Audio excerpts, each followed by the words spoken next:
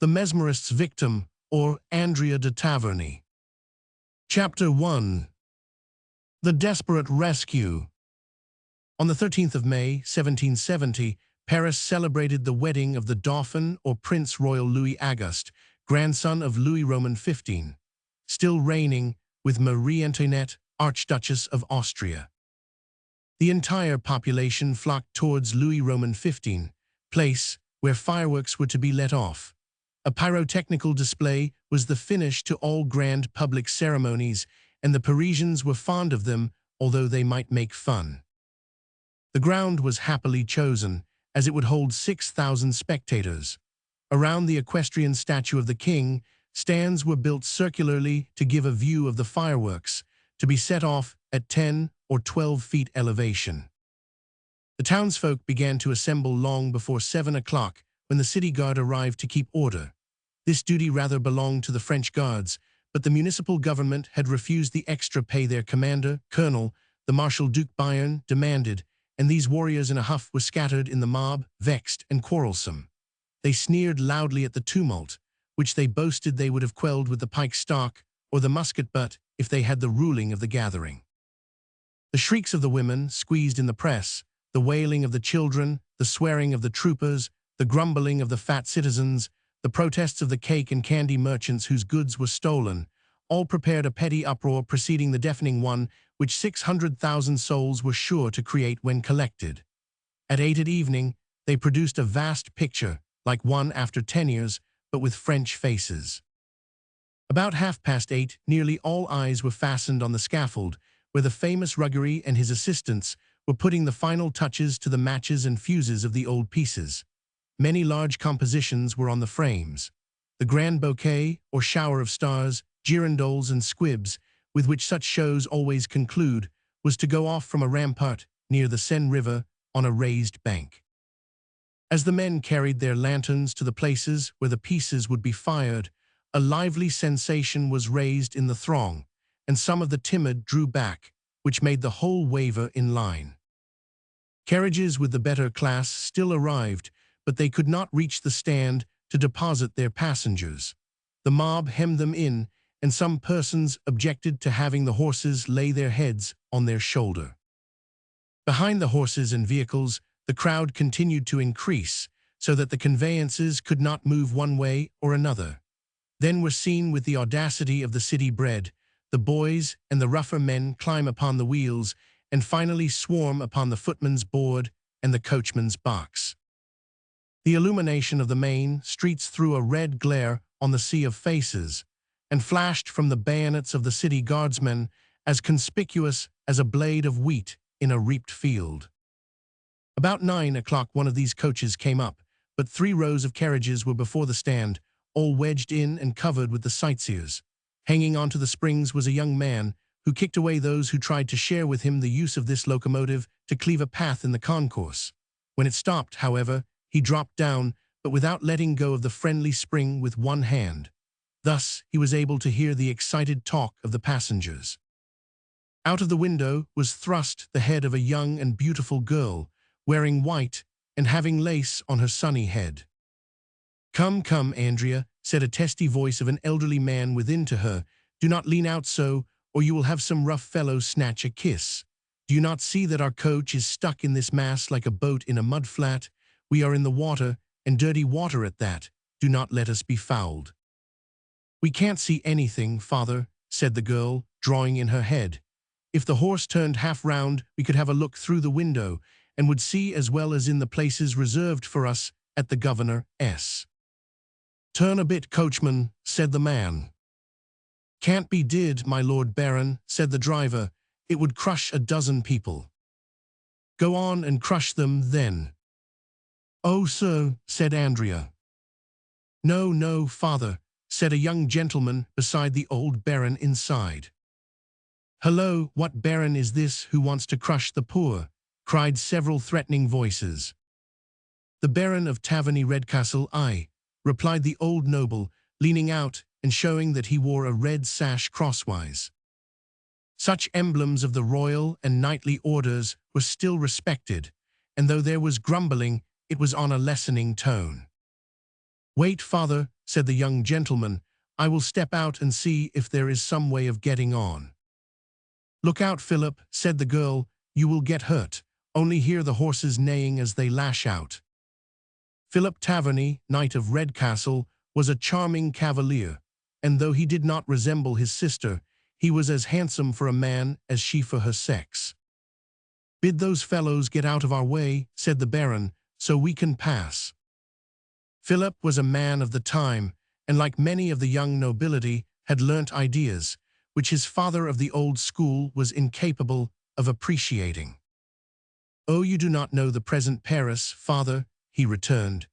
"These high-handed acts of the masters were all very well formerly, but they will hardly go down now, and you would not like to waste your dignity, of course.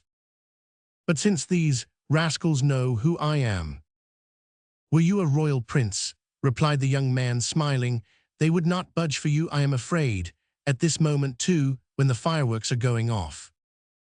"And we shall not see them," pouted Andrea. "Your fault, by Jove, you spent more than 2 hours over your attire," snarled the Baron. "Could you not take me through the mob to a good spot on your arm, brother?" asked she. "Yes, yes, come out, little lady," cried several voices, for the men were struck by Madeleine, Taverny's beauty. "You are not stout, and we will make room for you." Andrea sprang lightly out of the vehicle, without touching the steps.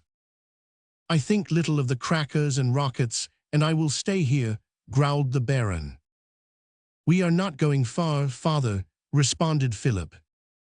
Always respectful to the queen called Beauty, the mob opened before the Tavernys, and a good citizen made his wife and daughter give way on a bench where they stood, for the young lady.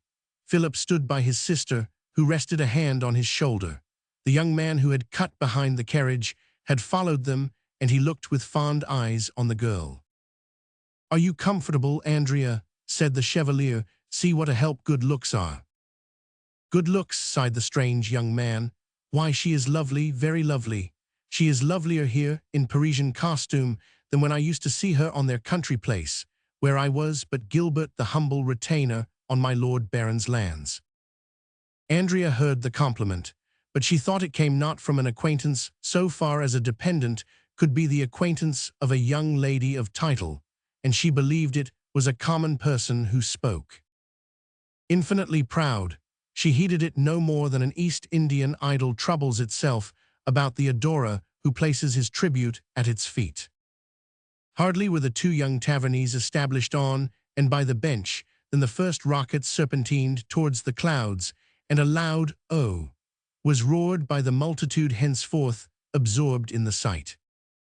Andrea did not try to conceal her impressions in her astonishment at the unequaled sight of a population cheering with delight before a palace of fire. Only a yard from her, the youth who had named himself as Gilbert gazed on her rather than at the show, except because it charmed her. Every time a gush of flame shone on her beautiful countenance, he thrilled. He could fancy that the general admiration sprang from the adoration which this divine creature inspired in him who idolized her. Suddenly, a vivid glare burst and spread, slanting from the river. It was a bombshell exploding fiercely, but Andrea merely admired the gorgeous play of light. "How splendid," she murmured. "Goodness," said her brother, disquieted, "that shot was badly aimed, for it shoots almost on the level instead of taking an upward curve. Oh God, it is an accident. Come away, it is a mishap which I dreaded. A stray cracker has set fire to the powder on the bastion. The people are trampling on each other over there to get away. Do you not hear those screams, not cheers but shrieks of distress? Quick, quick, to the coach. Gentlemen, gentlemen, please let us through." He put his arms around his sister's slender waist to drag her in the direction of her father. Also made uneasy by the clamor, the danger being evident though not distinguished yet by him, he put his head out of the window to look for his dear ones.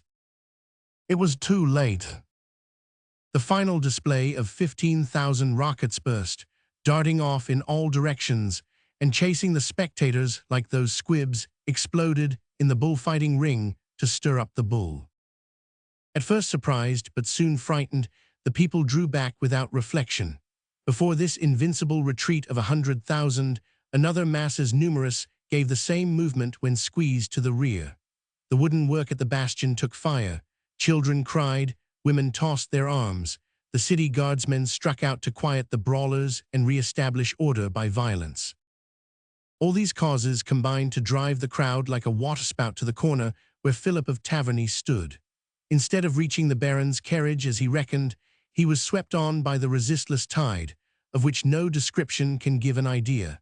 Individual force, already doubled by fear and pain, was increased 100-fold by the junction of the general power. As Philip dragged Andrea away, Gilbert was also carried off by the human current. But at the corner of Madeleine Street, a band of fugitives lifted him up and tore him away from Andrea, in spite of his struggles and yelling. Upon the Tavernys charged a team of runaway horses. Philip saw the crowd part, the smoking heads of the animals appeared, and they rose on their haunches for a leap. He leaped too, and being a cavalry officer, captain in the Dauphiness's dragoons, knew how to deal with them. He caught the bit of one and was lifted with it. Andrea saw him flung and fall. She screamed, threw up her arms, was buffeted, reeled, and in an instant was tossed hence alone, like a feather, without the strength to offer resistance. Deafening clamor, more dreadful than shouts of battle, the horses neighing, the clatter of the vehicles on the pavement cumbered with the crippled and livid glare of the burning stands, the sinister flashing of swords which some of the soldiers had drawn in their fury, and above the bloody chaos, the bronze statue gleaming with the light as it presided over the carnage. Here was enough to drive the girl mad. She uttered a despairing cry, for a soldier, in cutting a way for himself in the crowd, had waved the dripping blade over her head.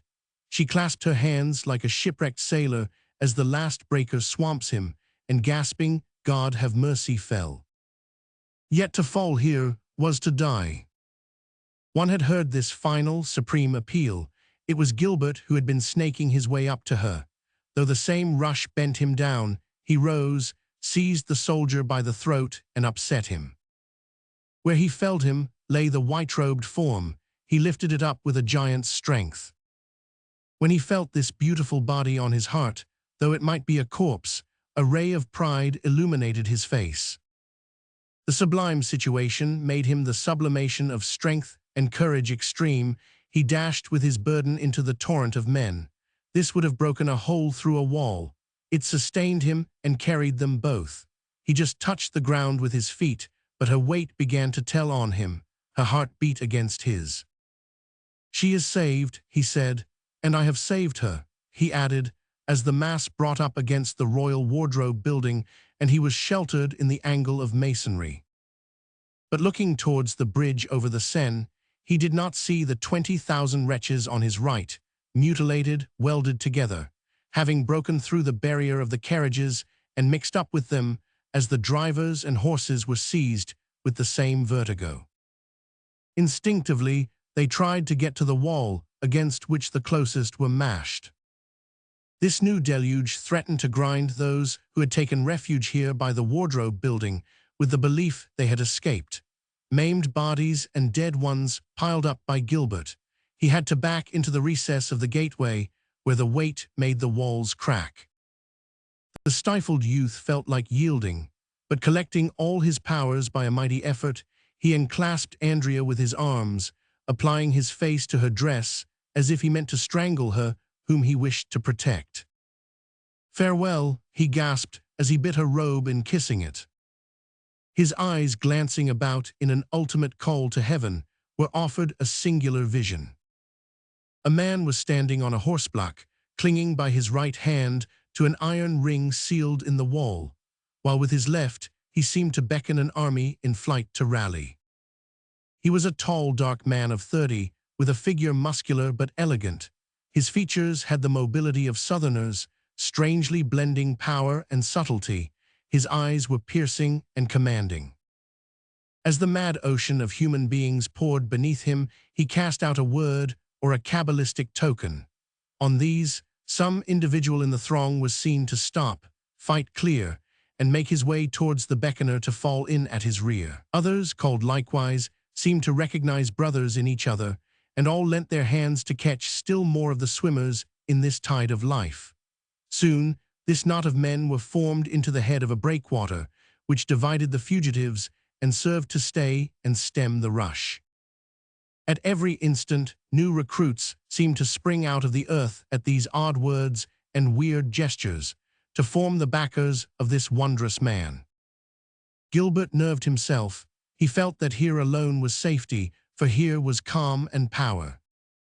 A last flicker of the burning staging irradiated this man's visage, and Gilbert uttered an outcry of surprise. "I know who that is," he said. "He visited my master down at Taverny.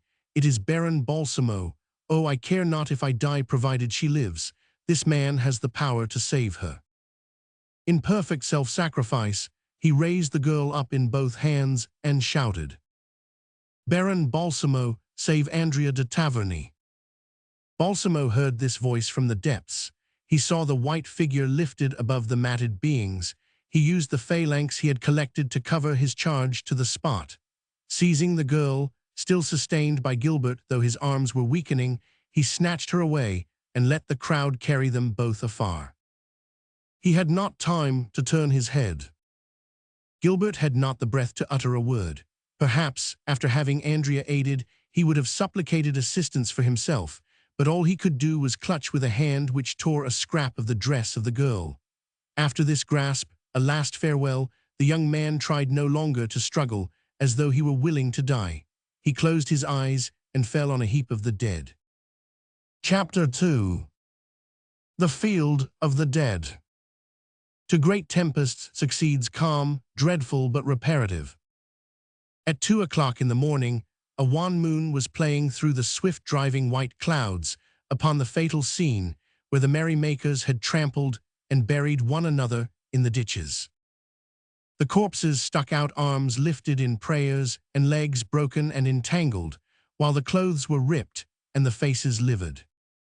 Yellow and sickening smoke, rising from the burning platforms on Louis Roman 15 place, helped to give it the aspect of a battlefield.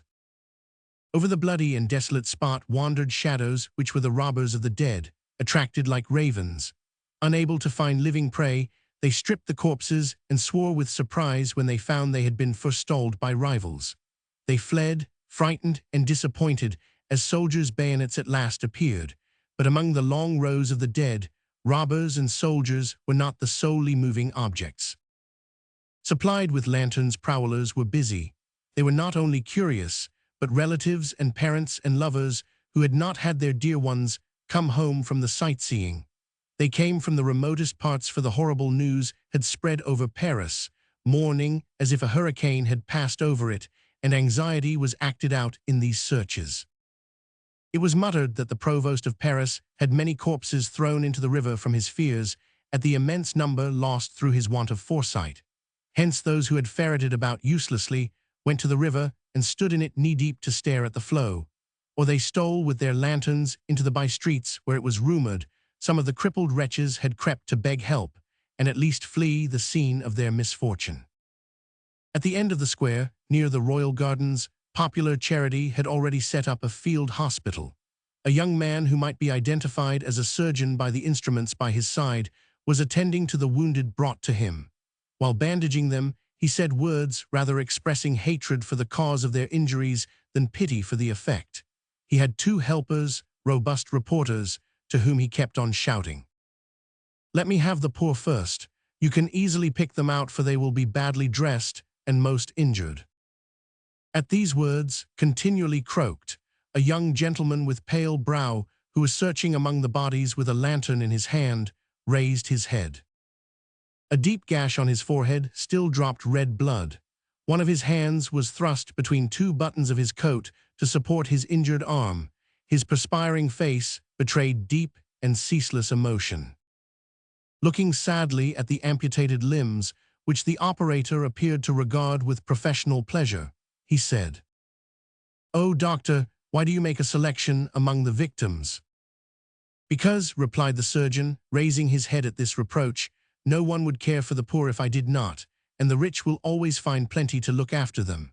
Lower your light and look along the pavement, and you will find 100 poor to 1 rich or noble. In this catastrophe, with their luck which will in the end tire heaven itself, the aristocrats have paid their tax as usual, 1 per 1,000. The gentleman held up his lantern to his own face. "Am I only one of my class?" he queried without irritation, a nobleman who was lost in the throng, where a horse kicked me in the face and my arm was broken by my falling into a ditch. "You say the rich and noble are looked after. Have I had my wounds dressed? You have your mansion and your family doctor. Go home, for you are able to walk." "I am not asking your help, sir. I am seeking my sister, a fair girl of 16, no doubt killed, alas, albeit she is not of the lower classes. She wore a white dress and a necklace with a cross. Though she has a residence and a doctor, for pity's sake, answer me if you have seen her." "Humanity guides me, my lord," said the young surgeon with feverish vehemence, proving that such ideas had long been seething within his bosom. "I devote myself to mankind, and I obey the law of her who is my goddess when I leave the aristocrat on his deathbed to run and relieve the suffering people.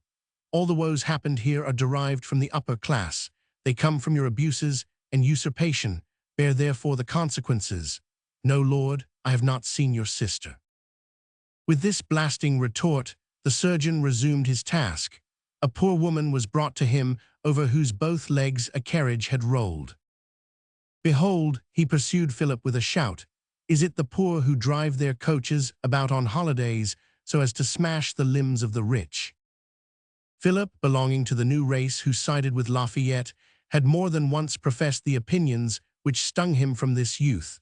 Their application fell on him like chastisement. With breaking heart, he turned aloof on his mournful exploration, but soon they could hear his tearful voice calling, "Andrea, Andrea." Near him hurried an elderly man, in grey coat, cloth stockings, and leaning on a cane, while with his left hand he held a cheap lantern made of a candle surrounded by old paper.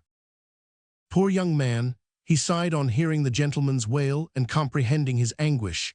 "Forgive me," he said, returning after letting him pass, as though he could not let such great sorrow go by without endeavoring to give some alleviation. "Forgive my mingling grief with yours, but those whom the same stroke strikes ought to support one another. Besides, you may be useful to me. As your candle is nearly burnt out, you must have been seeking for some time, and so know a good many places. Where do they lie thickest?" "In the great ditch, more than 50 are heaped up." "So many victims during a festival."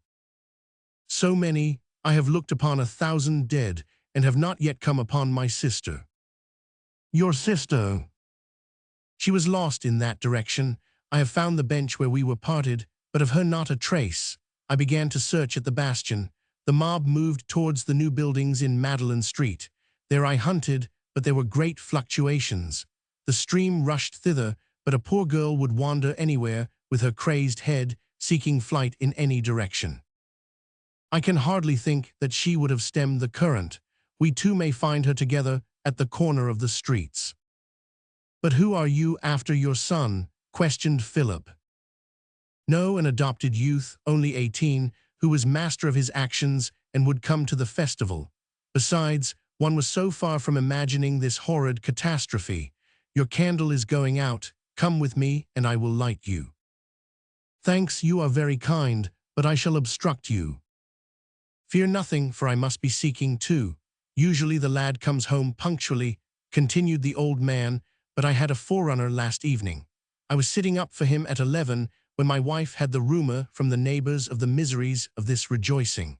I waited a couple of hours in hopes that he would return, but then I felt it would be cowardly to go to sleep without news. "So we will hunt over by the houses," said the nobleman. "Yes, as you say, the crowd went there, and would certainly have carried him along. He is from the country and knows no more the way than the streets. This may be the first time he came to this place. My sister is country-bred also." "Shocking sight," said the old man, before a mound of the suffocated. "Still we must search," said the chevalier, resolutely holding out the lantern to the corpses. "Oh, here we are by the wardrobe stores. Ha, white rags, my sister wore a white dress. Lend me your light, I entreat you, sir." "It is a piece of a white dress," he continued, but held in a young man's hand. "It is like that she wore. Oh, Andrea," he sobbed as if it tore up his heart. The old man came nearer. "It is he," he exclaimed, "Gilbert. Gilbert, do you know our farmer's son, Gilbert, and were you seeking him?" The old man took the youth's hand. It was icy cold. Philip opened his waistcoat and found that his heart was quiet, but the next instant he cried, "No, he breathes, he lives, I tell you." "Help, this way, to the surgeon," said the old man. "Nay, let us do what we can for him, for I was refused help when I spoke to him just now." "He must take care of my dear boy," said the old man. And taking Gilbert between him and Taverny, they carried him towards the surgeon, who was still croaking. "The poor first, bring in the poor first." This maxim was sure to be hailed with admiration from a group of lookers-on. "I bring a man of the people," retorted the old man hotly, feeling a little piqued at this exclusiveness. "And the women next, as men can bear their hurt better," proceeded the character. "The boy only wants bleeding," said Gilbert's friend. "Ho, ho, so it is you, my lord, again," sneered the surgeon, perceiving Taverny. The old gentleman thought that the speech was addressed to him, and he took it up warmly. "I am not a lord, I am a man of the multitude, I am Jean-Jacques Rousseau." The surgeon uttered an exclamation of surprise, and said as he waved the crowd back imperiously, "Way for the man of nature, the emancipator of humanity, the citizen of Geneva, has any harm befallen you?" "No, but to this poor lad." "Ah, like me, you represent the cause of mankind," said the surgeon. Startled by this unexpected eulogy, the author of the Social Contract could only stammer some unintelligible words, while Philip Taverny, seized with stupefaction at being in face of the famous philosopher, stepped aside. Rousseau was helped in placing Gilbert on the table. Then Rousseau gave a glance to the surgeon whose succor he invoked. He was a youth of the patient's own age, but no features spoke of youth. His yellow skin was wrinkled like an old man's, his flaccid eyelid covered a serpent's glance, and his mouth was drawn one side like one in a fit. With his sleeves tucked up to the elbow and his arms smeared with blood, surrounded by the results of the operation, he seemed rather an enthusiastic executioner than a physician fulfilling his sad and holy mission.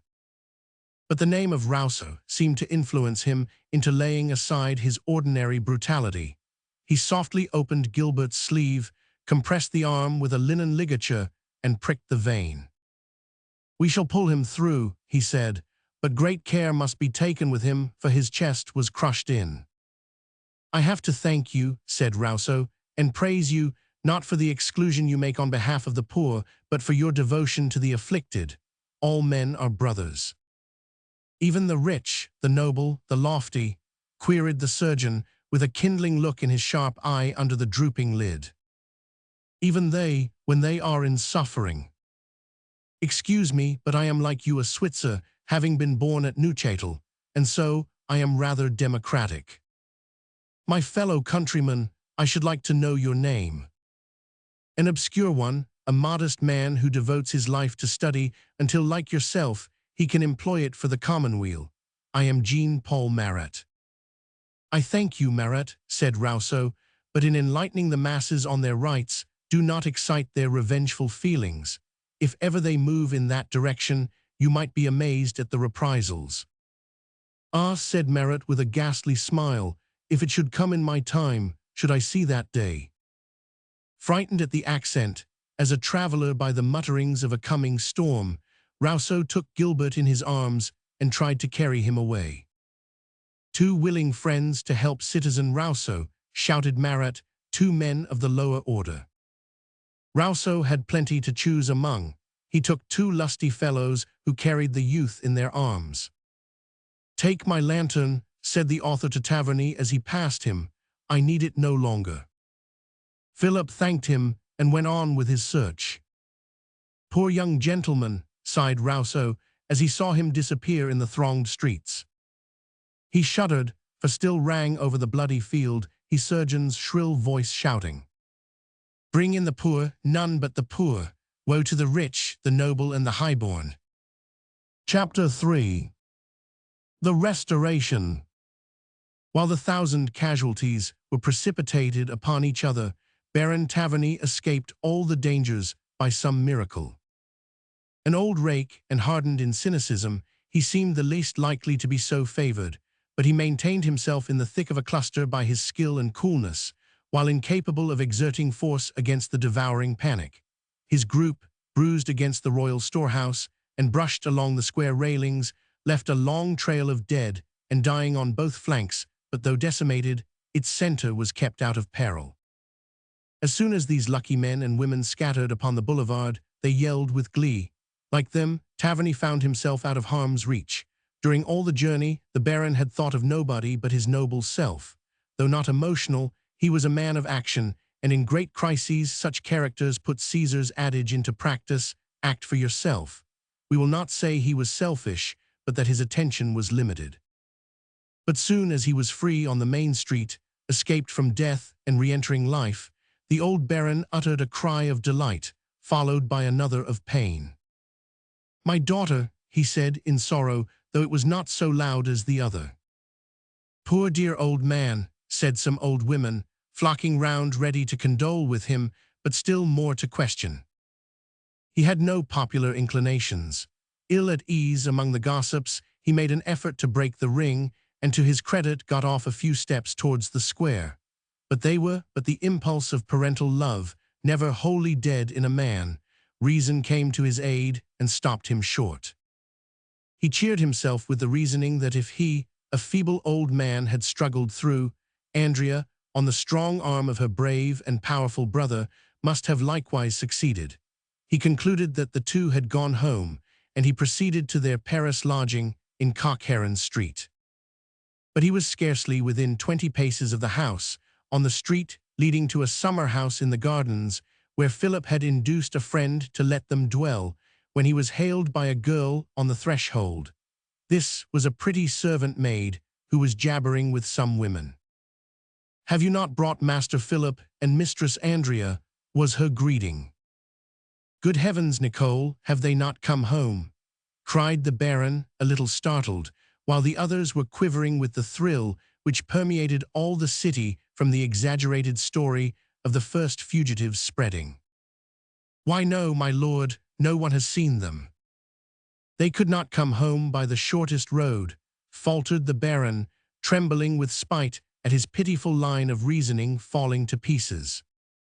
There he stood in the street, with Nicole whimpering and an old valet who had accompanied the Tavernys to town, lifting his hands to the sky. "Oh, here comes Master Philip," ejaculated Nicole with inexpressible terror, for the young man was alone. He ran up through the shades of evening, desperate, calling out as soon as he saw the gathering at the house door. "Is my sister here?" "We have not seen her, she is not here," said Nicole. "Oh heavens, my poor young mistress," she sobbed. "The idea of your coming back without her," said the Baron with anger the more unfair, as we have shown how he quitted the scene of the disaster. By way of answer, he showed his bleeding face and his arm broken and hanging like a dead limb by his side. "Alas, my poor Andrea," sighed the Baron, falling, seated on a stone bench by the door. "But I shall find her, dead or alive," replied the young man gloomily. And he returned to the place with feverish agitation. He would have lopped off his useless arm if he had an axe, but as it was, he tucked the hand into his waistcoat for an improvised sling. It was thus we saw him on the square, where he wandered part of the night. As the first streaks of dawn whitened the sky, he turned homeward, though ready to drop. From a distance, he saw the same familiar group which had met his eyes on the eve. He understood that Andrea had not returned, and he halted. "Well," called out the Baron, spying him. "Has she not returned? No news, no clue." And he fell exhausted on the stone bench, while the older nobles swore. At this juncture, a hack appeared at the end of the street, lumbered up, and stopped in front of the house. As a female head appeared at the window, thrown back as if in a faint, Philip, recognizing it, leaped that way. The door opened, and a man stepped out who carried Andrea de Taverny in his arms. "Dead, they bring her home dead," gasped Philip, falling on his knees. "I do not think so, gentlemen," said the man who bore Andrea. "I trust that Deal de Taverny is only fainted." "Oh, the magician," said the Baron, while Philip uttered the name of the Baron of Balsamo. "I, my lord, who was happy enough to spy Deal de Taverny in the riot near the Royal Wardrobe Storehouse." But Philip passed at once from joy to doubt and said, "You are bringing her home very late, my lord." "You will understand my plight," replied Balsamo without astonishment. "I was unaware of the address of your sister, though your father calls me a magician, kindly remembering some little incidents occurring at your country seat. So I had her carried by my servants to the residence of the Marchioness of Savigny, a friend who lives near the royal stables. And this honest fellow Comtois," he said, waving a footman in the royal livery to come forward, "being in the king's household and recognizing the young lady from her being attendant of the Dauphiness, gave me this address. Her wonderful beauty had made him remark her one night when the royal coach left her at this door. I bade him get upon the box, and I have the honor to bring to you, with all the respect she merits, the young lady, less ill than she may appear." He finished by placing the lady, with the utmost respect, in the hands of Nicole and her father. For the first time, the latter felt a tear on his eyelid, and he was astonished as he let it openly run down his wrinkled cheek. "My lord," said Philip, presenting the only hand he could use to Balsamo, "you know me and my address. Give me a chance to repay the services you have done me." "I have merely accomplished duty," was the reply. "I owed you for the hospitality you once favored me at Taverny." He took a few paces to depart, but retracing them, he added, "I ask pardon, but I was forgetting to leave the precise address of Marchioness Savigny. She lives in St. Honor Street, near the Feuillants Monastery. This is said in case Deal de Taverny should like to pay her a visit." In this explanation, exactness of details and accumulation of proofs, the delicacy touched the young lord and even the old one. "My daughter owes her life to your lordship," said the latter. "I am proud and happy in that belief," responded Balsamo. Followed by Comtois, who refused the purse Philip offered, he went to the carriage and was gone. Simultaneously, as if the departure made the swooning of Andrea cease, she opened her eyes. For a while she was dumb and stunned, and her look was frightened. "Heavens, have we but had her half restored, with her reason gone," said Philip. Seeming to comprehend the words, Andrea shook her head, but she remained mute, as if in ecstasy. Standing, one of her arms was leveled in the direction in which Balsamo had disappeared. "Come, come, it is high time our worry was over," said the Baron. "Help your sister indoors, my son." Between the young gentleman and Nicole, Andrea reached the rear house, but walked like a somnambulist. "Philip, father," she uttered as speech returned to her at last. "She knows us," exclaimed the young knight. "To be sure I know you, but what has taken place?" Her eyes closed in a blessed sleep this time, and Nicole carried her into her bedroom. On going to his own room, Captain Philip found a doctor whom the valet Labri had sent for. He examined the injured arm, not broken but dislocated, and set the bone. Still uneasy about his sister, he took the medical man to her bedside. He felt her pulse, listened to her breathing, and smiled. "Her slumber is calm and peaceful as a child's," he said. "Let her sleep on, young sir, there is nothing more to do." The Baron was sound asleep, already assured about his children, on whom were built the ambitious schemes which had lured him to the capital. Chapter 4. An Aerial Journey. More fortunate than Andrea, Gilbert had in lieu of an ordinary practitioner, a light of medical science to attend to his ails. The eminent Dr. Jussieu, a friend of Rousseau's, though allied to the court, happened to call in the nick to be of service.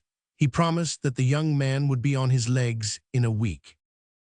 Moreover, being a botanist like Rousseau, he proposed that on the coming Sunday they should give the youth a walk with them in the country, out Marley way. Gilbert might rest while they gathered the curious plants. With this prospect to entice him, the invalid returned rapidly to health. But while Rousseau believed that his ward was well, and his wife Therese told the gossips that it was due to the skill of the celebrated Dr. Jussieu, Gilbert was running the worst danger ever befalling his obstinacy and perpetual dreaming. Gilbert was the son of a farmer on the land of Baron Taverny. The master had dissipated his revenue and sold his principal to play the rake in Paris.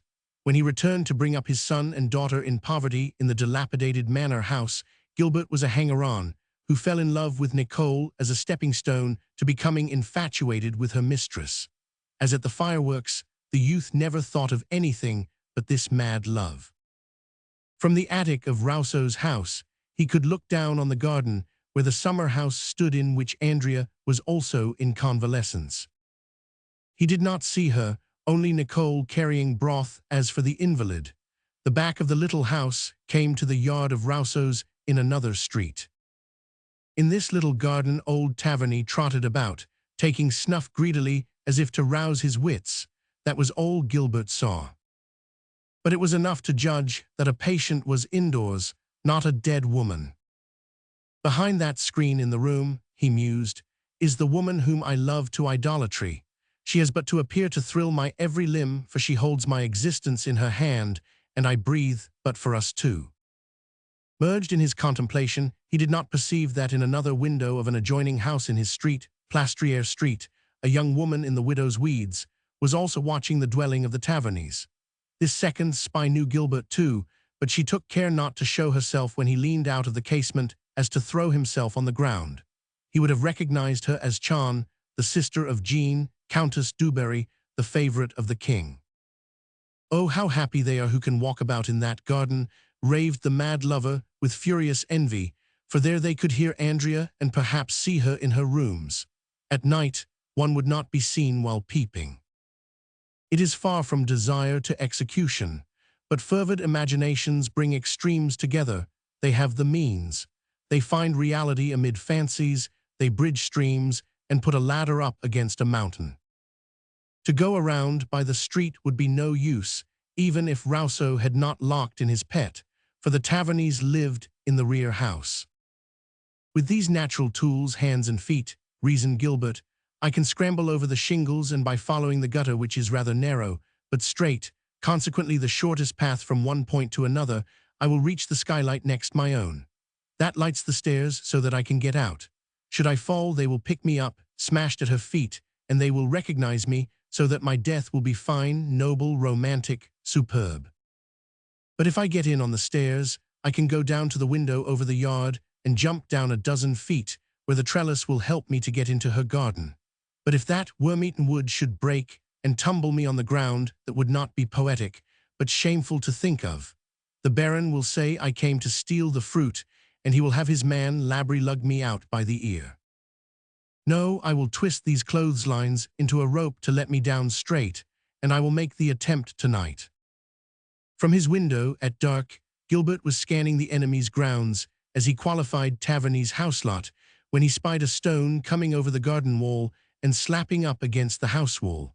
But though he leaned far out, he could not descry the flinger of the pebble. What he did see was a blind on the ground floor open warily, and the wide-awake head of the maid Nicole show itself. After having scrutinized all the windows round, Nicole came out of doors and ran to the espalier on which some pieces of lace were drying. The stone had rolled on this place, and Gilbert had not lost sight of it.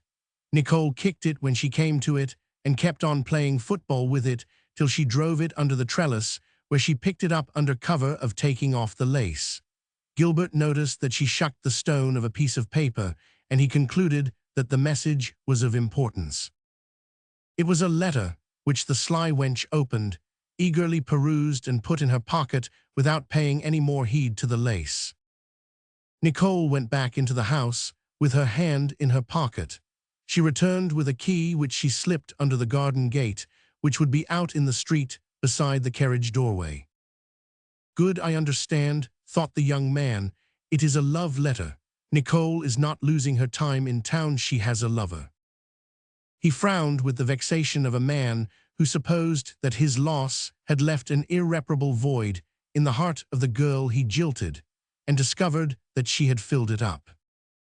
This bids fair to run counter to my plans, thought he, trying to give another turn to his ill humor. I shall not be sorry to learn what happy mortal has succeeded me in the good graces of Nicole Legge. But Gilbert had a level mind in some things. He saw that the knowledge of this secret gave him an advantage over the girl, as she could not deny it, while she scarcely suspected his passion for the Baron's daughter and had no clue to give body to her doubts. The night was dark and sultry, stifling with heat as often in early spring. From the clouds, it was a black gulf before Gilbert, through which he descended by the rope. He had no fear from his strength of will, so he reached the ground without a flutter. He climbed the garden wall, but as he was about to descend, heard a step beneath him.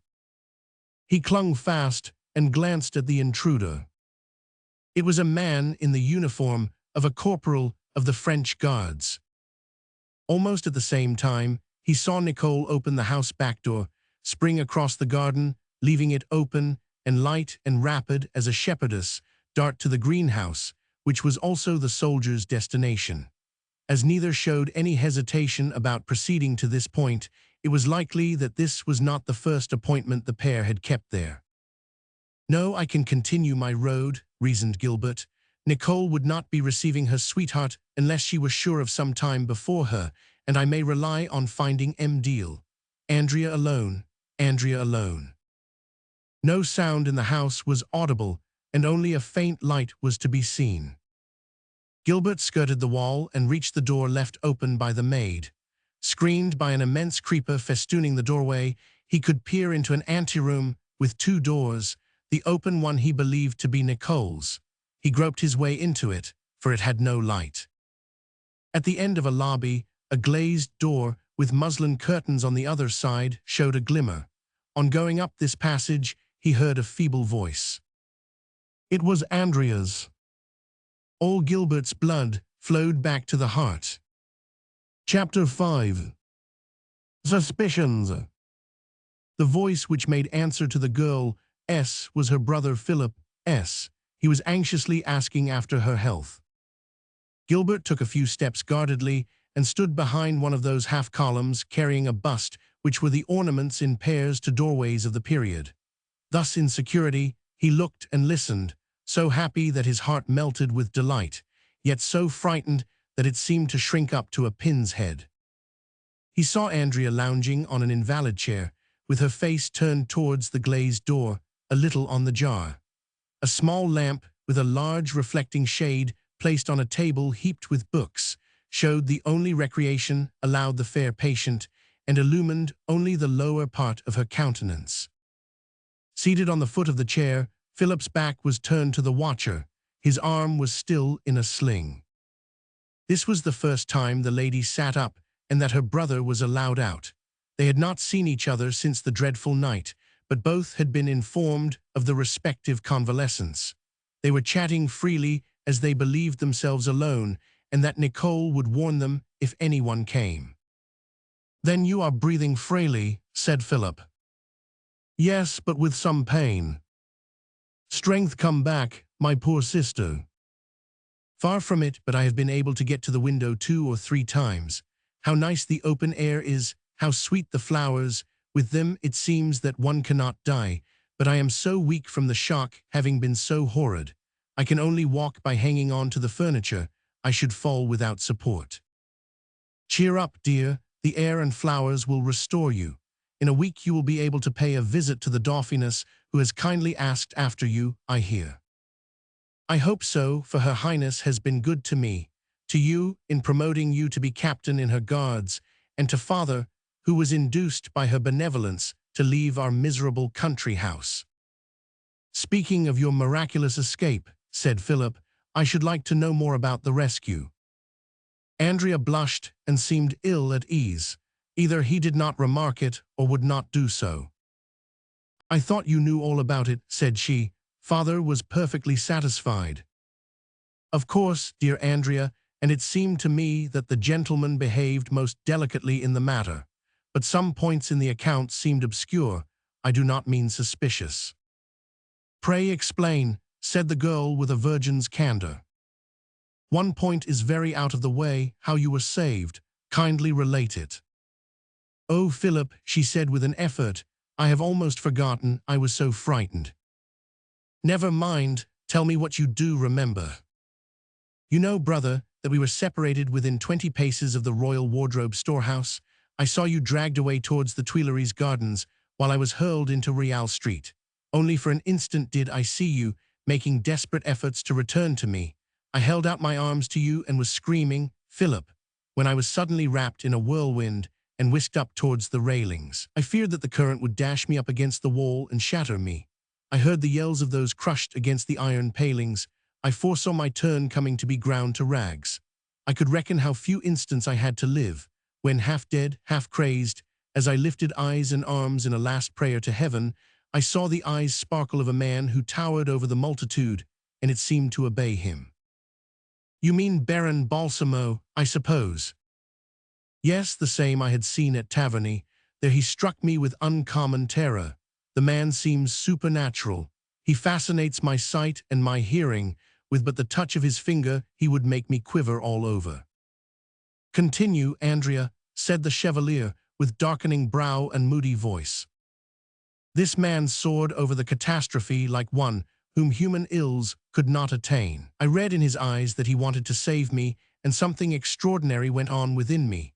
Shaken, bruised, powerless, and nearly dead though I was, to that man I was attracted by an invincible, unknown, and mysterious force, which bore me thither. I felt arms enclasp me and urge me out of this mass of welded flesh in which I was needed. Where others choked and gasped, I was lifted up into air. Oh, Philip," said she with exaltation, "I am sure it was the gaze of that man. I grasped at his hand, and I was saved." Alas, thought Gilbert, I was not seen by her though dying at her feet. When I felt out of danger, my whole life having been centered in this gigantic effort, or else the terror surpassed my ability to contend, I fainted away. When do you think this faint came on? 10 minutes after we were rent asunder, brother.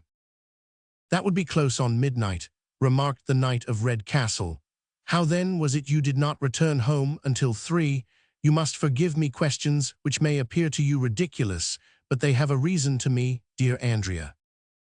3 days ago I could not have replied to you, she said, pressing his hand, but strange as it may be, I can see more clearly now. I remember as though a superior will made me do so. I am waiting with impatience. You were saying that the man took you up in his arms. I do not recall that clearly, answered Andrea, blushing. I only know that he plucked me up out of the crowd, but the touch of his hand caused me the same shock as at Taverny, and again I swooned, or rather I slept, for it was a sleep that was good. Gilbert devoured all the words, for he knew that so far all was true. On recovering my senses, I was in a richly furnished parlor. A lady and her maid were by my side, but they did not seem uneasy. Their faces were benevolently smiling. It was striking 12:30.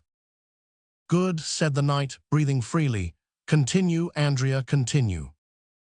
I thanked the lady for the attentions she was giving, but knowing in what anxiety you must all be, I begged to be taken home at once. They told me that the Count, for they knew our Baron Balsamo as Count Fenix, had gone back to the scene of the accident, but would return with his carriage and take me to our house. Indeed, about 2 o'clock, I heard carriage wheels and felt the same warning shiver of his approach. I reeled and fell on a sofa as the door opened. I barely could recognize my deliverer as the giddiness seized me. During this unconsciousness, I was put in the coach and brought here. It is all I recall, brother.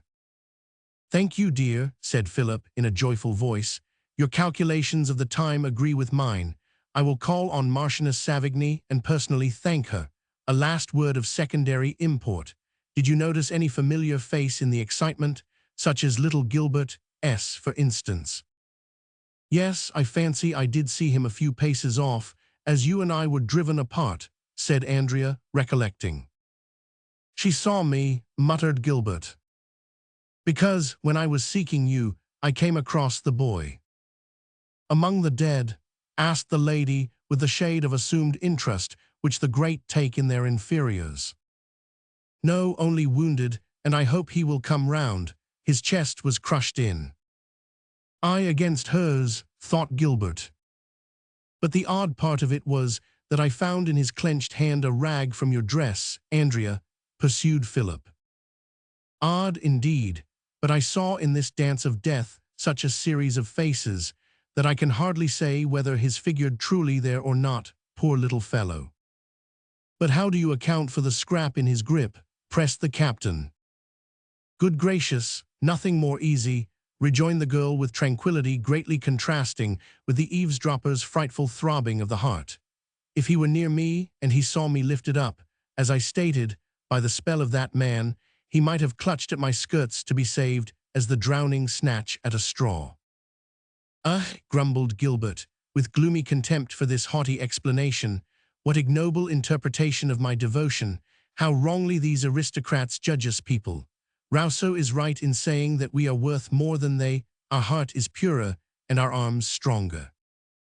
At that he heard a sound behind him. What, is not that madcap Nicole here?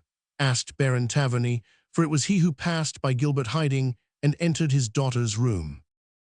I dare say she is in the garden, replied his daughter, the latter with a quiet proving that she had no suspicion of the listener. Good evening, Papa. The old noble took an armchair. Ah, my children, it is a good step to Versailles when one travels in a hackney coach instead of one of the royal carriages. I have seen the Dauphiness, though, who sent for me to learn about your progress. Andrea is much better, sir. I knew that and told her Royal Highness so. She is good enough to promise to call her to her side when she sets up her establishment in the little Trianon Palace, which is being fitted up to her liking. I at court, said Andrea timidly. Not much of a court. The Dauphiness has quiet tastes, and the Prince Royal hates noise and bustle. They will live domestically at Trianon, but judging what the Austrian princess's humor is, I wager that as much will be done in the family circle as at official assemblies. The princess has a temper, and the Dauphin is deep, I hear. Make no mistake, sister, it will still be a court, said Captain Philip sadly. The court, thought Gilbert with intense rage and despair, a height I cannot scale, an abyss into which I cannot hurl myself. Andrea will be lost to me. We have neither the wealth to allow us to inhabit that palace, nor the training to fit us for it, replied the girl to her father. What would a poor girl like me do among those most brilliant ladies of whom I have had a glimpse? Their splendor dazzled me, while their wit seemed futile though sparkling. Alas, brother, we are obscure to go amid so much light. What nonsense, said the Baron, frowning. I cannot make out why my family always try to bemean what affects me. Obscure, you must be mad, miss. A Taverny Redcastle, obscure. Who should shine if not you, I want to know? Wealth. We know what wealth at court is. The crown is a sun which creates the gold, it does the gilding, and it is the tide of nature. I was ruined, I become rich, and there you have it. Has not the king money to offer his servitors? Am I to blush if he provides my son with a regiment and gives my daughter a dowry, or an appanage for me, or a nice warrant on the treasury, when I am dining with the king and I find it under my plate? No, only fools are squeamish. I have no prejudices. It is my due and I shall take it. Don't you have any scruples, either? The only matter to debate is your training. You have the solid education of the middle class with the more showy one of your own. You paint just such landscapes as the Dauphiness dotes upon. As for your beauty, the king will not fail to notice it. As for conversation, which Count Artois and Count Provence like, you will charm them. So you will not only be welcome but adored. That is the word, concluded the cynic, rubbing his hands and laughing so unnaturally that Philip stared to see if it were a human being. But taking Andrea's hand as she lowered her eyes, the young gentleman said, Father is right, you are all he says, and nobody has more right to go to Versailles Palace. But I would be parted from you, remonstrated Andrea. Not at all, interrupted the Baron. Versailles is large enough to hold all the tavernies. True, but the Trianon is small, retorted Andrea, who could be proud and willful. Trianon is large enough to find a room for Baron Taverny, returned the old nobleman. A man like me always finds a place, meaning can find a place. Anyway, it is the Dauphiness's order. I will go, said Andrea. That is good. Have you any money, Philip? Asked the old noble. Yes, if you want some, but if you want to offer me it, I should say that I have enough as it is. Of course, I forgot you were a philosopher, sneered the Baron. Are you a philosopher too, my girl, or do you need something? I should not like to distress you, father. Oh, luck has changed since we left Taverny. The king has given me 500 louis on account, His Majesty said. Think of your wardrobe, child. Oh, thank you, Papa, said Andrea joyously. Oh ho, going to the other extreme now. A while ago you wanted for nothing, now you would ruin the Emperor of China. Never mind, for fine dresses become you, darling. With a tender kiss, he opened the door leading into his own room and disappeared, saying, Confound that Nicole for not being in to show me a light. Shall I ring for her, father? No, I shall knock against Labry, dozing on a chair. Good night, my dears. Good night, brother, said Andrea as Philip also stood up. I am overcome with fatigue. This is the first time I have been up since my accident.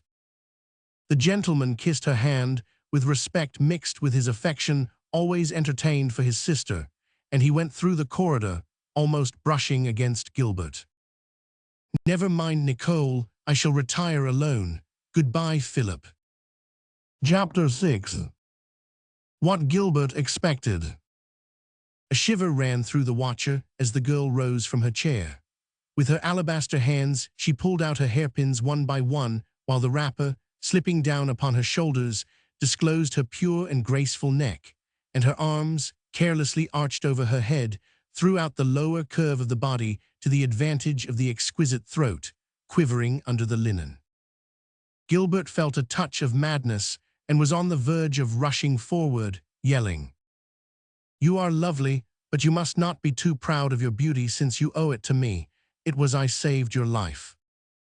Suddenly, a knot in the corset string irritated Andrea, who stamped her foot and rang the bell. This knell recalled the lover to reason. Nicole had left the door open so as to run back. She would come. He wanted to dart out of the house, but the Baron had closed the other doors as he came along. He was forced to take refuge in Nicole's room. From there he saw her hurry in to her mistress, assist her to bed and retire, after a short chat, in which she displayed all the fawning of a maid who wishes to win her forgiveness for delinquency. Singing to make her peace of mind be believed, she was going through on the way to the garden when Gilbert showed himself in a moonbeam. She was going to scream, but taking him for another, she said, conquering her fright, Oh, it is you, what rashness! Yes, it is I, but do not scream any louder for me than the other, said Gilbert. Why, whatever are you doing here? She challenged, knowing her fellow dependent at Taverny. But I guess you are still after my mistress, but though you love her, she does not care for you. Really? Mind that I do not expose you and have you thrown out, she said in a threatening tone. One may be thrown out, but it will be Nicole to whom stones are tossed over the wall. That is nothing to the piece of our mistress's dress found in your hand on Louis Roman 15 Square, as Master Philip told his father. He does not see far into the matter yet, but I may help him. Take care, Nicole, or they may learn that the stones thrown over the wall are wrapped in love letters. It is not true. Then, recovering her coolness, she added, It is no crime to receive a love letter, not like sneaking in to peep at poor young mistress in her private room. But it is a crime for a waiting maid to slip keys under garden doors and keep tryst with soldiers in the greenhouse. Gilbert, Gilbert. Such is the Nicole virtue. Now assert that I am in love with M'Deal. Andrea and I will say I am in love with my playfellow Nicole, and they will believe that the sooner. Then you will be packed off. Instead of going to the Trianon Palace with your mistress and coquetting with the fine fops around the Dauphiness, you will have to hang around the barracks to see your lover, the corporal of the guards. A low fall, and Nicole's ambition ought to have carried her higher. Nicole, a dangler on a guardsman. And he began to hum a popular song. In the French Guards, my sweetheart marches. For pity's sake, Gilbert, do not eye me thus. It alarms me. Open the door and get that swashbuckler out of the way in 10 minutes, when I may take my leave." Subjugated by his imperious air, Nicole obeyed. When she returned after dismissing the corporal, her first lover was gone. Alone in his attic, Gilbert cherished of his recollections solely the picture of Andrea letting down her fine tresses. Chapter 7. The Trap to Catch Philosophers. Indifferent to everything since he had learnt of Andrea's going soon to the court, Gilbert had forgotten the excursion of Rousseau and his brother botanist on Sunday. He would have preferred to pass the day at his garret window, watching his idol. Rousseau had not only taken special pains over his attire, but arrayed Gilbert in the best, though Therese had thought overalls and a smock frock quite good enough to wander in the woods, picking up weeds. He was not wrong, for Dr. Jussieu came in his carriage, powdered, pomaded, and freshened up like springtime. Indian satin coat, lilac taffety vest, extremely fine white silk stockings, and polished gold-buckled shoes composed his botanist's outfit. "How gay you are!" exclaimed Rousseau. "Not at all. I have dressed lightly to get over the ground better. Your silk hose will never stand the wet. We will pick our steps. Can one be too fine to court Mother Nature?" The Genevan philosopher said no more, an invocation to nature usually shutting him up. Gilbert looked at Jussieu with envy. If he were arrayed like him, perhaps Andrea would look at him. An hour after the start, the party reached Bougival, where they alighted and took the chestnut walk. On coming in sight of the summer house of Lucien's, where Gilbert had been conducted by M. Deal, when he was picked up by her, a poor boy on the highway, he trembled, for he had repaid her succor by fleeing when she had wished to make a buffoon of him as a peer to Countess Dubarry's black boy, Zamor. "It is 9 o'clock, observed Dr. Jussieu. "Suppose we have breakfast." "Where did you bring eatables in your carriage?" "No, but I see a kiosk over there where a modest meal may be had. We can herborize as we walk there." "Very well, Gilbert may be hungry. What is the name of your inn?" "The Trap." "How queer." The country folks have droll ideas, but it is not an inn, only a shooting box where the gamekeepers offer hospitality to gentlemen. "Of course you know the owner's name," said Rousseau, suspicious. "Not at all, Lady Mirepoix or Lady Egmont, or it does not matter if the butter and the bread are fresh."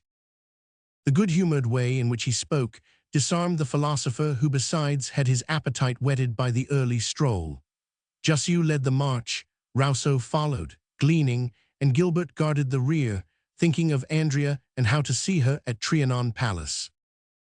At the top of the hill, rather painfully climbed by the three botanists, rose one of those imitation rustic cottages invented by the gardeners of England, and giving a stamp of originality to the scene. The walls were of brick, and the Shelley stone found naturally in mosaic patterns on the riverside. The single room was large enough to hold a table and half a dozen chairs.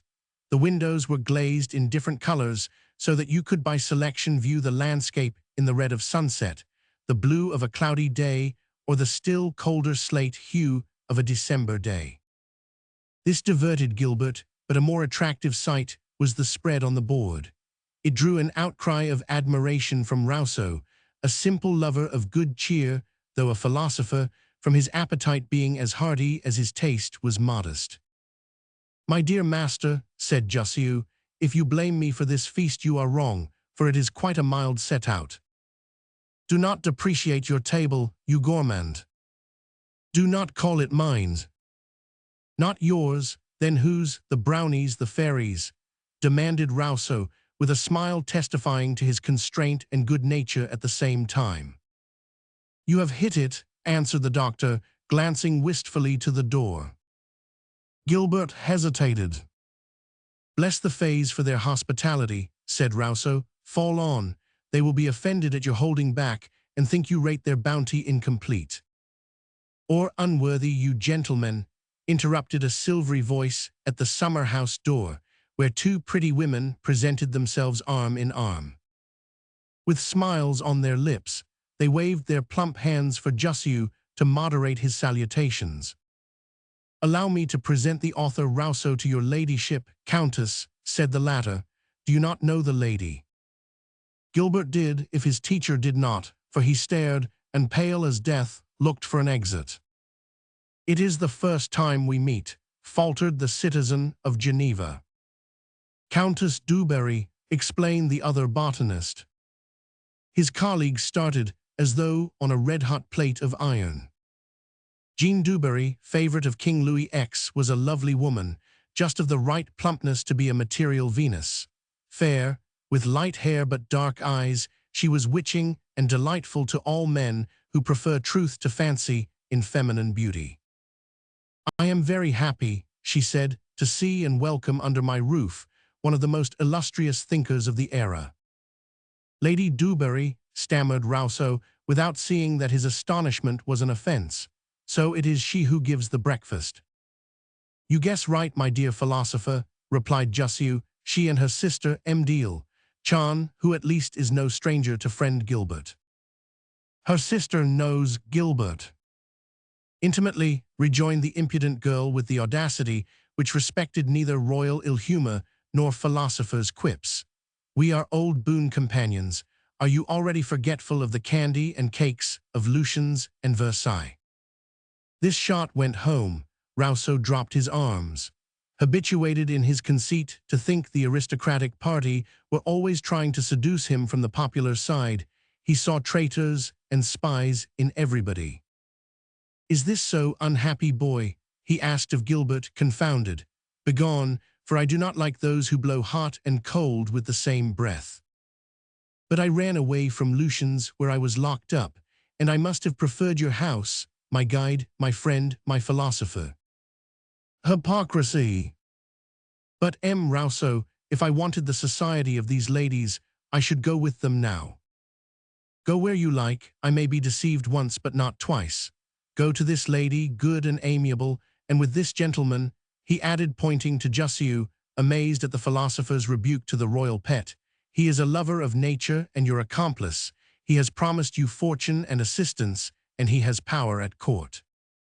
He bowed to the women in a tragic manner, unable to contain himself, and left the pavilion statelily, without glancing again at Gilbert. "What an ugly creature a philosopher is," tranquilly said Chan, watching the Genevans stumble down the hill. "You can have anything you like," prompted Jussieu to Gilbert, who kept his face buried in his hands. "Yes, anything, Gilly," added the Countess, smiling on the returned prodigal. Raising his pale face and tossing back the hair matted on his forehead, he said in a steady voice, "I should be glad to be a gardener at Trianon Palace." Chan and the Countess glanced at each other, and the former touched her sister's foot while she winked broadly. Jean nodded. "If feasible, do it," she said to Jussieu. Gilbert bowed with his hand on his heart, overflowing with joy after having been drowned with grief. Chapter 8. The Little Trianon. When Louis Roman XIV built Versailles and perceived the discomfort of grandeur, he granted it was the sojourning place for a demigod, but no home for a man. So he had the Trianon constructed to be able to draw a free breath at leisure moments. But the sword of Achilles, if it tired him, was bound to be of insupportable weight to a myrmidon. Trianon was so much too pompous for the 15th Louis that he had the Little Trianon built. It was a house looking with its large eyes of windows over a park and woods, with the wing of the servants' lodgings and stables on the left, where the windows were barred, and the kitchens hidden by trellises of vines and creepers. A path over a wooden bridge led to the Grand Trianon through a kitchen garden. The king brought Prime Minister Choiseul into this garden to show him the improvements introduced to make the place fit for his grandson the Dauphin and the Dauphiness. Duke Choiseul admired everything and passed his comments with a courtier's sagacity. He let the monarch say the place would become more pleasant daily, and he added that it would be a family retreat for the sovereign. The Dauphiness is still a little uncouth, like all young German girls, said Louis. She speaks French nicely, but with an Austrian accent jarring on our ears. Here she will speak among friends, and it will not matter. She will perfect herself, said the Duke. I have remarked that the lady is highly accomplished and accomplishes anything she undertakes. On the lawn they found the Dauphin taking the sun with a sextant. Louis Auguste, Duke of Berry, was a make-eyed, rosy-complexioned man of 17, with a clumsy walk. He had a more prominent Bourbon nose than any before him, without its being a caricature. In his nimble fingers and able arms alone, he showed the spirit of his race, so to express it. Louis, said the king, loudly to be overheard by his grandson, is a learned man, and he is wrong to rack his brain with science, for his wife will lose by it. Oh no, corrected a feminine voice, as the Dauphiness stepped out from the shrubbery, where she was chatting with a man loaded with plans, compass, pencil, and notebook. Sire, this is my architect Meek, she said. Have you caught the family complaint of building? I am going to turn this sprawling garden into a natural one. Really? Why, I thought that trees and grass and running water are natural enough. Sire, you have to walk along straight paths between shaped boxwood trees, hewn at an angle of 45, to quote the Dauphin, and ponds agreeing with the paths, and star centers and terraces. I am going to have arbors, rockeries, grottos, cottages, hills, gorges, meadows. For Dutch dolls to stand up in, queried the king. Alas, sire, for kings and princes like ourselves, she replied, not seeing him color up, and that she had spoken a cutting truth. I hope you will not lodge your servants in your woods and on your rivers like Red Indians, in the natural life which Rousseau praises. If you do, only the encyclopedists will eulogize you. Sire, they would be too cold in huts, so I shall keep the outbuildings for them as they are. She pointed to the windows of a corridor, over which were the servant, sleeping rooms, and under which were the kitchens. What do I see there? Asked the king, shielding his eyes with his hand, for he had short sight. A woman, your majesty, said Choiseul. A young lady, who is my waiting woman, said the princess. It is Deal, the Taverny, went on Choiseul. What, are you attaching the Tavernies to your house? Only the girls. Very good, said the king, without taking his eyes off the barred window out of which innocently gazed Andrea, with no idea she was watched.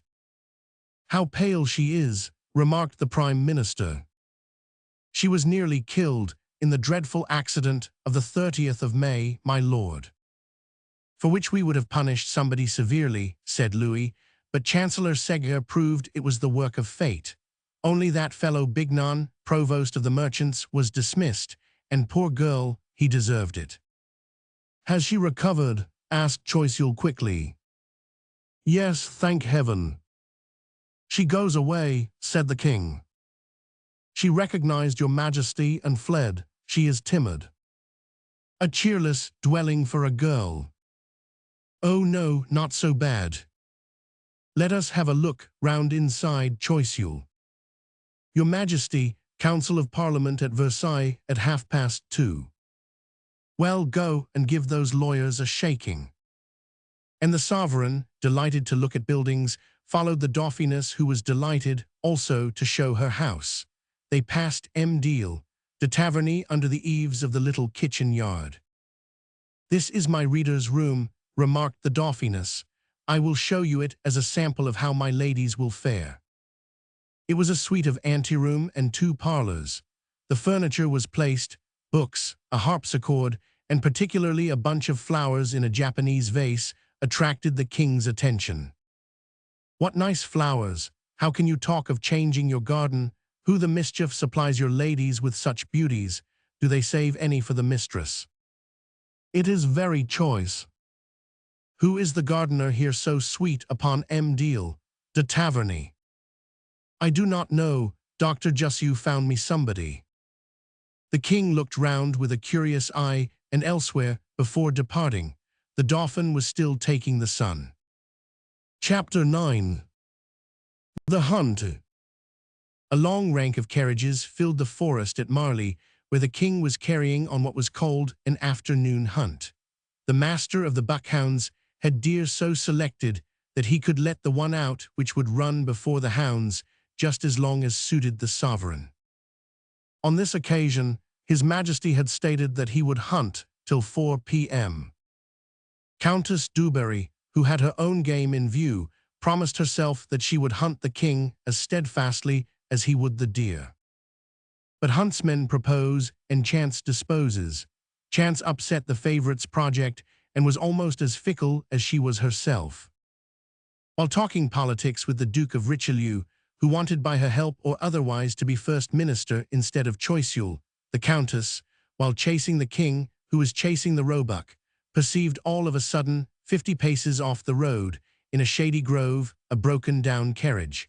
With its shattered wheels pointing to the sky, its horses were browsing on the moss and beech bark. Countess Dubarry's magnificent team, a royal gift, had outstripped all the others and were first to reach the scene of the breakdown. "Dear me, an accident," said the lady tranquilly. "Just so, and pretty bad smash-up," replied Richelieu with the same coolness, for sensitiveness is unknown at court. "Is that somebody killed on the grass?" she went on. "It makes a bow, so I guess it lives." And at a venture, Richelieu raised his own three-cocked hat. "Hold, it strikes me, it is the Cardinal Prince Louis de Rohan. What the deuce is he doing there?" "Better go and see. Champagne, drive up to the upset carriage." The Countess's coachman quitted the road and drove to the grove. The Cardinal was a handsome gentleman of 30 years of age, of gracious manners and elegant. He was waiting for help to come, with the utmost unconcern. "1,000 respects to your ladyship," he said. "My brute of a coachman whom I hired from England for my punishment has spilled me in taking a short cut through the woods to join the hunt and smashed my best carriage. Think yourself lucky, a French Jehu would have smashed the passenger. Be comforted." "Oh, I am philosophically, Countess, but it is death to have to wait." "Who ever heard of a Rohan waiting?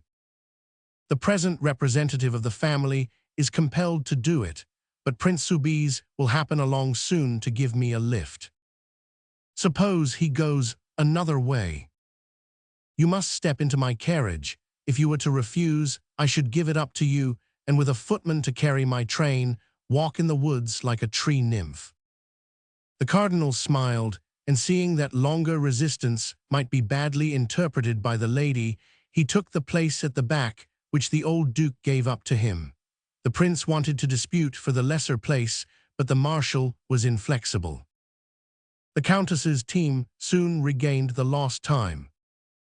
"May I ask your Eminence if you are fond of the chase again?" began the lady, "for this is the first time I have seen you out with the hounds." "I have been out before, but this time I come to Versailles to see the king on pressing business, and I went after him as he was in the woods, but thanks to my confounded driver, I shall lose the royal audience as well as an apartment in Paris." "The Cardinal is pretty blunt. He means a love appointment," remarked Richelieu. "Oh no, it is with a man, but he is not an ordinary man. He is a magician and works miracles." "The very one we are seeking, the Duke and I," said Jean Dubarry. "I am glad we have a churchman here to ask him if he believes in miracles." "Madam, I have seen things done by this wizard which may not be miraculous, though they are almost incredible. The Prince has the reputation of dealing with spirits." "What has your Eminence seen?" "I have pledged myself to secrecy." "This is growing dark. At least you can name the wizard." "Yes, the Count of Phoenix." "That won't do. All good magicians have names ending in the round O." "The cap fits. His other name is Joseph Balsamo." The Countess clasped her hands while looking at Richelieu, who wore a puzzled look. "And was the devil very black? Did he come up in green fire and stir a saucepan with a horrid stench?" "Why no, my magician has excellent manners. He is quite a gentleman, and entertains one capitally. "Would you not like him to tell your fortune, Countess?" inquired the Duke, well knowing that Lady Dubarry had asserted that, when she was a poor girl on the Paris streets, a man had prophesied she would be a queen. This man, she maintained, was Balsamo. "Where does he dwell?" "St. Claude Street, I remember, in the swamp." The Countess repeated the clue so emphatically that the Marshal, always afraid his secrets would leak out, especially when he was conspiring to obtain the government, interrupted the lady by these words. "Hist, there is the king." "In the walnut copse, yes. Let us stay here while the prince goes to him. You will have him all to yourself."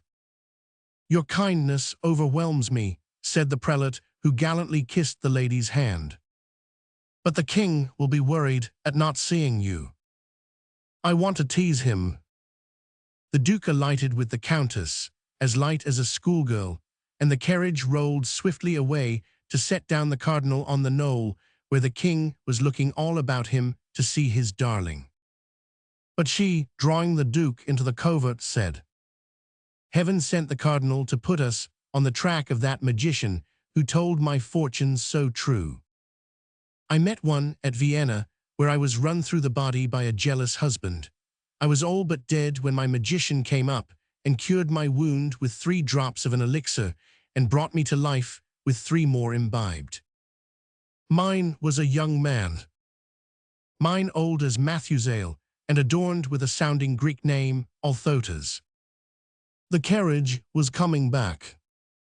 I should like to go, if only to vex the king, who will not dismiss Choiseul in your favor, but I shall be laughed at.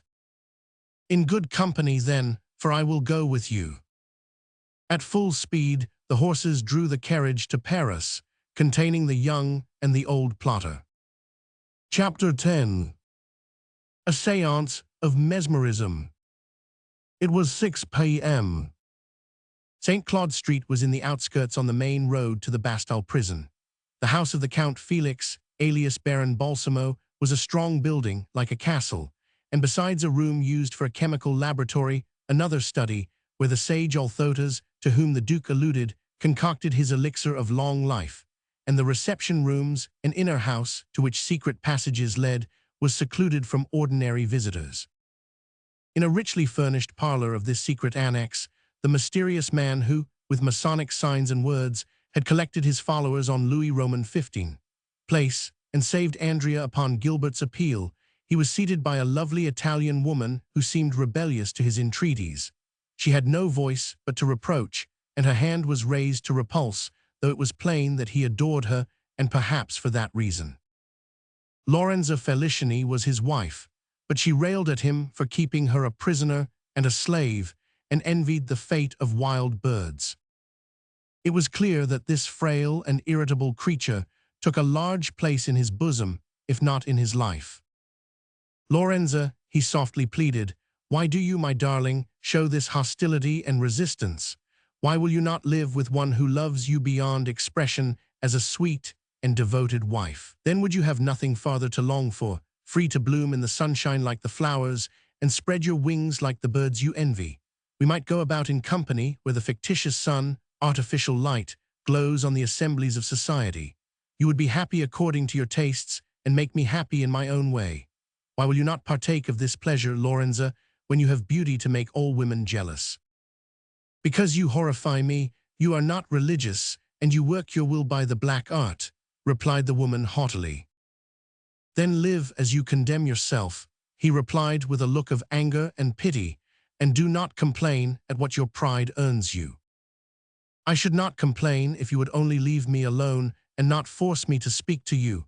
Let me die in my cage, for I will not sing to you. You are mad, said Balsamo with an effort and trying to smile, for you know that you shall not die while I am at hand to guard and heal you. You will not heal me on the day when you find me hanging at my window bars, she screamed. He shuddered. Or stabbed to the heart by this dagger. Pale and perspiring icily, Balsamo looked at the exasperated female and replied in a threatening voice. You are right, I should not cure you, but I would revive you. The Italian woman uttered a shriek of terror, for knowing there was no bounds to the magician's powers, she believed this, and he was saved. A bell rang 3 times, and at equal intervals.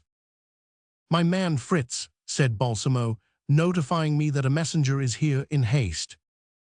"Good, at last you are going to leave me," said Lorenza spitefully. Once again he responded, taking her cold hand, "But for the last time, let us dwell in pleasant union, for as fate has joined us, let us make fate our friend, not an executioner."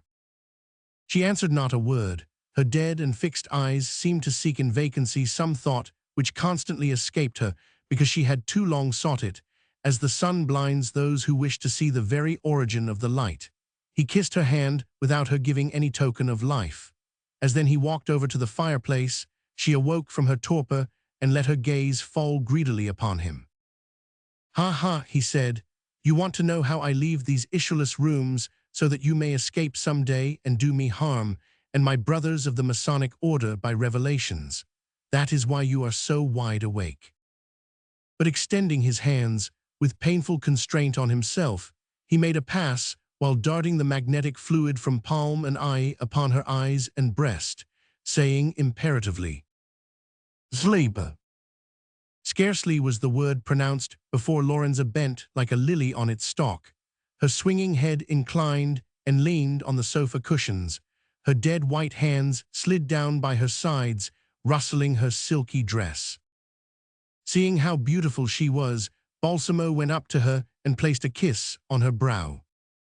Thereupon her whole countenance brightened up, as if the breath from love's own lips had dispelled the cloud. Her mouth tremulously parted, her eyes swam in voluptuous tears, and she sighed like those angels may have sighed for the sons of man when the world was young. For an instant the mesmerist contemplated her as one unable to break off his ecstasy, but as the bell rang again, he sprang to the fireplace, touched a spring to make the black plate swing aside like a door, and so entered the house in St. Claude Street. In a parlor was a German servant confronting a man in courier's attire and in horseman's boots armed with large spurs. The vulgar visage announced one lowly born, and yet his eyes were kindled with a spark of the holy fire which one superior's mind may light. His left hand leaned on a club-handled whip, while with his right he made signs which Balsamo understood, for he tapped his forehead with his forefinger to imply the same. The postilion's hand then flew to his breast, where he made a new sign which the uninitiated would have taken for undoing a button. To this, the Count responded by showing a ring on his finger. "The Grand Master," muttered the envoy, bending the knee to this redoubtable token. "Whence come you?" asked Balsamo. "From Rouen last. I am courier to the Duchess of Gramont, in whose service the great Copt placed me with the order to have no secrets from the master." "Whither go you?" "To Versailles with a letter for the First Minister." "Hand it to me."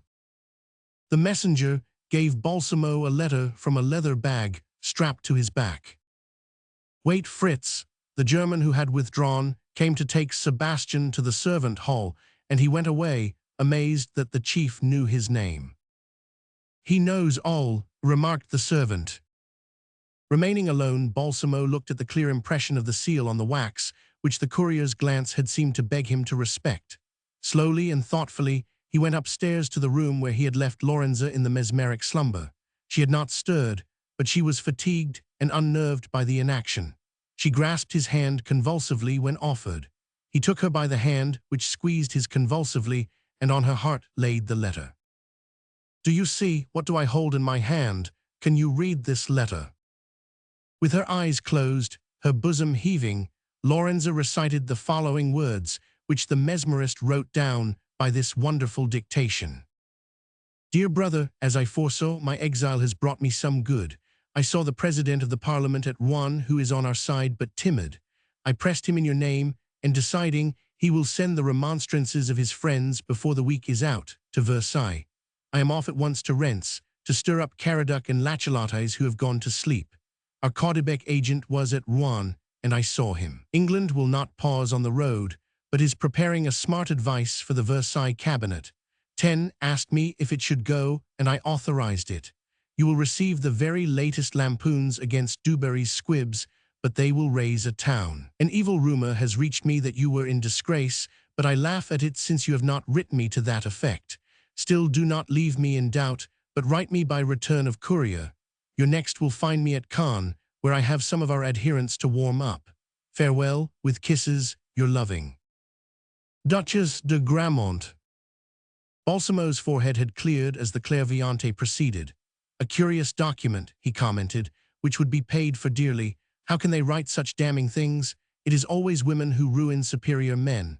This choiceule could not be overthrown by an army of enemies or a multitude of intrigues, and lo, the breath of a woman crushes him while caressing.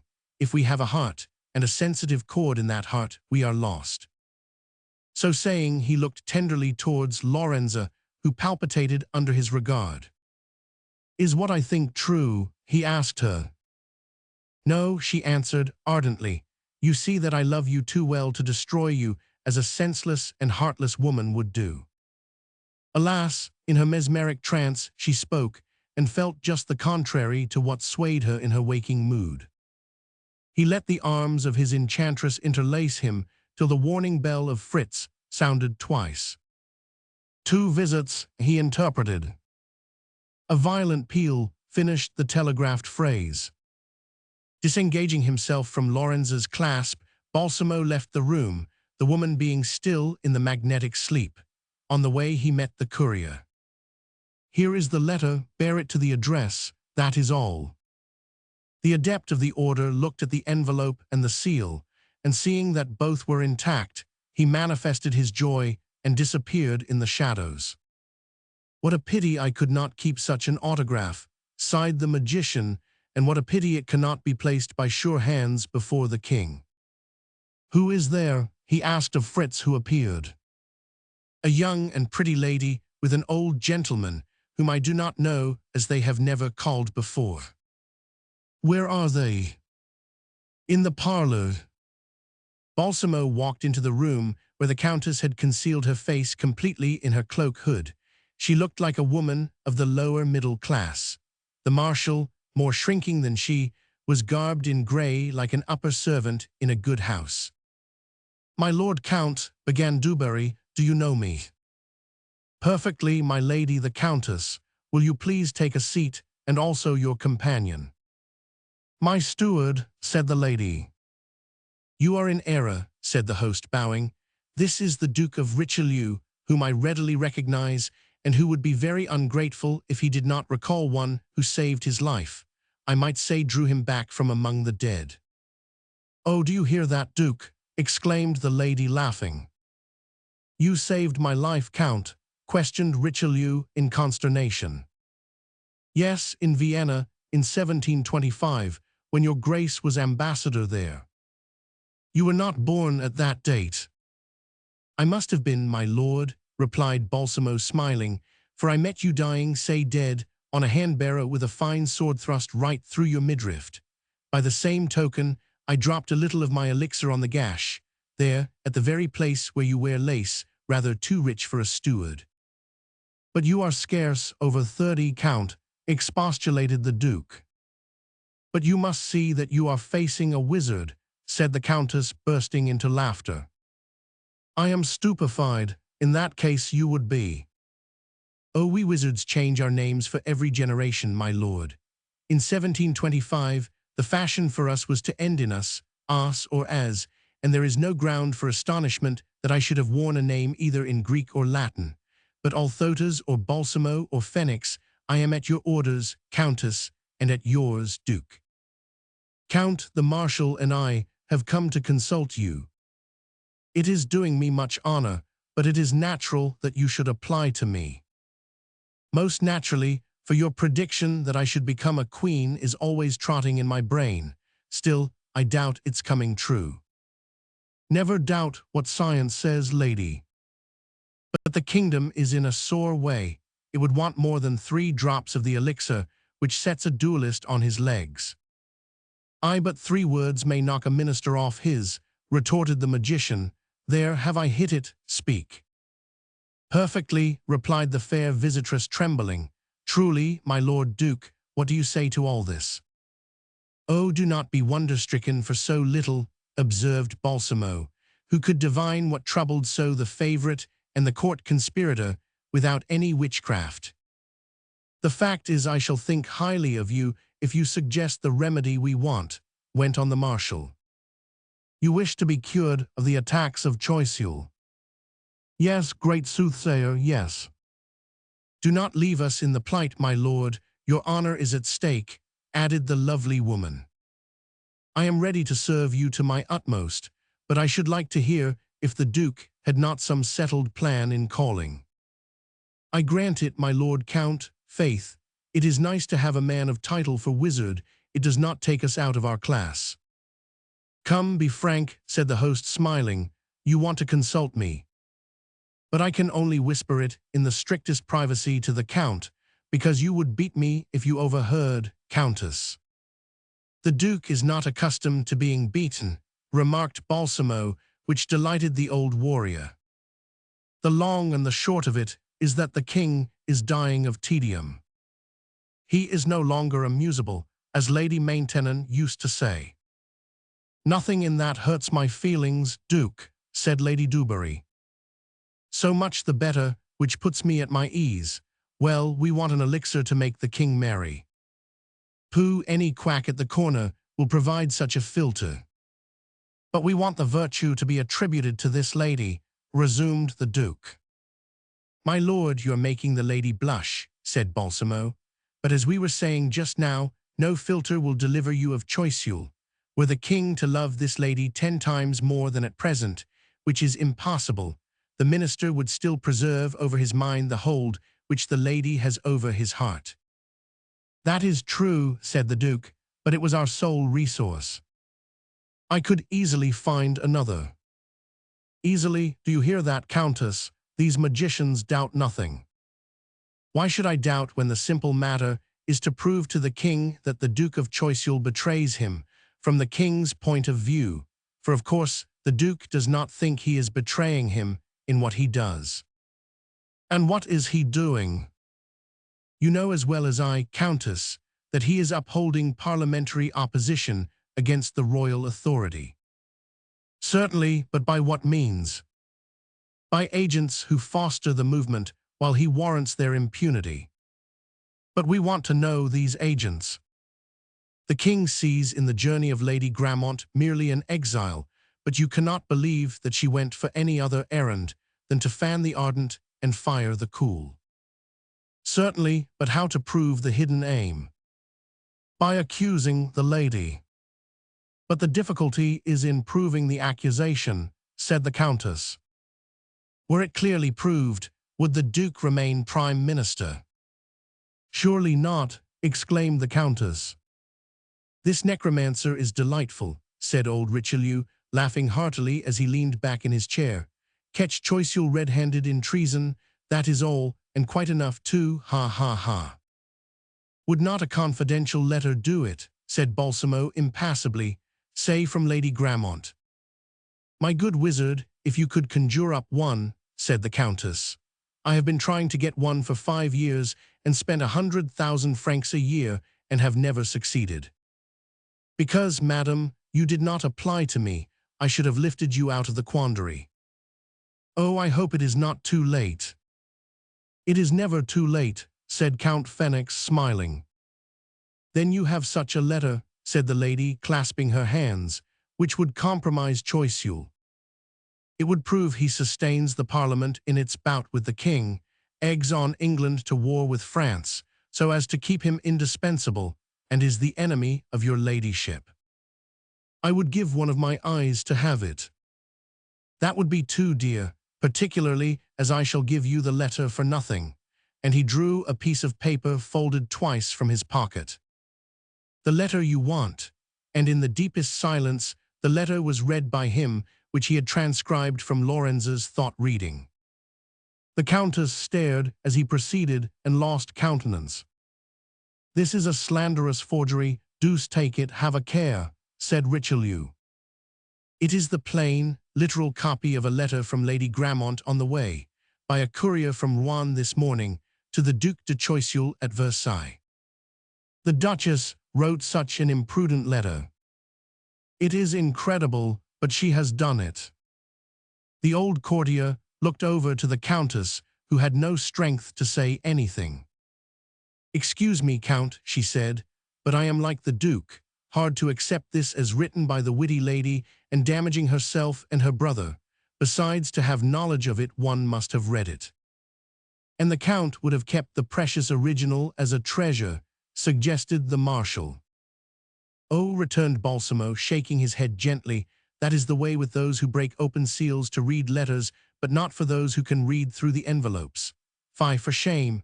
Besides, what interest have I in destroying Lady Gramont and the Choiseuls? You come in a friendly way to consult me, and I answer in that manner. You want service done, and I do it. I hardly suppose you came fee in hand, as to a juggler in the street." "Oh, my lord!" exclaimed Dubarry. "But who advised you, Count?" asked Richelieu.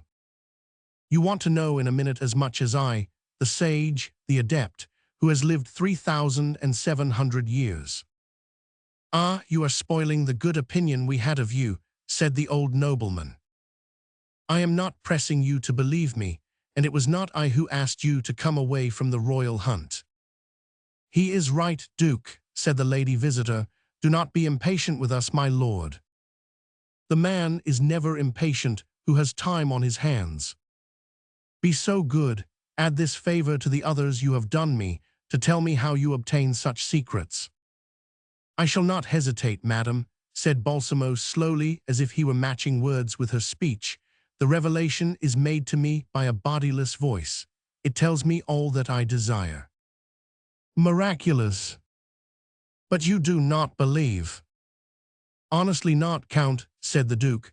"How can you expect anyone to believe such things?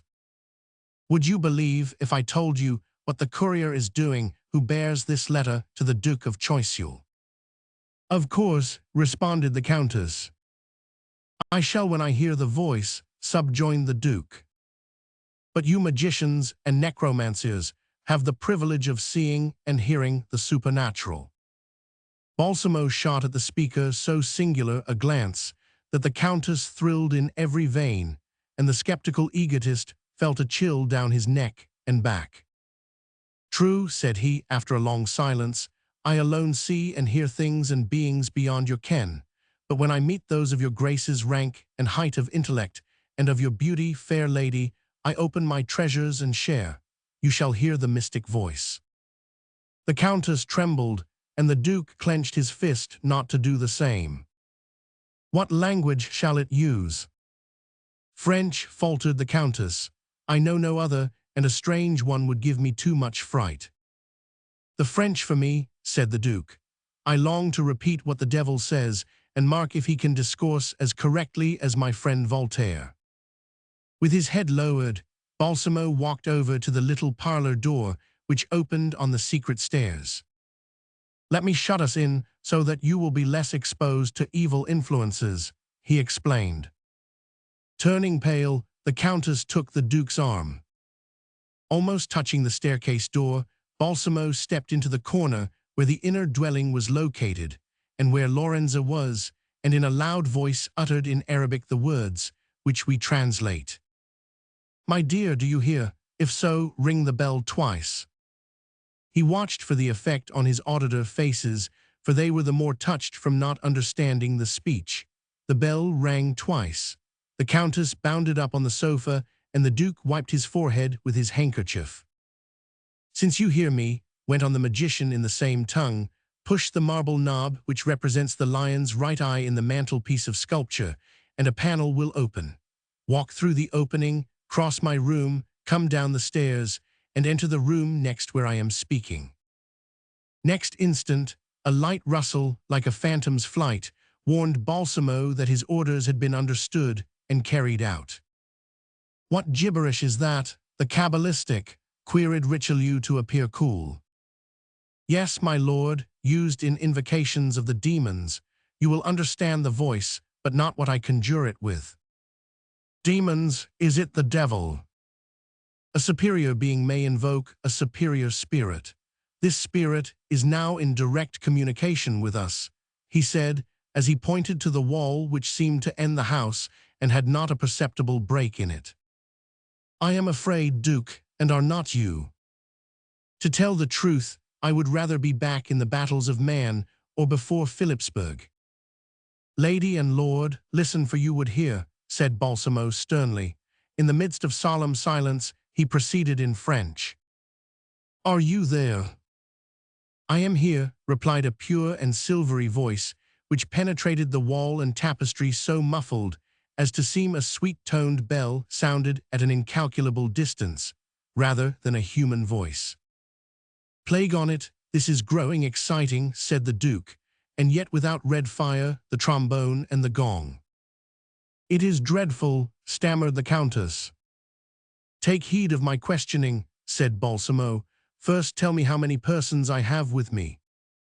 2, a man and a woman. The man is the Duke of Richelieu, the woman, the Countess Dubarry. Reading in his mind, uttered the Duke, this is pretty clever. I never saw the like, said the Countess, trembling. It is well, said Balsamo. Now read the first line of the letter which I hold. The voice obeyed. Duke and Countess looked at each other with astonishment rising to admiration. What has happened to this letter, which I wrote under your dictation? It is traveling to the west and is afar. How is it traveling? A horseman rides with it, clad in green vest, a hareskin cap and high boots. His horse is a piebald. Where do you see him? Asked Balsamo sternly. On a broad road plated with trees. The King's highway, but which one? I know not, roads are alike. What other objects are on it? A large vehicle is coming to meet the rider. On it are soldiers and priests. An omnibus, suggested Richelieu. On the side at the top is the word Versailles. Leave this conveyance and follow the courier. I see him not, he has turned the road. Take the turn, and after. He gallops his horse, he looks at his watch. What see you in front of him? A long avenue, splendid buildings, a large town. Go on. He lashes his steed, it is streaming with sweat, poor horse. The people turn to hear the ringing shoes on the stones.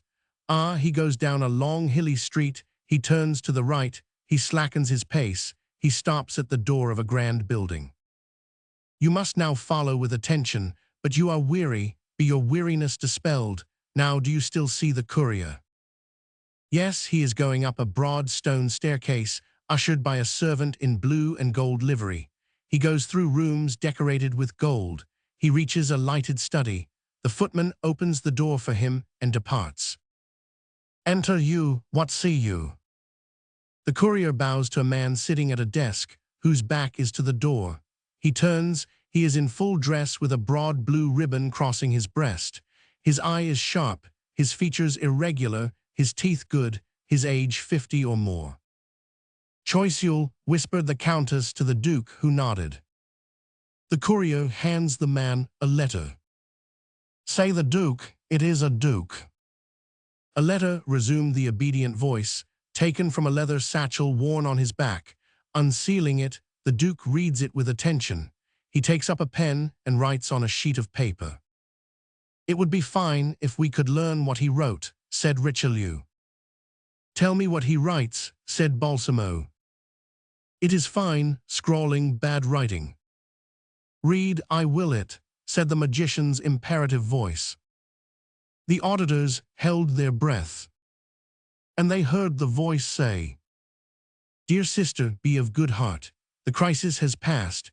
I await the morrow with impatience, for I am going to take the offensive with all presaging decisive success. All well about the Rouen Parliament, Lord X, and the squibs. Tomorrow, after business with the king, I will append a postscript to this letter and dispatch by this courier. While with his left hand, Balsamo seemed to wrest out each word with difficulty. With his right, he wrote the lines which Duke Choiseul was writing in Versailles. What is the Duke doing?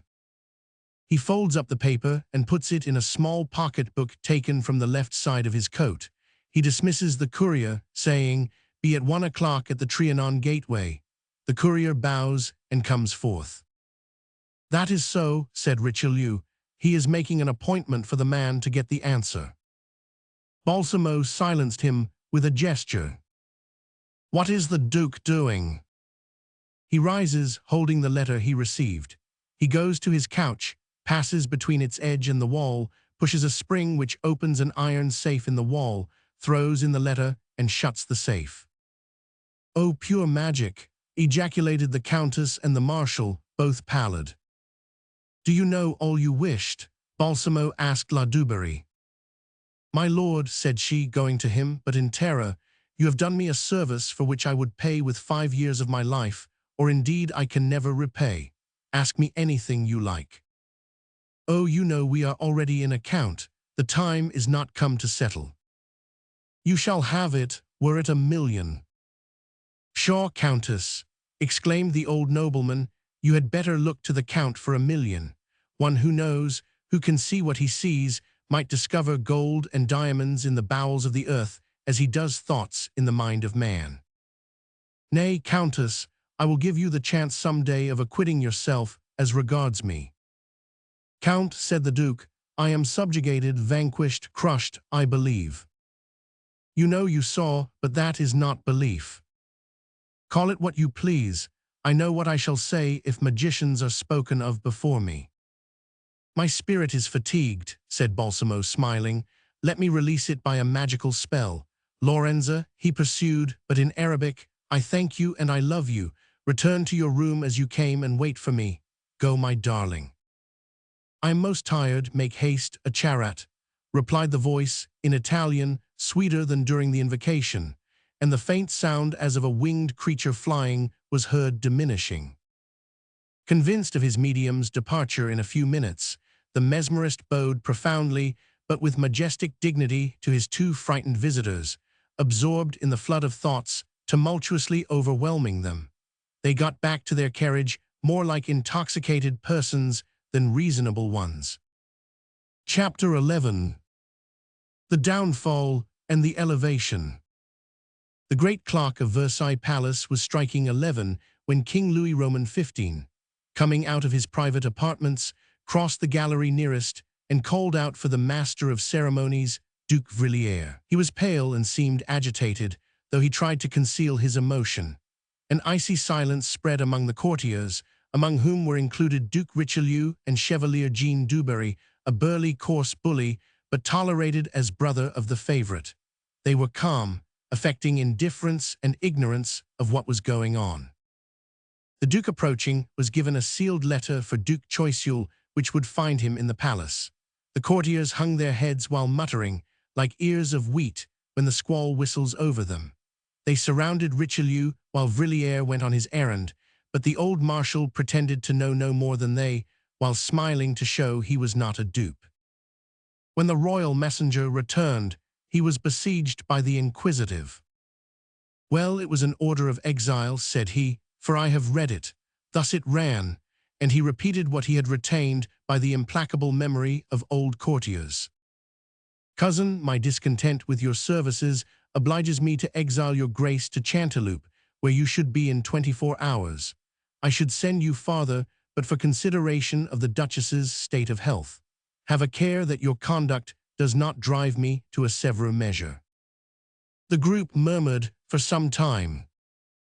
"What did he say?" queried Richelieu. "That he was sure I found pleasure in bearing such a message." "Rather rough," remarked Dubarry. "But a man cannot get such a chimney brick on his head without crying out something," added the Marshal Duke. "I wonder if he will obey." "Bless us, here he comes, with his official portfolio under his arm," exclaimed the master of ceremonies aghast, while Jean Dubarry had the cold shivers. Lord Choiseul, indeed, was crossing the courtyard, with a calm, assured look, blasting with his clear glance his enemies and those who had declared against him after his disgrace. Such a step was not foreseen, and his entrance into the royal privy chambers was not opposed. Hang it, will he coax the king over again, muttered Richelieu. Choiseul presented himself to the king with the letter of exile in his hand. Sire, as it was understood that I was to hold no communication from your majesty as valid without verbal confirmation, I come for that. This time it holds good, rejoined the king. Such an offensive letter holds good against a devoted servitor. Against the servitor, you who received a letter in your house here from Lady Gramont by courier. Surely brother and sister may correspond. Not with such letters, and the monarch held out a copy of the letter dictated by Balsamo's voice, this time made by the king's own hand. Deny not, you have the original locked up in the iron safe in your bedroom. Pale as a spectre, the Duke listened to the sovereign, continuing pitilessly. This is not all. You have an answer for Lady Gramont in your pocketbook, only waiting for its postscript to be added when you leave my presence. You see, I am well informed. The Duke bowed without saying a word and staggered out of the room as though he was struck by apoplexy. But for the open air coming on his face, he would have dropped backwards. But he was a man of powerful will, and recovering composure, he passed through the courtiers to enter his rooms, where he burnt certain papers.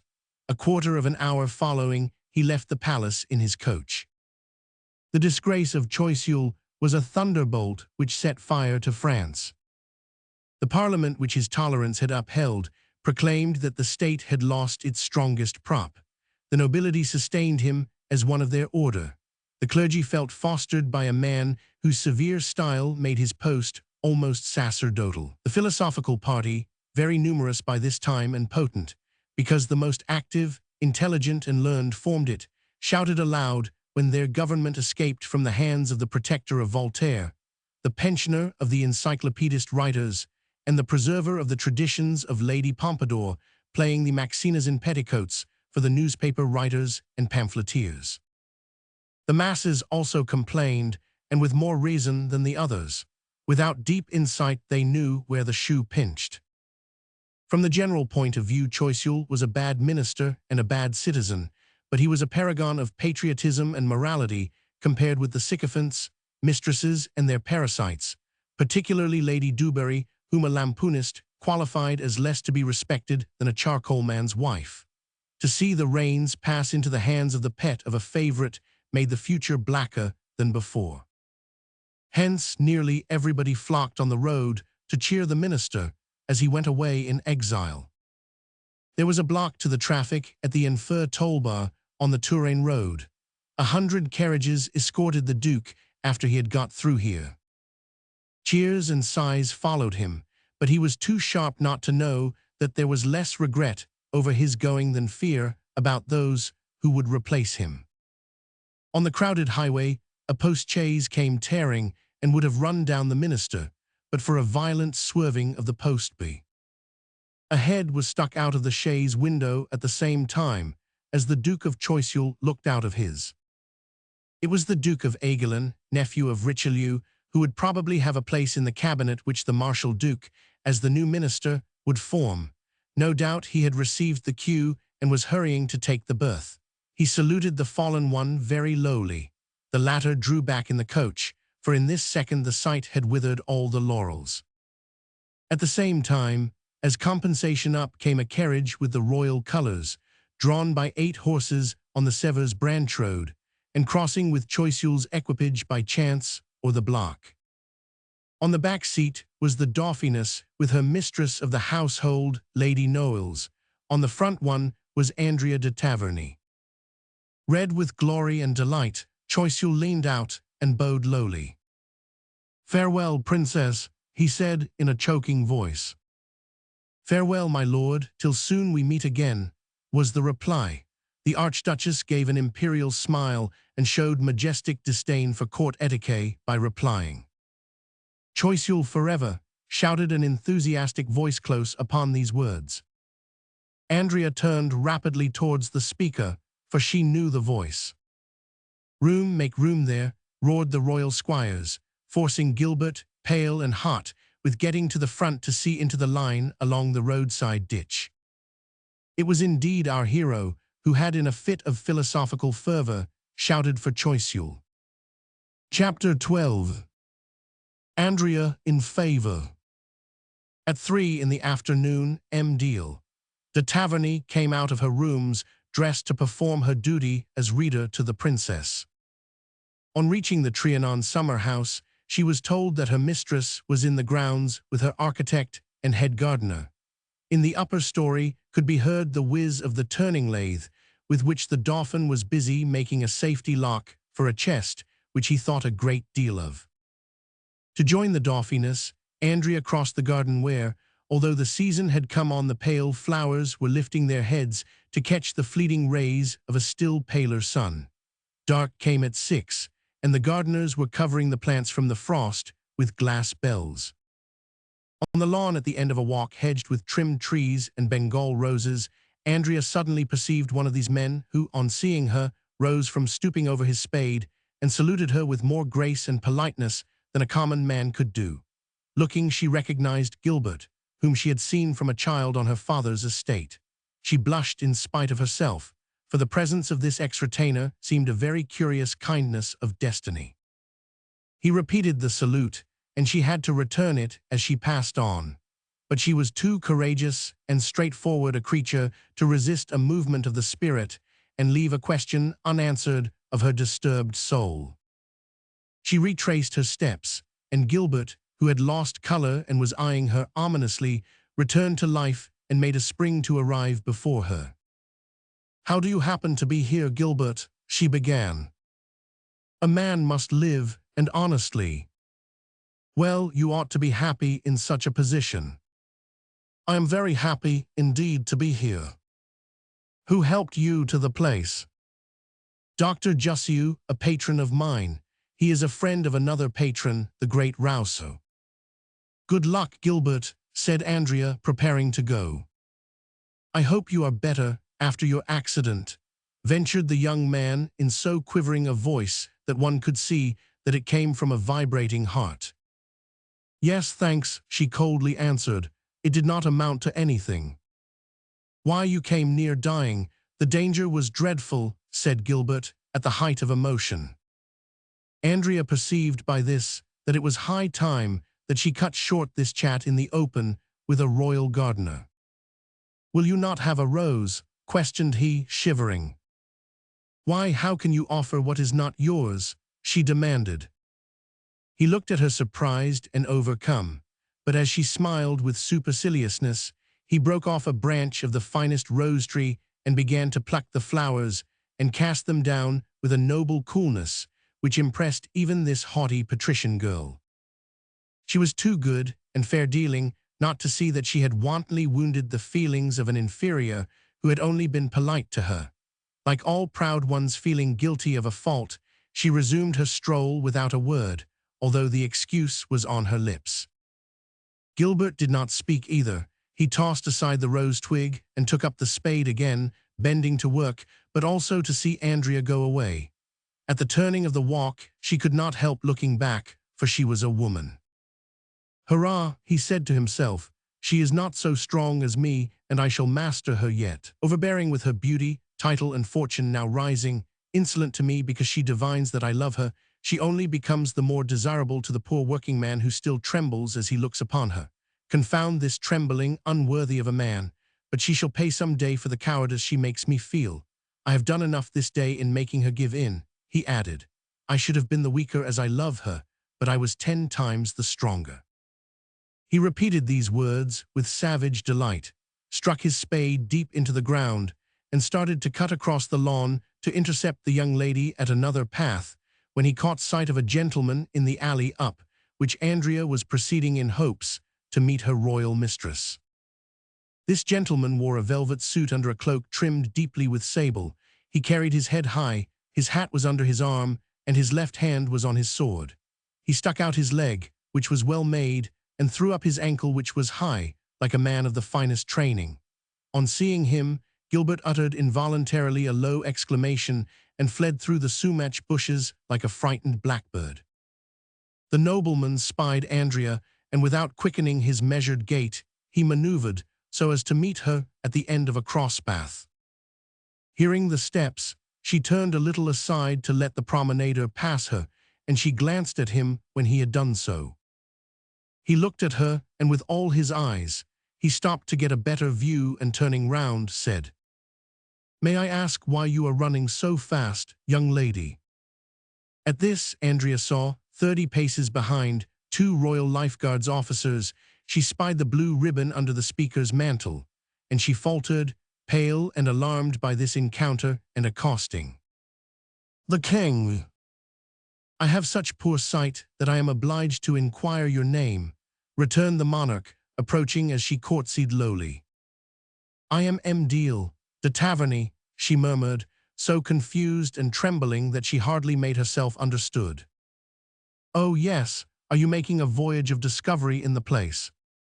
"I am going to join Her Royal Highness, the Dauphiness, whom I am in attendance," replied Andrea more and more agitated. "I will see you to her," said the king, "for I am going to my granddaughter-in-law to pay her a call like a country neighbor.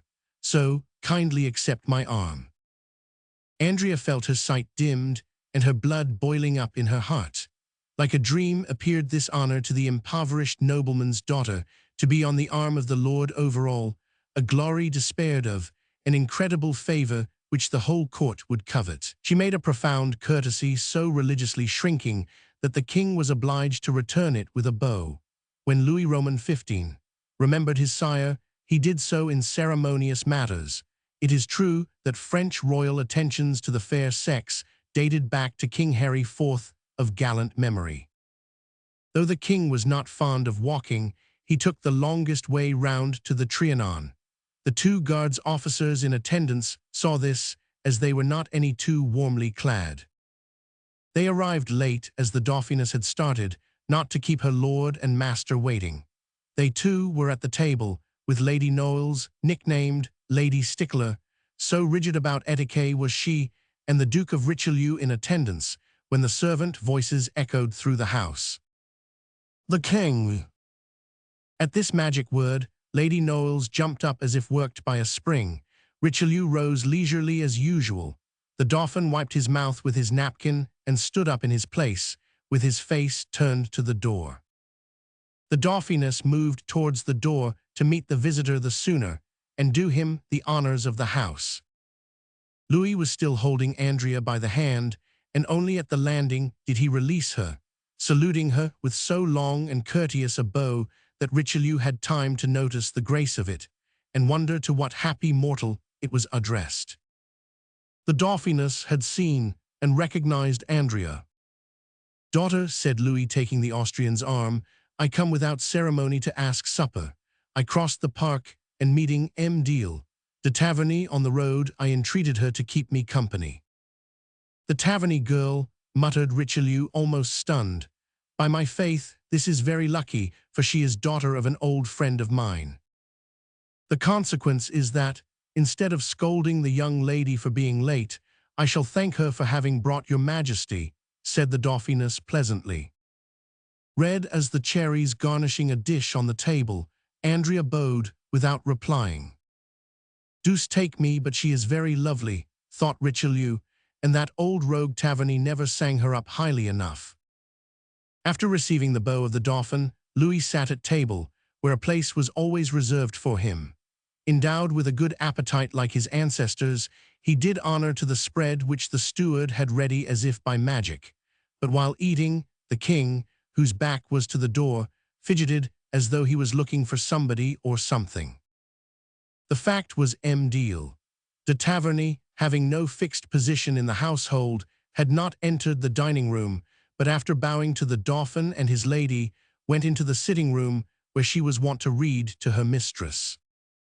The Dauphiness guessed whom her royal relative was looking for. "Lieutenant Coigny," she said to a young officer behind the king, "will you please request Deal, de Taverny to come here? With the leave of Lady Knowles, we will derogate from the regulations tonight." In another instant, Andrea came in, trembling as she could not understand this accumulation of favors. "Find a place there by the Dauphiness," said the Dauphin. She went upon the raised platform for the royalties, and had what seemed the audacity to sit within one step of Lady Noailles. She received such a withering glance from the latter that the poor girl recoiled at least 4 feet, as though she had been shocked by an electrical discharge. Louis the King smiled as he saw this. "Why, here are things running along so smoothly," thought old Richelieu, "that there will hardly be any need of my helping them." The king turned on the marshal, who was prepared to meet his look. "How do you do, Duke?" he said. "Are you still chiming in with Lady Noailles?" "Sire, the Duchess is good enough still to treat me like a whipping post." "I suppose you have been on the road to Chanteloup." "Aye, sire, I have all the cheering news I desire from your Majesty to my house."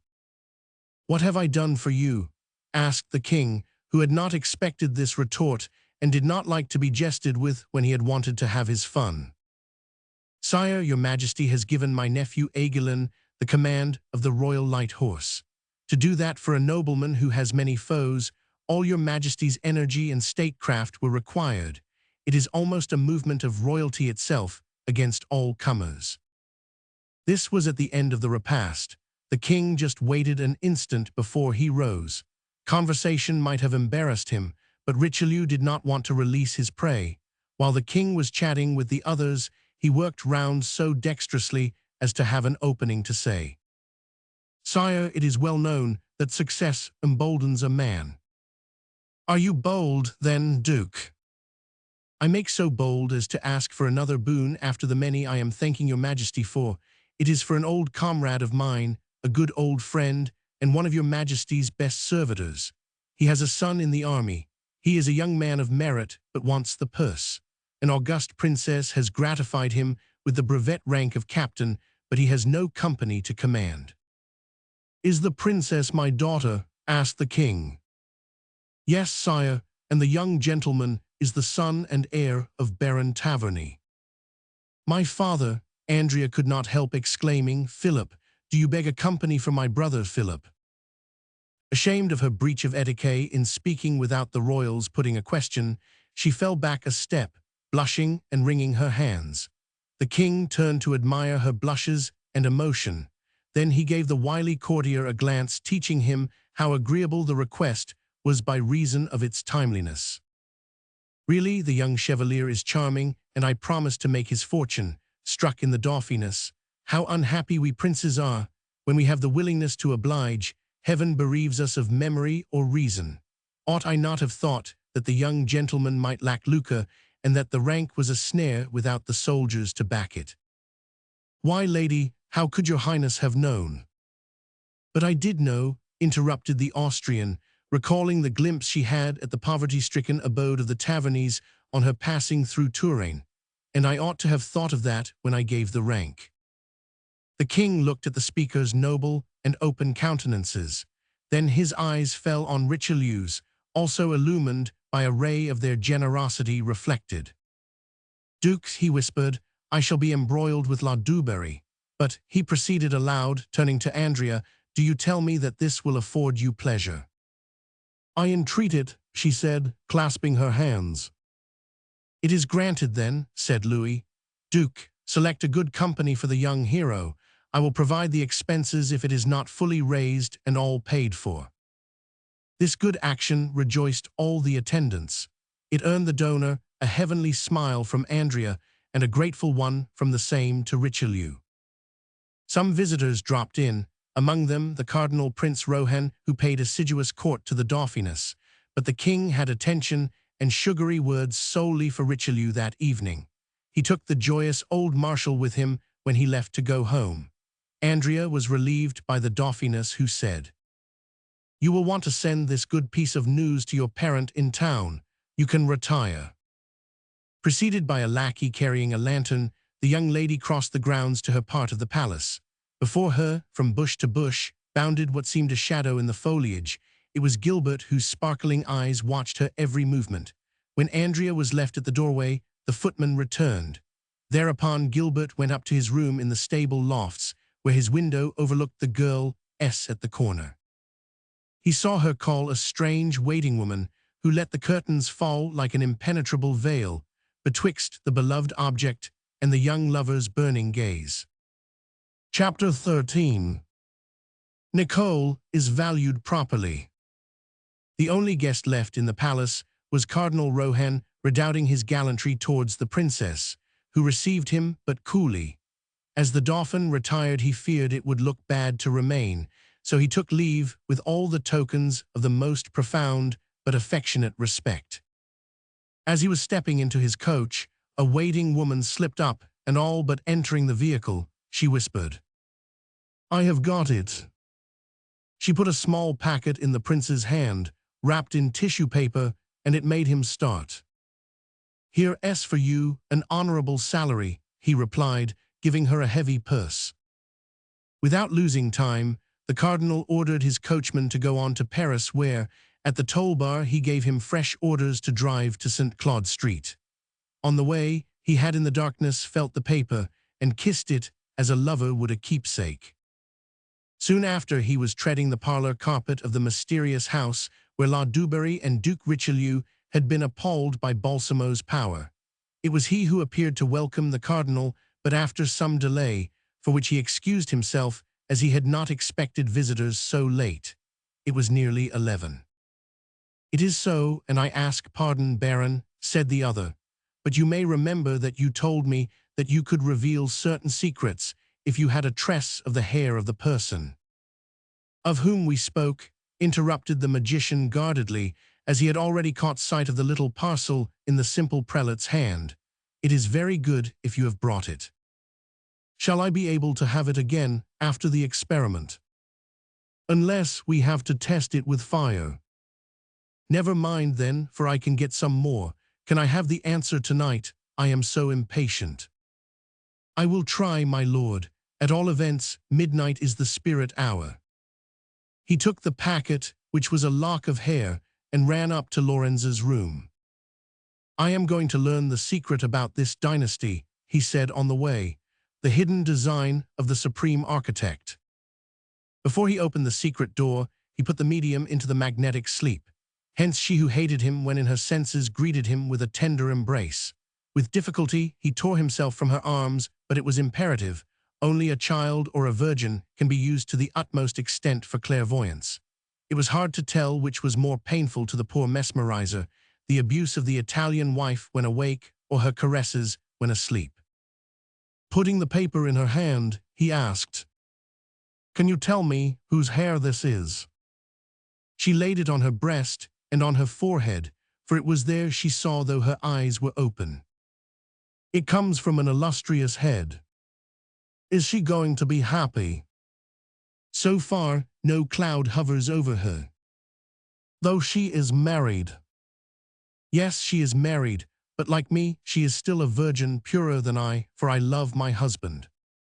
"Fatality," muttered the wizard. "Thank you, Lorenza, I know all I wanted." He kissed her, put the hair carefully in his pocket, and cutting a small tress from the Italian's head, he burnt it in a candle. The ashes, wrapped in the paper, he gave to the cardinal when with him once more. On the way downstairs, he awakened Lorenza. "The oracle says that you may hope, prince," said Balsamo. "It said that," cried the ravished prince. "Your highness may conclude so, as it said that she does not love her husband." "Joy," said Rohan. "I had to burn the lock to obtain the verdict by the essence," explained the necromancer, "but here are the ashes which I scrupulously preserved, for each grain is worth 1,000. "Thank you, my lord. I shall never be able to repay you." "Do not let us speak of that. One piece of advice, though, do not wash the ashes down with wine as some lovers do.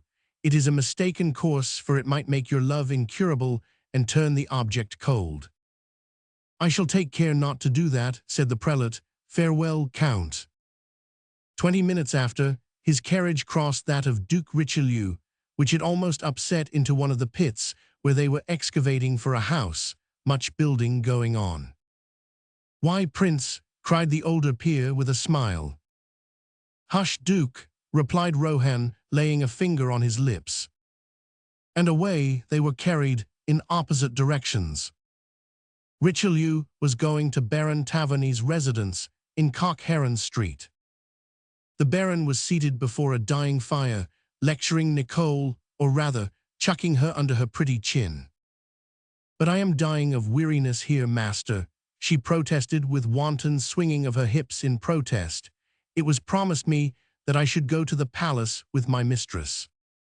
It was at this point that the old rake fondled her, no doubt to cheer her up. "Here I am between four ugly walls," she went on wailing her fate. "No society, not enough air to breathe.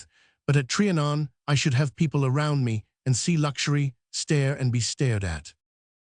"Fie, little Nicole." "Oh, I am only a woman like the rest of us." "No, you are more tempting than the rest," said the old reprobate. "I only wish I were younger and rich again for your sake." At this juncture, the doorbell rang and startled the master and maid. "Run and see who can come at 11:30, girl." Nicole went out and through the passage by the house on the other street, and through the door which she left open. Richelieu saw a shadow of military aspect flit. This shadow and the face of Nicole, lighted up by her candle, enabled the old noble to read her character at a glance. Our old scamp of a taverny spoke about his daughter, but he never breathed a word about the pretty maid, he muttered. "The Duke of Richelieu," Nicole announced, not without a flutter of the heart, for the lady killer was notorious. It produced such a sensation on the Baron that he got up and went to the door without believing his ears. "Do you know what has brought me?" said the Duke, giving hat and cane to Nicole to be more at ease in a chair. "Or rather what I have brought my old brother officer? Why, the company you asked the other day for your son. The king has just given it. I refused to act then, for I was likely to be the Prime Minister, but now that I have declined the post, I can ask a favor. Here it is." "Such bounty on your part." "Pooh, it is the natural outcome of my duty as a friend. But mark that the king does this more to spite Lady Dubarry than to oblige me. He knows that your son offended the lady by quarrelling with her bully of a brother on the highway. That is why she takes me in off dudgeon at present." "You want me to believe that you serve me to spite the Dubarry woman." "Have it so. By the way, you have a daughter as well as a son." "Yes. She is 16, fair as Venus, and—" "You have seen her?" "At Trianon, where I passed the evening with her, and the king and I talked about her by the hour together. Are you vexed at this?" "Certainly not, but the king is accused of having—" "Bad morals, is that what you were about to say?" "Lord forbid, I would not speak ill of his majesty, who has the right to have any kind of morality he likes." "What is the meaning of your astonishment, then? Do you intend to assert that de Taverny is not an accomplished beauty, and that consequently the king has not the right to look at her with an admiring eye?" Taverny simply shrugged his shoulders and fell into a brown study, watched by Richelieu's pitilessly prying eye. "All right, I guess what you would say if you spoke aloud," continued the Marshal, "to wit that the king is habituated to bad company, that he likes the mud, as they say, but would be all the better if he turned from salacious talk, libertine glances, and the common woman's jests, to remark this treasure of grace and charm of every kind, the nobly born young lady with chaste affections and modest bearing." "You are truly a great man, Duke, for you have guessed aright," answered Taverny. "It is tantamount to saying that it is high time for our master no longer to force us, nobles, peers, and companions of the King of France, to kiss the base and harpy hand of a courtesan of the Dubarry type. Time that he danced to our piping, and that after falling from the Marchioness of Châteauroux, who was fit to be a duchess, to the Pompadour, who was the daughter and wife of a cook, then from her to Dubarry, and from her again to some kitchen wench or dairymaid. It is humiliating to us, Baron, who wear coronets round our helmets, to bend our heads to such jades." "Ah, here be truths well spoken," said Taverny, "and it is clear that a void is made at court by these low fashions. With no queen, no ladies; with no ladies, no courtiers, and the commoners are on the throne in Jean Vaubernier, now Dubarry, a seamstress at Paris. Granting things stand so, yet there is a fine position at present, I tell you, my lord, for a woman of wit to rule France. Not a doubt of it, but the post is held, said Taverny with a throbbing heart. A woman, pursued the Marshal, who, without vice, would have the far-reaching views, calculation, and boldness of these vixens, one who would so adorn her fortune that she would be spoken of after the monarchy ceased to exist. Has your daughter brightness and sense? Yes. And she is lovely, of the charming and voluptuous turns so pleasing men, with that virginal flower of candor which imposes respect on women themselves. You must take care of your treasure, my old friend. You speak of her with an animation which... Why, I am madly in love with her, and would marry her tomorrow if I could get rid of my 74 years. But is she well off? Has she the luxury round her which so fair a blossom deserves? Nay, my dear Baron, this evening she went to her lodgings, without a maid or footman, and one of the Dauphin's henchmen carried a lantern before her. It looked like some girls of middle-class life. How can one help it when not rich? Rich or not, Taverny, you must have a waiting maid for her. I know she ought to have one, sighed the old noble. Why, what is this sprightly Abigail who opened the door to me? Said Richelieu, cunning and pretty, on my word. She is her maid, but I dared not send her to the palace. I wonder why, when she seems cut out for the part. Have you looked on her face, and not noticed the resemblance to, come here, Nicole? Nicole came quickly, for she was listening at the door. The Duke took her by both hands and held her between his knees, but she was not daunted by the great lord's impertinent gaze, and was not put out for an instant. By Jove, you are right, there is a resemblance, he said. You know to whom, and how impossible it is to risk the rise of my house on some ugly trick of chance. Is it the thing that this little down-at-the-heel hussy Nicole should look like the highest head in France? Pish, exclaimed Nicole tartly, as she disengaged herself to reply more easily to her master. Is it a fact that the hussy does so closely resemble the illustrious lady? Has she the low shoulder, quick eye, round leg, and dimpled arm of the hussy? In any case, my lord, if you run me down, it is not because you can have any hope to catch me. She finished in anger, which made her red and consequently splendid in beauty. The Duke caught her again, and said as he gave her a look full of caresses and promises. Baron, to my idea, Nicole has not her like at court. As for the touch of likeness, we will manage about that. Pretty Nicole has admirable light hair and nose and eyebrows quite imperial, but in a quarter of an hour before a toilet glass, these blemishes will disappear, as the Baron reckons them such. Nicole, my dear, do you want to go to the palace? Oh, don't I though, cried the girl with all her greedy soul in the words. You shall go, my pet, and make a fortune there without doing any harm to the advancement of others. Trot away, little one, the rest does not concern you. A word with you, my lord. I venture to urge you to send someone to wait upon your daughter, said the Duke when alone with his friend, because she must make a brave show, and the king is not afraid of beauty guards with knowing phizzes. Besides, I know how the wind blows. Let Nicole go to the Trianon, since you think it will please the king, replied Taverny with his pimp smile. Write to your daughter that a maid named Nicole is coming. Another than Nicole would not fill the place so well. On my honor, I believe so. The Baron wrote a note, which he handed to Richelieu. I will give the instructions to Nicole, who is intelligent. The Baron smiled. So you will trust her with me. Do what you can. You are to come with me, miss, and quick, said the Duke. Without waiting for the Baron's consent, Nicole got her clothes together in 5 minutes, and as light as if she flew, she darted upon the box beside the ducal driver. The tempter took leave of his friend, who reiterated his thanks for the service rendered Philip of Redcastle. Neither said a word about Andrea. There was no need between them. Chapter 14. One man's meat is another's poison. At 10 in the morning, Andrea was writing to her father to inform him of the happy news, which Richelieu had already communicated to him.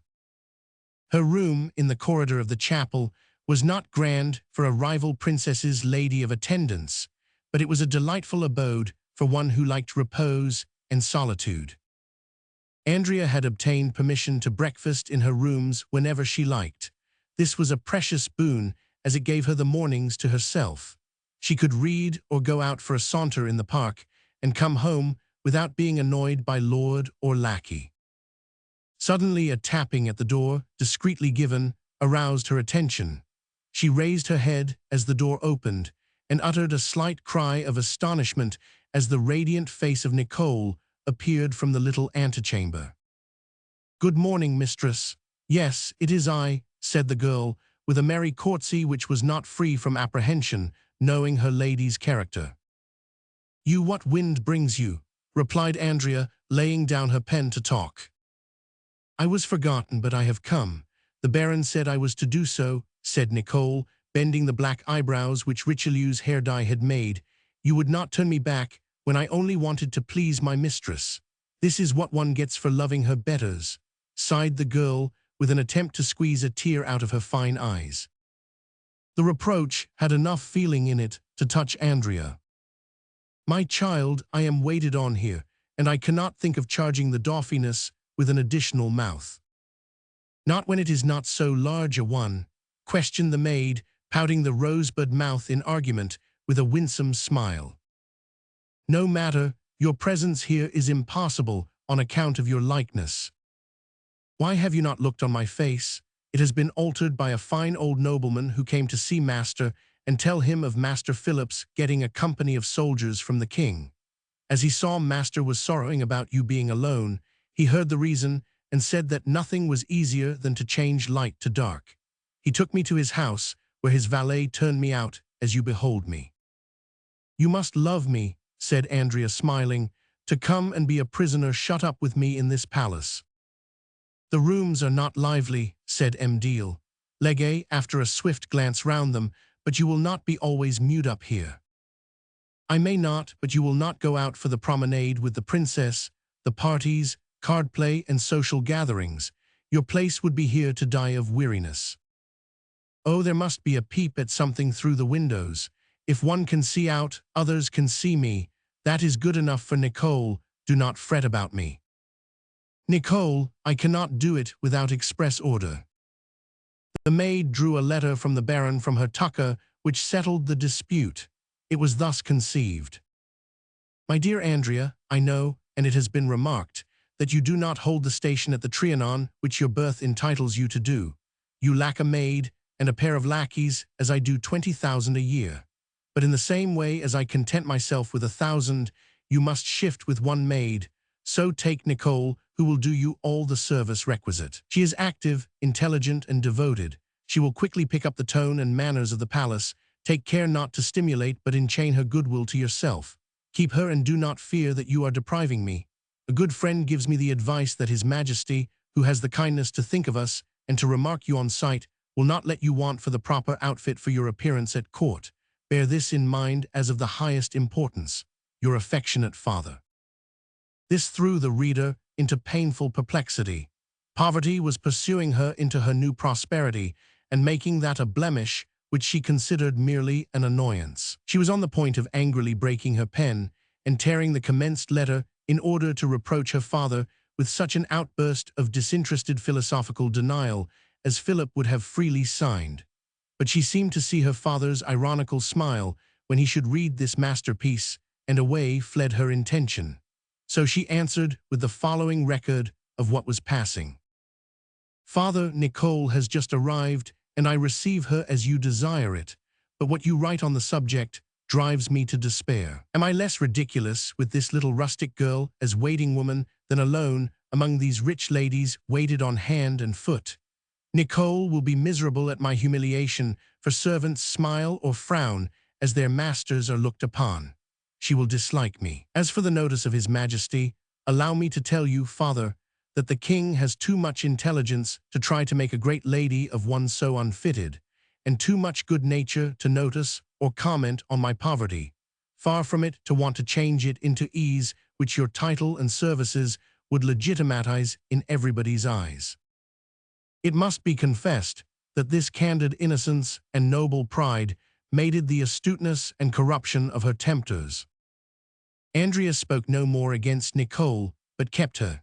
She confined herself to her corner so as to remind one of the Persian's roseleaf floated on the goblet of rosewater brimful, to prove that a superfluous joy may be added to perfect content.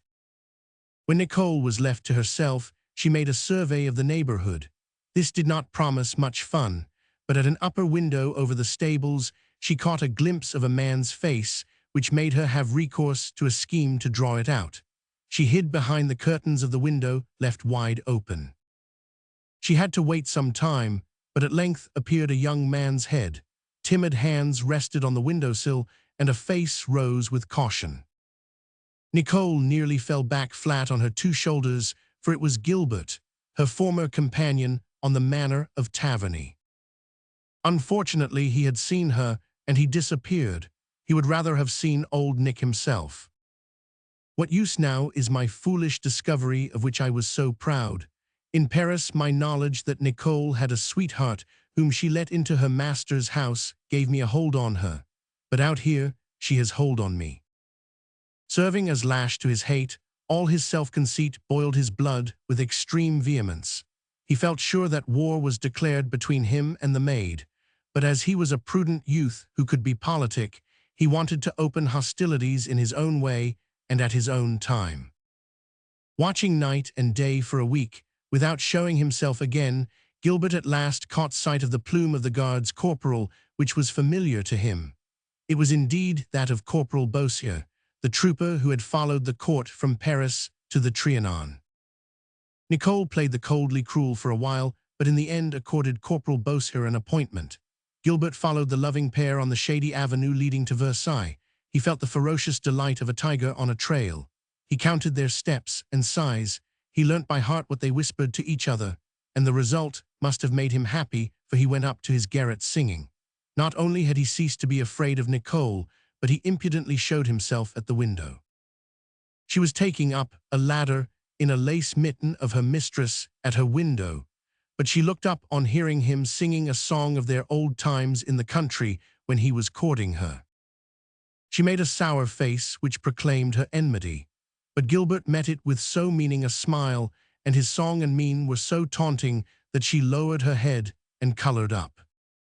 "She has understood me," said Gilbert. "This is quite enough."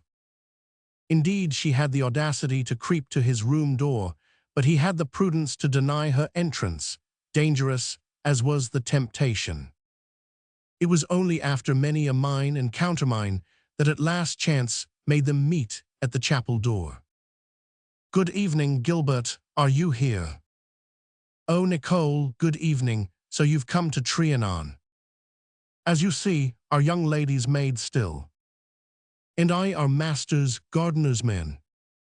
Whereupon she dropped an elaborate courtesy which won his beau like a courtier's, and they went their ways. But each was but pretending, for Gilbert, following the girl, saw her once more go to meet a man in one of the shady walks. It was dark, but Gilbert noticed that this was not the trooper, rather an elderly man, with a lofty air and dainty tread spite of age. Going nearer and passing under his nose with audacity, he recognized him as the Duke of Richelieu. "Plague take her, after the corporal a marshal of France, Nicole is aiming high in the army," he said. Chapter 15. The road to premiership is not strewn with roses. While all these petty plots were going on at Trianon amid the trees and flowers, making things lively for the people of that trifling world, the vast plots of the capital, threatening tempests, were unfolding their black wings over the temple of Themis, as they said in those high-flown days. The Parliament's degenerate remnant of old French opposition to royalty had recovered the art of hating under the capricious reign of Louis Roman XV, and since they felt danger impending when their shield, Choiseul, was removed, they prepared to conjure it away. The appointment of the Duke of Aiguillon, ex-governor of Brittany, to the command of the light cavalry, thanks to Lady Dubarry's influence over the king, was, to quote Jean Dubarry, a smack in the face for the Third Estate from feudality. How would they take it? Lawyers and politicians were kind-sighted gentlemen, and where most folks are perplexed, they see clearly. They resolved, the parliamentary court will deliberate on the conduct of the ex-governor of Brittany and give its opinion. The king parried this thrust by intimating to the peers and princes that they must not go to the parliament session to take part in the discussion, as far as Duke Aiguillon was concerned.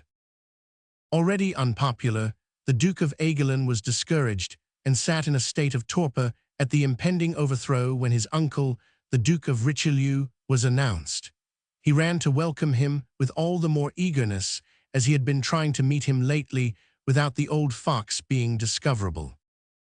"Uncle," he began when he had cornered the other in an armchair so he could not retreat, "is it true that you, the wittiest man in France, could not see that I should be as selfish for us two as for myself alone? You have been shunning me when I most have need of you." "Upon honor, I do not understand you." "I will in that case make all clear. The king was not inclined to make you prime minister vice-choiceul banished, and he did make me commander of the light cavalry, so that you suppose I sold you to get my reward. If I failed, you have won, and that is enough for the house of Richelieu. You have nothing to grumble about, for you are high in favor, and in 6 months will be ruler. Suppose I am the dog who snapped at the shadow of the meat, and letting the meat drop, sees another run away with it. I have learnt a lesson, but the meat is ours all the same. But what do I hear?" "Nothing, uncle, pray go on." "But it is a carriage, I am in the way." "No, no, go on, for I love fables." "Nay, it may be the appointment as minister, the meat, the little countess." "She heartily loves you, uncle." "Well, she has been working for you in camera." The servant entered. "A deputation from Parliament," he said with some trepidation. "What did I tell you?" sneered the old noble. "A parliamentary deputation here?" queried the younger duke, far from encouraged by the other's smile. "What can they want with me?" "In the king's name," thundered a sonorous voice at the end of the anteroom. "Hugh," muttered Richelieu. Aiguillon rose, quite pale, and went to show in 2 members of Parliament, behind whom appeared 2 impassive ushers, while at a distance a legion of frightened servants appeared. Bowing to the Duke, whom they officially recognized, the spokesman of the gentlemen of the commission read a paper in a loud voice. It was the complete, particularized, circumstantial declaration that the Duke of Aiguillon was gravely inculpated and tainted with suspicions, moreover, guilty of deeds befouling his honor, and that he was suspended in his functions as peer of France. The Duke heard the reading like a man struck with lightning might listen to the thunder. He moved no more than a statue on its pedestal, and did not even put out his hand to take the document from the official of the Parliament. It was the Marshal, standing up, alert and clear-headed, who took it and returned the bow to the bearer. The commission members were far, while the Duke remained in stupor. "This is a heavy blow," remarked Richelieu. "No longer a peer of the realm, it is humiliating." The victim turned round, as if only now restored to life. "Did you not expect it?" asked the elder. "Did you, uncle?" was the retort. How could anybody suspect that Parliament would so smartly rap the favorite of the king and of the king's favorite? These fellows will get themselves ground to powder. The Duke sank into a seat, with his hand on his burning cheek. "If they do such a thing because you are made commander of the light cavalry," continued the old marshal, turning the dagger in the wound, "they will condemn you to be burnt at the stake when you are appointed premier. These fellows hate you, Aiguillon, better distrust them." The Duke bore this untimely joking with heroic constancy. His misfortune magnified him and purified his spirit. But the other took it for insensibility or even want of intelligence, perhaps, and thought that he had not stung deeply enough. "However, being no longer a peer, you will be exposed to the long bills of these blackbirds," he proceeded. "Take refuge in obscurity for a few years. Besides, this safeguard obscurity will help you without your imagining it. Unpropped by your title, you will more grandly become the minister, because with more effort. Lady Dubarry will do more for you thus disarmed, for she wears you in her heart and is a solid supporter. Aegelin rose without shooting at the jester one angry look for all the suffering he inflicted. "You are right, uncle," he said tranquilly, "and your wisdom shows in the last piece of advice. Lady Dubarry will defend me, she to whom you introduced me and to whom you recommended me so warmly. Thank God she likes me. She is brave and has full power over the king's mind. I thank you, uncle, for your hint, and I shall hie to her residence at Lucian's as to a haven of safety. What ho there, my horses to be put to the carriage." The marshal was sorely puzzled, but he had some consolation when at evening he saw the delight of the Parisians on reading the posters proclaiming the disgrace of Aegelin. "Do you think, Raft, that the Duke will get out of this scrape?" asked the old intriguer of his valet and confidential man, who rather deserved the name of Crafty. He had been 40 years in his service. "The king will." "Oh, the king will always have a loophole, but the king has nothing to do with this case." "Why, my lord, if the king can get through, Lady Dubarry will follow and lead my lord of Aegelin with her." "You do not understand politics, Raft." Raft was as keen as his master. "Well, my lord, our lawyer Flageot, who is member of Parliament, he thinks the king will not get out of it." "Who will net the lion?" "The rat, instead of helping him out." "Oh, is Flageot the rat?" "He says so. I always believe a lawyer when he promises anything unkind." "We must look into the Flageot method, then, Raft, but let me have something to eat before I go to sleep. It has upset me to see my poor nephew unmade peer of France and his chances of the prime ministership knocked on the head. An uncle naturally feels for his nephew, eh?" From sighing, he set to laughing. "You would have made as good a minister yourself," said Raft. On the morrow of the day, when the terrible parliamentary decree filled Paris and Versailles with noise, and all were in expectation of the next step, Richelieu returned to Versailles and, carrying on his ordinary court life, saw his man Raft enter with a letter which seemed to fill him with disquietude, participated in by his master. "The king is good," said the Duke, after opening the letter and smiling though he had frowned at the start. "He appoints Aegelin prime minister." Thus ran the letter. "My dear uncle, your kind advice has borne fruit. I confided my chagrin to that excellent friend of our house, Lady Dubarry, who was good enough to repeat the confidence to his Majesty. The king is indignant at the rudeness done me by the parliamentary gentry, after my having so faithfully employed myself in his service. In his state council this day, he has cancelled the decree and bids me continue in my place as peer and duke. I know the pleasure this news will give you, my dear uncle. You have the news before anybody else in the world. Believe in my tender respect, my dear uncle, and continue your good graces and good advice to your affectionate Aegelin." "He pokes fun at me into the bargain," said the reader. "The idea of the king jumping into this hornet nest. You would not believe me yesterday saying so. I said that he would get out of it. You see he does. In fact, Parliament is beaten.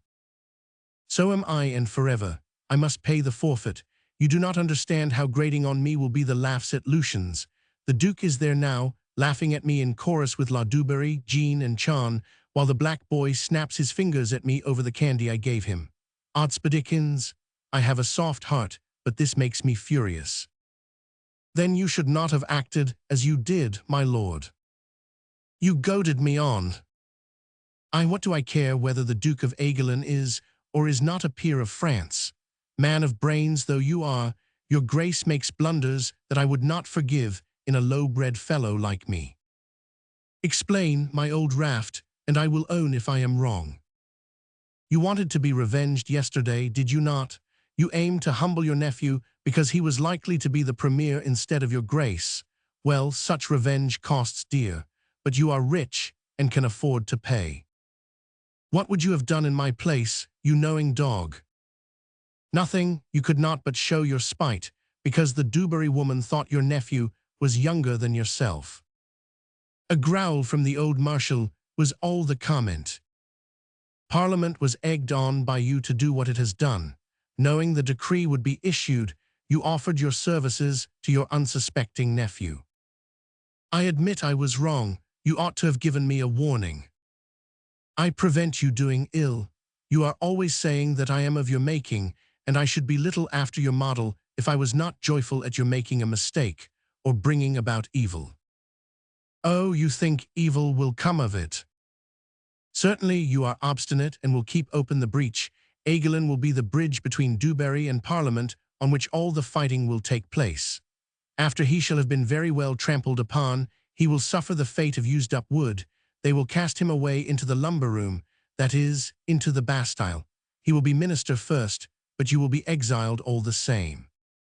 Bastille, repeated Richelieu, shrugging his shoulders so sharply that he spilt half his snuff on the carpet. Is our Louis XIV one?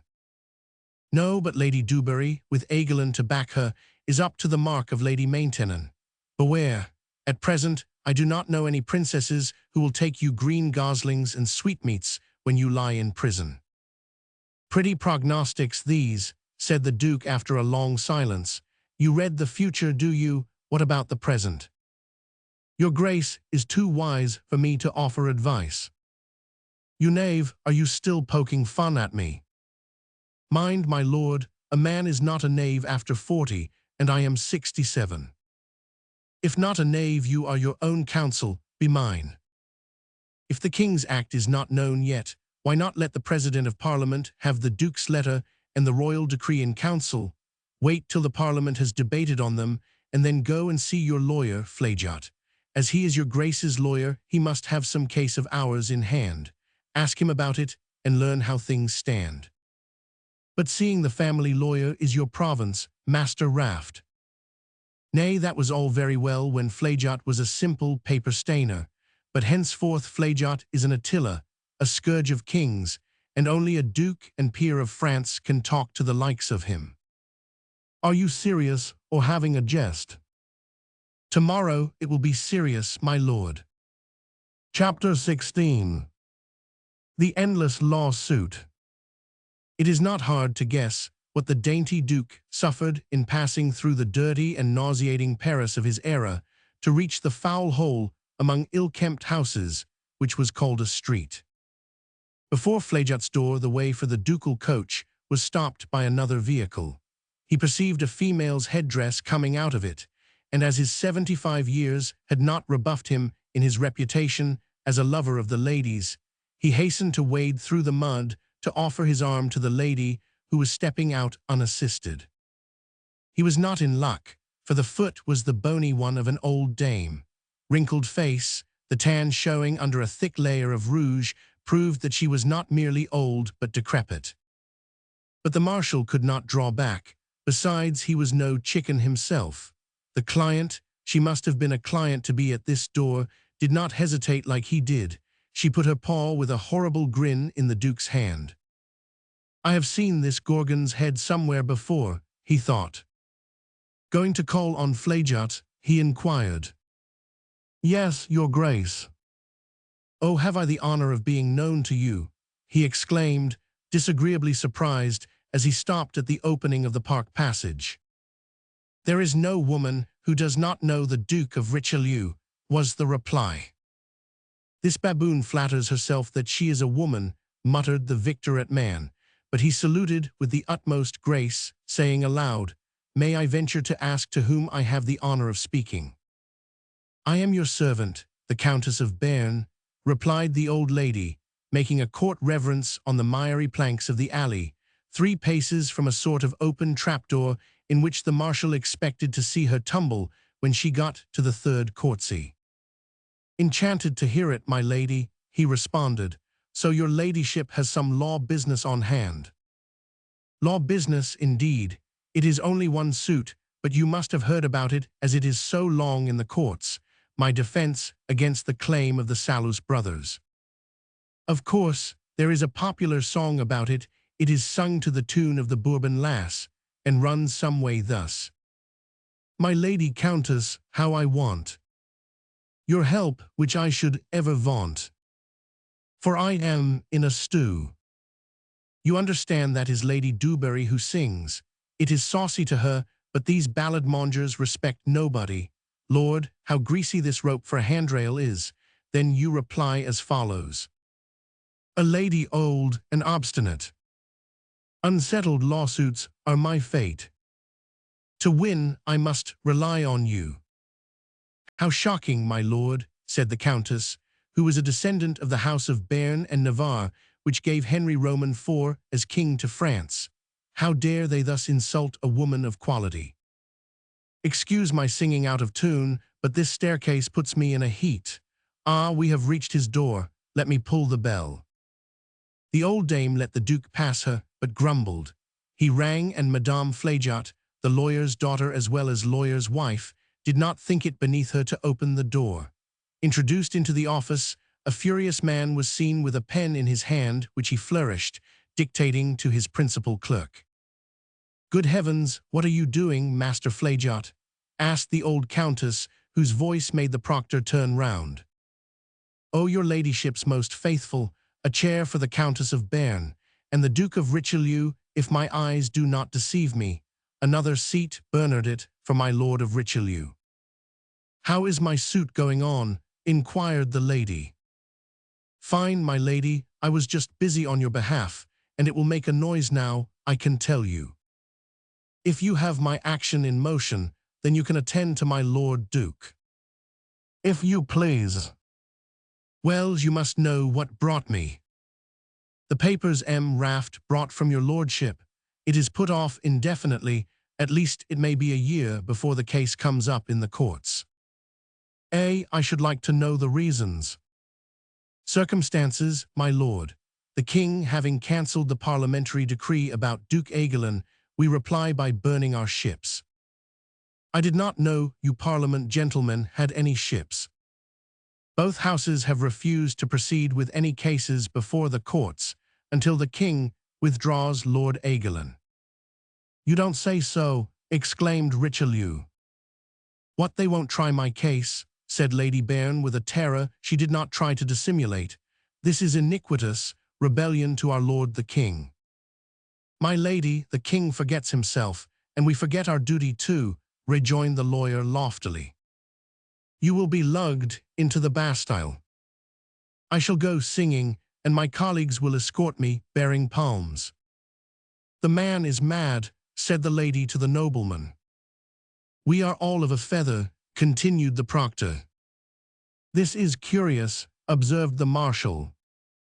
But you said you were attending to my suit, protested the lady. And so I was. Yours is the first example I cite among the cases which will be suspended by our action, or rather, inaction, he. Here is the very paragraph concerning your ladyship. Snatching from his clerk the sheet of paper on which he was writing, he read with emphasis. Their estate lost, fortune compromised, and their duties trodden under foot. His Majesty may imagine what such will suffer. For instance, the dependent must hold inert in his hands an important affair on which depends the fortune of one of the first families of the kingdom. By his care, industry, and I make so bold as to say his talent, he was bringing this matter at length, great length, to a brilliant close, and the rights of the most high and powerful Lady Angelique Charlotte Veronique de Béarn were just going to be acknowledged and proclaimed when the breath of discord— I stopped at the breath, my lady. The figure of speech was so fine, said the proctor. Master Flejaut, said the old litigant, 40 years ago I selected your father to be my lawyer, a worthy gentleman. I continued you in the matter, in which you have made some 10 or 12,000 a year and might be making more. Write that down, interrupted the legal gentleman. It is a proof, an item of testimony. It shall be inserted in the appendix of supporting documents. Stay, went on the Countess. I withdraw my papers, henceforth you lose my trust. This disgrace struck the lawyer like a thunderbolt. Recovering from the stupefaction, he raised his eyes like a martyr ready for the golden chariot to mount to heaven, and said, Be it so, Bernardit, give the lady her documents and register this fact, that the petitioner preferred his conscience to his fees. I beg your ladyship's pardon, interposed Richelieu, but it is useless to withdraw your papers, for this worthy practitioner's legal brethren, I take it, will not accept the case. He is not so dull as to be the only one to protest and lose his business. As for me, I declare Master Flageot a very honest lawyer, in whose box my papers are as safe as in my own. So here I leave them, paying the fees just the same as though the case was up for trial. How right they are who say that your lordship is generous and liberal, burst forth the proctor. I shall propagate your lordship's fame. Richelieu bowed, as though overwhelmed. Bernardet, cried the enthusiastic lawyer, in the peroration, insert the eulogium of the Duke of Richelieu. No, never, I like to do good deeds by stealth, sir. Do not disoblige me, my master, or I should deny it. I would give you the lie, sir. My modesty is so touchy. Come, Countess, what say you? That my case ought to be tried, and it shall have a hearing. It will not be tried, unless the king sends his army and all the great guns into the courtroom, replied the proctor. Do you not think that the king will wriggle out of this bag? Asked Richelieu of the proctor in a whisper. Impossible. A country without courts going on is a land without daily bread. But this will anger the king. We have screwed up our minds to anything, prison, death. A man may wear a black gown, but a heart can be under it. And he thumped his chest. This is a black lookout for the cabinet, said the Duke to his fellow client. It seems to me that you might apply to your presentee at court, Lady Dubarry, who is perhaps powerful enough to open this deadlock. Thanks, you give me the idea of going to her country house, and she shall tell the king that this stoppage of legal business will not suit me, whom she has reasons to oblige. His Majesty will speak to the Lord High Chancellor, and he has a long arm. Master Flageot, please to refresh your mind with my case, for it will soon be coming up, I warrant you. Flageot turned his head with incredulity not remarked by the wilful old dame. Since you will go to Lucien's, suggested Richelieu, you might convey my compliments. We are companions in affliction since my law case will not be tried. Besides, you can testify to the displeasure these pettifoggers are causing me, and you might kindly add that it was at my hint that your ladyship thought of taking this clever step. Do me the honor to accept my hand as far as your carriage. Adieu, Master Flageot. I leave you to your petition.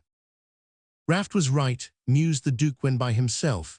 These Flageots are going to make a revolution. However, God be thanked, I am carrying water on both shoulders. I am for the court and of the parliamentarians. Lady Dubarry will plunge into politics and get drowned. Decidedly, this Raft is a good scholar of mine, and I will make him my chief secretary when I am premier. Lady Bairn profited literally by the Duke's advice, so that, in 2 hours and a half, she was dancing attendance at Lucien's, in company with Lady Dubarry's pet page, the black boy Zamor. Her name raised some curiosity in the Countess's boudoir, as it was well known from her having been sponsor at the presentation of the favourite to the court. No other lady of title would do this office, and she only accepted the shameful mission of go-between on her own conditions. Duke Aegelin was plotting with the favourite when Chan asked a hearing for Countess Bairn. I should like you to stay by, said she to the Duke. In case the old beggar tries for a loan, you will be useful as she will ask for less. Lady Bairn, with her face drawn down to suit the disaster, took the armchair in front of her hostess and began. A great misfortune brings me, news which will much afflict His Majesty, these parliamentarians. This is the Duke of Aegelin, Lady Dubarry hastened to say as he groaned, for fear of something awkward being said. But the old dame was not one to make blunders. She hastened to proceed. I know the turpitude of these crows, and their lack of respect for merit and birth. This blunt compliment to the Duke earned his handsome bow for the litigant, who rose and returned it before she went on. But it is no longer his grace to whom they do harm, but to all the people. They will let no cases be tried. Tush, no more law-dealing in France, said Jean Dubarry. What difference will that make? The Duke smiled, but the old hag, instead of taking things pleasantly, looked as morose as possible. It is a great woe, but it is plain that your ladyship has no trials on the board. I see, and I remember that you have an important suit, to which delay is dangerous. Poor lady. The king will have to do something. Oh, he will exile the judges. That will adjourn the trials indefinitely. If you know of any remedy, my lady, I wish you would kindly state it. There is one way, remarked Aegelin, but the king may not like to use it. It is the ordinary resource of royalty when the other branches of the ruling powers are burdensome. The king says, I will have it so, whether the opponents say they will not, or the other thing. Excellent plan, exclaimed Lady Bairn with enthusiasm. Oh, my lady, if you who can influence the king would get him to say, I will have Lady Bairn's case tried, it would be realizing what you promised long ago. Aegelin bit his lip, bowed and quitted the boudoir, for he heard a coach, and he thought it was the royal one. Here comes the king, said the hostess, rising to dismiss the pleader. Oh, won't your ladyship let me throw myself at the royal feet too? Ask for a special court to try the case. I am most willing, replied the countess quickly. Stay here and have your wish. Lady Bairn had hardly adjusted her headdress before the sovereign entered. Ha, you have visitors, he exclaimed. It is my Lady Bairn, said the other lady. Sire, I crave for justice, squeaked the old dame, making a low courtesy, against the Parliament, which will do no acts of justice. Your Majesty, I beg for a special tribunal. A royal special court, said the monarch. Why, this is almost a revolution, my lady. It is the means to curb these rebels of whom you are the master. Your Majesty knows that they have no right to reply if you say, I will do this. The idea is grand, said Lady Dubarry. Grand, yes, but not good, responded the king. It would be a splendid ceremony, the king going in state to open the special court royal, with all the peers and ladies in the train, and he so glorious in the ermine-lined mantle, the royal diamonds in the crown, and the gold scepter carried before him, all the luster beseeming your Majesty's handsome and august countenance. Do you think so? Asked the king, wavering. It is a fact that such a sight has not been seen for a long time, he added, with affected unconcern. I will see about it next time the parliaments do anything vexatious. They have done it, sire, interposed La Dubarry. The pests have determined to hold no more law courts until your Majesty lets them have their own way. Mere rumors. Please your Majesty, my proctor returned me the brief and papers in my case, because there would be no trial for ever so long. Mere scarecrows, I tell you. Zamor scratched at the door, that being the way to knock when royalty is in a room, and brought a letter. Lord High Chancellor Maupeou, hearing where the king was, solicited an interview through the countess's good graces. You may stay, said the king to Lady Bairn. Good morning, my lord, what is the news? Sire, the parliament which annoyed your Majesty is no more.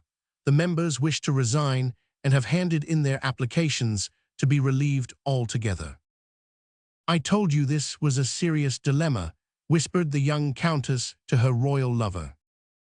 Very serious, said Louis with impatience. Exile the pack, Maupeou. But they will hold no law courts in exile, sire. Chancellor, observed the ruler gravely, law must be dealt out, and I see no means but the efficacious if solemn one. I will hold a royal and special tribunal. Those gentry shall tremble for once. Sire, you are the greatest king in the whole world. Yes, indeed, cried the Chancellor, Chan and her fortunate sister like an echo. That is more than the whole world says, though, muttered the king. Chapter 17. The Secret Society Lodge. The famous Royal Special Court, the Bed of Justice, which is the French equivalent for the Star Chamber, was held with all the ceremonial which royal pride required on one hand, and the intriguers who urged their master to this exercise of royal claims on the other. The king pretended to be serene, but he was not at ease, yet his magnificent costume was admired, and nothing cloaks a man's defects like majesty. The Dauphiness wore a plaintive look through all the affair. Lady Dubarry was brave, with the confidence given by youth and beauty. She seemed a ray of luster from the king, whose left-hand queen she was. Aigulin walked among the peers firmly, so that none could have guessed that it was across him the king and Parliament were exchanging blows. He was pointed at by the crowd, and the parliamentarists scowled at him, but that was all. Besides, the multitude, kept at a distance by the soldiers, betrayed its presence only by a humming, not yet a hooting. The king's speech began in honey, but ended in a dash of vitriol so sharp that the nobles smiled. But Parliament, with the admirable unanimity of constitutional bodies, kept a tranquil and indifferent aspect which highly displeased the king and the aristocratic spectators on the stands. The Dauphiness turned pale with wrath, from thus, for the first time measuring popular resistance and calculating the weight of its power. After the king's speech was read by the chancellor, the king, to the amazement of everybody, made a sign that he was going to speak. Attention became stupor. How many ages were in that second? "You hear what my chancellor informs you of my will," he said in a firm voice. "Think only to carry it out, for I shall never change." The whole assembly was literally thunderstricken. The Dauphiness thanked the speaker with a glance of her fine eyes. Lady Dubarry, electrified, could not refrain from rising, and she would have clapped her hands, but for the fear that the mob would stone her to death on going out, or to receive next day satirical songs, each worse than the other. "Do you hear?" she said to the Duke of Richelieu, who had bowed lowly to his triumphing nephew. "The king will never change, he says." "They are terrible words indeed," he replied, but those poor parliamentists did not notice that in saying he would never change, the king had his eyes on you. She was a woman and no politician. She only saw a compliment where Aigulin perceived the epigram and the threat. The effect of the royal ultimatum was immediately favorable to the royal cause, but often a heavy blow only stuns, and the blood circulates the more purely and richly for the shock. This was the reflection made by three men in the crowd as they looked on from the corner. Chance had united them here, and they appeared to watch the impression of the throng. "This ripens the passions," observed one of them, an old man with brilliant eyes in a soft and honest face. "A bed of justice is a great work." "Aye, but you may make a bed and not get justice to go to sleep on it," sneered a young man. "I seem to know you, we have met before," queried the old man. "The night of the accident through the fireworks. You are not wrong, M. Rousseau." "Oh, you are my fellow countryman, the young surgeon Marat." "Yes, at your service." The third man did not speak. He was young and had a noble face. During the ceremony he had done nothing but study the crowd. The surgeon was the first to depart, plunging onto the thick of the mob, which had forgotten him, being less grateful than Rousseau, but he intended to remind them some day. Waiting till he had gone, the other young man addressed the philosopher, saying, "Are you not going?" "I am too old to risk myself in that crush." "In that case," said the young man, lowering his voice, "we shall meet tonight in Plastriere Street. Do not fail, brother Rousseau." The author started as though a phantom had risen in face of him. His usually pale tint became livid. He meant to reply to the other, but he had vanished. After these singular words from the stranger, trembling and unhappy, Rouse meandered among the groups without remembering that he was old and feared the press. Soon he got out upon Notre Dame Bridge, and he crossed in musing and self-questioning the Greve ward next his own. So the secret which everyone initiated is sworn to guard at the peril of his life is in the grip of the first comer. This is the result of the secret societies being made too popular. A man knows me, that I am his associate, perhaps his accomplice. Such a state of things is absurd and intolerable. I wanted to learn the bottom of the plan for human regeneration framed by those chosen spirits called the Illuminati. I was mad enough to believe that good ideas could come from Germany, that land of mental mist and beer. I have entangled myself with some idiots or knaves who used it as cloak to conceal their folly. But no, this shall not be. A lightning flash has shown me the abyss, and I am not going to throw myself into it with lightness of heart." Leaning on his cane, he stopped in the street for an instant. Yet it was a lovely dream, he meditated. Liberty in bondage, the future conquered without noise and shocks, and the net mysteriously spun and laid over the tyrants while they slumbered. It was altogether too lovely, and I was a dupe to believe it. I do not want any of these fears, doubts and shadows which are unworthy of a free mind and independent body.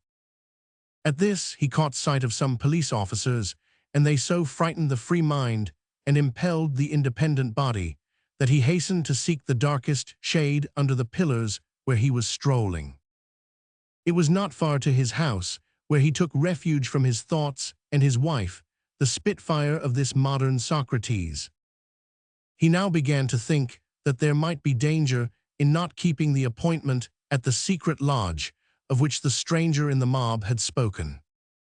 If they have penalties against turncoats, they must have them for the lukewarm and the negligent, he reasoned. I have always noticed that black threats and great danger amount to little.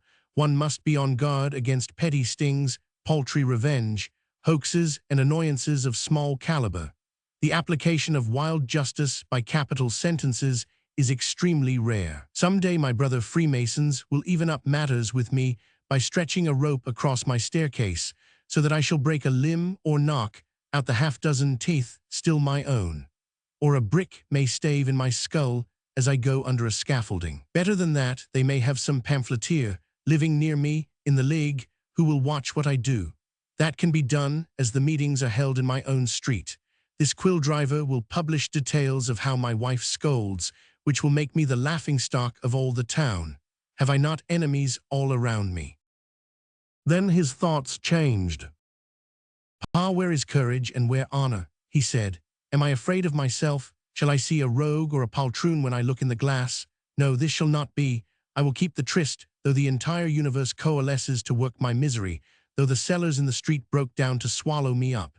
Pretty reasonings fear lead a man into. Since that man spoke to me, I have been swinging round in a circle of nonsense. I am doubting everything, myself included. This is not logical. I know that I am not an enthusiast, and I would not believe this association could work wonders unless it would do so. What says that I am not going to be the regenerator of humanity, I, who have searched, and whom the mysterious agents of this limitless power sought out on the strength of my writings? Am I to recede from following up my theory and putting it into action?" He became animated. What is finer, ages on the march, the people issuing from the state of brutes, step following step in the gloom, and a hand beckoning out of the darkness. The immense pyramid arising on the tip of which future ages will set the crown, the bust of Rousseau, citizen of Geneva, who risked his life and his liberty to be true to his motto, "Truth is more than life." Night came, and he passed out of his house. He peeped around to make sure. No vehicles were about. The street was full of loungers who stared at one another as usual or halted at the store windows to ogle the girls. A man the more would not be perceived in the scuffle. Rousseau dived into it, and he had no long road to travel. Before the door where Rousseau was to meet the brothers, a street singer with a shrill fiddle was stationed. Nothing was more favorable to a jam in the thoroughfare than the crowd caused by the amateurs of this rude music. Everybody had to go one side or another of the group. Rousseau remarked that many of those who chose to take the inside and go along by the houses became lost on the road as though they fell down some trapdoor. He concluded that they came on the same errand as himself and meant to follow their example. Passing behind the group round the musician, he watched the first person passing this who went up the alley of the house. He was more timid than him and his friends, for he waited till 10 had disappeared.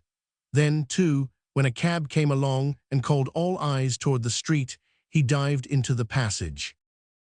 It was black, but he soon spied a light ahead, under which was seated a man, placidly reading as a tradesman is in the custom to do after business hours. At Rousseau's steps, he lifted his head and plainly laid his finger on his breast, lit up by the lamp. The philosopher replied to the sign by laying a finger on his lips. Thereupon the guard rose and opening a door so artistically cut in the paneling so as to be unseen, he showed Rousseau a flight of stairs. It went steeply down into the ground.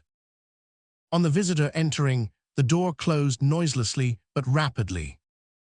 Groping with his cane, Rousseau went down the steps, thinking it a poor joke for his colleagues to try to break his neck and limbs so soon on the threshold. But the stairs were not so long as steep.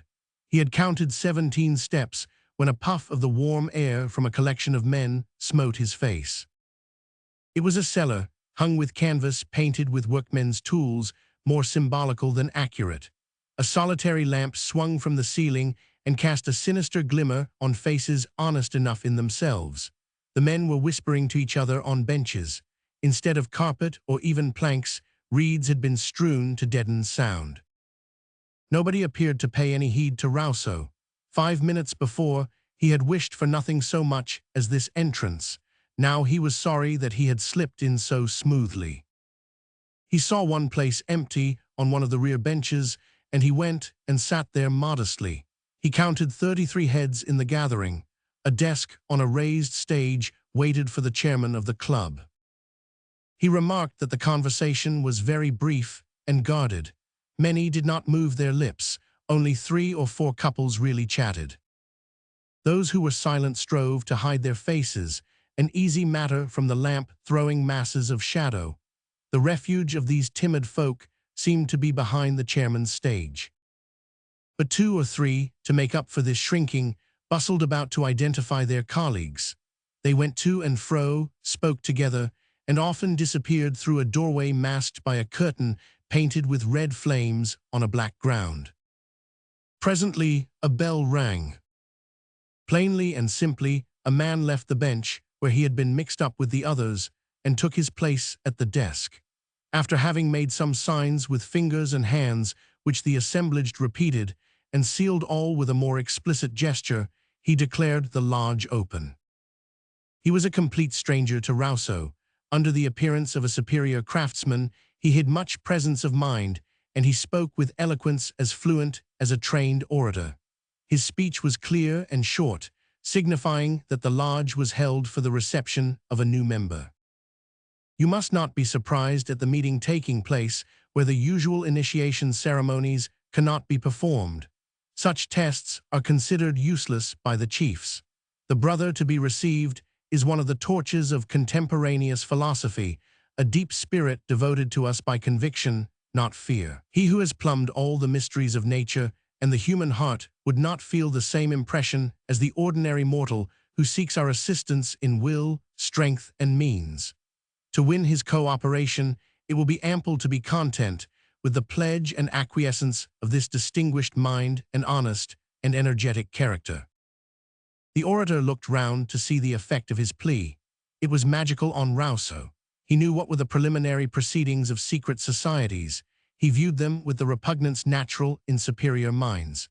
The absurd concessions, but useful ones, required to simulate fear in the novices when there was nothing to fear, appeared to him the culmination of puerility and idle superstition. Moreover, the timid philosopher, the enemy of personal display, reckoned himself unfortunate if compelled to be a sight even though the attacks upon him would be in earnest. To be thus dispensed from the trial was more than satisfaction. He knew the rigor of equality in the Masonic rites. This exception in his favor was therefore a triumph. Still, said the chairman, as the new brother loves equality like myself, I will ask him to explain himself on the question which I put solely for form's sake. What do you seek in our society? Rousseau took 2 steps forward and answered, as his dreamy and melancholy eye wandered over the meeting. I seek here what I have not found elsewhere, truths, not sophisms. If I have agreed to come here after having been entreated, he emphasized the word, it is from my belief that I might be useful. It is I who am conferring the obligation. Alas, we all may have passed away before you can supply me with the means of defense, or help me to freedom with your hands if I should be imprisoned, or give me bread and comfort if afflicted. For the light cometh slowly, progress has a halting step, and where the light is quenched, none of us may be able to revive it. Illustrious brother, you are wrong. said the soft and penetrative voice of one who charmed the philosopher, more than you imagine lies in the scope of this society. It is the future of the world. The future is hope, science, heaven, the chief architect who hath promised to illuminate his great building, the earth. The architect does not lie. Startled by this lofty language, Rousseau looked and recognized the young man who had reminded him of the meeting at the street corner. It was Baron Balsamo. Clad in black with marked richness and great style, he was leaning on the side rail of the platform, and his face, softly lighted up, shone with all its beauty, grace, and natural expressiveness. "Science," repeated the author, "a bottomless pit. Do you prate to me of science, comfort, future, and promise, where another tells of material things, rigor and violence? Which am I to believe?" And he glanced at Marat, whose hideous face did not harmonize with Balsamo's. "Are there in the lodge meeting wolves just as in the world above, wolf and lamb? Let me tell you what my faith is, if you have not read it in my books." "Books," interrupted Marat, "granted that they are sublime, but they are utopias. You are useful in the sense of the old prosers being useful. You point out the boon, but you make it a bubble, beautiful with the sunshine playing in a rainbow on it, but it bursts and leaves a nasty taste on the lips. Have you seen the great acts of nature accomplished without preparation?" retorted Rousseau. "You want to regenerate the world by deeds. This is not regeneration, but revolution." "Then," sharply replied the surgeon, "you do not care for independence or liberty." "Yes, I do," returned the other, "for independence is my idol, liberty my goddess. But I want the mild and radiant liberty which warms and vivifies, the equality which brings men together by friendship, not fear. I wish the education and instruction of each element of the social body, as the joiner wishes neat joints and the mechanician harmony. I retract what I have written, progress, concord, and devotion." Marat smiled with disdain. "Rivers of milk and honey, the dreams of the poets, which philosophers want to realize." Rousseau replied no more. It was so odd for him to be accused of moderation when all Europe called him an extreme innovator. He sat down in silence after having sought for the approval of the person who had defended him. "You have heard," asked the chairman, rising. "Is the brother worthy to enter the society? Does he comprehend his duties?" "Yes," replied the gathering, but the one of reservation showed no unanimity. "Take the oath," said the presiding officer. "It will be disagreeable to me to displease some of the members," said the philosopher with pride, "but I think that I shall do more for the world and for you, brothers, apart from you, in my own isolation. Leave me then to my labors.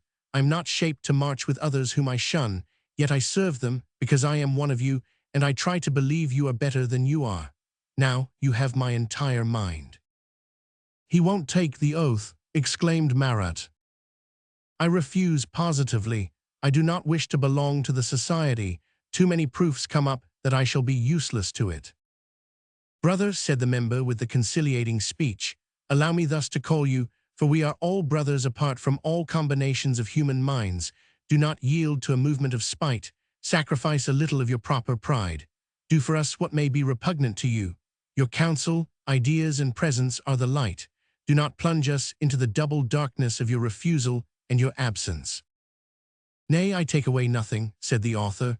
"If you wish the name and the spiritual essence of Jean-Jacques Rousseau, put my books on your chairman's table, and when my turn to speak comes round, open one and read as far as you like.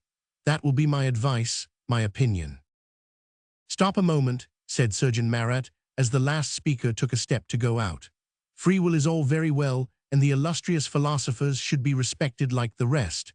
But it strikes me as far from regular to let an outsider into the sanctuary who, being bound by no clause, even tacit, may, without being a dishonest man, reveal our proceedings." Rousseau returned him his pitying smile. "I am ready for the oath, if one of discretion," he said. But the unnamed member, who had watched the debate with authority which nobody questioned, though he stood in the crowd, approached the chairman and whispered in his ear. "Quite so," replied the venerable, and he added, "You are a man, not a brother, but one whose honor places you on our level. We here lay aside our position to ask your simple promise to forget what has passed between us." Like a dream in the morning, I swear on my honor, replied Rouse with feeling. He went out upon these words, and many members at his heels.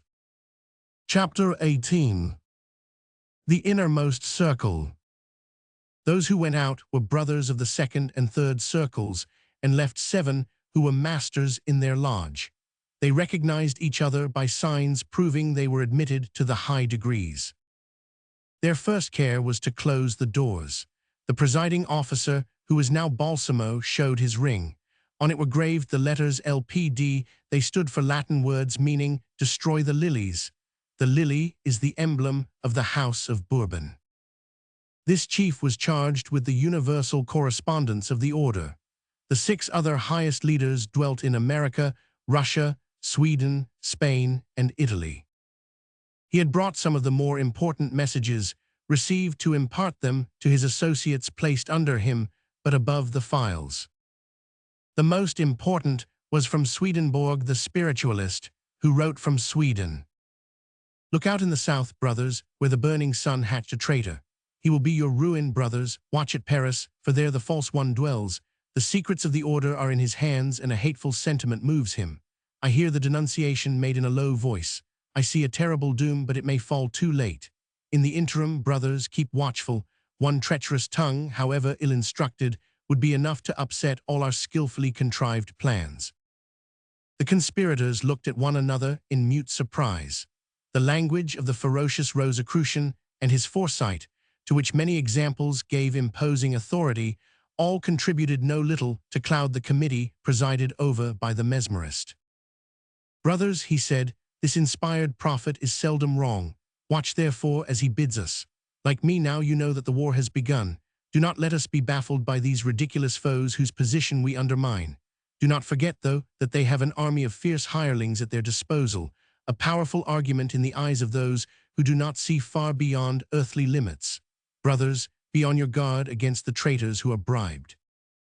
Such alarm seems puerile to me, said a voice. We are gaining in strength daily and are led by brilliant genius and mighty hands. Balsamo bowed at this flattery. True, but treachery sneaks in everywhere, remarked Marat, who had been promoted to a superior rank spite of his youth, and for the first time sat in the superior council. Think, brothers, that a great capture may be made by increasing the size of the bait, while Chief of Police Sartines with a bag of silver may catch a subordinate, the Prime Minister with one of gold may buy one of the superiors. In our company the obscure brother knows nothing. He may at the most know the names of a few of those above him, but these names afford no information. Our constitution is admirable, but it is eminently aristocratic. The lower members can know nothing and do nothing. They are only gathered to tell them some nonsense, and yet they contribute to the solidity of the building. They bring the mortar and the bricks, as others bring the tools and the plan. But without bricks and mortar, how can you have a temple? The workman gets but a poor wage, although I for one regard him as equal to the architect's clerk, whose plan creates and gives existence to the work. I regard him as an equal, I say, as he is a man and all men are equal, as the philosophers teach, for he bears his portion of misery and fatality like another, more than others, as he is exposed to the fall of a stone or the breaking down of a scaffold. I interrupt you, brother, said Balsamo. You are talking wide of the question bringing us together. Your fault, brother, is in generalizing subjects and exaggerating zeal. We are not discussing whether the constitution of our society is good or bad, but to maintain its firmness and integrity. If I were wrangling with you, I should say, no, the organ which receives the movement is not the equal of the genius of the creator. The workman is not on a level with the architect. Arms are not equal to the brains. If Sartine arrests one of our lowliest brothers, he will send him to jail, just as sure as you or me, protested the surgeon. Granted, but the person will suffer, not the society. It can endure such things, but if the head is imprisoned, the plot stops. The army loses the victory if the general is slain. Brothers, watch for the safety of the supreme chief. Yes, but let them look out for us. It is their duty. And have their faults more severely punished. Again, brother, you overstep the regulations of the order. Are you ignorant that all the members are alike and under the same penalties? In such cases, The great ones elude the chastisement. That is not what the grand masters think, brother, but hearken to the end of the letter from the great prophet Swedenborg, one of the greatest among us. Here is what he adds. The harm will come from one of the great ones, very great, of the order, or, if not from him directly, the fault will be imputable to him. Remember that fire and water may be accomplices, one gives light and the other gives revelations. This enigmatical allusion would seem to be to the process of showing the future in the glass of water, which was one of the conjuring experiments of Joseph Balsamo. Watch, brothers, concluded the seer, over all things and all men. Let us then repeat the oath, said Marat, grasping at his hold in the letter and the chief's speech, the oath which binds us and pledges us to carry it out in full rigor in case one of us betrays or is the cause of a treacherous act. Balsamo rose and uttered these awful words in a low voice, solemn and terrifying. In the name of the architect of the universe, I swear to break all carnal bonds attaching me to father and mother, sister and brother, wife, friends, mistress, kings, captains, benefactors, all unto whomsoever I have promised faith, obedience, gratitude, or service. I vow to reveal to the chief, whom I acknowledge according to the rules of the order, what I have seen, heard, learnt, or divined, and moreover, to ascertain what happens beyond my knowledge. I honor all means to purify the globe of the enemies of truth and freedom. I subscribe to the vow of silence. I consent to die as if by the thunderbolt on the day when I deserve punishment, and I will wait without remonstrance for the deadly stab to accomplish its work wherever I shall be. The 7 men repeated the oath, standing up with uncovered heads, a somber gathering. We are pledged to one another, said Balsamo when the last word was spoken. Let us waste no time in idle arguments. I have a report to make to the committee on the principal work of the year. France is situated in the center of Europe like its heart, and it makes the other parts of the body live. In its agitations may be sought the cause of the ills of the general organism. Hence I have come out of the East to sound this heart like a physician. I have listened to it, sounded it, and experimented with it. A year ago when I began, monarchy was weakening. Today, vices are destroying it. I have quickened the debauchery and favored what will be deadly. One obstacle stood in the way, a man, not merely the first minister, but the foremost man in the realm. It was Choiseul whom I have removed. This important work was undertaken by many intriguers and much hatred during 10 years, but I accomplished it in a few months, by means which it is useless to describe. By a secret, which is one of my strong means, the greater as it must remain hidden from all eyes and never be manifested save by its effect. I have overturned and driven away Choiseul. Look at the fruit of the toil. All France is crying for Choiseul and rising to bring him back as orphans appeal to heaven to restore their father. Parliament uses its only right, inertia, but if it does not go on, there will be no work and the wage earners will earn no money. No money for the workers, no rent, no tax-paying, gold, the blood of a realm will be wanting. They will try to make the poor pay and there will be a struggle, but who will struggle against the masses?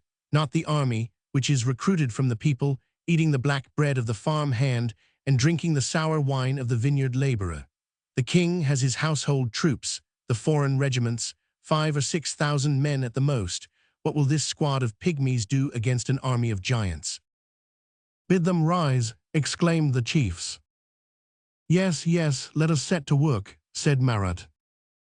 Young man, your advice is not asked, coldly said Balsamo, yet you may speak.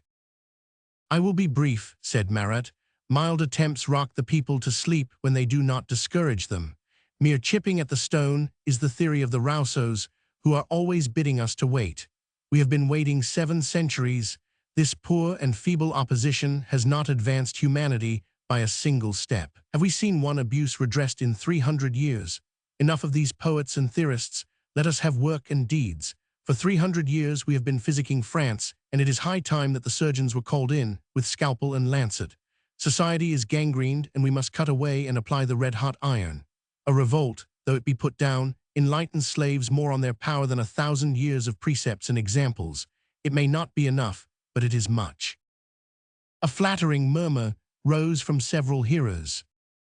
"Where are our enemies?" continued the young man. "On the steps of the throne, guarding it as their palladium. We cannot reach royalty but over the bodies of those insolent, gold-coated guards. Well, let us fell them, as we read has been done to the bodyguards of tyrants before now. Thus will we get near enough to the gilded idol to hurl it down. Count these privileged heads. Scarce 200,000. Let us walk through the lovely garden, which is France, as Tarquin did in his, and cut off the heads of these flaunting poppies, and all will be done. When dwarfs aim to slay a colossus, they attack its feet. When men want to fell the oak, they chop at the root. Woodmen, take the axe, let us hack at the base of the tree, and it will fall in the dust." "And crush you, pygmies," commented the supreme chief in a voice of thunder. "You declaim against poets, and you spout fustian. Brother, you have picked up these phrases in some novel you concoct in your garret." Marat blushed. "Do you know what a revolution is?" said the Grand Copt. "I have seen 200, and they have tended to nothing because the revolutionists were in too great a haste. You talk of chopping down giant trees. This tree is not an oak, but one of those immense redwoods of the far western American forests which I have seen. If they were felled, a horseman starting from the base to avoid the high-up branches would be overtaken and smashed. You cannot wish this. You cannot obtain the warrant from me. I have lived some 40 generations of man. Being long-lived, I can be patient. I carry your fate, I, that of the world, in the hollow of my hand. I will not open it to let out the lightnings till I see fit. Let us come down from these sublime heights and walk on the earth. Gentlemen, I say with simplicity and full belief, it is not yet time. The king now reigning is the last reflection of the glory of the great Louis, who dazzles still enough to pale your ineffectual fires. A king, he will die royally, of an insolent race but purebred. Slay him, and that will happen which befell Charles I of England. His executioners will bow to him, and courtiers will kiss the axe which lops off his head. You know that England was in too much of a hurry.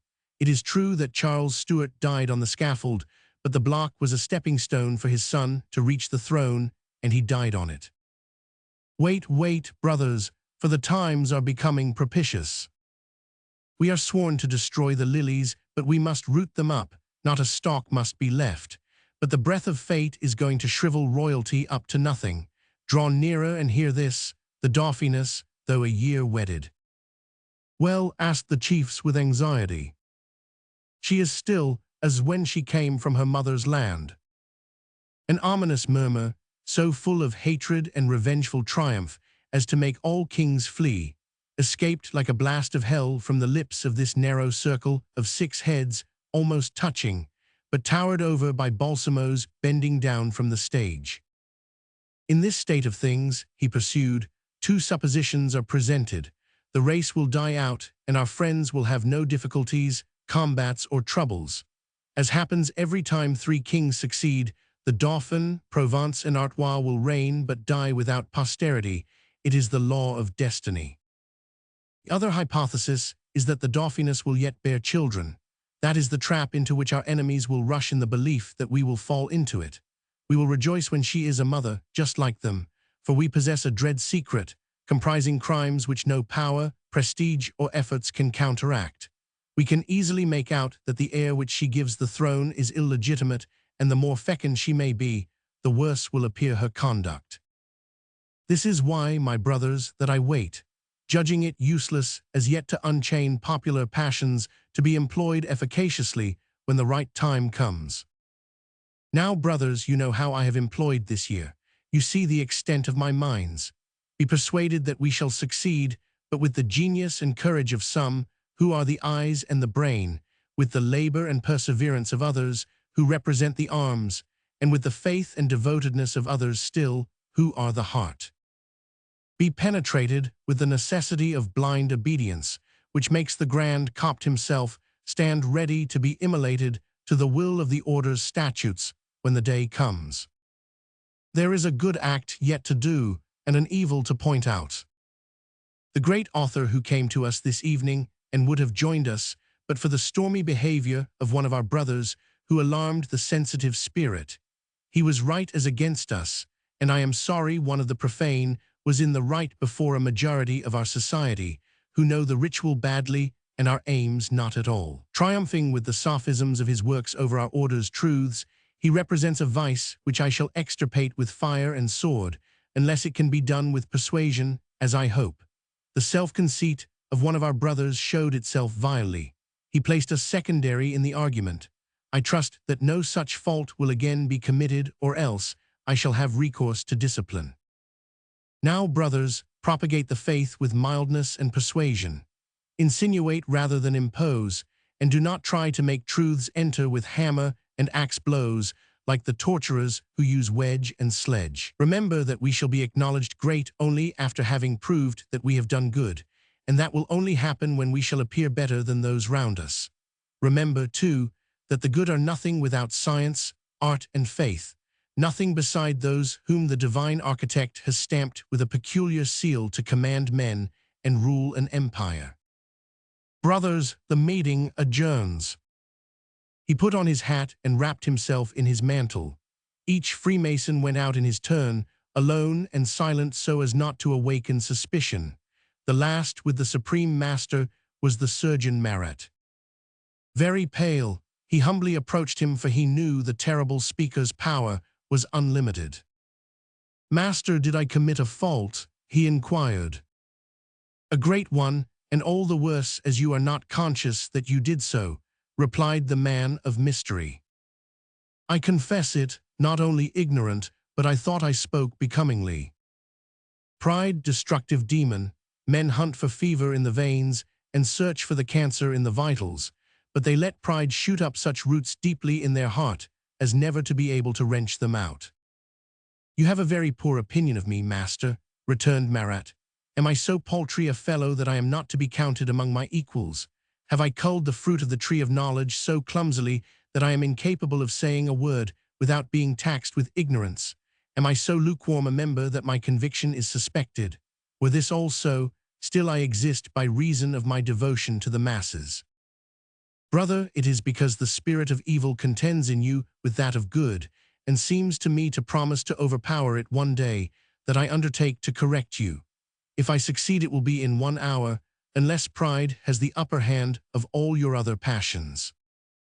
Master, make an appointment which I will keep. I will call on you. Mind what you promise. I am living in a garret in Cordelier Street. A garret, mark you, while you, he emphasized the word with an affectation of proud simplicity.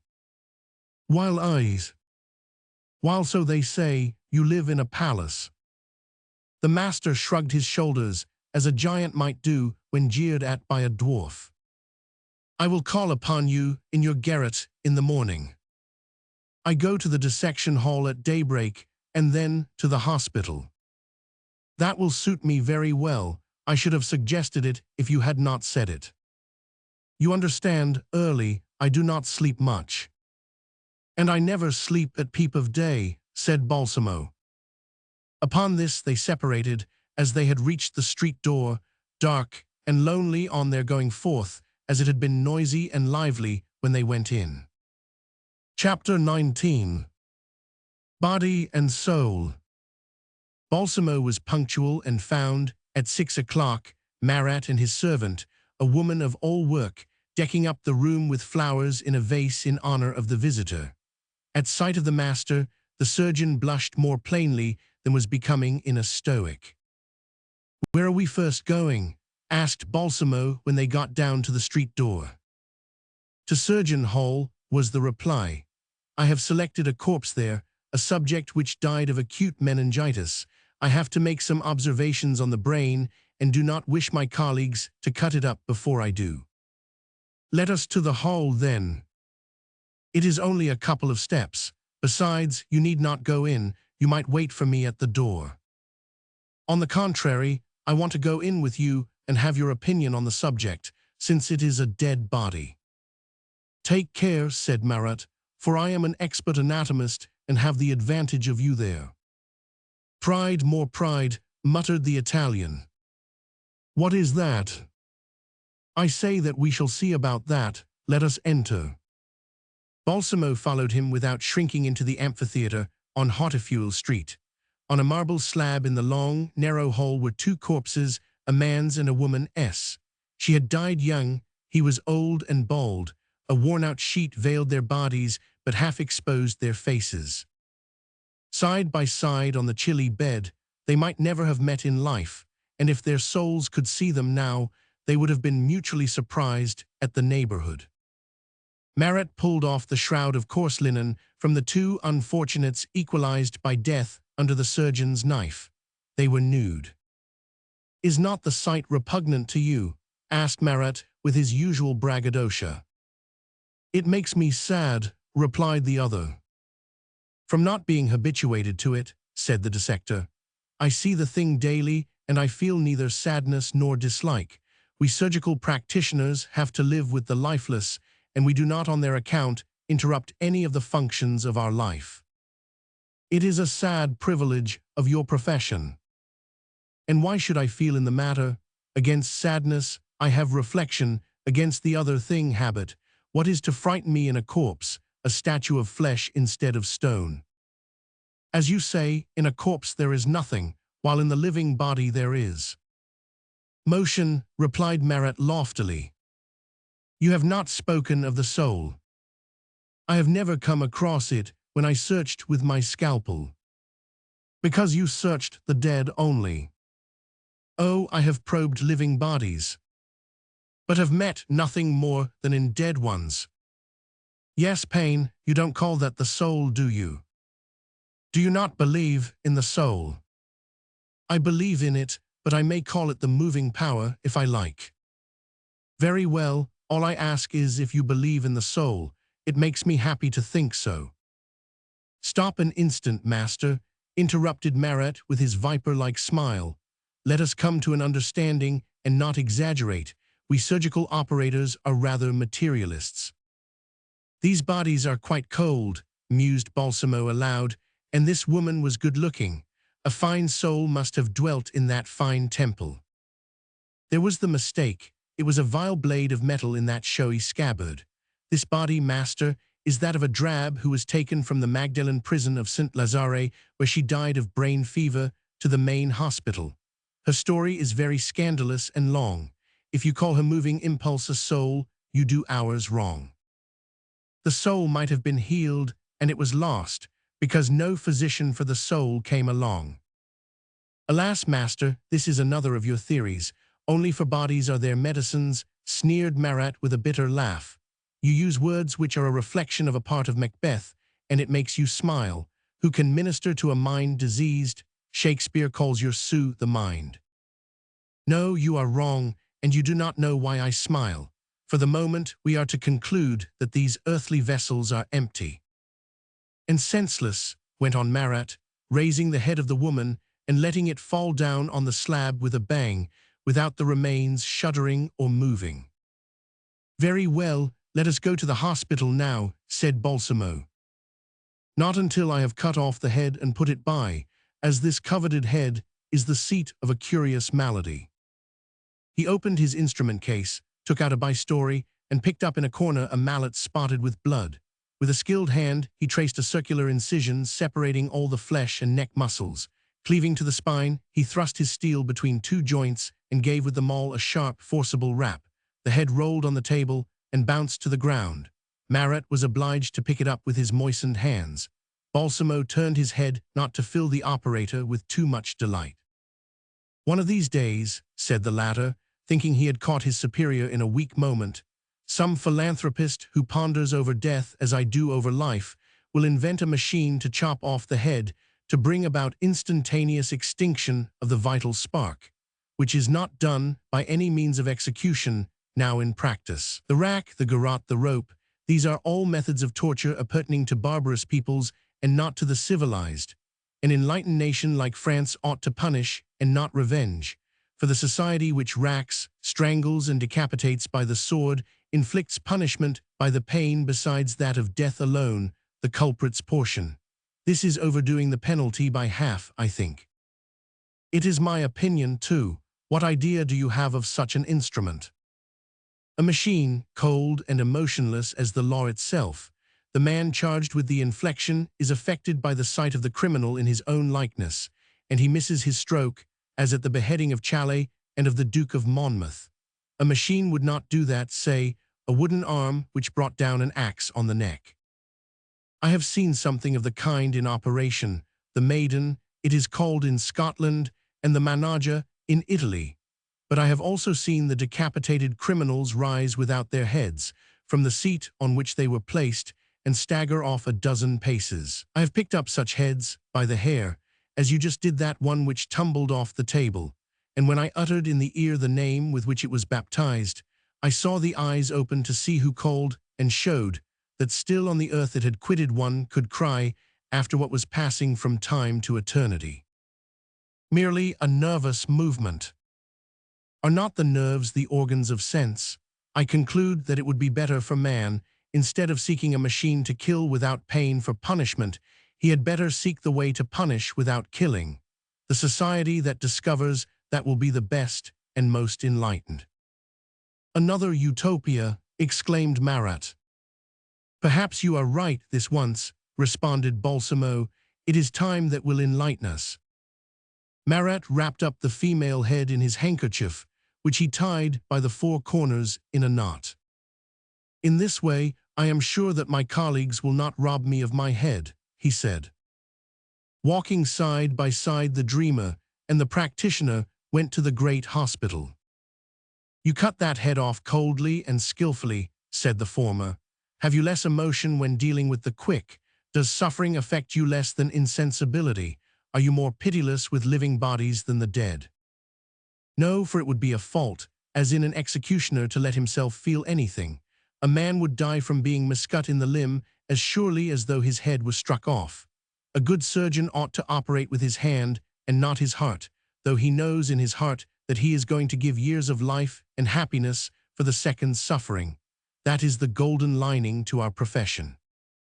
Yes, but in the living, I hope you meet with the soul. Yes, if you hold that the soul is the moving impulse, the sensitiveness, that I do meet, and it is very troublesome sometimes, for it kills more patients than my scalpel. Guided by Marat, who would not put aside his ghastly burden, Balsamo was introduced into the operation ward, crowded with the chief surgeon and the students. The aides brought in a young man, knocked down the previous week by a heavy wagon which had crushed his foot. A hasty operation at that time had not sufficed. Mortification had spread, and amputation of the leg was necessary. Stretched on the bed of anguish, the poor fellow looked with a terror which would have melted tigers on the band of eager men who waited for the time of his martyrdom, his death perchance, to study the science of life, the marvelous phenomenon which conceals the gloomy one of death. He seemed to sue from the surgeon and assistant some smile of comfort, but he met indifference on all sides, steel in every eye.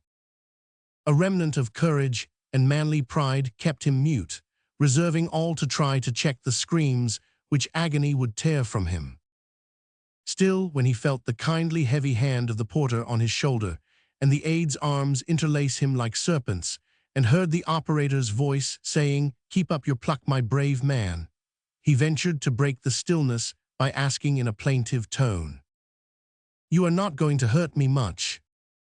"Not at all, be quiet," replied Marat, with a false smile which might seem sweet to the sufferer, but was ironical to Balsamo, and noting that the latter had seen through him, the young surgeon whispered to him, "It is a dreadful operation. The bone is splintered and sensitive so as to make anyone pity him. He will die of the pain, not the injury, that will make his soul want to fly away. Why operate on him? Why not let him die tranquilly? Because it is a surgeon's duty to attempt a cure when it is impossible.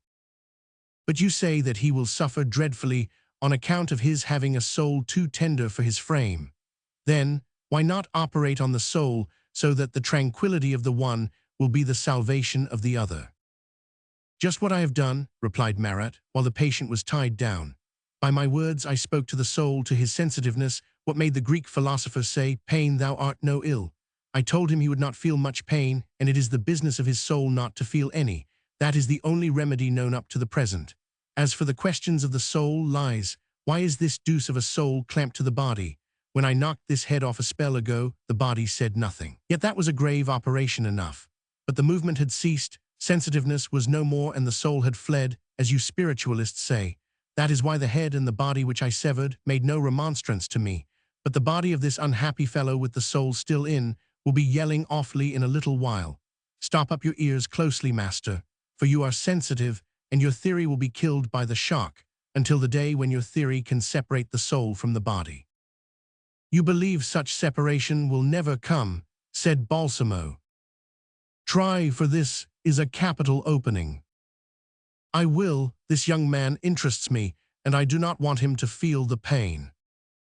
You are a leader of men, said Marat, but you are not a heavenly being, and you cannot prevent the lad from suffering. If he should not suffer, would his recovery be sure? It would be likely, but not sure. Balsamo cast an inexpressible look of triumph on the speaker, and placing himself before the patient, whose frightened and terror-filled eyes he caught, he said, Sleep, not with the mouth solely but with look, will, all the heat of his blood, and the fluid electricity in his system. At this instant, the chief surgeon was beginning to feel the injured thigh and point out to the pupils the extent of the ail. But at this command from the mesmerist, the young man, who had been raised by an assistant, swung a little and let his head sink, while his eyes closed. He feels bad, said Marat. He loses consciousness. Nay, he sleeps. Everybody looked at this stranger, whom they took for a lunatic. Over Marat's lips flitted a smile of incredulity. Does a man usually speak in a swoon? Asked Balsamo. Question him, and he will answer you. I say, young man, shouted Marat. No, there is no need for you to halloo at him, said Balsamo. He will hear you in your ordinary voice. Give us an idea what you are doing.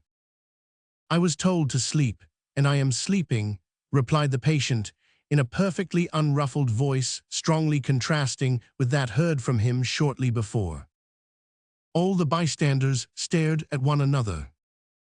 Now untie him, said Balsamo. No, you must not do that, remonstrated the head surgeon. The operation would be spoilt by the slightest movement. I assure you that he will not stir, and he will do the same. Ask him. Can you be left free, my friend? I can. And you promise not to budge? I promise, if I am ordered so. I order you. Upon my word, sir, said the chief surgeon, you speak with so much certainty that I am inclined to try the experiment. Do so, and have no fear. Unbind him, said the surgeon. As the men obeyed, Balsamo went to the head of the couch. From this time forward do not stir till I bid you. A statue on a tombstone could not be more motionless than the patient after this command. Now, sir, proceed with the operation. The patient is properly prepared. The surgeon had his steel ready, but he hesitated at the beginning. Proceed, repeated Balsamo with the manner of an inspired prophet. Mastered as Marat and the patient had been, and as all the rest were, the surgeon put the knife edge to the flesh. It squeaked, literally, at the cut, but the patient did not flinch or utter a sigh. What countryman are you, friend? Asked the mesmerist. From Brittany, my lord. Do you love your country? Aye, it is such a fine one, and he smiled. Meanwhile, the operator was making the circular incisions, which are the preliminary steps in amputations to lay the bone bare. Did you leave it when early in life? Continued Balsamo. I was only 10 years old, my lord. The cuts being made, the surgeon applied the saw to the gash. My friend, said Balsamo, sing me that song the saltmakers of bats sing on knocking off work of an evening. I only remember the first line, which goes, Hail to the shining salt.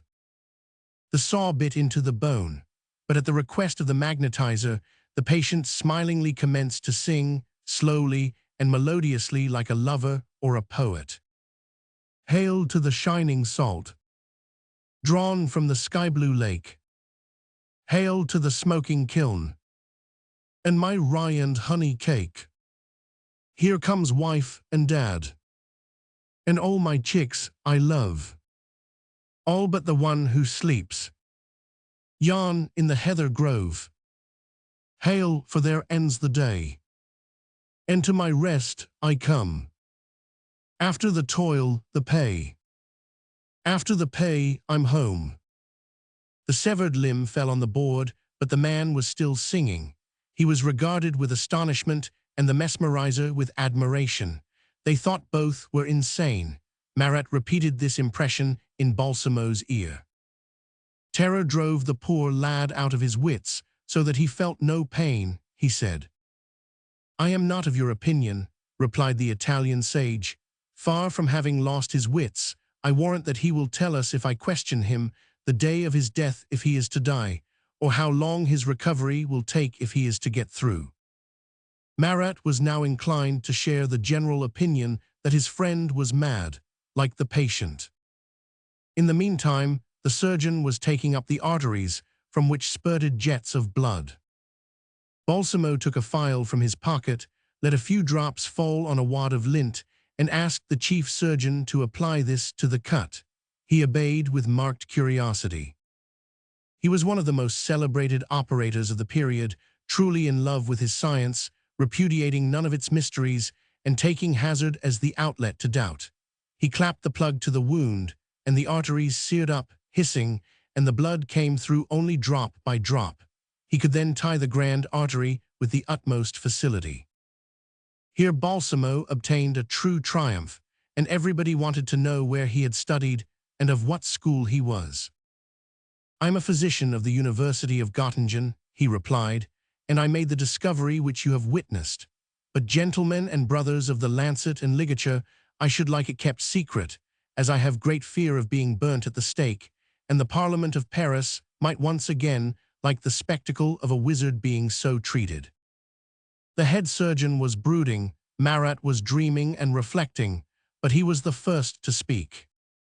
You asserted, he said, that if this man were interrogated about the result of his operation, he would certainly tell it, though it is in the womb of the future. I said so. What is the man's name? Havard. Balsamo turned to the patient, who was still humming the lay. Well, friend, what do you augur about our poor Havard's fate? He asked. Wait till I come back from Brittany, where I am, and get to the hospital where Havard is. Of course, come hither, enter, and tell me the truth about him. He is in a very bad way. They have cut off his leg. That was neatly done, but he has a dreadful strait to go through. He will have fever tonight at 7 o'clock.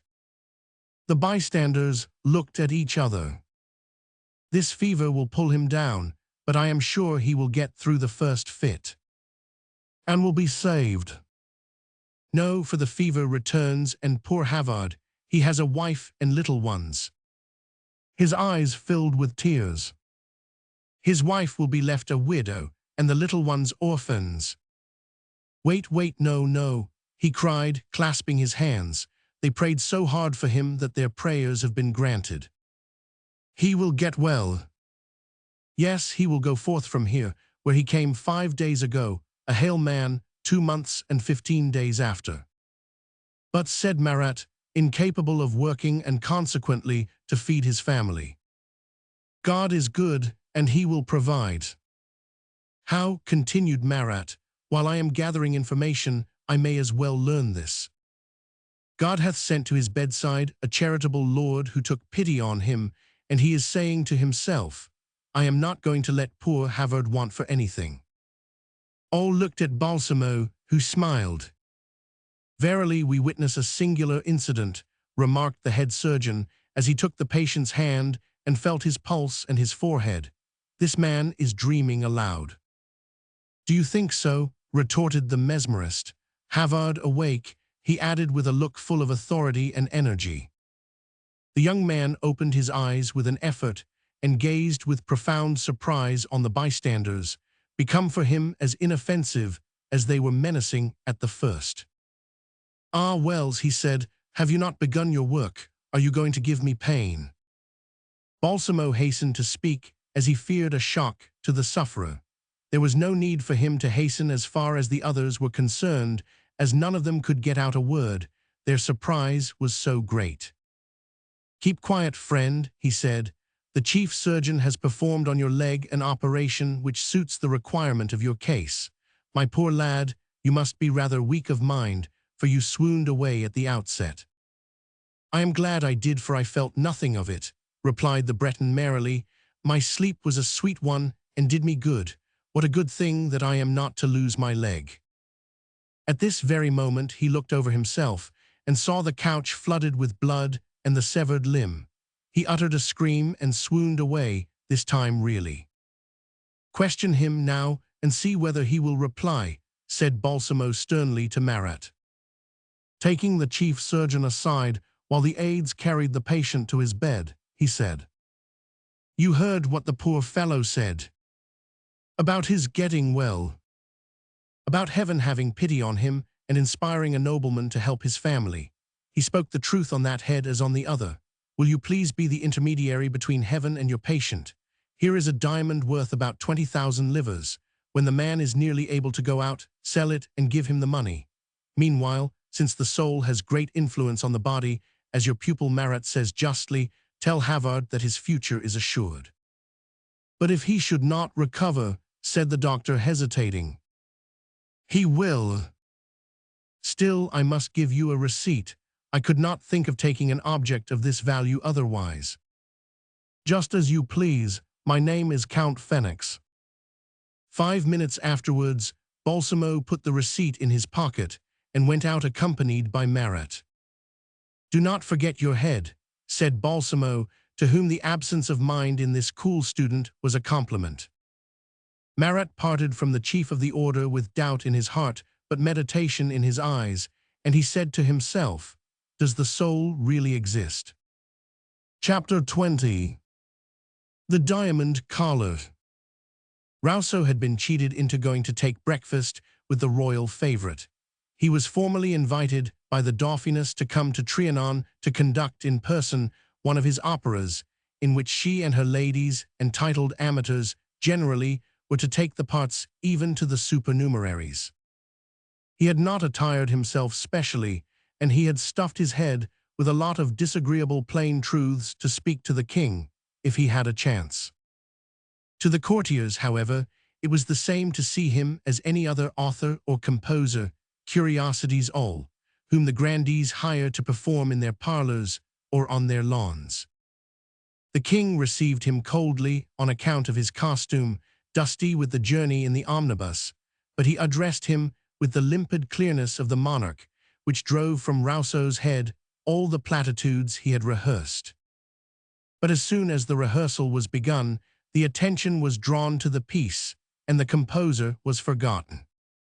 But he was remarking everything. The noblemen in the dress of peasants sang as far out of tune as the king himself. The ladies in the attire of court shepherdesses flirted. The Dauphiness sang correctly, but she was a poor actress. Besides, she had so little voice that she could hardly be heard. The Dauphin spoke his lines. In short, the opera scarcely got on in the least. Only one consolation came to Rousseau. He caught sight of one delightful face among the chorus ladies, and it was her voice which sounded the best of all.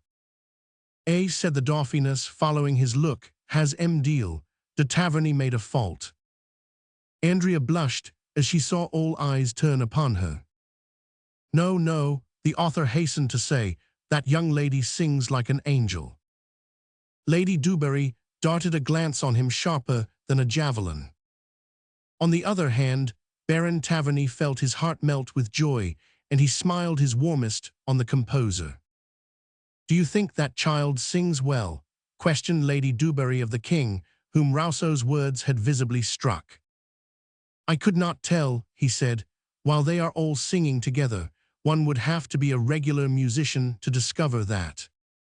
Rousseau still kept his eyes on Andrea, who looked handsomer than ever with a high color.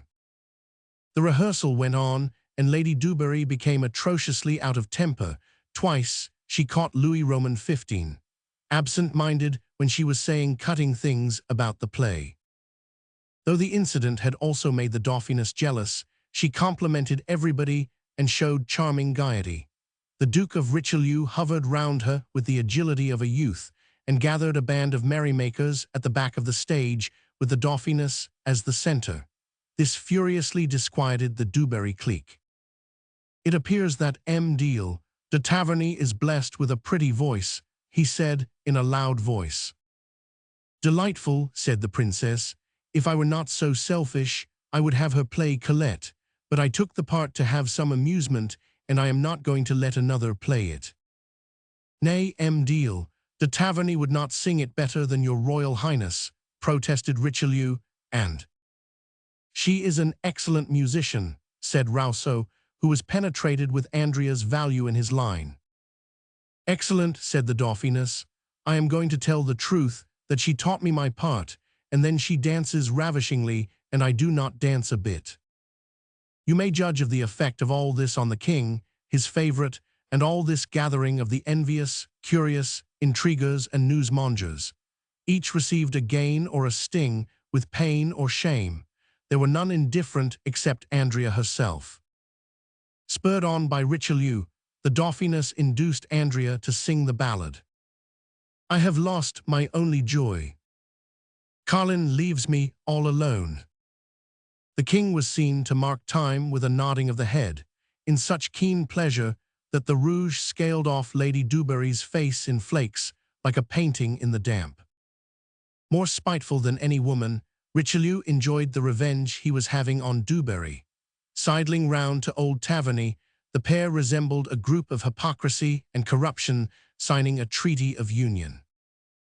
Their joy brightened all the more as the cloud darkened on Dubarry's brow. She finished by springing up in a pet, which was contrary to all etiquette, for the king was still in his seat. Foreseeing the storm like ants, the courtiers looked for shelter, so the Dauphiness and La Dubarry were both clustered round by their friends. The interest in the rehearsal gradually deviated from its natural line and entered into a fresh order of things. Carlin and Colette, the lovers in the piece, were no longer thought of, but whether Madame Dubarry might not have to sing. I have lost my only joy. Carlin leaves me all alone. Do you see the stunning success of that girl of yours? Asked Richelieu of Taverny. He dashed open a glazed door to lead him into the lobby, when the act made a knave, who was standing on the knob to peer into the hall, drop to the ground. Plague on the rogue, said the Duke, brushing his sleeve, for the shock of the drop had dusted him. He saw that the spy was clad like one of the working people about the palace. It was a gardener's help, in fact, for he had a basket of flowers on his arm. He had saved himself from falling, but spilt the flowers. Why, I know the rogue, said Taverny. He was born on my estate. What are you doing here, rascal? You see, I am looking on, replied Gilbert proudly. Better finish your work. My work is done, replied the young man humbly to the Duke, without deigning to reply to the Baron.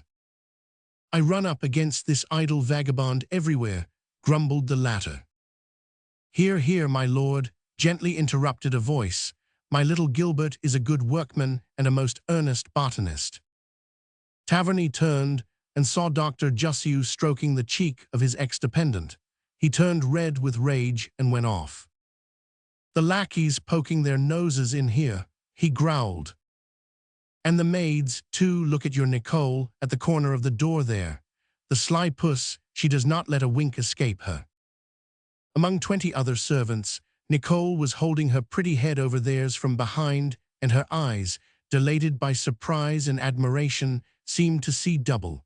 Perceiving her, Gilbert turned aloof. Come, said the Duke to Taverny, it is my belief that the king wants to speak to you. He is looking round for somebody. The two friends made their way to the royal box. Lady Dubarry and Aiguillon, both on their feet, were chatting. Rousseau was alone in the admiration of Andrea. He was busy falling into love with her. The illustrious actors were changing their dresses in their retiring rooms. where Gilbert had renewed the floral decorations. Taverny, left by himself in the corridor while Richelieu went to the king, felt his heart alternately frozen and seared by the expectation. Finally, his envoy returned and laid a finger on his lips. His friend turned pale with joy and was drawn under the royal box, where they heard what had few auditors. Lady Dubarry was saying, "Am I to expect your majesty to supper this evening?" And the reply was, "I am afraid I am too tired and should like to be excused." At this juncture, the Dauphin dropped into the box and said, almost stepping on the Countess's toes without appearing to see her, "Sire, is your majesty going to do us the honor of taking supper at the Trianon?" "No, my son, I was just saying to the Countess that I am too tired for anything. All your youthful liveliness bewilders me. I shall take supper alone." The prince bowed and retired. Lady Dubarry courtesied very low and went her way, quivering with ire. The king then beckoned to Richelieu. "Duke, I have some business to talk to you upon. I have not been pleased with the way matters go on. I want an explanation, and you may as well make it while we have supper. I think I know this gentleman, Duke," he continued, eyeing Taverny. "Certainly it is Taverny." "Oh, the father of this delightful songstress." "Yes, sire." The king whispered in the duke's ear, while the baron dug his nails into his flesh to hide his emotion. A moment after, Richelieu said to his friend, "Follow me," without seeming to do so. "Where?"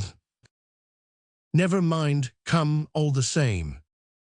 The duke set off, and Taverny followed within 20 paces to a room where the following gentleman stopped in the anteroom. He had not long to wait there. Richelieu, having asked the royal valet for what his master had left on the toilet table, came forth immediately with an article which the baron could not distinguish in its silken wrapper. But the marshal soon drew him out of his disquiet when he led him to the side of the gallery. "Baron, you have sometimes doubted my friendship for you," observed the duke when they were alone, "and then you doubted the good fortune of yourself and children. You were wrong, for it has come about for you all with dazzling rapidity." "You don't say that," said the old cynic, catching a glimpse of part of the truth. He was not yet sundered from good and hence not entirely enlisted by the devil. "How is this?" "Well, we have Master Philip made a captain with a company of soldiers furnished by the king, and Deal de Taverny is nigh to being a marchioness." "Go to, my daughter. Listen to me, Taverny. The king is full of good taste. When talent accompanies grace, beauty, and virtue, it enchants him. Now your girl unites all these gifts in an eminent degree so that he is delighted by her." "I wish you would make the word delighted clearer, Duke," said the other, putting on an air of dignity more grotesque than the speaker's, which the latter thought grotesque, as he did not like pretenses. "Baron," he dryly replied, "I am not strong on language and not even good at spelling. For me, delighted signifies pleased beyond measure. If you would not be delighted beyond measure to see your sovereign content with the grace, beauty, and virtue of your offspring, say so. I will go back to his majesty," and he spun round on his red heels with quite youthful sprightliness. "Duke, you don't understand me. Hang it, how sudden you are," grumbled Taverny, stopping him. "Why do you say you are not pleased?" "I never said so." "You ask comments on the king's good pleasure, plague on the dunce who questions it." "Again, I tell you, I never opened my mouth on that subject. It is certain that I am pleased." "Yes, you for any man of sense would be, but your girl—" "Humph! My dear fellow, you have brought up the child like the savage that you are." "My dear fellow, she has brought herself up all alone. You might guess that I did not bother myself about her. It was hard enough to keep alive in that hole at Taverny. Virtue sprang up in her of its own impulsion. Yet I thought that the rural swains rooted out ill weeds. In short, your girl is a nun." "You are wrong, she is a dove." Richelieu made a sour face. "The dove had better get another turtle to mate, for the chances to make a fortune with that blessing are pretty scarce nowadays. Taverny looked at him uneasily. Luckily, went on the other, the king is so infatuated with Dubarry that he will never seriously lean towards others. Taverny's disquiet became anxiety. You and your daughter need not worry, continued Richelieu. I will raise the proper objections to the king, and he will think no more about it. About what? Gasped the old noble, pale as he shook his friend's arm. About making a little present to Deal, Andrea. A little present, what is it? Cried the Baron, full of hope and greediness. A mere trifle, said Richelieu negligently, as he opened the parcel and showed a diamond collar, a miserable little trinket costing only a few thousand livres, which His Majesty, flattered by having heard his favorite song sung well, wanted the singer to be sued to accept. It is the custom, but let us say no more since your daughter is so easily frightened. But you do not seem to see that a refusal would offend the king. Of course, but does not virtue always tread on the corn of somebody or other? To tell the truth, Duke, the girl is not so very lost to reason. I know what she will say or do. The Chinese are a very happy people, observed Richelieu. How so? Asked Taverny, stupefied. Because they are allowed to drown girls who are a trouble to their parents, and nobody says a word. Come, Duke, you ought to be fair, said Taverny. Suppose you had a daughter. Esdeath, have I not a daughter, and it would be mighty unkind of anybody to slander her by saying she was ice. But I never interfere with my children after they get out of the nursery. But if you had a daughter, and the king were to offer her a collar. My friend, pray, no comparisons. I have always lived in the court, and you have lived latterly like a red Indian. There is no likeness. What you call virtue I rate as stupidity. Learn for your guidance that nothing is more impolite than to put it to people what they would do in such a case. Besides, your comparison will not suit. I am not the bearer of a diamond collar to Deal.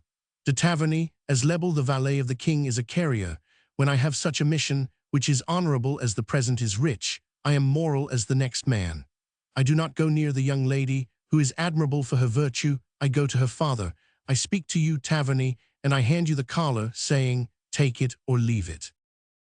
If the present is only a matter of custom, observed the Baron, if legitimate and paternal, why, you are never daring to suspect His Majesty of evil intentions, said Richelieu gravely.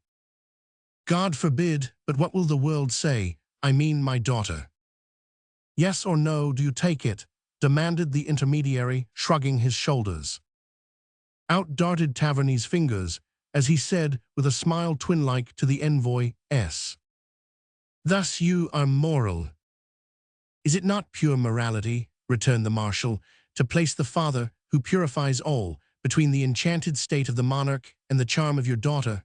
Let Jean-Jacques Rousseau, who was in these precincts a while ago, be the judge. He will declare that the famous Joseph of biblical name was impure alongside of me.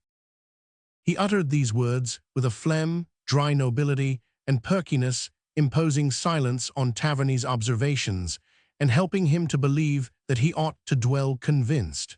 So he grasped his illustrious friend's hand, and as he squeezed it, he said, Thanks to your delicacy, my daughter may accept this present. The source and origin of the fortune of which I was speaking to you at the commencement of our annoying discussion on virtue. I thank you with all my heart, Duke. One word, most carefully keep the news of this boon from the Dubarry's friends. She is capable of quitting the king and running away. Would the king be sorry for that? I do not know, but the countess would bear you ill will. I would be lost in that case, so be wary. Fear nothing, but bear my most humble thanks to His Majesty. And your daughters I shall not fail, but you are not at the end of the favor. You can thank him personally, dear friend, for you are invited to sup with him. We are a family party. We, His Majesty, you and I, will talk about your daughter's virtue. Goodbye, Taverny. I see Dubarry with Aiguillon, and they must not spy us in conversation. Light as a page, he skipped out of the gallery, leaving the old Baron with the jewels, like a child waking up and finding what Santa Claus left in his sock while he slept. Chapter 21. The King's Private Supper Party. The Marshal found his royal master in the little parlor, whither a few courtiers had followed him, preferring to lose their meal than have his glances fall on somebody else. But Louis had other matters to do than look at these lords. The paltriness of these parasites would have made him smile at another time, but they awakened no emotion on this occasion in the railing monarch, who would spare no infirmity in his best friend, granting that he had any friends. He went to the window and saw the coach of Dubarry driven away at great speed. "The Countess must be in a rage to go off without saying goodbye to me," he said aloud. Richelieu, who had been waiting for his cue to enter, glided in at this speech. "Furious, sire," he repeated, "because your Majesty had a little sport this evening, that would be bad on her ladyship's part." "Duke, deuce a bit did I find sport," said the king. "On the other hand, I am fagged and want repose. Music enervates me. I should have done better to go over to Lucien's for supper and wine. Yes, plenty of drink, for though the wine there is wretched, it sends one to sleep. Still, I can have a doze here." "Your Majesty is 100 times right. Besides, the Countess will find more fun without me. Am I so very lively a companion? Though she asserts I am, I don't believe a word of it." "Your Majesty is 100 times wrong now." "No, no, Duke, really, I count my days now and I fall into brown studies." "Sire, the lady feels that she will never meet a jollier companion, and that is what makes her mad." "Dash me if I know how you manage it, Duke. You lure all the fair sex after you as if you were still 20. At that age, man may pick and choose, but at mine, women lead us by the nose." The Marshal laughed. "My lord, if the Countess is finding diversion elsewhere, the more reason for us to find ours where we can." "I do not say that she is finding, but that she will seek it." "I beg to say that such a thing was never known." "Duke," said the king, rising from the seat he had taken, "I should like to know by a sure hand whether the Countess has gone home.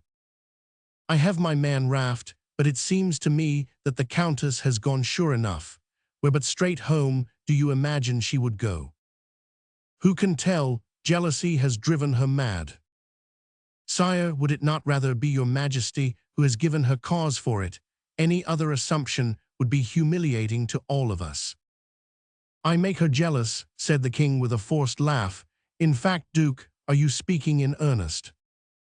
Richelieu did not believe what he said. He was close to the truth in thinking that the king wanted to know whether Lady Dubarry had gone home in order to be sure that she would not drop in at the Trianon. "I will send Raft to learn," he said. "What is your Majesty going to do before supper?" "We shall sup at once. Is the guest without?" "Overflowing with gratitude." "And the daughter?" "He has not mentioned her yet." "If Lady Dubarry were jealous and was to come back?" "Oh, sire, that would show such bad taste, and I do not believe the lady is capable of such enormity." "My lord, she is fit for anything at such times, particularly when hate supplements her spite. She execrates Taverny as well as your grace." "Your Majesty might include a third person still more execrated, M'Deal, Andrea." "That is natural enough," granted the king, "so it ought to be prepared that no uproar could be made tonight. Here is the steward. Hush, give your orders to Raft and bring the person into the supper room." In 5 minutes, Richelieu rejoined the king, accompanied by Taverny, to whom the host wished good evening most pleasantly. The baron was sharp, and he knew how to reply to crowned and coroneted heads so that they would see he was one of themselves and be on easy terms with them. They sat at table and began to feast. Louis Roman XV was not a good king, but he was a first-rate boon companion. When he liked, he was fine company for those who liked jolly eaters, hearty drinkers, and merry talkers. He ate well and drew the conversation round to music. Richelieu caught the ball on the fly. "Sire," said he, if music brings men into harmony, as our ballet master says, and your majesty seems to think, I wonder if it works the same with the softer sex." "O Duke, do not drag them into the chat," said the king. "From the siege of Troy to our days, women have always exerted the contrary effect to music. You above all have good reasons not to bring them on the board. With one, and not the least dangerous, you are at daggers drawn." "The Countess, sire, is it any fault of mine?" "It is." "I hope your majesty will kindly explain." "I can briefly, and will with pleasure," returned the host jestingly. "Public rumor says that she offered you the portfolio of some ministerial office, and you refused it, which won you the people's favor." Richelieu, of course, only too clearly saw that he was impaled in the dilemma. The king knew better than anybody that he had not been offered any place in any cabinet, but it was necessary to keep Taverny in the idea that it had been done. Hence the Duke had to answer the joke so skillfully as to avoid the reproach the Baron was getting ready for him. "Sire," said he, "let us not argue about the effect so much as the cause. My refusal of a portfolio is a secret of state which your majesty is the last to divulge at a merry board, but the cause of my rejecting it is another matter." "Ho, ho, so the cause is not a state secret, eh?" said the king, chuckling. "No, sire, particularly none for your majesty, who is at present, for my lord baron and myself, the most amiable host man mortal ever had. I have no secrets from my master. I yield up my whole mind to him, for I do not wish it to be said that the King of France has a servant who does not tell him the truth." "Pray let us have the whole truth," said the monarch, while Taverny smoothed his face in imitation of the king's, for fear the Duke would go too far. "Sire, in the kingdom are two powers that should be obeyed, your will, to begin with, and next that of the friends whom you deign to choose as intimates. The first power is irresistible, and none try to elude it. The second is more sacred, as it imposes duties of the heart on whomsoever serves you. This is called your trust. A minister ought to love, while he obeys the favorite of your majesty." "Duke," said the king, laughing, "that is a fine maxim which I like to hear coming from your mouth, but I defy you to shout it out on the marketplace." "Oh, I am well aware that it would make the philosophers fly to arms," replied the old politician, "but I do not believe their cries or their arms much daunt your majesty or me. The main point is that the two preponderating wills of the realm should be satisfied. Well, I shall speak out courageously to your majesty, though I incur my disgrace, or even my death. I cannot subscribe to the will of Lady Dubarry." Louis was silent. "But then," went on the Duke, "is that ever to be the only other will? The contrary idea struck me the other day when I looked around the court and saw the bevy of radiantly beauteous noble girls. Were I the ruler of France, the choice would not be difficult to make." Louis turned to the second guest, who, feeling that he was being brought into the arena, was palpitating with hope and fear while trying to inspire the marshal, like a boy blows on the sail of his toy boat in a tub of water. "Is this your way of thinking, Baron?" he asked. "Sire," responded the Baron with a swelling heart, "it seems to me that the Duke is saying capital things." "You agree with him about the handsome girls?" "Why, my lord, it is plain that the court is adorned with the fairest blossoms of the country." "Do you exhort me, then, to make a choice among the court beauties?" "I should say I am altogether of the marshal's advice, if I knew it was your majesty's opinion." During a pause, the monarch looked complacently on the last speaker. "Gentlemen," he said, "I should snap at your advice were I 30, but I am a little too old now to be credulous about my inspiring a flame." "Oh, sire," said Richelieu, "I did think up to the time being that your majesty was the most polite gentleman in the realm, but I see with profound grief that I was wrong, for I am old as Methuselah, for I was born in 94. Just think of it, I am 16 years older than your majesty." This was adroit flattery. Louis always admired the lusty old age of this man who had outlived so many promising youngsters in his service, for with such an example he might hope to reach the same age. "Granted, but I suppose you do not still fancy you can be loved for your own sake."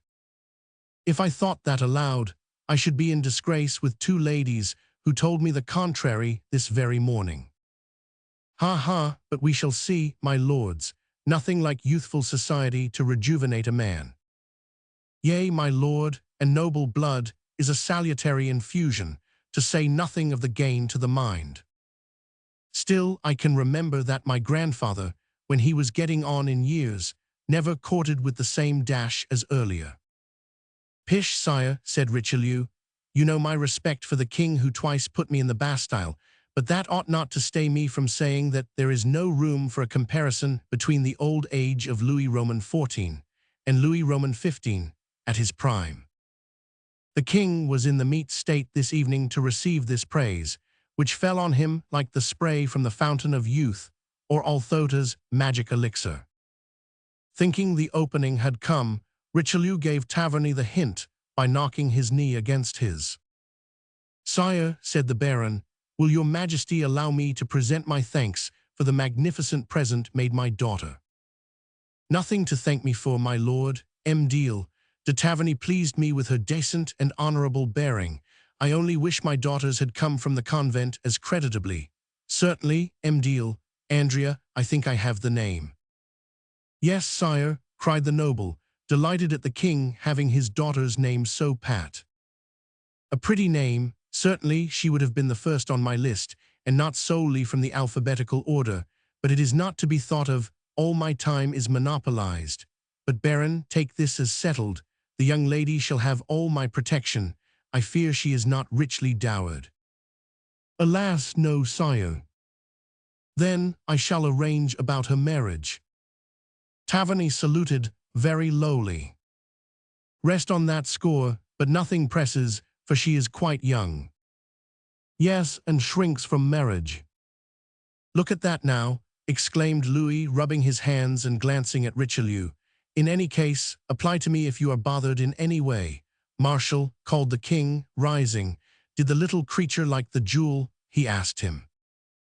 Pardon my speaking in an undertone, said the Duke, but I do not want the father to hear. I want to say that though the creature shrinks from marriage, it does not follow that she shrinks from majesty. This was uttered with a freedom which pleased the king by its excess. The marshal trotted away to join Taverny, who had drawn aside to be respectful, and the pair quitted the gallery and went through the gardens. It was here that Gilbert, in ambush, heard the old diplomatist say to his friend, all things taken into account and pondered over, it must be stated, though it may come hard, that you ought to send your daughter back into the convent, for I wager the king is enamored of her. These words turned Gilbert more white than the snowflakes falling on his shoulder and brow. Chapter 22. Presentiments. As the hour of noon was sounding from the Trianon clock, Nicole ran in to tell Andrea that Captain Philip was at the door. Surprised but glad, Andrea ran to meet the Chevalier, who dismounted from his horse and was asking if his sister could be seen. She opened the door herself to him, embraced him, and the pair went up into her rooms. It was only there that she perceived that he was sadder than usual, with sorrow in his smile. He was dressed in his stylish uniform with the utmost exactness, and he had his horseman's cloak rolled up under his left arm. "What is the matter, Philip?" she asked, with the instinct of affectionate souls for which a glance is sufficient revelation. "Sister, I am under orders to go and join my regiment at Reims." "Oh dear," and Andrea exhaled in the exclamation part of her courage and her strength. Natural as it was to hear of his departure, she felt so upset that she had to cling to his arm. "Gracious, why are you afflicted to this decree?" he asked, as to shed. "It is a common thing in a soldier's life, and the journey is nothing to speak of. They do say the regiment is to be sent back to Strasbourg in all probability. So you have come to bid me farewell." "That is it. Have you something particular to say?" he questioned, made uneasy by her grief, too exaggerated not to be founded. Nicole was looking on at the scene with surprise, for the leave-taking of an officer going to his garrison was not a catastrophe to be received by tears. Andrea understood this emotion, and she put on her lace mantilla to accompany her brother through the grounds to the outer gate. "My only dear one," said she, deadly pale and sobbing, "you are going to leave me all alone, and you ask why I weep. You will say the Dauphiness is kind to me. So she is, perfect in my eyes, and I regard her as a divinity. But it is because she dwells in a superior sphere that I feel for her respect, not affection. Affection is so needful to my heart that the want of it makes it collapse. Father, O heaven, I am telling you nothing new when I say that our Father is not a friend or guardian to me. Sometimes he looks at me so that I am frightened. I am more afraid than ever of him since you go away. I cannot tell, but the birds know that a storm is coming when they take to flight while still it is calm. What storm are you to be on your guard against? I admit that misfortune may await us. Have you some forewarning of it? Do you know whether you ought to run to meet it or flee to avoid it?" "I do not, Philip, only that my life hangs on a thread. It seems to me that in my sleep I am rolled to the brink of a chasm, where I am awakened, too late for me to withstand the attraction which will drag me over. With you absent, and none to help me, I shall be crushed at the bottom of the chasm." "Dear sister, my good Andrea," said the captain, moved despite himself by this genuine fright, "you make too much of affection, for which I thank you. You lose a defender, it is true, but only for the time. I shall not be so far that I am not within call. Besides, apart from fancies, nothing threatens you." "Then, Philip, how is it that you, a man, feel as mournful as I do at this parting? Explain this, brother." "It is easy, dear," returned Philip. "We are not only brother and sister, but had a lonely life which kept us together. It is our habit to dwell in close communion, and it is sad to break the chain. I am sad, but only temporarily. I do not believe in any misfortune, save our not seeing each other for some months, or it may be a year. I resign myself and say goodbye till we meet again." "You are right," she said, staying her tears, "and I am mad. See, I am smiling again. We shall meet soon again." She tenderly embraced him, while he regarded her with an affection which had some parental tenderness in it. "Besides," he said, "you will have a comfort in our Father coming here to live with you. He loves you, believe me, but it is in his own peculiar way." "You seem embarrassed, Philip. What is wrong?" "Nothing, except that my horse is chafing at the gates, because I ought to have been gone an hour ago." Andrea assumed a calm face, and said in a tone too firm not to be affectation, "God save you, brother." She watched him mount his horse and ride off, waving his hand to the last.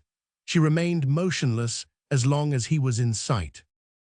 Then she turned and ran at hazard in the wood like a wounded fawn, until she dropped on a bench under the trees, where she let a sob burst from her bosom. "O Father of the motherless," she exclaimed, "why am I left all alone upon earth?" A slight sound in the thicket, a sigh she took it to be, made her turn. She was startled to see a sad face rise before her. It was Gilbert S., as pale and cast down as her own. At sight of a man, though he was not a stranger, Andrea hastened to dry her eyes, too proud to show her grief to another. She composed her features and smoothed her cheeks, which had been quivering with despair. Gilbert was longer than she in regaining his calm, and his countenance was still mournful when she looked on it. "Ah, Master Gilbert again," she said, with the light tone she always assumed when chance brought her and the young man together. "But what ails you that you should gaze on me with that dolorous air? Something must have saddened you. Pray, what has saddened you?" "If you really want to know," he answered with the more sorrow as he perceived the irony in her words, "it is the sadness of seeing you in misery." "What tells you so? I am not in any grief," replied Andrea, brushing her eyes for the second time with her handkerchief. Feeling that the gale was rising, the lover thought to lull it with his humility. "I beg pardon, but I heard you sobbing." "What listening, you had better." "It was chance," stammered the young man, who found it hard to tell her a lie.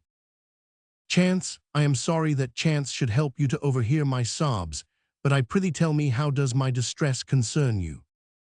"I cannot bear to hear a woman weep," rejoined Gilbert in a tone sovereignly displeasing the patrician. "Am I but a woman to you, Master Gilbert? replied the haughty girl. "I do not crave the sympathy of anyone, and least of all of Master Gilbert." "You are wrong to treat me too rudely," persisted the ex-dependent of the Tavernies. "I saw you sad in affliction. I heard you say that you would be all alone in the world by the departure of Master Philip. But no, my young lady, for I am by you, and never did a heart beat more devoted to you. I repeat that never will you be alone while my brain can think, my heart throb, or my arm be stretched out." He was handsome with vigor, nobility, and devotion while he uttered these words, although he put into them all the simplicity which the truest respect commands. But it was decreed that everything he should say and do was to displease, offend, and drive Andrea to make insulting retorts, as though each of his offers were an outrage and his supplications provocation. She meant to rise to suit an action most harsh to words most stern, but a nervous shiver kept her in her seat. She thought, besides, that she would be more likely to be seen if erect, and she did not wish to be remarked talking with a Gilbert. She kept her seat, but she determined once for all to crush this tormenting little insect underfoot.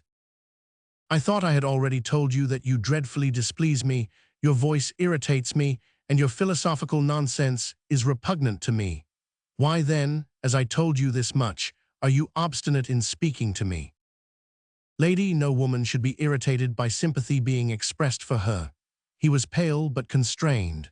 "An honest man is the peer of any human creature, and perchance I, whom you so persistently ill-treat, deserve the sympathy which I regret you do not show for me."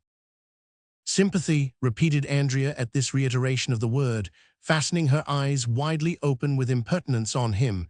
"Sympathy from me towards you? In truth, I have made a mistake about you. I took you for a pert fellow, and you are a mad one." "I am neither pert nor mad," returned the low-born lover, with an apparent calm which was costly to the pride we know he felt. "No, for nature made me your equal and chance made you my debtor." "Chance again, eh?" sneered the Baron's daughter. "I ought to say Providence. I should never have mentioned it, but your insults bring it up in my mind." "Your debtor, I think you say. Why do you say that?" "I should be ashamed if you had ingratitude in your composition, for God only knows what other defects have been implanted in you to counterbalance your beauty." Andrea leaped to her feet at this. "Forgive me," said he, "but you gall me too much at times, and I forget the interest you inspire." Andrea burst out into such hearty laughter that the lover ought to have been lifted to the height of wrath, but to her great astonishment, Gilbert did not kindle. He folded his arms on his breast, retaining his hostile expression and fiery look, and patiently waited for the end of her outraging merriment.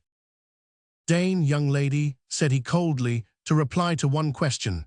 Do you respect your father?" "It looks, sirrah, as if you took the liberty of putting questions to me," she replied with the greatest haughtiness. "Yes, you respect your father," he went on, "not on account of any parts of his or virtues, but simply because he gave you life. For this same boon you are bound to love the benefactor. This laid down as a principle," said the loving philosopher. "Why do you insult me, why repulse me and hate me, who have not given you life, but I prevented you losing it?"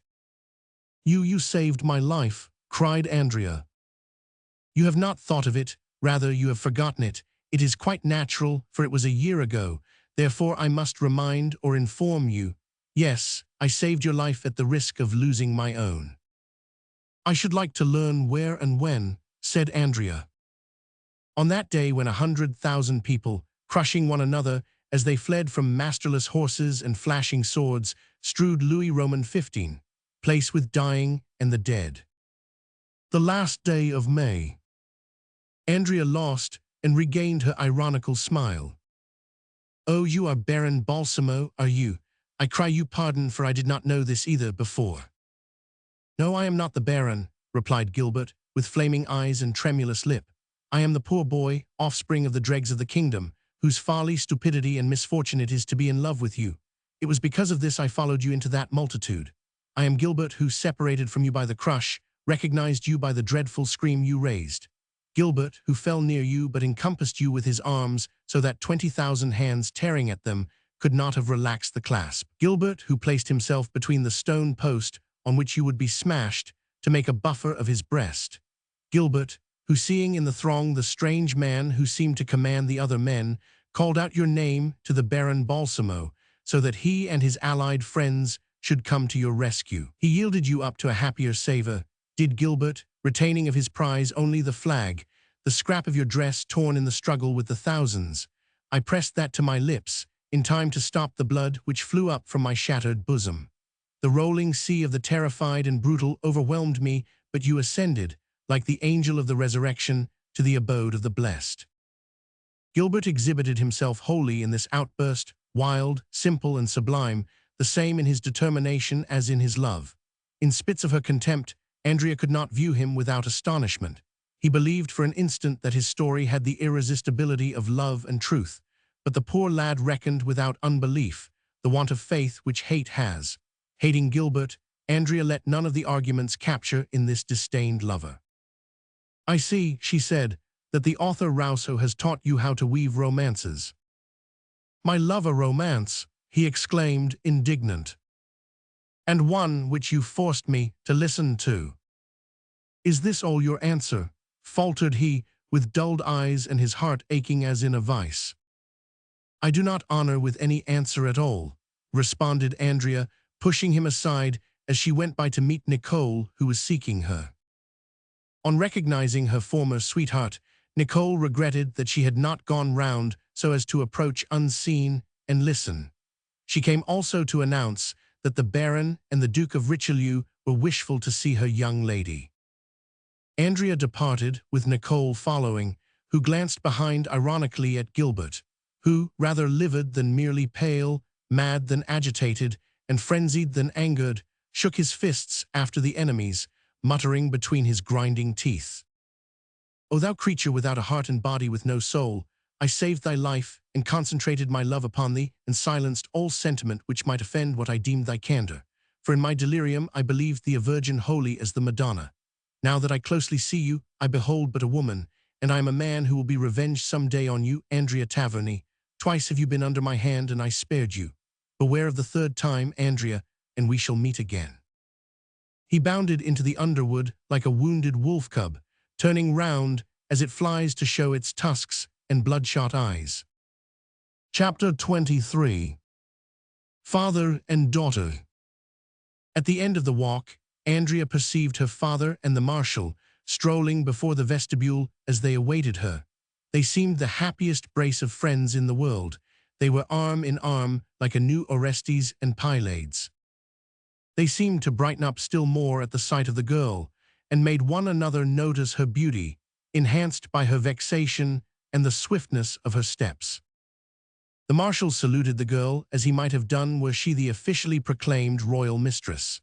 This did not escape Taverny, it delighted him, but this mixture of gallantry and respect surprised the receiver, for the skilled courtier could put as much in one bow as the rogue in the comedy can put into one pretended Turkish word. Andrea replied with a courtesy as ceremonious, and with charming grace invited them into her suite. The Duke admired the elegant daintiness which made the prim rooms not a palace but a fane. He and the Baron took armchairs, and the young hostess sat on a folding chair, with one elbow on her harpsichord. "Young lady," began the Marshal, "I bring you from His Majesty all the compliments which your enchanting voice and consummate musicianly skill won from the auditors yesterday. His Majesty feared to make jealous folk cry out if he praised you too publicly, so he charged me to express the pleasure you caused him." All blushes, the girl was so lovely that the Marshal continued, as though he were speaking for himself. The king affirmed that he had never seen any person in the court who so bountifully united gifts of the mind with those of the physique. "You forget the qualities of the heart, my lord. Andrea is the best of daughters," added the Baron gushingly. For a space the Marshal feared that the old rogue was about to weep. Full of admiration for this effort of paternal sensitiveness, he exclaimed, "The heart, alas, you are the sole judge of what tenderness may be enclosed in that heart. Were I in my 25th year, I would lay my life and fortune at her feet. As Andrea did not yet know how to meet the courtier fulsome compliments, all the Duke earned was a murmur. The king wishes to be allowed a testimonial of his satisfaction, and he charges your father, the Baron, to transmit it to you. What am I to answer his majesty on your behalf? Your grace is to assure his majesty of my entire gratitude, replied Andrea, who saw in the exaggeration only the respect of a subject to the sovereign. Tell the king that I am overwhelmed with kindness at being thought of, and that I am unworthy the attention of so mighty a monarch. Richelieu appeared enthusiastic after this reply, uttered in a steady voice without any hesitation. He took her hand and kissed it respectfully, saying, as he gloated over her, "A queenly hand, a fairy foot, wit, will, and candor. Ah, my lord, what a treasure! It is not a lady you have there, but a queen." He took leave, while Taverny swelled with pride and hope. He was a trifle perplexed at being alone with his daughter, for her looks pierced him like a diver penetrating the sea with his electric lamprey. The Duke of Richelieu was saying, "Father, that the king had entrusted some token of his gratification to you. What is it, please?" "Ha, she is interested," uttered the old noble. "I would not have believed it. So much the better, Satan." Slowly he drew from his pocket the jewel case given him by the marshal overnight, in the same way as fond papas produce the box of candies for the pet child. "Jewels," ejaculated Andrea. "Do you like them?" It was a string of pearls of great price. Diamonds interlinked them. A diamond clasp, earrings, and a tiara for the headdress gave to the whole set the value of some 30,000 crowns at the least. "Heavens, father, the king must make some mistake," cried Andrea. "It is too handsome. I should be ashamed to wear them. What dresses have I to go with such gems?" "I like your finding fault with them for being too rich," sneered the Baron. "You do not understand me, sir. I only say they are above my station. The donor of these gems is able to give you a wardrobe in keeping. But such bounty! Do not my services warrant them?" "Oh, I beg your pardon, I forgot them," said Andrea, bending her head but unconvinced. She closed the case after a pause. "I cannot wear such ornaments," said she, "while you and my brother stand in need of the necessities of life. This superfluity would hurt my eyes in thinking of your wants." Taverny pressed her hand and smiled. "Do not trouble yourself about that, my child," he said. "The king does this more for me than you. We are in favor, darling. It would not be like a respectful subject or a grateful woman not to appear before our sovereign in the ornaments he kindly presented." "I shall obey, my lord." "And do it with pleasure. The set does not seem to be to your taste." "I am not a judge of such things." "Know then that those pearls are worth alone some 50,000 livres. "It is strange," said the girl, clasping her hands, "that his majesty should make me such a present. Only think." "I do not understand you, miss," said Taverny in a dry tone. "Everybody will be astounded if I wear such jewelry." "Jewels are made to astound the world. Why in your case?" said he in the same tone, with a cold and overbearing air which made her wince. "A scruple." "This is strange, to hear you raise scruples where I do not see any. It takes these candid girls to recognize evil and see the snake in the grass, though so well hidden that no one else perceives it. Long live the maiden of 16 who makes old grenadiers like me blush." Hiding her confusion in her pearly hands, Andrea moaned. "Oh, brother, why are you so far?" Did Taverny hear this, or only guess it by the marvelous perspicacity which was his? He changed his tone, at all events, and taking both her hands, he asked, "Am I not by you to counsel and love you? Do you not feel proud to contribute to the welfare of your brother and myself?" "Yes," she answered. He concentrated a look full of caresses upon her. "You will be the Queen of Taverny," he said, to take up Richelieu's words. "The king has distinguished you, the Dauphiness also," he added quickly, and in the family of these illustrious personages you are to build up your future while making their lives the happier. Friend of the princess and the king, what bliss! Remember Agnes Sorel. She restored honor to the French crown. All good Frenchmen will venerate your name. You may be the staff in his old age to the ruler of France. Our glorious monarch will cherish you like a daughter, and you will reign over France by the right of beauty, courage, and fidelity. Why, how can I be all this? Demanded she, opening her astonished eyes. My dear, I have often told you that people in society must be taught to like virtue by its being made agreeable.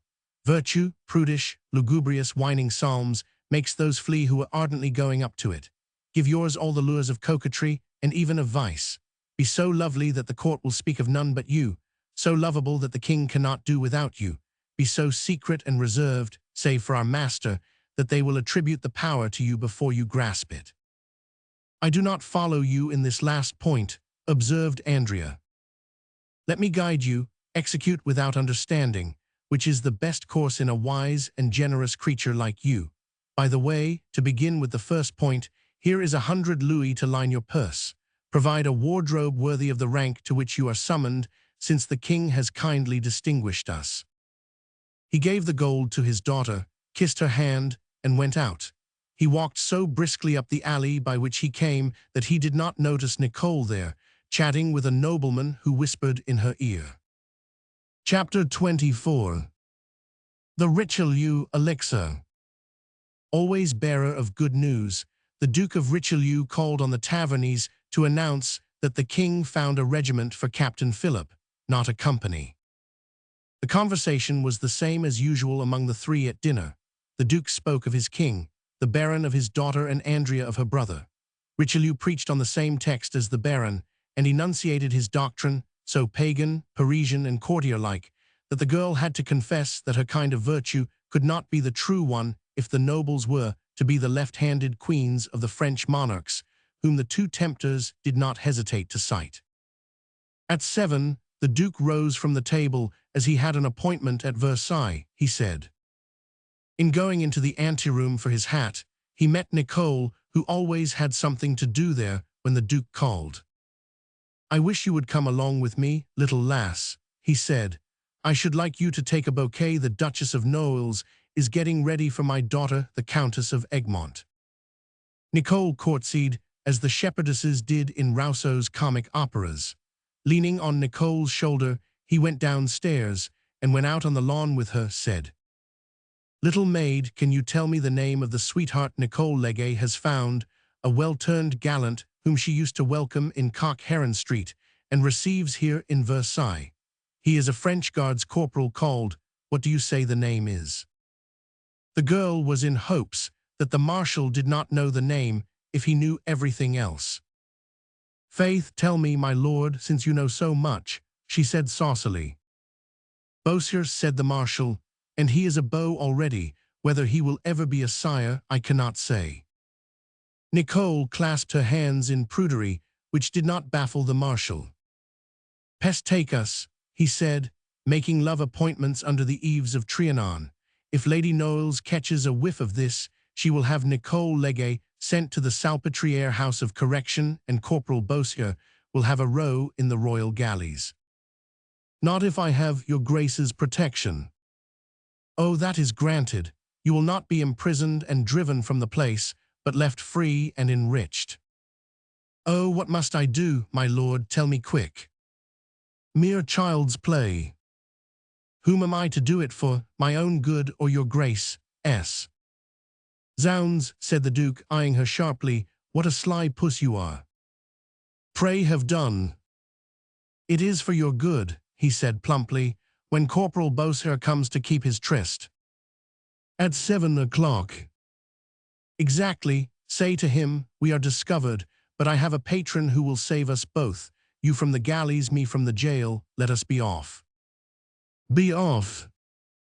Since you love him, you will marry and be off, said the Duke. Love him, yes, but marry him, ha ha ha, and the Duke was stupefied by the laugh. Even at court, he had not met many husses as shameless as this. Understanding the sly glance, he replied, In any case, I will pay the expenses of this double journey." Nicole asked no more. As long as the excursion was paid for, the rest mattered not a jot. "Do you know what you are thinking of?" said he quickly, for he was beaten, and he did not like to dwell at that point. "Faith, I do not." "Why, the thought strikes you that your young mistress may wake up in the night and call you. This would raise the alarm before you got well away." "I never thought of that, but I do now, and that I had better stay." "Then Beausire will be caught and will expose you." "Never mind, deal. Andrea is kind and will speak to the king, in whose good graces she is, and he will pardon me my offense." The marshal bit his lip. "I tell you that Nicole is a fool, deal. Andrea is not in the king's good graces as deeply as you may suppose, and I will have you locked up where good graces have no effect in softening the straw bed or shortening the whiplash." "Stay, how can my mistress be prevented from rising and ringing in the night for Nicole? She might be up a dozen times." "Oh, troubled with my complaint, insomnia. She ought to take the remedy I do, and if she would not, you could make her do it." "How could I make my mistress do anything, my lord?" inquired Nicole. "It is the fashion to have an evening's drink, orangeade or licorice water. My young lady has a glass of water by her bedside, sometimes with a lump of sugar in it, or perfumed with orangewater if her nerves are out of order." "Wonderful, just like me," said Richelieu, taking out a handful of exchequer notes. "If you were to put a couple of drops from my own bottle which I hand you, the young lady would sleep all the night." "Good, and I will lock her in so that nobody can disturb her till the morning." "No," said Richelieu quickly, "that is just what you must not do. Leave the door ajar." He understood that the girl saw all the plot. "Money for the flight, the file for the sleep, but they lock the gates and I have no key." "But I am a first gentleman in attendance on the king, and have my master key." "How timely all falls in," said Nicole. "It seems a whole calendar of miracles. Adieu, my lord." Laughing in her sleeve, the traitress glided away in the dark. "Again I succeed," thought Richelieu, "but I must be getting old to be rebuffed by this little imp. Never mind if I come out the winner." Chapter 25. Second Sight. From his garret, Gilbert was watching, or rather devouring, Andrea's room. It would be hard to tell whether his eyes now gazed with love or hatred, but the curtains were drawn, and he could see nothing in that quarter. He turned to another. Here he espied the plume of Corporal Beausire, as the soldier, to beguile his waiting, whistled a tune. It was not till 10 minutes had elapsed that Nicole appeared. She made her lover a sign which he understood, for he nodded and went towards a walk in a cutting leading to the little Trianon. Nicole ran back as lightly as a bird. "Ha ha," thought Gilbert, "Nicole and her trooper have something to say to each other which will not bear witnesses. Good." He was no longer curious about Nicole's flirtations, but he regarded her as a natural enemy, and it was wise to know all her doings. In her immorality, he wanted to find the weapon with which he might victoriously meet her in case she should attack him. He did not doubt that the campaign would open, and he meant to have a good supply of weapons, like a true warrior.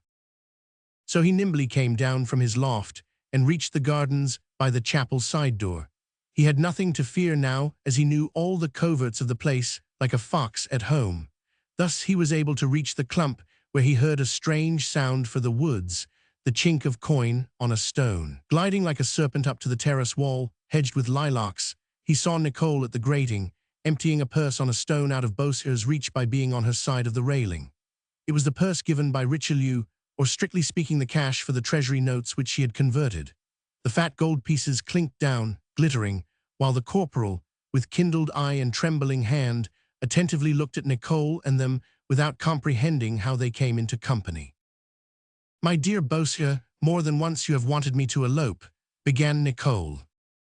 "And to marry you," added the soldier, quite enthusiastically. "We will argue that point hereafter," replied the girl. "At present, the main thing is to get away. Can we be off in a couple of hours? In 10 minutes, if you like. No, I have some work to do first, and a couple of hours will suit me. Take these 50 louis, and she passed the amount between the bars. He pocketed them without counting, and in an hour and a half be here with a coach. I do not shrink, but I am fearful about you. When the money is spent, you will regret the palace and... Oh, how thoughtful you are. Do not be alarmed. I am not one of the sort to become unfortunate. Have no scruples. We shall see what comes next after the 50 louis. She counted another 50 louis into her own purse. Beausir's eyes became phosphorescent. I would jump into a blazing furnace for you, he said.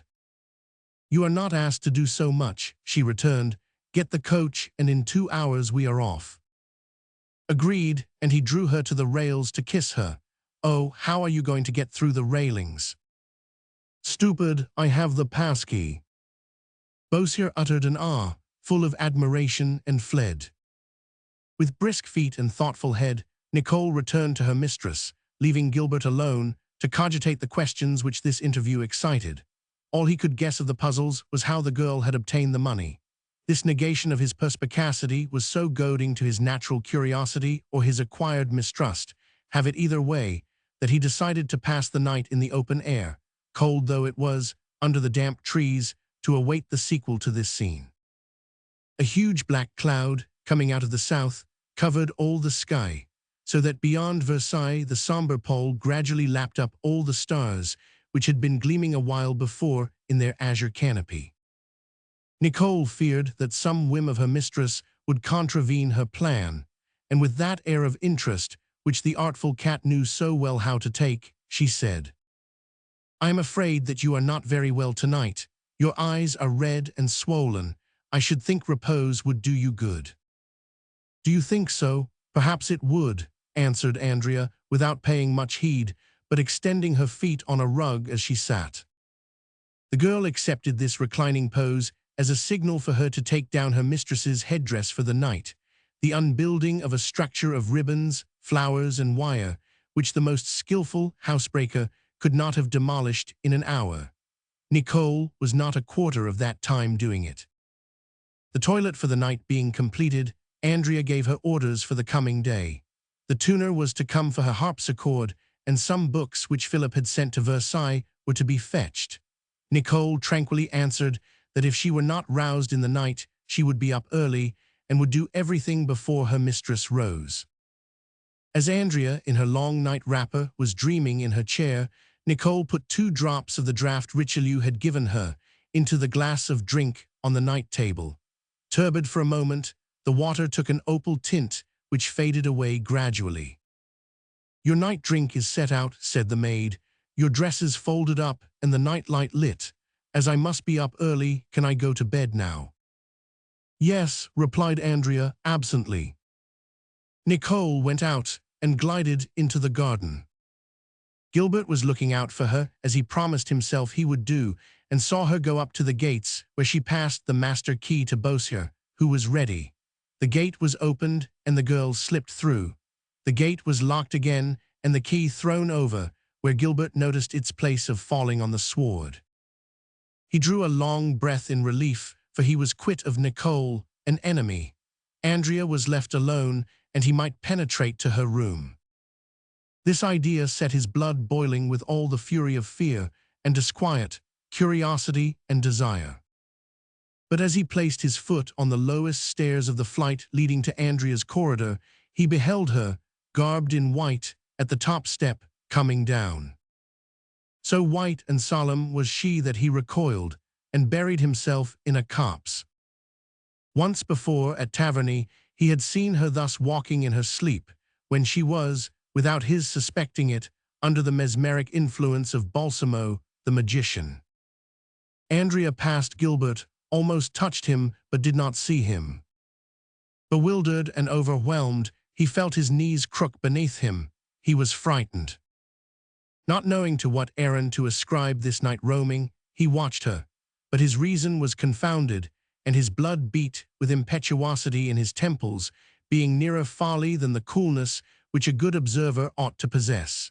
He viewed her as he had always done since this fatal passion had entered his heart. All of a sudden he thought the mystery was revealed. Andrea was not wandering out of her mind, but going to keep an appointment, albeit her step was slow and sepulchral. A lightning flash illumined the sky. By its bluish glare Gilbert caught sight of a man hiding in the linden walk, with pale visage and clothes in disorder. He stretched out one hand towards the girl as though to beckon her to him. Something like pincers nipped Gilbert's heart and he half rose to see the better. Another lightning stroke streaked the sky.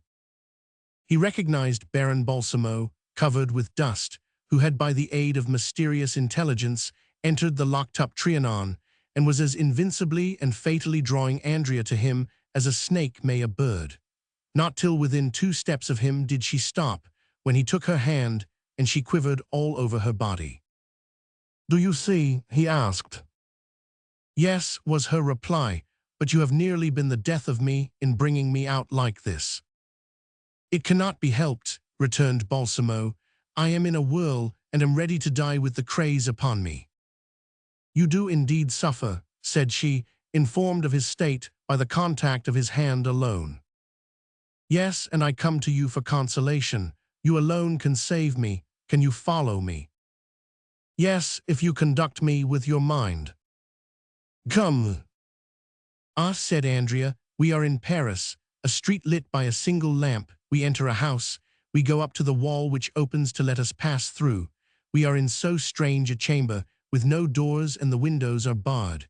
How greatly in disorder is everything. But it is empty. Where is the person who was there last? Give me some object of hers that I may be in touch. This is a lock of her hair." Andrea laid the hair on her bosom. "Oh, I know this woman, whom I have seen before. She is fleeing into the city." "Yes, but what was she doing these 2 hours before? Trace back." "Wait, she is lying on a sofa with a cut in the breast. She wakes from a sleep and seeks round her.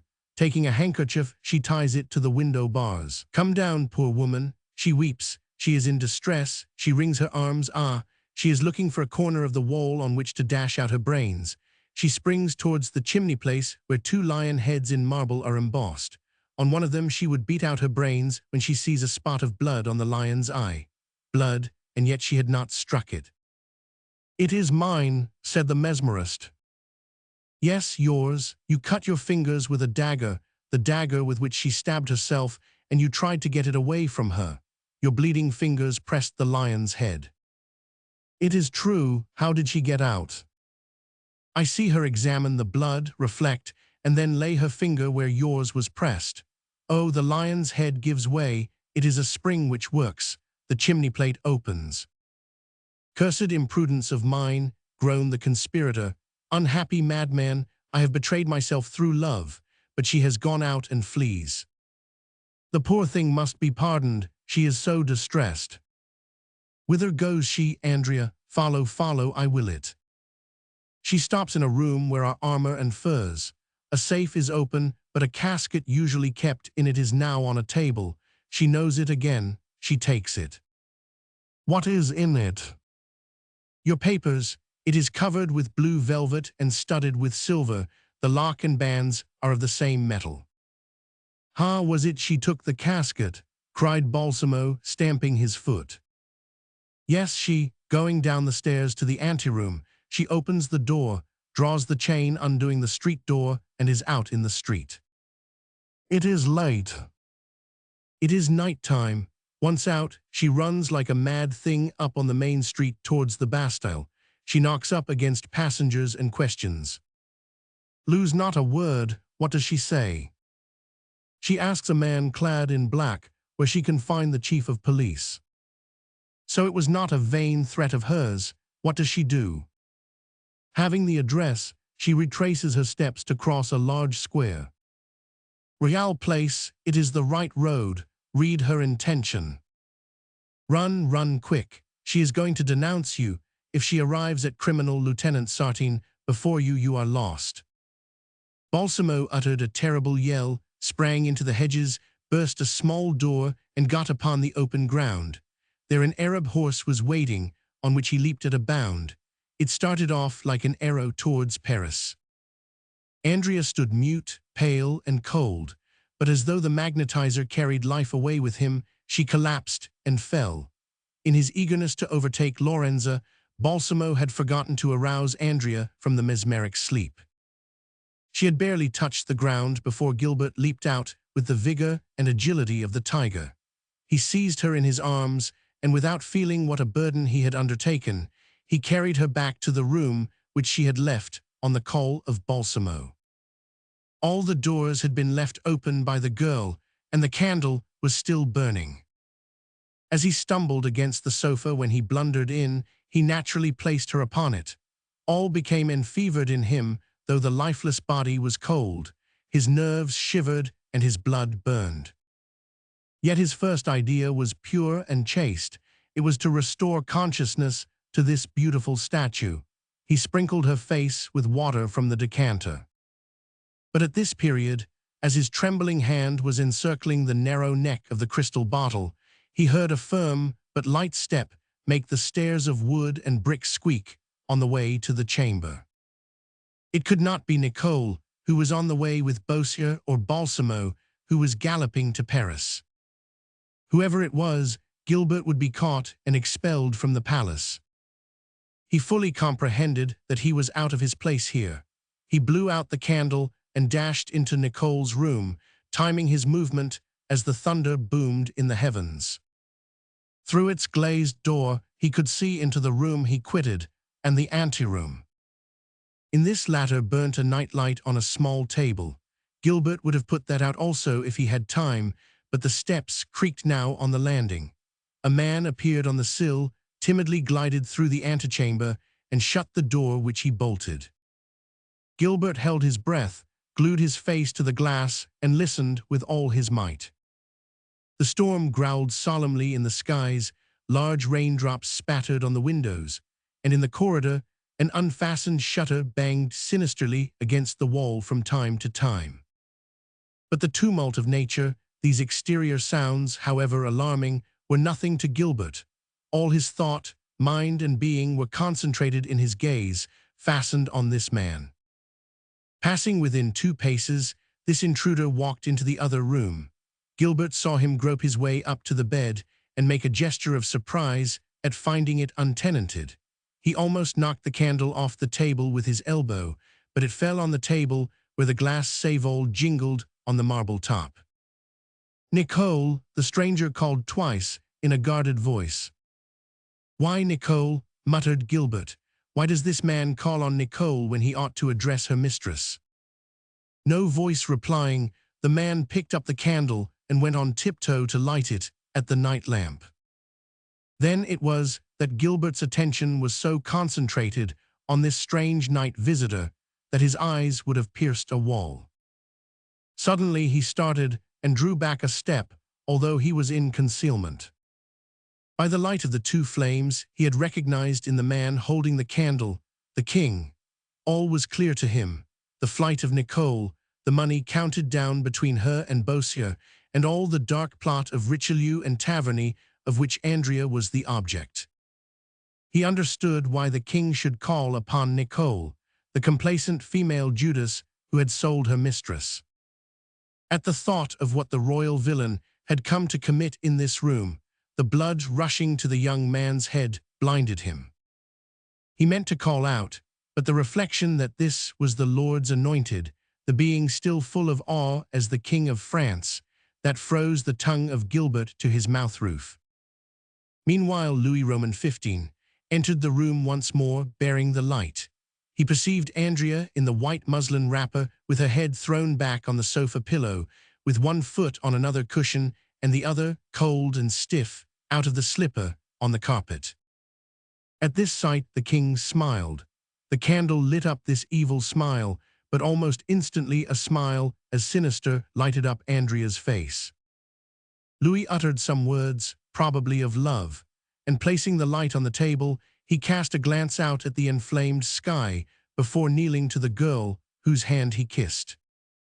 This was so chilly that he took it between both his to warm it, and with his other arm enclasping the soft and so beautiful body, he bent over to murmur some of the loving nonsense fitted for sleeping maids. His face was so close to hers that it touched it. Gilbert felt in his pocket for a knife with a long blade which he used in pruning trees. The face was as cold as the hand, which made the royal lover rise. His eyes wandered to the Cinderella foot, which he took hold of. It was as cold as the hand and the cheek. He shuddered, for all seemed a marble statue.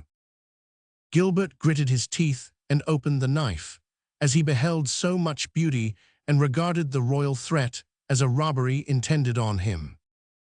But the king dropped the foot as he had the hand. Surprised at the sleep which he had thought to be feigned in prudery by a coquette, he prepared to learn the nature of this insensibility.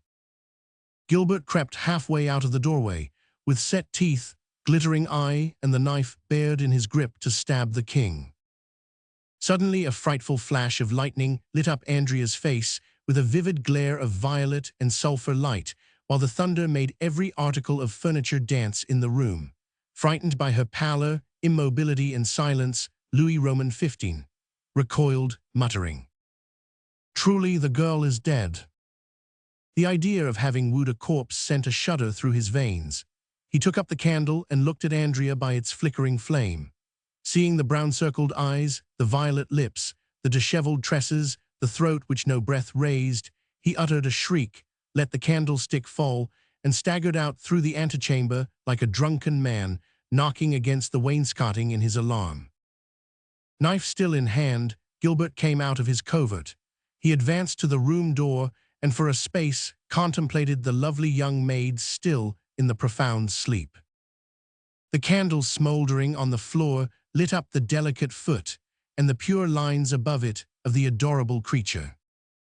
Gilbert trod on the wick, and in sudden obscurity was blotted out the dreadful smile which was curling his lips. "Andrea," he muttered, "I swore that you should not escape me the third time that you fell into my hands as you did the other two. Andrea, a terrible end was needed to the romance which you mocked at me for composing." With extended arms, he walked towards the sofa where the girl was still cold, motionless, and deprived of all feeling.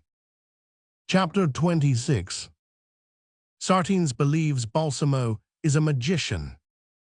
The Mesmerist had galloped on the barb through Versailles in a few seconds and a league on the road to Paris, when an idea came as comfort in the midst of his misery at the fear that all he did would be too late. He saw his brothers of the secret society at the mercy of his foes, and the woman who caused all this, through his infatuation for her, going free. "Oh, if ever she returns into my power." He made a desperate gesture as he pulled up the splendid horse short on its haunches. "Let me see," he said, frowning. "Is silence a word or a fact? Can it do or not do? Let me try my will again." "Lorenza," he said while making the passes to throw the magnetic fluid to a distance, "Lorenza, sleep, I will it. Wherever you are, sleep, I will it, and rely upon it. Cleave the air, O my supreme will. Cross all the currents, antipathetic or indifferent. Go through the walls like a cannonball. Strike her and annihilate her will. Lorenza, I will have you sleep. I will have you mute." After this mighty effort of animal magnetism, he resumed the race, but used neither whip nor spur and gave the Arab rein.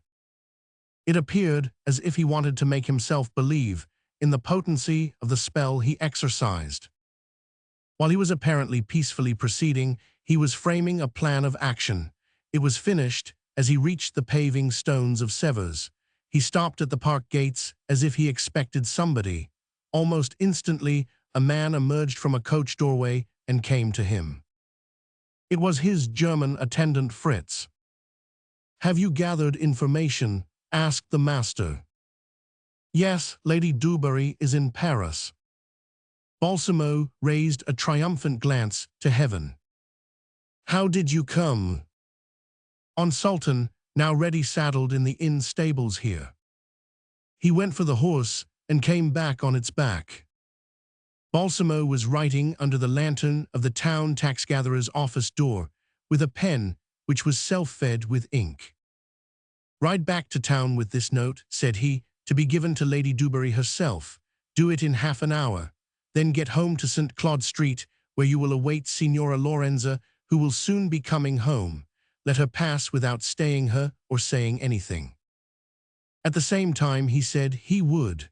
Fritz laid spur and whip on Sultan, who sprang off, astonished at this unaccustomed aggression, with a painful neigh. Balsamo rode on by the Paris road, entering the capital in 3/4 of an hour, almost smooth of face and calm in eye if not a little thoughtful. The Mesmerist had reasoned correctly. As rapid as Dejarid the steed might be, it was not as swift as the will, and that alone could outstrip Lorenza escaped from her prison house.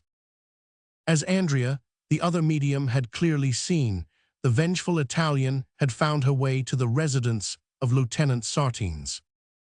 Questioned by an usher, she replied merely by these words: "Are you Lord Sartines?"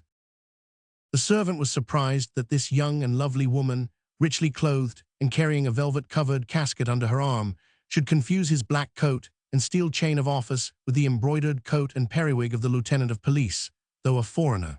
But as a lieutenant is never offended at being called a captain, and as the speaker's eye was too steady and assured to be a lunatic's, he was convinced that she brought something of value in the casket and showed her into the secretary's. The upshot of all was that she was allowed to see the minister of police. He sat in an octagonal room, lighted by a number of candles. Sartines was a man of 50, in a dressing gown, and enormous wig, limp with curling and powder. He sat before a desk with looking-glass panels, enabling him to see anyone coming into the study without having to turn and study their faces before arranging his own. The lower part of the desk formed a secretary where were kept in drawers his papers and those in cipher which could not be read even after his death, unless in some still more secret drawer were found the key to the cipher. This piece of mechanism was built expressly for the Regent Duke of Orleans to keep his poisons in, and it came to Sartines from his Prime Minister Cardinal Dubois per the late Chief of Police. Rumor had it that it contained the famous contract called the Compact of Famine, the statutes of the Great Grain Ring, among the directors of which figured Louis Roman XV. So the police chief saw in this mirror the pale and serious face of Lorenza as she advanced with the casket under her arm. "Who are you? What do you want?" he challenged without looking round. "Am I in the presence of Lord Sartines, head of the police?" "Yes," he curtly answered. "What proof have I of that?" she asked. This made him turn round. "Will it be good proof if I send you to prison?" She did not reply, but looked round for the seat which she expected to be offered her by right, as to any lady of her country. He was vanquished by that single look, for Count Albie de Sartines was a well-bred gentleman. "Take a chair," he said brusquely. Lorenza drew an armchair to her and sat down. "Speak quick," said the magistrate. "What do you want?" "To place myself under your protection," answered Lorenza. "Ho, ho," said he with a jeering look, peculiar to him. "My lord, I have been abducted from my family and forced into a clandestine marriage by a man who has been ill-using me during 3 years and would be my death." He looked at the noble countenance and was moved by the voice so sweet that it seemed to sing. "Where do you come from?" he asked. "I am a Roman, and my name is Lorenza Felicini." "Are you a lady of rank? For I do not know the name." "I am a lady, and I crave justice on the man who has incarcerated and sequestrated me." "This is not in my province, since you say you are his wife." "But the marriage was performed while I was asleep." "Plague on it, you must enjoy sound sleep. I mean to say that this is not in my way. Apply to a lawyer, for I never care to meddle in these matrimonial squabbles." He waved his hand as much as to say, "Be off," but she did not stir. "I have not finished," she said. "You will understand that I have not come here to speak of frivolities, but to have revenge. The women of my country revenge and do not go to law." "This is different," said Sartines, "but have dispatch, for my time is dear." I told you that I come for protection against my oppressor. Can I have it? Is he so powerful? More so than any king. Pray explain, my dear lady, why should I accord you my protection against a man, according to your statement, more powerful than a king, for a deed which may not be a crime? If you want to be revenged, take revenge, only do not bring yourself under our laws. If you do a misdeed, it will be you whom I must arrest. Then we shall see all about it. That is the bargain. No, my lord, you will not arrest me, for my revenge is of great utility to you, the king, and France. I revenge myself by revealing the secrets of this monster. Ah, this man has secrets, said Sartines, interested perforce. Great political secrets, my lord, but will you shield me? What kind of shield? Coldly asked the magistrate, silver or official. I want to enter a convent, to live buried there, forgotten. I want a living tomb which will never be violated by anyone. You are not asking much. You shall have the convent. Speak. As I have your word, take this casket, said Lorenza. It contains mysteries which will make you tremble for the safety of the sovereign and the realm. I know them but superficially, but they exist, and are terrible. Political mysteries, you say? Have you ever heard of the great secret society? The Freemasons. These are the Invisibles. Yes, I do not believe in them, though. When you open this box, you will. Let us look into it then, he said, taking the casket from her, but reflecting, he placed it on his desk. No, I would rather you opened it yourself, he added with distrust. I have not the key, she replied. Not got the key. You bring me a box containing the fate of an empire, and you forget the key. Is it so hard to open a lock? Not when one knows the sort it is. He held out to her a bunch of keys in every shape. As she took it, he noticed that her hand was cold as stone. Why did you not bring the key with you? He asked. Because the master of the casket never lets it go from him. This is the man more powerful than the king. Nobody can tell what he is. Eternity alone knows how long he has lived. None but the God above can see the deeds he commits. But his name. He has changed it to my knowledge a dozen times. I knew him as a charat. And he lives. Zained. Suddenly Lorenza started, shuddered, let the casket and the keys fall from her hands. She made an effort to speak, but her mouth only was contorted in a painful convulsion. She clapped her hands to her throat, as if the words about to issue were stopped and choked her. Then, lifting her arms to heaven, trembling and unable to articulate a word, she fell full length on the carpet. Poor dear, muttered Sartines, but what the devil is the matter with her? She is really very pretty. There is some jealousy in this talk of revenge. He rang for the servants while he lifted up the Italian, who seemed with her astonished eyes and motionless lips to be dead and far detached from this world. Carry out this lady with care, he commanded to the two valets, and leave her in the next room. Try to bring her to, but mind, no roughness. Go. Left alone, Sartines examined the box like a man who could value fully the discovery. He tried the keys until convinced that the lock was only a sham. Thereupon, with a cold chisel, he cut it off bodily, instead of the fulminating powder or the poison which he perhaps expected, to deprive France of her most important magistrate. A packet of papers bounded up. The first words which started up before his eyes were the following, traced in a disguised hand. It is time for the Grand Master to drop the name of Baron Balsamo. There was no signature other than the 3 letters, LPD. Aha, said the head of police, though I do not know this writing, I believe I know this name. Balsamo, let us look among the bees. Opening one of the 24 drawers of the famous desk, he took out a little register on which was written, in fine writing, 300 or 400 names, preceded, accompanied, or followed by flourishes of the pen. Hugh, we have a lot about this busy bee, he muttered. He read several pages with non-equivocal tokens of discontent. He replaced the register in the drawer to go on with inventorying the contents of the packet. He did not go far without being deeply impressed.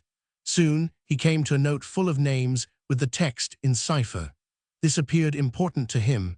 The edges were worn with fingering and pencil marks were made on the margin. Sartines rang a bell for a servant to whom he said, "Bring me the Chancellor's cryptographist at once," going through the offices to gain time. 2 minutes subsequently, a clerk presented himself, with pen in hand, his hat under one arm, and a large book under the other. Seeing him in the mirror, Sartines held out the paper to him over his shoulders, saying, "Decipher that." This unriddler of secret writing was a little thin man, with puckered-up lips, brows bent by searching study. His pale face was pointed up and down, and the chin quite sharp, while the deep moony eyes became bright at times. Sartines called him his ferret. Ferret sat down modestly on a stool, drew his knees close together to be a table to write upon, and wrote, consulting his memory and his lexicon with an impassible face. In 5 minutes' time he had written. Order to gather 3,000 brothers in Paris. Order to compose 3 circles and 6 lodges. Order to select a guard for the Grand Copt, and to provide 4 residences for him, one to be in a royal domicile. Order to set aside 500,000 francs for his police department. Order to enroll in the first Parisian lodge all the cream of literature and philosophy. Order to bribe or in some way get a hold on the magistracy, and particularly make sure of the chief of police, by bribery, violence, or trickery. Ferret stopped at this passage, not because the poor man reflected, but because he had to wait for the page to dry before he could turn over. Sartines, being impatient, snatched the sheet from his knees and read it. Such an expression of terror spread over his features at the final paragraph that it made him turn pale to see himself in the glass. He did not hand this sheet back to the clerk, but passed him a clean one. The man went on with his work, accomplishing it with the amazing rapidity of decipherers when once they hold the key. Sartines now read over his shoulder. Dropped the name of Balsamo beginning to be too well known to take that of Count Fee. A blot of ink eclipsed the rest of the name. At the very time when the police chief was seeking the absent letters, the outdoor bell rang and a servant came in to announce, "His Lordship Count Fenix." Sartines uttered an outcry and clasped his hands above his wig at risk of demolishing that wonderful structure. He hastened to dismiss the writer by a side door. While taking his place at his desk, he bade the usher show in the visitor. In his mirror, a few seconds after, Sartines saw the stern profile of the Count, as he had seen him on the day when Lady Dubarry was presented at court. Balsamo Fenix entered without any hesitation whatever. Sartines rose, made a cold bow, and sat himself ceremoniously down again, crossing his legs. At the first glance, he had seen what was the object of this interview. At a glance, also Balsamo had seen the opened casket on the desk. His glance, however fleeting, had not escaped the magistrate. "To what chance do I owe this visit, my lord?" inquired the chief of police. "My lord," returned Balsamo with a smile full of amenity, "I have found introducers to all the sovereigns of Europe, all their ministers and ambassadors, but none to present me to your lordship, so I have presented myself." "You arrive most timely, my lord," replied Sartines, "for I am inclined to think that if you had not called, I should have had to send for you." "Indeed, how nicely this chimes in." Sartines bowed with a satirical smile. "Am I happy enough to be useful to your lordship?" queried Balsamo. These words were pronounced without a shade of emotion or disquiet clouding the smiling brow. "You have traveled a good deal, Count," said the police chief. "A great deal, I suppose you want for some geographical items. A man of your capacity is not cramped up in France, but must embrace Europe and the world." Not geographical, my lord, but personal. Do not restrict yourself. In both, I am at your orders.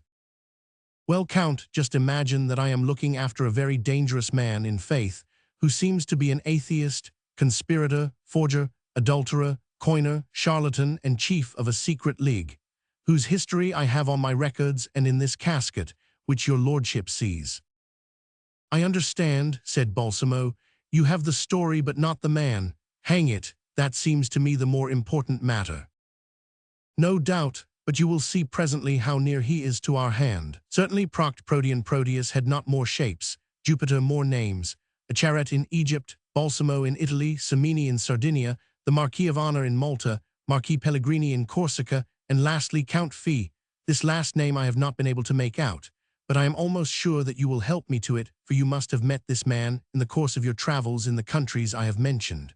I suppose, though, you would want some kind of description.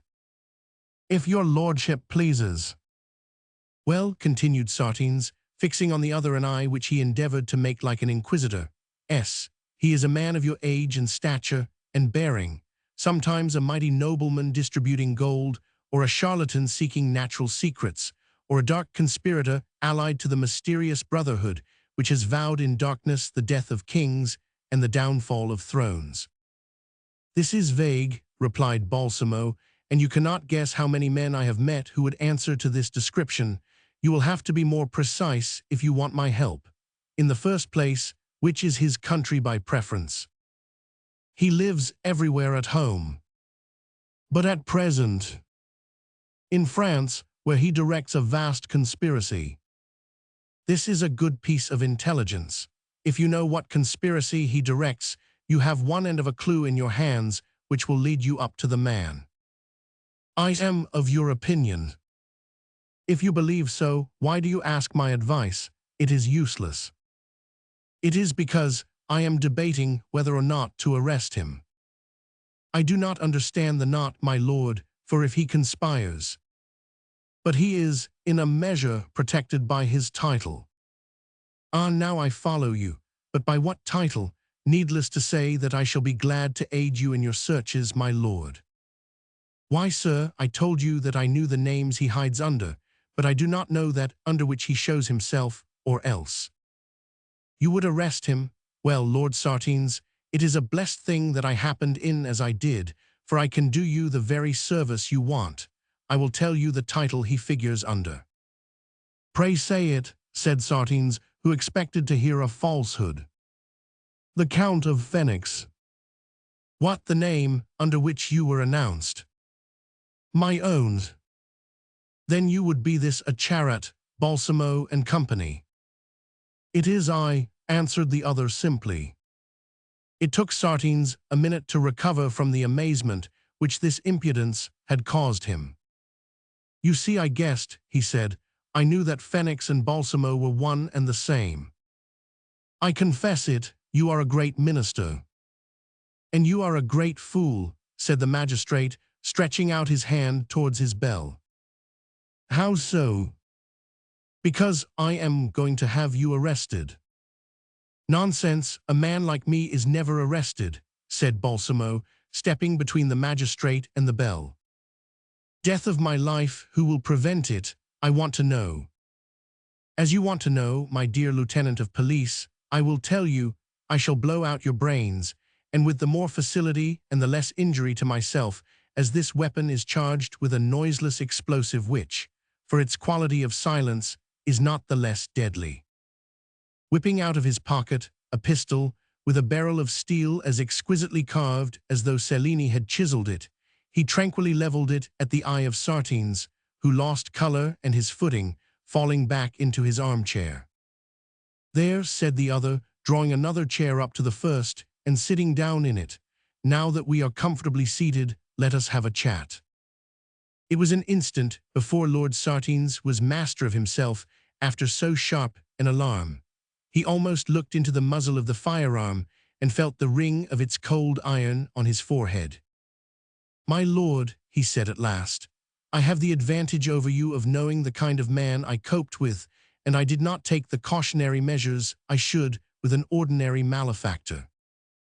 You are irritated, and you use harsh words," replied Balsamo, "but you do not see how unjust you are to one who comes to do you a service, and yet you mistake my intentions. You speak of conspirators just when I come to speak to you about a conspiracy." But the round phrase was all to no purpose, as Sartines was not paying great attention to his words, so that the word conspiracy, which would have made him jump at another time, scarcely caused him to pick up his ears. "Since you know so well who I am," he proceeded, "you must know my mission in France, sent by the great Frederick, that is as an ambassador, more or less secret of his Prussian Majesty. Who says ambassador says inquisitor, and as I inquire, I am not ignorant of what is going on, and one of the things I have learnt most about is the forestalling of grain." Simply as Balsamo uttered the last words, they had more power over the chief of police than all the others, for they made him attentive. He slowly raised his head. "What is this forestalling of the grain?" he said, affecting as much ease as Balsamo had shown at the opening of the interview. "Will you kindly enlighten me?" "Willingly, my lord. Skillful speculators have persuaded His Majesty, the King of France, that he ought to build granaries to save up the grain for the people in case of dearth. So the stores were built. While they were about it, they made them on a large scale, sparing no stone or timber. The next thing was to fill them, as empty granaries are useless, so they filled them. You will reckon on a large quantity of corn being wanted to fill them. Much breadstuffs drawn out of the markets is a means of making the people hungry. For mark this well, any goods withdrawn from circulation are equivalent to a lack of production. 1,000 sacks of corn in the store are the same as 1,000 less in the market. Multiply these thousands by a 10 only, and up goes the price of grain. Sartines coughed with irritation. Balsamo stopped quietly till he was done. "Hence you see the speculator in the storehouses enriched by the increase in value. Is this clear?" "Perfectly clear," replied the other.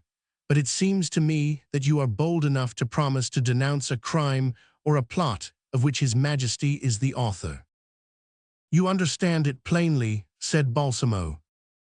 "This is bold, indeed, and I should be curious to know how the king will take the charge. I am afraid that the result will be precisely the same as that I conceived when I looked through your papers. Take care, my lord, you will get into the Bastille all the same." "How poorly you judge me, and how wrong you are in still taking me for a fool. Do you imagine that I, an ambassador, a mere curious investigator, would attack the king in person? That would be the act of a blockhead. Pray hear me out." Sartines nodded to the man with the pistol. "Those who discovered this plot against the French people pardon the precious time I am consuming, but you will see presently that it is not lost time. They are economists, who, very minute and painstaking, by applying their microscopic lenses to this rigging of the market, have remarked that the king is not working the game alone. They know that His Majesty keeps an exact register of the market rate of grain in the different markets, that he rubs his hands when the rise wins him 8 or 10,000 crowns. But they also know that another man is filling his own alongside of His Majesty's, an official, you will guess, who uses the royal figures for his own behalf. The economists, therefore, not being idiots, will not attack the king, but the man, the public officer, the agent who gambles for his sovereign." Sartines tried to shake his wig into the upright, but it was no use. "I am coming to the point now," said Balsamo. "In the same way as you know I am the Count of Phoenix through your police, I know you are Lord Sartines through mine."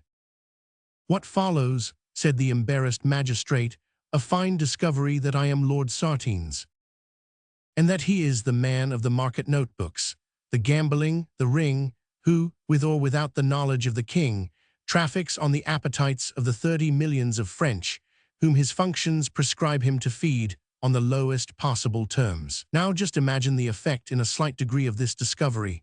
You are little loved by the people. The king is not an affectionate man. As soon as the cries of the hungry are heard, yelling for your head, the king, to avoid all suspicion of connivance with you, if any there be, or to do justice if there is no complicity, will hasten to have you strung upon a gibbet like that on which dangled Enguerrand de Marigny, which you may remember."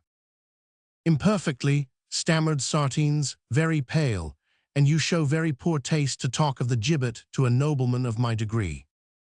"I could not help bringing him in," replied Balsamo, "as I seem to see him again, poor Enguerrand. I swear to you he was a perfect gentleman out of Normandy, a very ancient family and most noble house.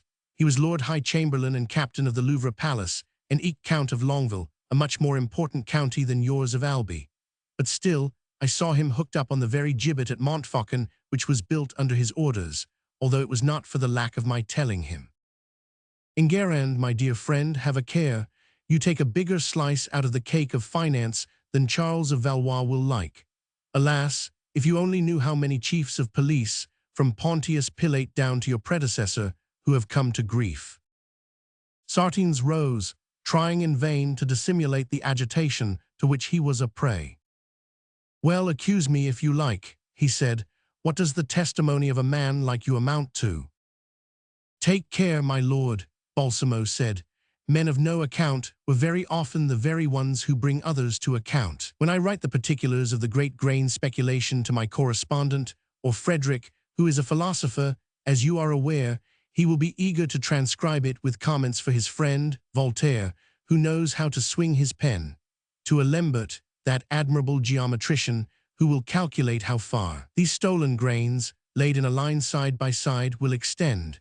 In short, when all the lampoon writers, pamphleteers and caricaturists get wind of this subject, you, my lord of Albi, will be a great deal worse off than my poor Marigny, for he was innocent, or said so, and I would hardly believe that of your lordship." With no longer respect for decorum, Sartines took off his wig and wiped his skull. "Have it so," he said. "Ruin me if you will, but I have your casket as you have your proofs." "Another profound error into which you have fallen, my lord," said Balsamo. "You are not going to keep this casket." "True," sneered the other. "I forgot that Count Fenix is a knight of the road who robs men by armed force. I did not see your pistol which you have put away. Excuse me, my lord the ambassador." "The pistol is no longer wanted, my lord. You surely do not think that I would fight for the casket over your body here, where a shout would rouse the house full of servants and police agents. No, when I say that you will not keep my casket, I mean that you will restore it to me of your own free will." "I," said the magistrate, laying his fist on the box with so much force that he almost shattered it. "You may laugh, but you shall not take this box but at the cost of my life. Have I not risked it 1,000 times? Ought I not pour out the last drop of my blood in his majesty's service? Kill me as you are the master, but I shall have enough voice left to denounce you for your crimes. Restore you this," he repeated with a bitter laugh. "Hell itself might claim it and not make me surrender. I am not going to require the intervention of subterranean powers, merely that of the person who is even now knocking at your street door." 3 loud knocks thundered at the door. "And whose carriage is even now entering the yard," added the Mesmerist. "Some friend of yours who does me the honor to call." "Just as you say, a friend of mine." "The Right Honorable the Countess Dubarry," announced a valet at the study door, as the lady, who had not believed she wanted the permission to enter, rushed in. It was the lovely Countess, whose perfumed and whooped skirts rustled in the doorway.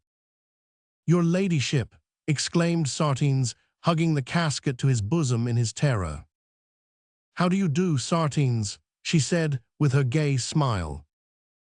"And how are you, Count?" she added to Fenix, holding out her hand. He bowed familiarly over it and pressed his lips where the king had so often laid his. In this movement, he had time to speak 4 words to her which the chief of police did not hear. "Oh, here is my casket," she said. "Your casket," stammered the lieutenant of police. "Mine, of course. Oh, you have opened it. Do not be nice about what does not belong to you. How delightful this is. This box was stolen from me, and I had the idea of going to Sartines to get it back. You found it, did you? Oh, thank you." "With all respect to your ladyship," said Sartines, "I am afraid you are letting yourself be imposed upon." "Impose? Do you use such a word to me, my lord?" cried Balsamo. "This casket was confided to me by her ladyship a few days ago with all its contents." "I know what I know," persisted the magistrate. "And I know nothing. whispered La Dubarry to the Mesmerist, but you have claimed the promise I made you to do anything you asked at the first request. But this box may contain the matter of a dozen conspiracies, said Sartines. My lord, you know that is not a word to bring you good luck. Do not say it again. The lady asks for her box. Are you going to give it to her or not? But at least no, my lady. I do not want to know more than I do know, said the lady. Restore me my casket, for I have not put myself out for nothing. I would have you to understand. As you please, my lady, said Sartines humbly, and he handed the Countess the box, into which Balsamo replaced the papers strewn over the desk. Count, said the lady with her most winning smile, will you kindly carry my box and escort me to my carriage, as I do not like to go back alone through those ugly faces. Thank you, Sartines. My lady, said Balsamo, you might tell the Count, who bears me much ill will from my insisting on having the box, that you would be grieved if anything unpleasant befell me through the act of the police, and how badly you would feel. She smiled on the speaker. You hear what my lord says, Sartines, she said. It is the pure truth. The Count is an excellent friend of mine, and I should mortally hate you if you were to vex him in any way. Adieu, Sartines. He saw them march forth, without showing the rage Balsamo expected. Well, they have taken the casket, but I have the woman, he chuckled. To make up for his defeat, he began to ring his bell as though to break it. How is the lady getting on whom you took into the next room? Very well indeed, my lord, for she got up and went out. Got up, why she could not stand. That is so, my lord, said the usher, but 5 minutes or so after the Count of Phoenix arrived, she awoke from her swoon, from which no scent would arouse her, and walked out. We had no orders to detain her. The villain is a magician, thought the magistrate. I have the royal police and he's Satan-s. That evening he was bled and put to bed.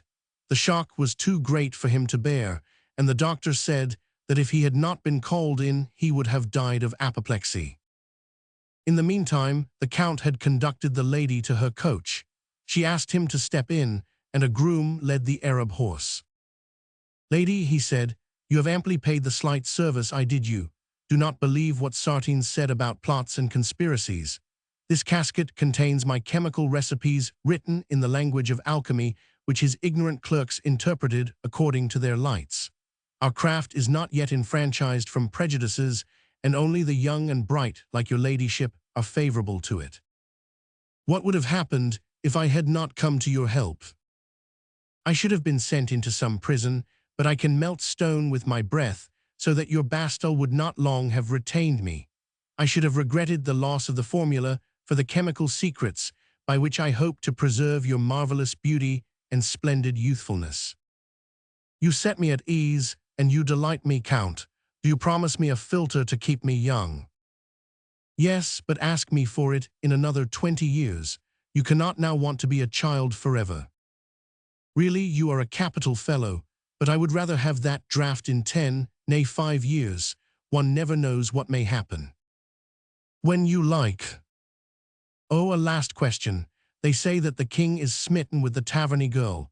You must tell me, do not spare me if it is true, treat me as a friend, and tell me the truth. Andrea Taverny will never be the mistress of the king, I warrant it, as I do not so will it. Oh, cried Lady Dubarry. You doubt, never doubt science. Still, as you have the means, if you would block the king's fancies. I can create sympathies, and so I can antipathies. Be at ease, Countess, I am on the watch. He spoke at random, as he was all impatience to get away and rejoin Lorenza. Surely, Count, said the lady, you are not only my prophet of good but my guardian angel. Mind, I will defend you if you help me. Alliance. It is sealed, he said, kissing her hand. He alighted and, whistling for his horse, mounted and galloped away. To Lucian's, ordered Lady Dubarry, comforted. Chapter 27. Love versus Science. In 5 minutes, Balsamo was in his vestibule, looking at Fritz and asking with anxiety, "Has she returned?" "She has gone up into the room of the arms and the furs, very worn out, from having run so rapidly that I was hardly in time to open the door after I caught sight of her. I was frightened, for she rushed in like a tempest. She ran up the stairs without taking breath and fell on the great black lion's skin on entering the room. There you will find her." Balsamo went up precipitately and found her as said. He took her up in his arms and carried her into the inner house where the secret door closed behind them. He was going to awake her to vent the reproaches on her which were nursed in his wrath, when 3 knocks on the ceiling notified him that the sage called Althotas in the upper room was aware of his arrival and asked speech of him. Fearing that he would come down, as sometimes happened, or that Lorenza would learn something else detrimental to the order, he charged her with a fresh supply of the magnetic fluid and went up by a kind of elevator to Althota laboratory. In the midst of a wilderness of chemical and surgical instruments, files and plants, this very aged man was a terrible figure at this moment. Such part of his face as seemed yet to retain life was empurpled with angry fire. His knotted hands, like those of a skeleton, trembled and cracked. His deep-set eyes seemed to shake loose in the sockets, and in a language unknown even to his pupil, he poured invectives upon him. Having left his padded armchair to go to the trap by which Balsamo came up through the floor, he seemed to move solely by his long spider-like arms. It must be extraordinary excitement to make him leave the seat where he conducted his alchemical work and enter into our worldly life. Balsamo was astonished and uneasy. "So you come, you sluggard, you coward, to abandon your master," said Althotas. As was his habit, the other summoned up all his patience to reply to his master. "I thought you had only just called me my friend," he meekly said. "Your friend, you vile human creature," cried the alchemist. "I think you talk to me as if I were one of your sort. Friend, I should think I were more than that, more than your father, for I have reared you, instructed you, and enriched you. But you are no friend to me, oh no, for you have left me, you let me starve, and you will be my death. You have a bilious attack, master, and you will make yourself ill by going on thus." "Illness, rubbish. Have I ever been ill save when you made me feel the petty miseries of your mean human life? I ill, who you know am the physician to others." "At all events, master, here I am," coldly observed Balsamo. "Let us not waste time." "You are a nice one to remind me of that. You force me to dole out what ought to be unmeasured to all human creatures. Yes, I am wasting time. My time, like others, is falling drop by drop into eternity when it ought to be itself eternity." "Come, master, let us know what is to be done," asked the other, working the spring which closed the trap in the floor. "You said you were starved. How so, when you know you were doing your fortnight's absolute fast?" "Yes, the work of regeneration was commenced 32 days ago." "What are you complaining about in that case? I see yet 2 or 3 decanters of rainwater, the only thing you take." "Of course, but do you think I am a silkworm to perform alone the great task of transformation and rejuvenation? Can I without any strength alone compose my draught of life? Do you think I shall have my ability when I am lying down with no support but refreshing drink, if you do not help me, abandoned to my own resources and the minute labor of my regeneration? You know you ought to help and succor, if a friend." "I am here," responded Balsamo, taking the old man and placing him in his chair as one might a disagreeable child. "What do you want? You have plenty of distilled water. Your loaves of barley and sesame are there, and I have myself given you the white drops you prescribed." "Yes, but the elixir is not composed. The last time I was 50, I had your father to help me, your faithful father. I got it ready a month beforehand. For the blood of a virgin which I had to have, I bought a child of a trader at Mount Ararat where I retired. I bled it according to the rites. I took 3 drops of arterial blood, and in an hour my mixture, only wanting that ingredient, was composed. Therefore my regeneration came off passing well. My hair and teeth fell during the spasms caused by the draught, but they came again. The teeth badly, I admit, for I had neglected to use a golden tube for decanting the liquor. but my hair and nails came as if I were 15 again. But here I am once more old, and the elixir is not concocted. If it is not soon in this bottle, with all care given to compounding it, the science of a century will be lost in me, and this admirable and sublime secret which I hold will be lost for man, who would thus through me be linked with divinity. Oh, if I go wrong, if I fail, you, a charat, will have been the cause, and my wrath will be dreadful." As these final words made a spark flash from his dying eye, the hideous old man fell back in a convulsion succeeded by violent coughing. Balsamo at once gave him the most eager care. The old doctor came to his senses. His pallor was worse. This slight shaking had so exhausted him that he seemed about to die. "Tell me what you want, master, and you shall have it, if possible." "Possible," sneered the other. "You know that all is possible with time and science. I have the science, but time is only about to be conquered by me. My dose has succeeded. The white drops have almost eradicated most of my old nature. My strength has nearly disappeared. Youth is mounting and casting off the old bark, so to say. You will remark, a charat, that the symptoms are excellent. My voice is faint, my sight weakened by 3 parts. I feel my senses wander at times. The transitions from heat to cold are insensible to me.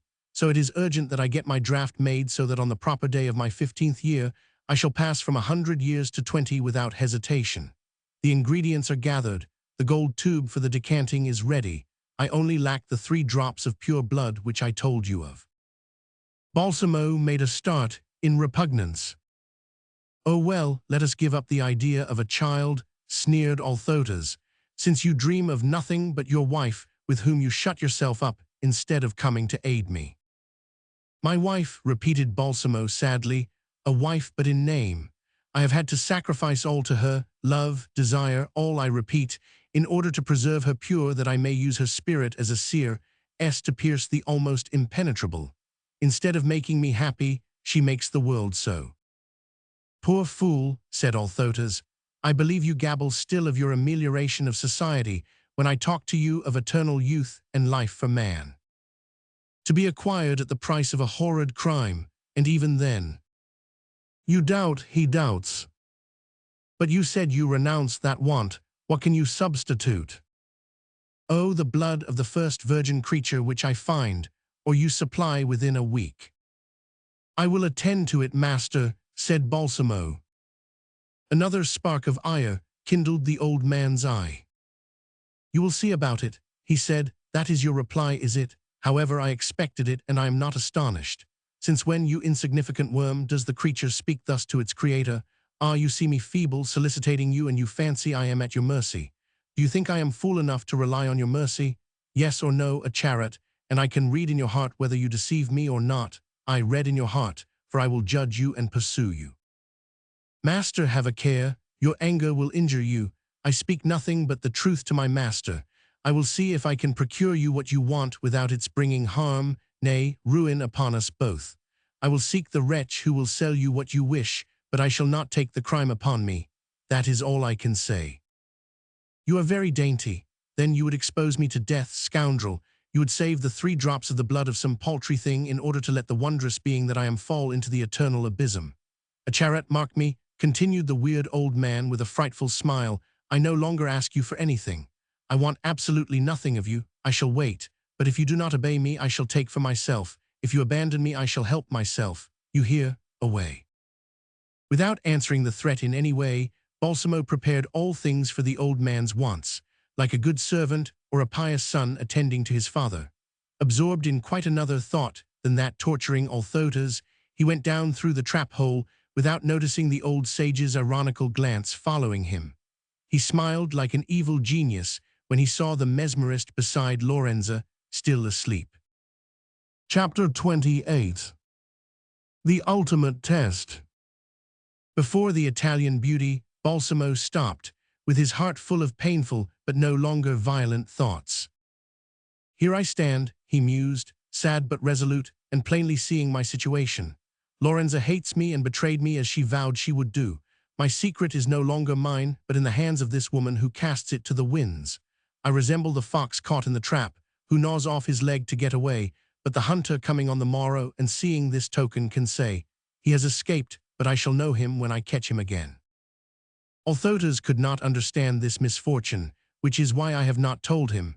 It breaks all my hope of fortune in this country and consequently in the old world, of which France is the heart. It is due to this lovely woman, this fair statue with the sweet smile. To this accursed angel I owe captivity, exile or death, with ruin and dishonor meanwhile. Hence, he continued, animating, the sum of pleasure is surpassed by that of harm, and Lorenza is a noxious thing to me. O serpent with the graceful folds, they stifle, your golden throat is full of venom, sleep on, for I shall be obliged to kill you when you wake. With an ominous smile, he approached the girl, whose eyes turned to his like the sunflower follows the sun. Alas, in slaying her who hates me, I shall slay her who loves. His heart was filled with profound grief, strangely blended with a vague desire. If she might live harmless, he muttered. No, awake, she will renew the struggle, she will kill herself or me, or force me to kill her. Lorenza, your fate is written in letters of fire, to love and to die. In my hands I hold your life and your love. The enchantress, who seemed to read his thoughts in an open book, rose, fell at the mesmerist's feet, and taking one of his hands which she laid on her heart, she said with her lips, moist as coral and as glossy, "Dead be it, but loved." Balsamo could resist no longer. A whirl of flames enveloped him. As long as a human being could contend have I struggled, he sighed. Demon or angel of the future, you ought to be satisfied. I have long enough sacrificed pride and egotism to all the generous passions seething in my heart. No, no, I have not the right to revolt against the only human feeling fermenting in me. I love this woman, and such passionate love will do more against her than the keenest hate. What when I appear before the Supreme Architect, will not I, the deceiver, the charlatan, the false prophet, have one well-cut stone to show for my craftsmanship, not one generous deed to avow, not a single happiness whose memory would comfort me amid eternal sufferings?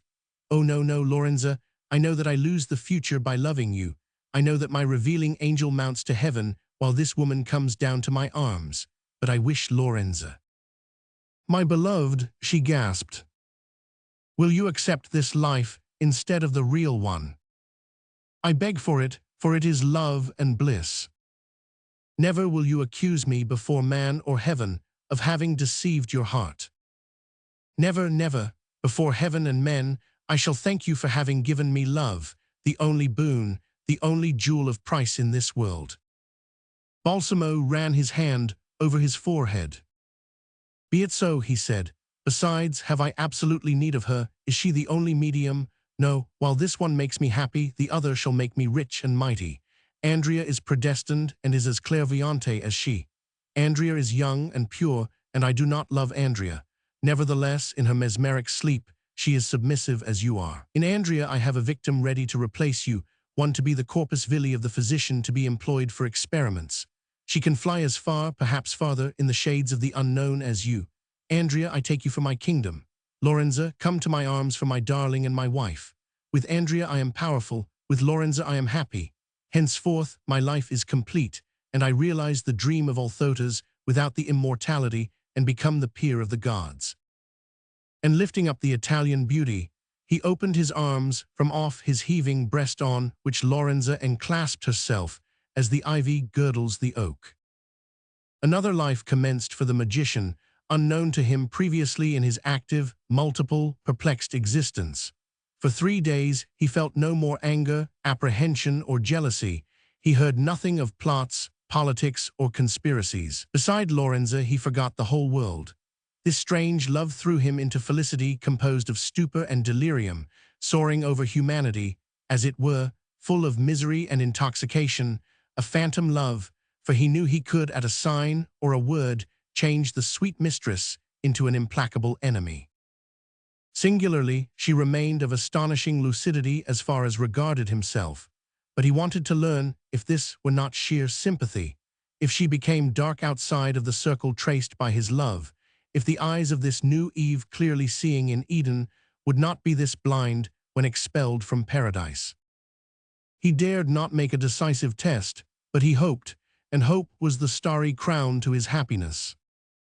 With gentle melancholy, Lorenza said to him. A chariot, you are thinking of another woman than me, a woman of the north, with fair hair and blue eyes. A chariot, this woman walks beside you and me in your mind. Shall I tell you her name? Yes, he said, in wonderment. Wait, it is Andrea. Right, yes, you can read my mind. One last fear troubles me. Can you still see through space, though blocked by material obstacles? Try me. He took her hand, and in his mind went away from that place, taking her soul with him. What do you see? A vast valley with woods on one side, a town on the other, while a river separates them and is lost in the distance after bathing the walls of a palace. It is so, Lorenza. The wood is Vesinet, the town St. Germain, the palace Masons. Let us go into the summer house behind us. What do you see? A young negro eating candies. It is Zamor, Countess Dubarry's Blackmore. Go on. An empty drawing room, splendidly furnished, with the panels painted with goddesses and cupids. Next. We are in a lovely boudoir hung with blue satin worked with flowers in their natural colors. A woman is reclining on a sofa. I have seen her before. It is Countess Dubarry. She is thinking of you. Thinking of me, Lorenza, you will drive me mad. You made her the promise to give her the water of beauty, which Venus gave to Phaon to be revenged on Sappho. That is so, go on. She makes up her mind to a step, for she rings a bell. A woman comes, it is like her. Her sister, John. Her sister, she wants the horses put to the carriage. In 2 hours she will be here. Balsamo dropped on his knees. O heaven, if she should be here in that time, I shall have no more to beg of you, for you will have had pity on my happiness. Poor dear, said she, why do you fear? Love, which completes the physical existence, enlarges the moral one. Like all good passions, love emanates from heaven, whence cometh all light. Lorenza, you make me wild with joy. Still he waited for this last test, the arrival of Lady Dubarry. 2 strokes of the bell, the signal of an important visitor, from Fritz told him that the vision was realized. He led Lorenza into the room hung with fur and armor. You will not go away from here, asked the mesmerist. Order me to stay, and you will find me here on your return. Besides, the Lorenza who loves you is not the one who dreads you. Be it so, my beloved Lorenza, sleep and await me. Still struggling with the spell, she laid a last kiss on her husband's lips and tottered to sink upon a lounge, murmuring, Soon again, my Balsamo, soon. He waved his hand. She was already reposing. As he closed the door, he thought he heard a sound, but no, Lorenza was sound asleep. He went through the parlor without fear or any foreshadowing, carrying paradise in his heart. Lorenza dreamed. It seemed to her that the ceiling opened and that a kind of aged Caliban descended with a regular movement. The air seemed to fail her as 2 long fleshless arms like living grapnels clutched her white dress, raised her off the divan, and carried her to the trap. This movable platform began to rise, with the grinding of metal, and a shrill, hideous laugh issued from the mouth of this human-faced monster who bore her upwards without any shock. Chapter 29. The Liquor of Beauty. The beautiful favorite of Louis Roman XV had been shown into the parlor, where she impatiently waited for Balsamo while turning over the leaves of Holbein's Dance of Death, which caught her attention on the table. She had just arrived at the picture of the beauty powdering her cheek before a mirror, when the host opened the door and bowed to her with a smile of joy over his face. I am sorry to have made you wait, he said, but I was a little out in my calculation about the speed of your horses.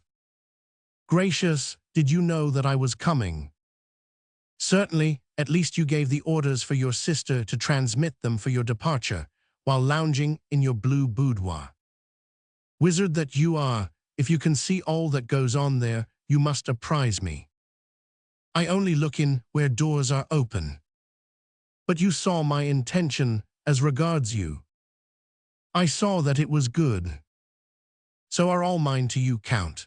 But you merit more than mere intentions, for it seems to me that you are too good and useful to me in taking the part of tutor, the most difficult to play that I know. You make me very happy. What can I do for you? Have you not, to begin with, some of the seed which makes one invisible? For on the way it seemed to me that one of Richelieu's men was riding after me. The Duke of Richelieu cannot be dangerous to you in any meeting, said the Mesmerist. But he was, my lord, before this last scheme failed. Balsamo comprehended that here was a plot of which Lorenza had not informed him, so he smiled without venturing on the unknown ground. I nearly fell a victim to the scheme in which you had a share. I in a scheme against you, never. Did you not give Richelieu a philtre to make the drinker fail madly in love? Oh no, my lady, he composes those things himself. I did give him a simple narcotic, a sleeping draught.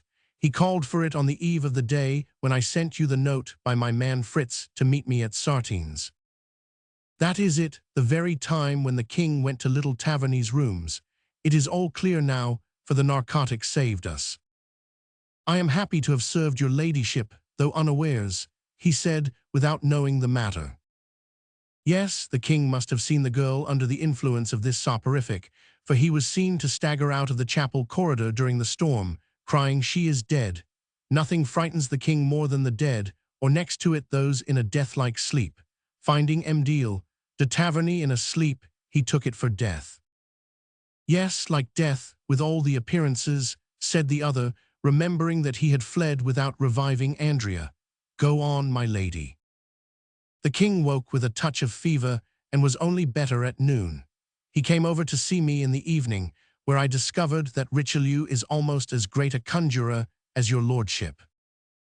The countess's triumphant face and her gesture of coquetry and grace completed her thought and perfectly encouraged the Italian about her sway over the king. So you are satisfied with me? He asked. She held out in token of thanks her white, soft, and scented hand, only it was not fresh like Lorenza's. Now, Count, if you preserved me from a great danger, I believe I have saved you from one not to be despised. I had no need to be grateful to you, said Balsamo, hiding his emotion, but I should like to know. That casket really contained cipher correspondence, which Sartines had his experts write out plain. That is what he brought to Versailles this morning, with blank warrants to imprison parties named in the documents. One was filled with your name, but I would not let him slip that under the royal hand for the signature. Since Damiens stuck him with the penknife, he can be frightened into anything by the bogey of assassination. Sartines persisted, and so did I, but the king said with a smile and looking at me in a style which I know. Let her alone, Sartines. I can refuse her nothing today.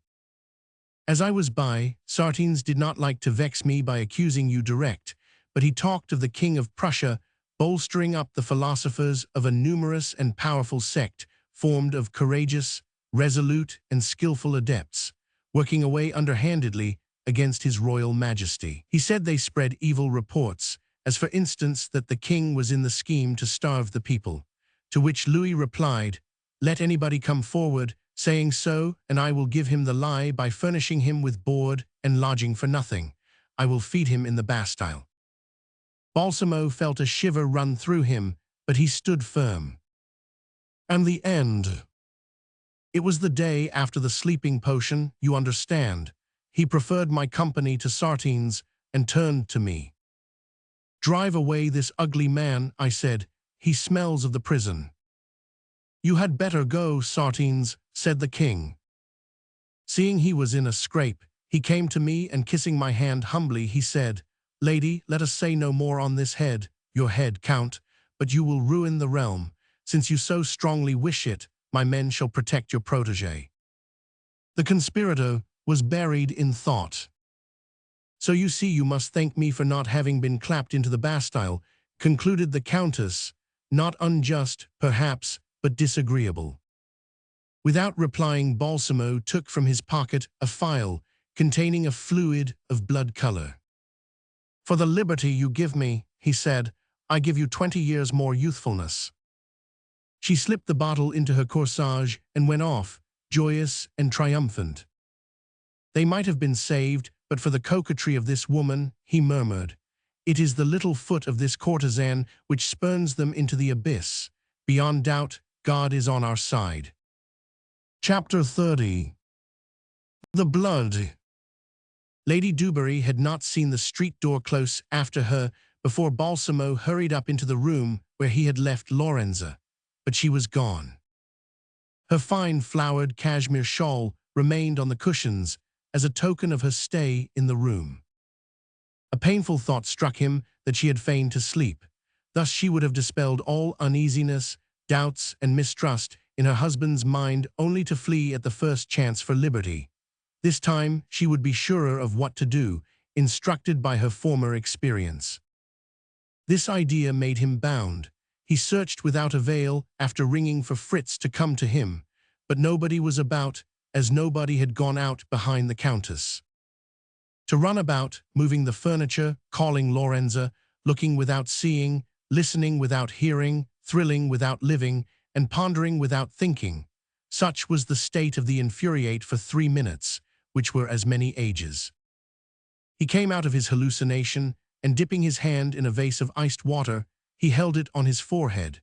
By his will he chased away that throbbing of the blood in the brains, which goes on silently in life, but when heard means madness or death.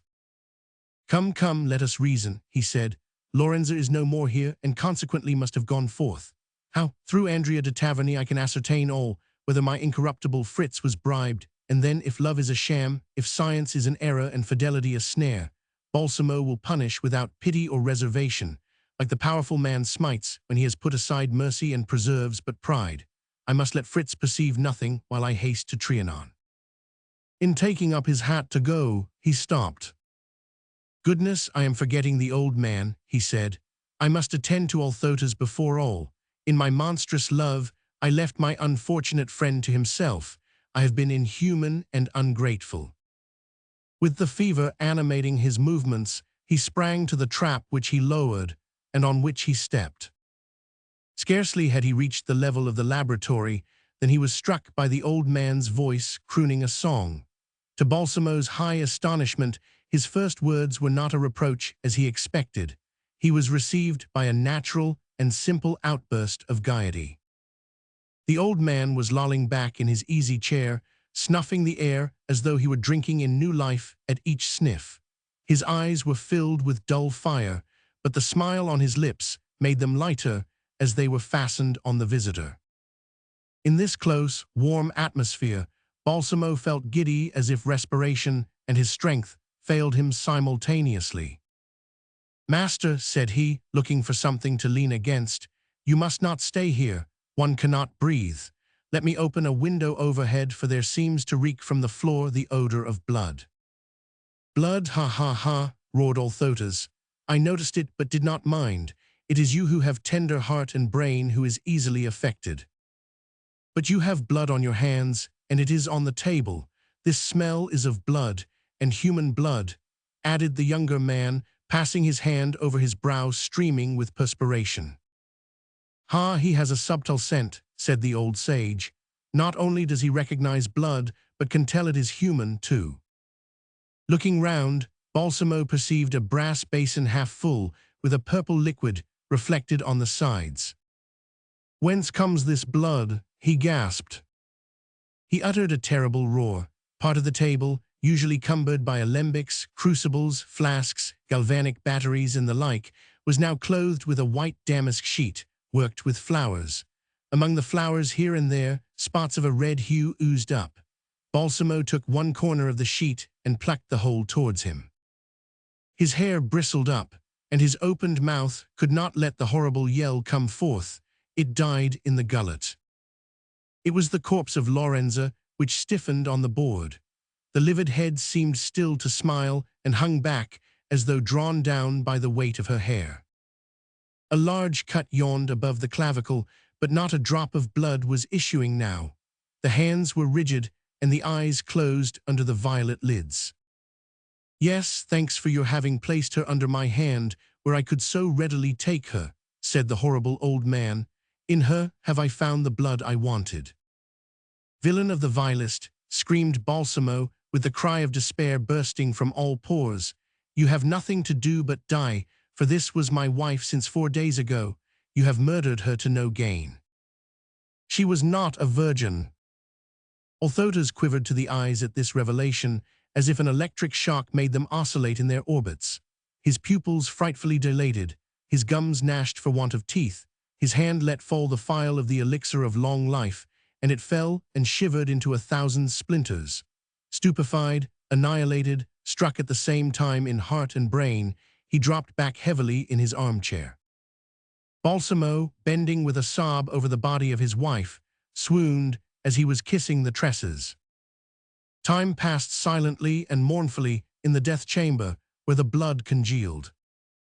Suddenly, in the midst of the night, a bell rang in the room itself. Fritz must have guessed that his master was in the laboratory of Althotas to have sent the warning thither. He repeated it 3 times, and still Balsamo did not lift his head.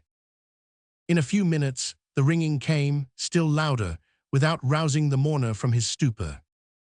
But at another call, the impatient jangle made him look up, though not with a start. He questioned the space with the cold solemnity of a corpse coming forth from a grave. The bell kept on ringing. Energy, reviving, at last aroused intelligence in the husband of Lorenza Felicini. He took away his head from hers. It had lost its warmth without warming hers. Great news or a great danger, he said to himself. I should as lief meet a great danger. He rose upright. But why should I answer this appeal? He asked, without perceiving the somber effect of his voice under the gloomy skylight and in the funeral chamber. Is there anything in this world to alarm or interest me? As if to answer him, the bell was so roughly shaken that the iron tongue broke loose and fell on a glass alembic, which it shivered on the floor. He held back no longer. Besides, it was important that neither Fritz nor another should come here to find him. With a tranquil tread, he opened the trap and descended. When he opened the staircase door, Fritz stood on the top step, pale and breathless, holding a torch in one hand and the broken bell-pull in the other. At sight of his master, he uttered a cry of satisfaction and then one of surprise and fright. Respectful as he usually was, he took the liberty of seizing him by the arm and dragging him up to a Venetian mirror. "Look, Excellency," he said. Balsamo shuddered. In an hour he had grown 20 years older. In his eyes were luster, in his skin no blood, and over all his lineaments was spread an expression of stupor and lack of intelligence. Bloody foam bathed his lips, and on the white front of his shirt a large blood spot spread. He looked at himself for an instant without recognition. Then he plunged his glance steadily into that of his reflected self. "You are quite right, Fritz," he said, "but why did you call me?" "They are here, master," said the faithful servant with disquiet. "The 5 masters." "All here?" queried Balsamo, starting. "With each an armed servant in the yard. They are impatient, which is why I rang so often and roughly." Without adjusting his dress or hiding the blood spot, Balsamo went down the stairs to the parlor. "Has your Excellency no orders to give me about weapons?" asked the valet. "Why should I take a sword even?" "I do not know, I only feared, I thought." "Thanks, you can go." "Yes, but your double-barreled pistols are in the ebony box on the gilded buffet." "Go, I bid you," said the master, and he entered the parlor. Chapter 31. The Trial. The parlor was well lighted, and Balsamo, entering, could see the grim air of the 5 men who kept their seats until he was before them and bowed. Then they all rose and returned the salute. He took an armchair facing theirs, without appearing to remark that theirs formed a horseshoe in front of his, so that he occupied the place of the culprit at a trial. He did not speak first, as he would have done on another occasion. From the painful dullness which succeeded the shock to him, he looked without seeing. "You seem to have understood what we come for, brother," said the man who held the central chair. "Yet you were long coming, and we were deliberating if we should not send for you." "I do not understand you," simply replied the Mesmerist. "That did not seem so when you took the place of the accused." "Accused," faltered the other vaguely, "still I do not understand." "It will not be hard to make you do so," said the chief officer, "judging by your pale front, dull eyes, and tremulous voice. Do you not hear me?" "Yes, I hear," was the reply, while he shook his head to drive away the thoughts oppressing him. "Do you remember, brother," said the president, "that at the last meeting, the Superior Committee gave you warning of treason meditated by one of the main upholders of the order?" "Perhaps so, I do not know." "You answer as with a perturbed and tumultuous conscience, but recover, do not be cast down. Answer with the clearness and preciseness which a dreadful position demands. Answer with such certainty that you will convince us, for we come with no more hatred than prejudice.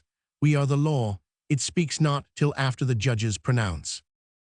Balsamo made no reply. Seeing the calm and immobility of the accused, the others stared at him, not without astonishment, before fastening their eyes on the chief again. "You are warned. Protect yourself, for I resume."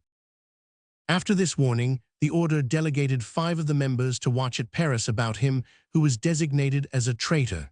It was not easy to watch a man like you, whose power was to enter everywhere. You had at your disposal all the means, which are immense, of our association, given for the triumph of our cause. We respected the mystery of your conduct as you fluctuated between the adherents of Dubarry, of Richelieu, and Rohan.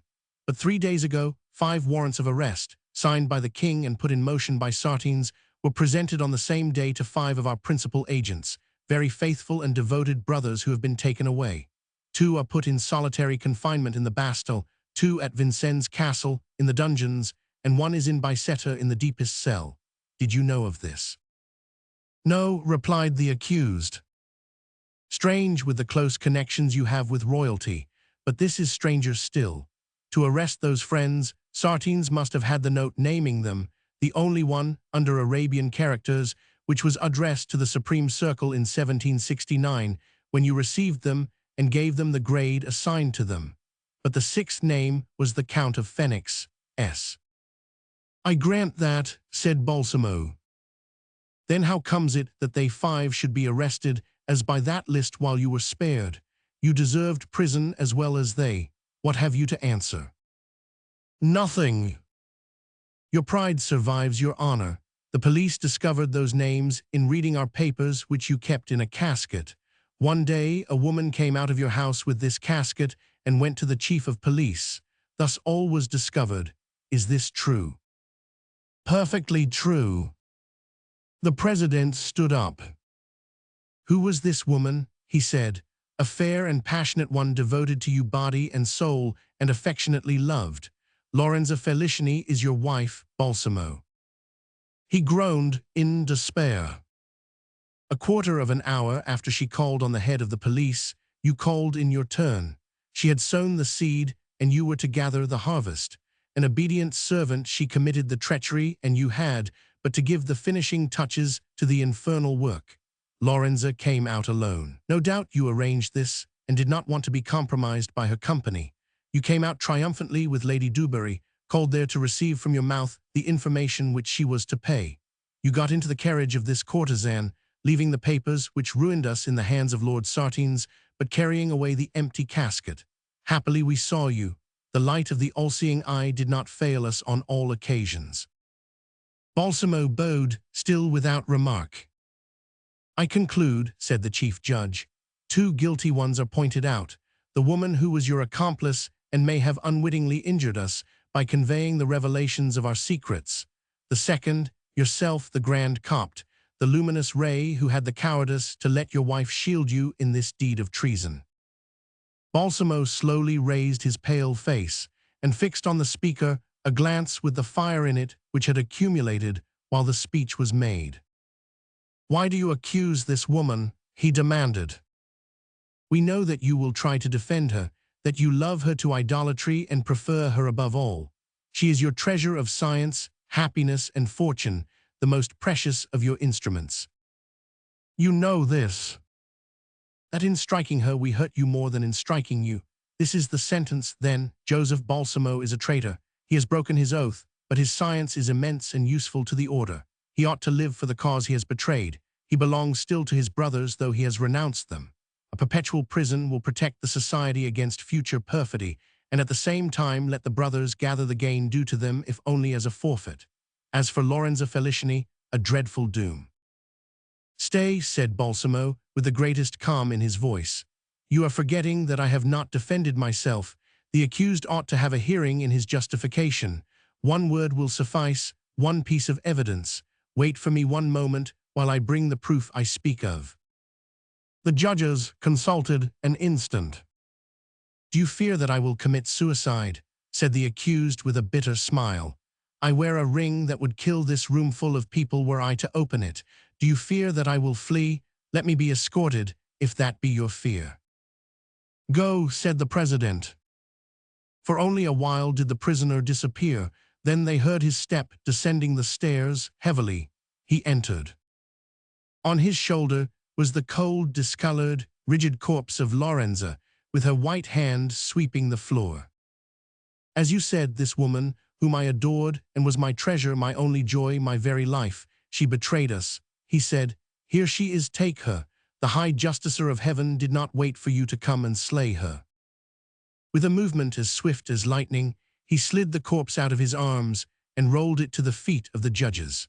The dark hair and inert hands struck them with all their profound horror, while by the lamplight the wound glared with its ominous red, deeply yawning in the midst of the swan-white neck.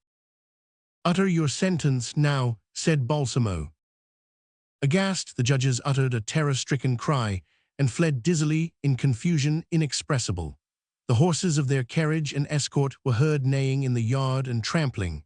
The carriage gate groaned on its hinges, and then solemn silence sat once more on the abode of death and despair. Chapter 32. Man and God.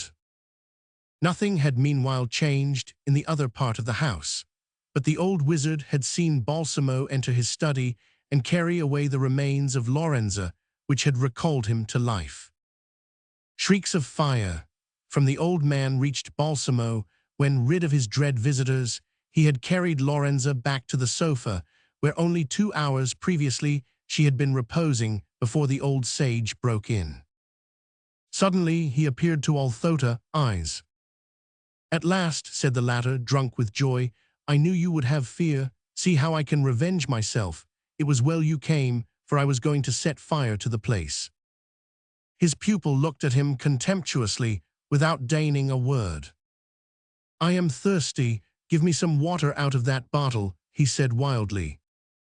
His features were breaking up fast. No steady fire was in his eyes, only frightful gleams, sinister and infernal. Under his skin was no more blood. His long arms, in which he had carried Lorenza as though she were a child, now dangled like cuttlefish's suckers.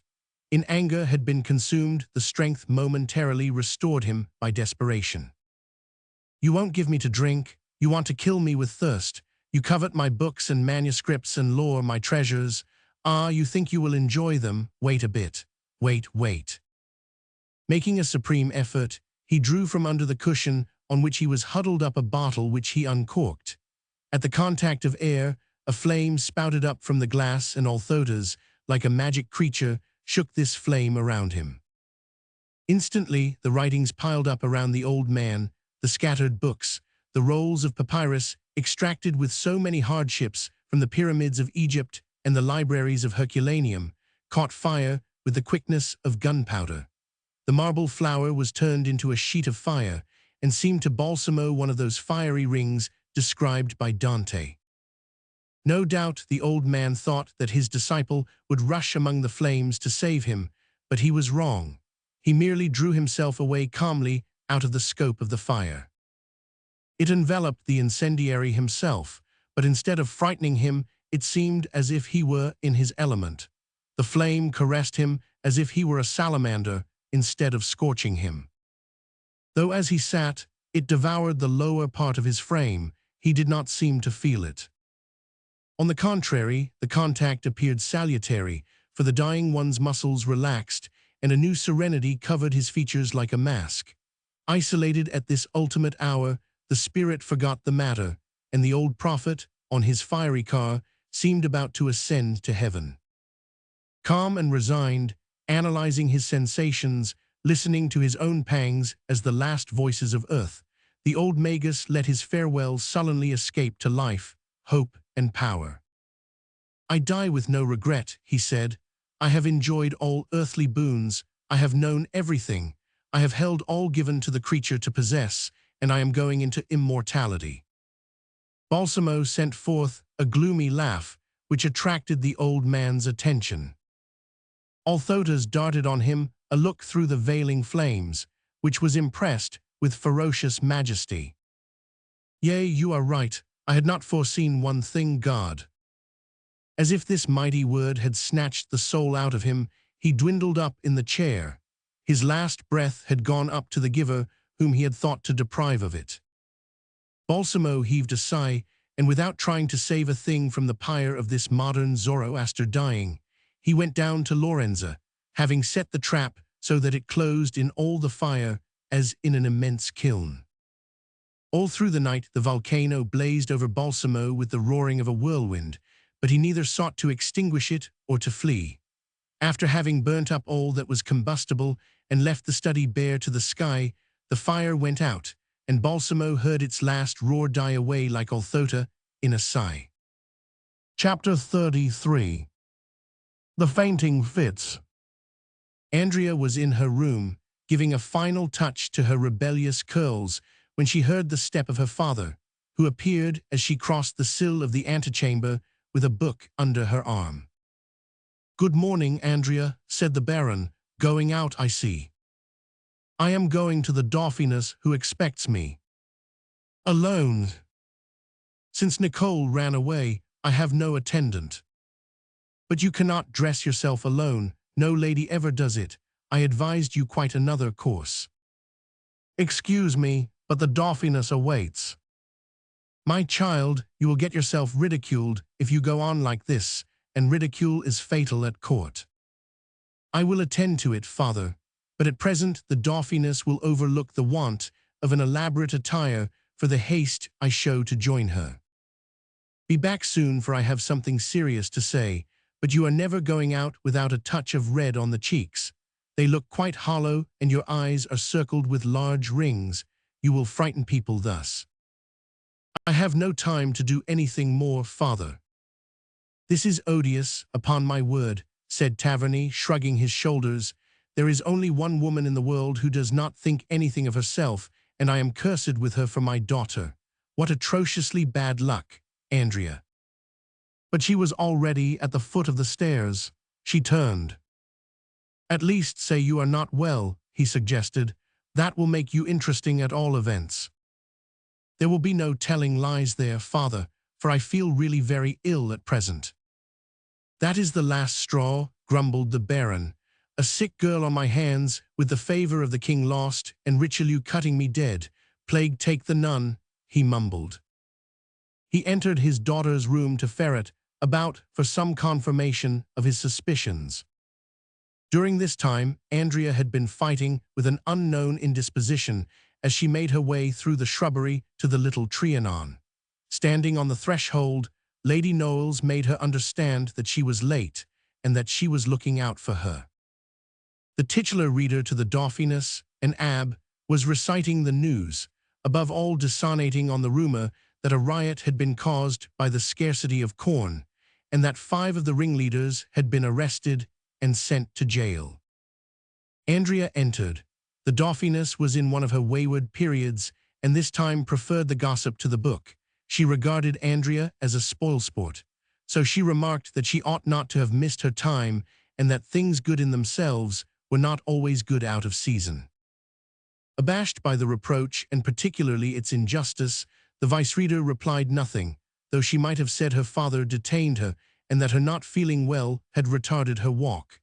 Oppressed and dazed, she hung her head, and closing her eyes as if about to die, she would have fallen only for the Duchess of Noailles catching her. "Oh dear, she is white as a handkerchief," said the Archduchess. "It is my fault for scolding her. Poor girl, take a seat. Do you think you could go on with your reading?" "Certainly, I hope so, at least." But hardly had she cast her eyes on the page before black specks began to swarm and float before her sight, and they made the print indecipherable. She turned pale anew. Cold perspiration beaded her brow, and the dark ring round her eyes with which Taverny had blamed his daughter enlarged, so that the princesses exclaimed, as Andrea's faltering made her raise her head. "Again, look, Duchess, the poor child must be ill, for she is losing her senses." "The young lady must get home as soon as possible," said the mistress of the household dryly. "Thus commences the smallpox." The priest rose and stole away on tiptoe, not wanting to risk his beauty. "Yes," said the Dauphiness, in whose arms the girl came to, "you had better retire, but do not go indoors at once. A stroll in the garden may do you good.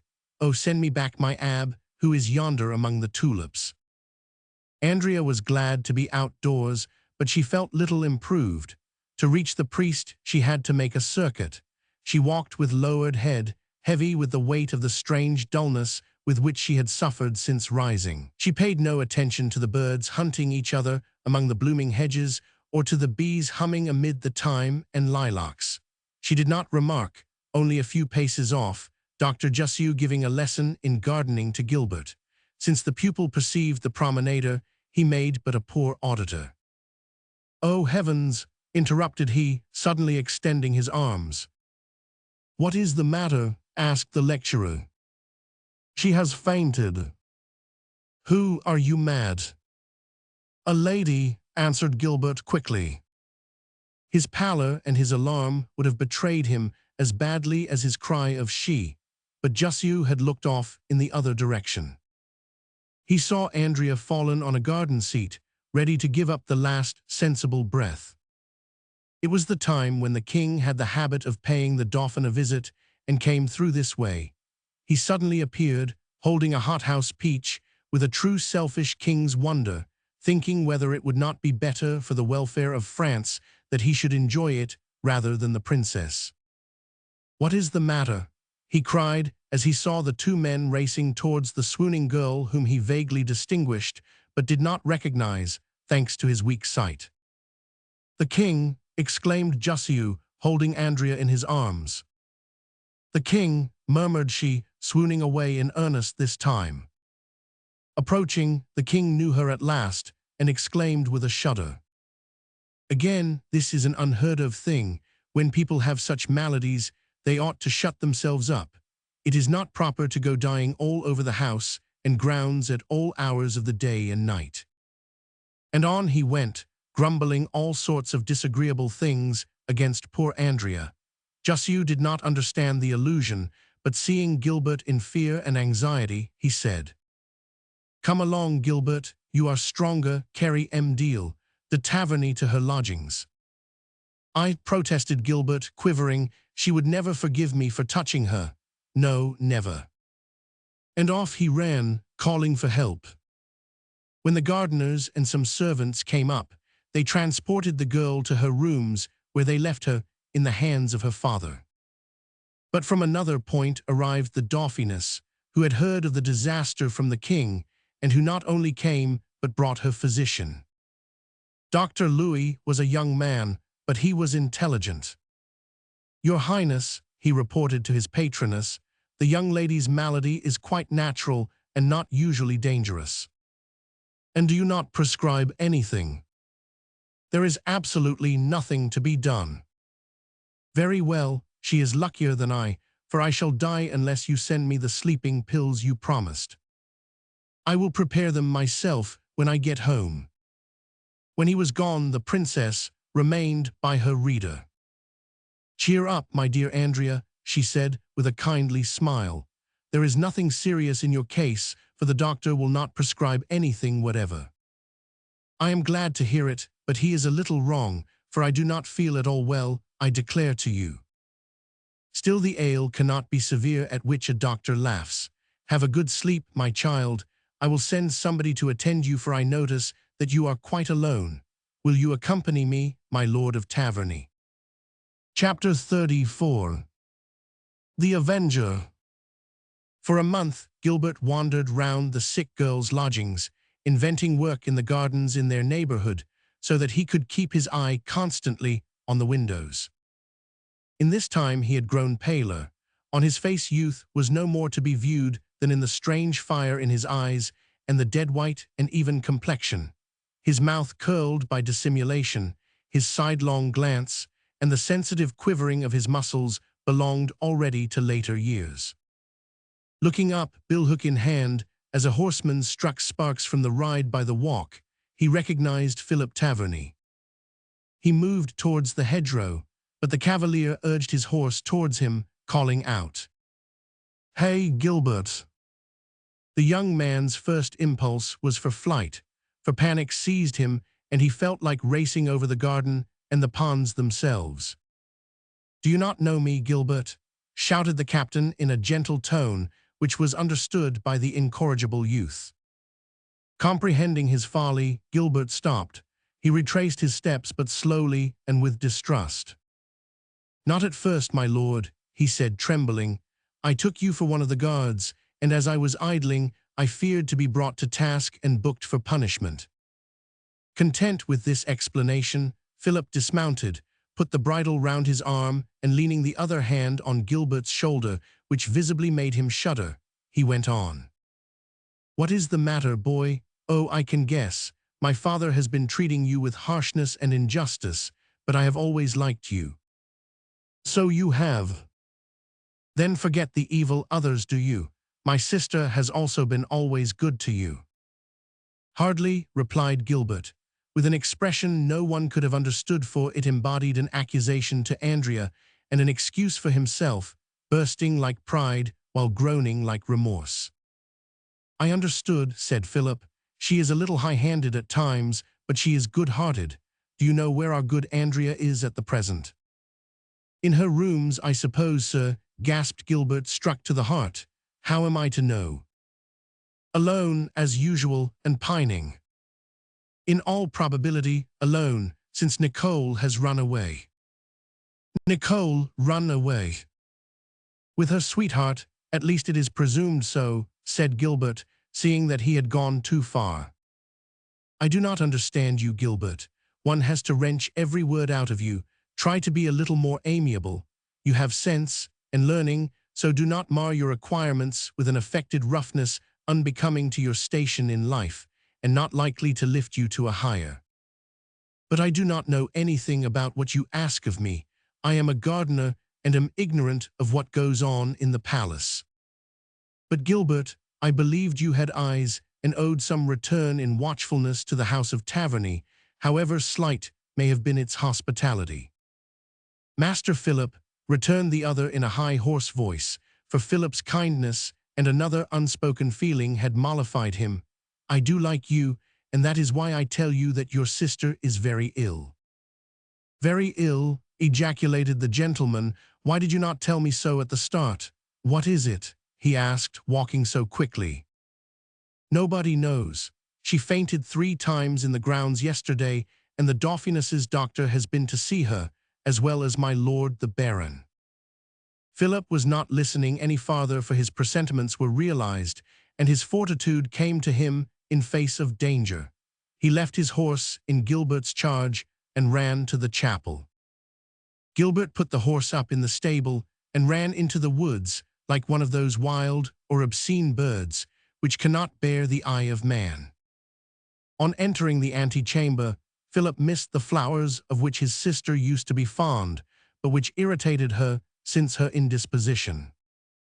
As he entered, she was musing on a little sofa before mentioned.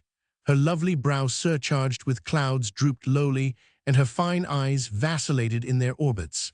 Her hands were hanging, and though the position ought to have filled them with blood, they were white as a waxen statue. Philip caught the strange expression, and alarmed as he was, he thought that his sister's ailment had mental affliction in it. The sight caused so much trembling in his heart that he could not restrain a start in flight. Andrea lifted her eyes and rose like a galvanized corpse, with a loud scream. Breathlessly, she clung to her brother's neck. "Yes, Philip, you," she panted, and force quitted her before she could speak more. "Yes, I who returned to find you ill," he said, embracing and sustaining her, for he felt her yield. "Poor sister, what has happened you?" Andrea laughed with a nervous tone, which hurt him instead of encouraging, as she intended. "Nothing. The doctor whom the Dauphiness kindly sent me says it is nothing he can remedy. I am quite well save for some fainting fits which came over me."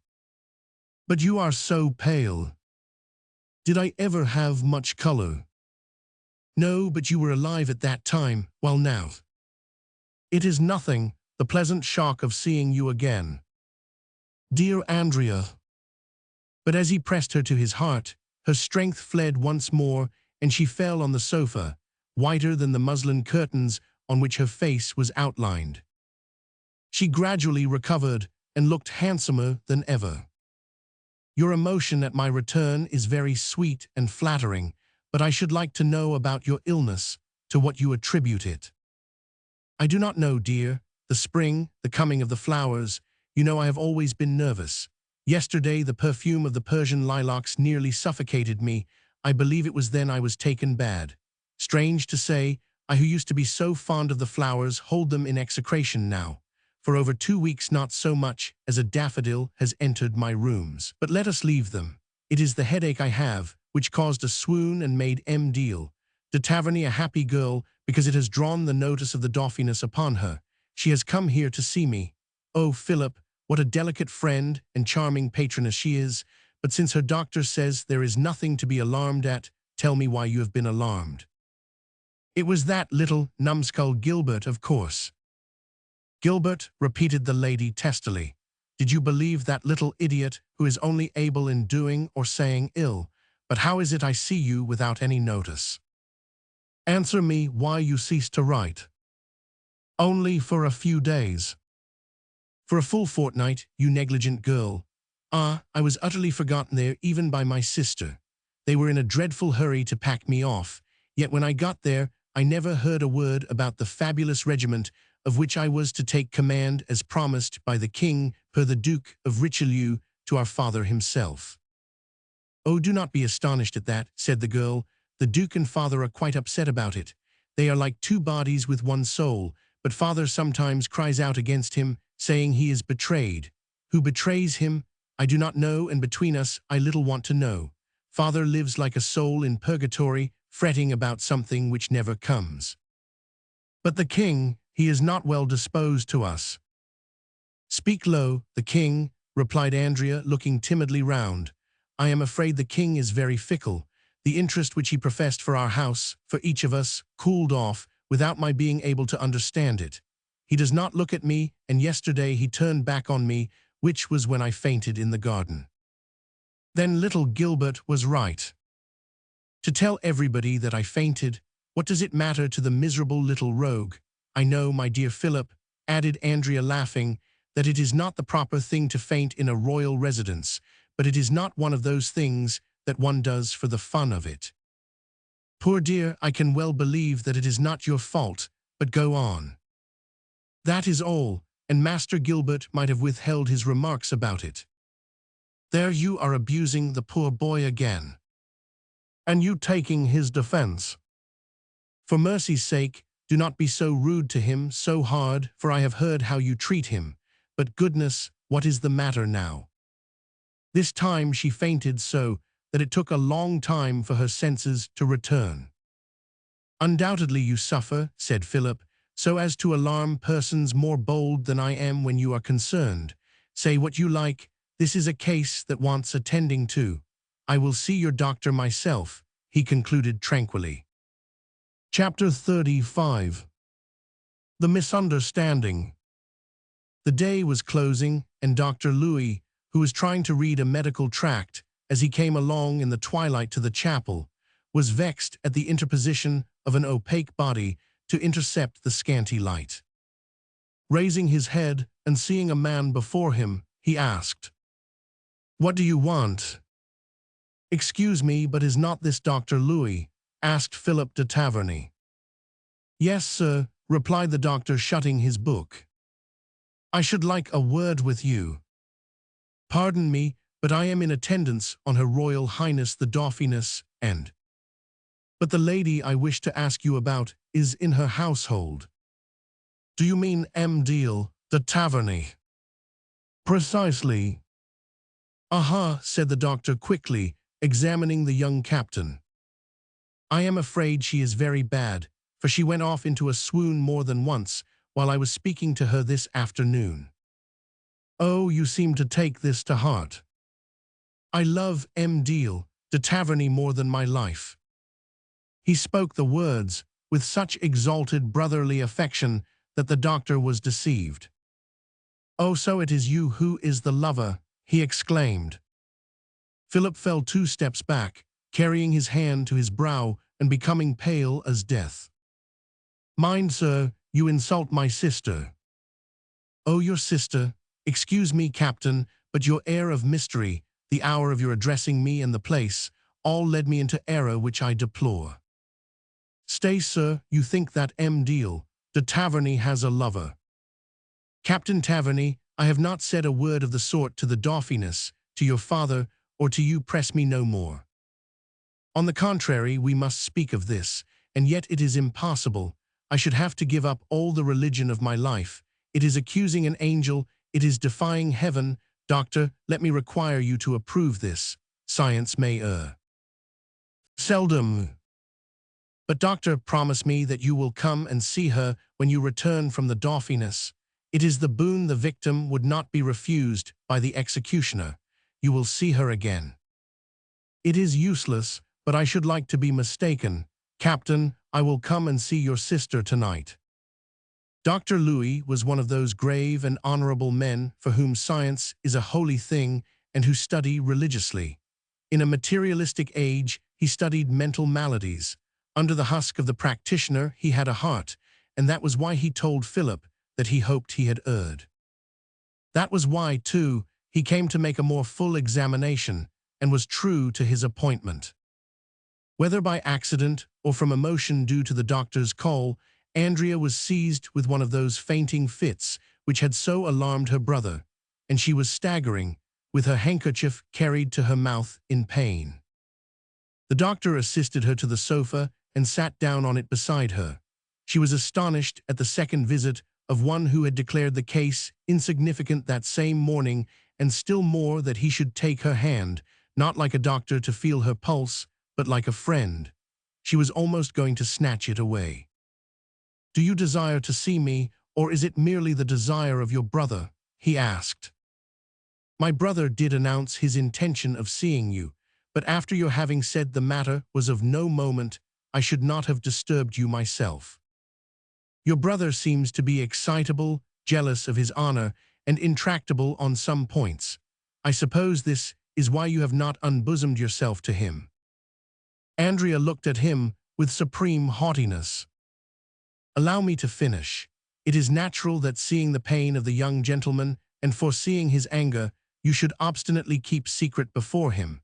But towards me, the physician of the soul as well as of the body, one who sees and knows, you will be spared half the painful road of revelation, and I have the right to expect you will be more frank.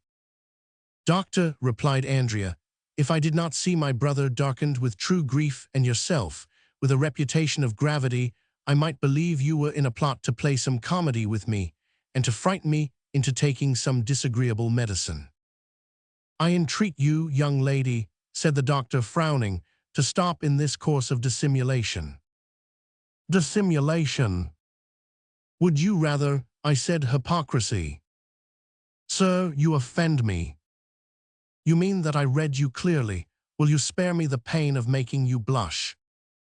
I do not understand you, said the girl, 3 times, looking at the doctor with eyes shining with interrogation and defiance, and almost with menace.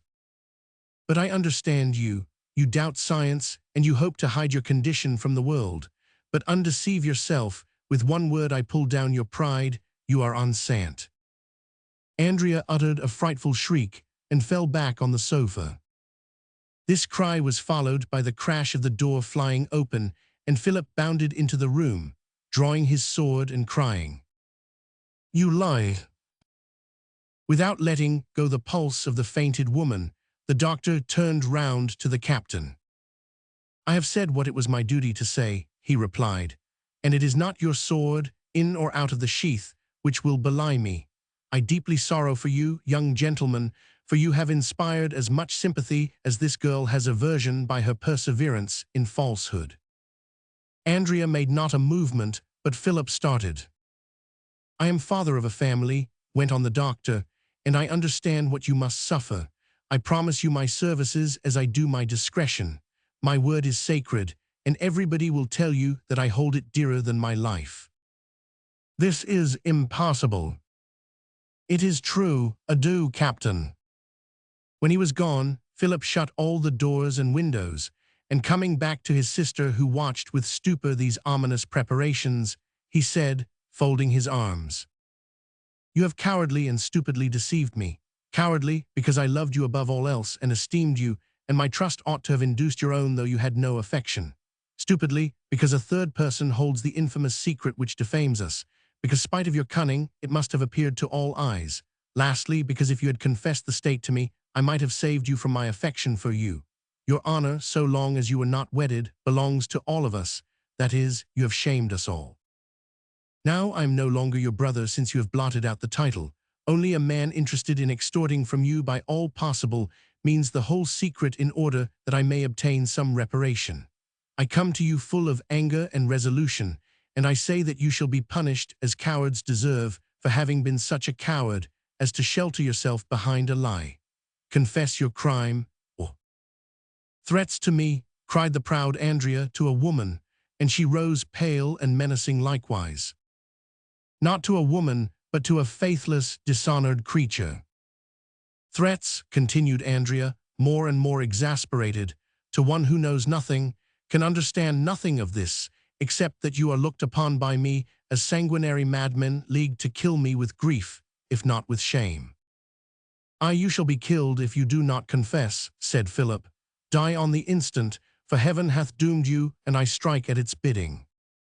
The convulsively young man convulsively picked up his sword, and applied the point like lightning to his sister's breast.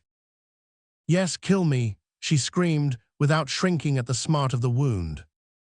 She was even springing forward, full of sorrow and dementia, and her leap was so quick that the sword would have run through her bosom but for the sudden terror of Philip, and the sight of a few drops of red on her muslin at the neck making him draw back. At the end of his strength and his anger, he dropped the blade and fell on his knees at her feet. He wound his arms round her. "No, Andrea," he cried, "it is I who shall die. You love me no more, and I care for nothing in the world. Oh, you love another to such a degree that you prefer death to a confession poured out on my bosom. Oh, Andrea, it is time that I was dead." She seized him as he would have dashed away, and wildly embraced him and covered him with tears and kisses. "No, Philip, you are right. I ought to die since I am called guilty. But you are so good, pure, and noble that nobody will ever defame you, and you should live to sorrow for me, not curse me." "Well, sister," replied the young man, "in heaven's name, for the sake of our old times' love, fear nothing for yourself or him you love. I require no more of you, not even his name. Enough that the man pleased you, and so he is dear to me. Let us quit France. I hear that the king gave you some jewels. Let us sell them and get away together. We will send half to our father and hide with the other. I will be all to you and you all to me. I love no one, so that I can be devoted to you. Andrea, you see what I do for you. You see you may rely on my love. Come, do you still refuse me your trust? Will you not call me your brother?"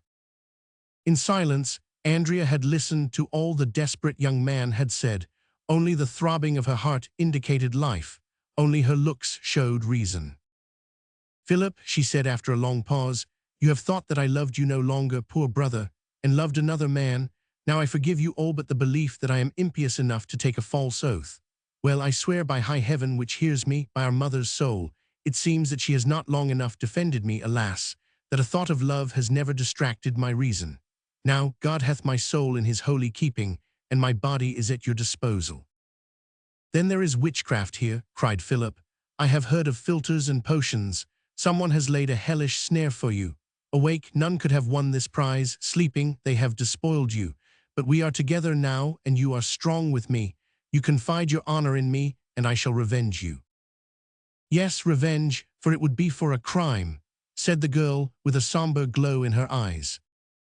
Well, let us search out the criminal together, continued the Knight of Redcastle. Have you noticed anyone spying you and following you about? Have you had letters?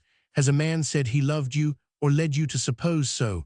For women have a remarkable instinct in such matters. No one, nothing. Have you never walked out alone? I always had Nicole with me. Nicole, a girl of dubious morals. Have I known all about her escapade? Only that she is supposed to have run away with her sweetheart. How did you part? Naturally enough, she attended to her duties up to 9 o'clock when she arranged my things, set out my drink for the night, and went away. Your drink, may she not have mixed something with it? No, for I remember that I felt that strange thrill as I was putting the glass to my lips. What strange thrill? The same I felt down at our place when that foreign Lord Baron Balsamo came to our home. Something like vertigo, a dazing, a loss of all the faculties. I was at my piano when I felt all spin and swim around me. Looking before me, I saw the Baron reflected in a mirror. I remember no more except that I found myself waking in the same spot without ability to reckon how long I had been unconscious. Is this the only time you experienced this feeling? Again on the night of the accident with the fireworks. I was dragged along with the crowd when suddenly, on the point of being mangled, a cloud came over my eyes and my rigid arms were extended. Through the cloud, I just had time to catch a glimpse of that man. I fell off into a sleep or swoon then. You know that Baron Balsamo carried me away and brought me home. Yes, and did you see him again on the night when Nicole fled? No, but I felt all the symptoms which betoken his presence. I went into sleep. When I woke, I was not on the bed, but on the floor, alone, cold as in death. I called for Nicole, but she had disappeared. Twice then, you saw this Baron Joseph Balsamo in connection with this strange sleep, and the third time. I divined that he was near, said Andrea, who began to understand his inference. It is well, said Philip. Now you may rest tranquil and abate not your pride, Andrea. I know the secret. Thank you, dear sister, we are saved. He took her in his arms, pressed her affectionately to his heart, and borne away by the fire of his determination, dashed out of the rooms without awaiting or listening for anything. He ran to the stables, saddled and bridled his steed with his own hands, and rode off at the top of speed to Paris.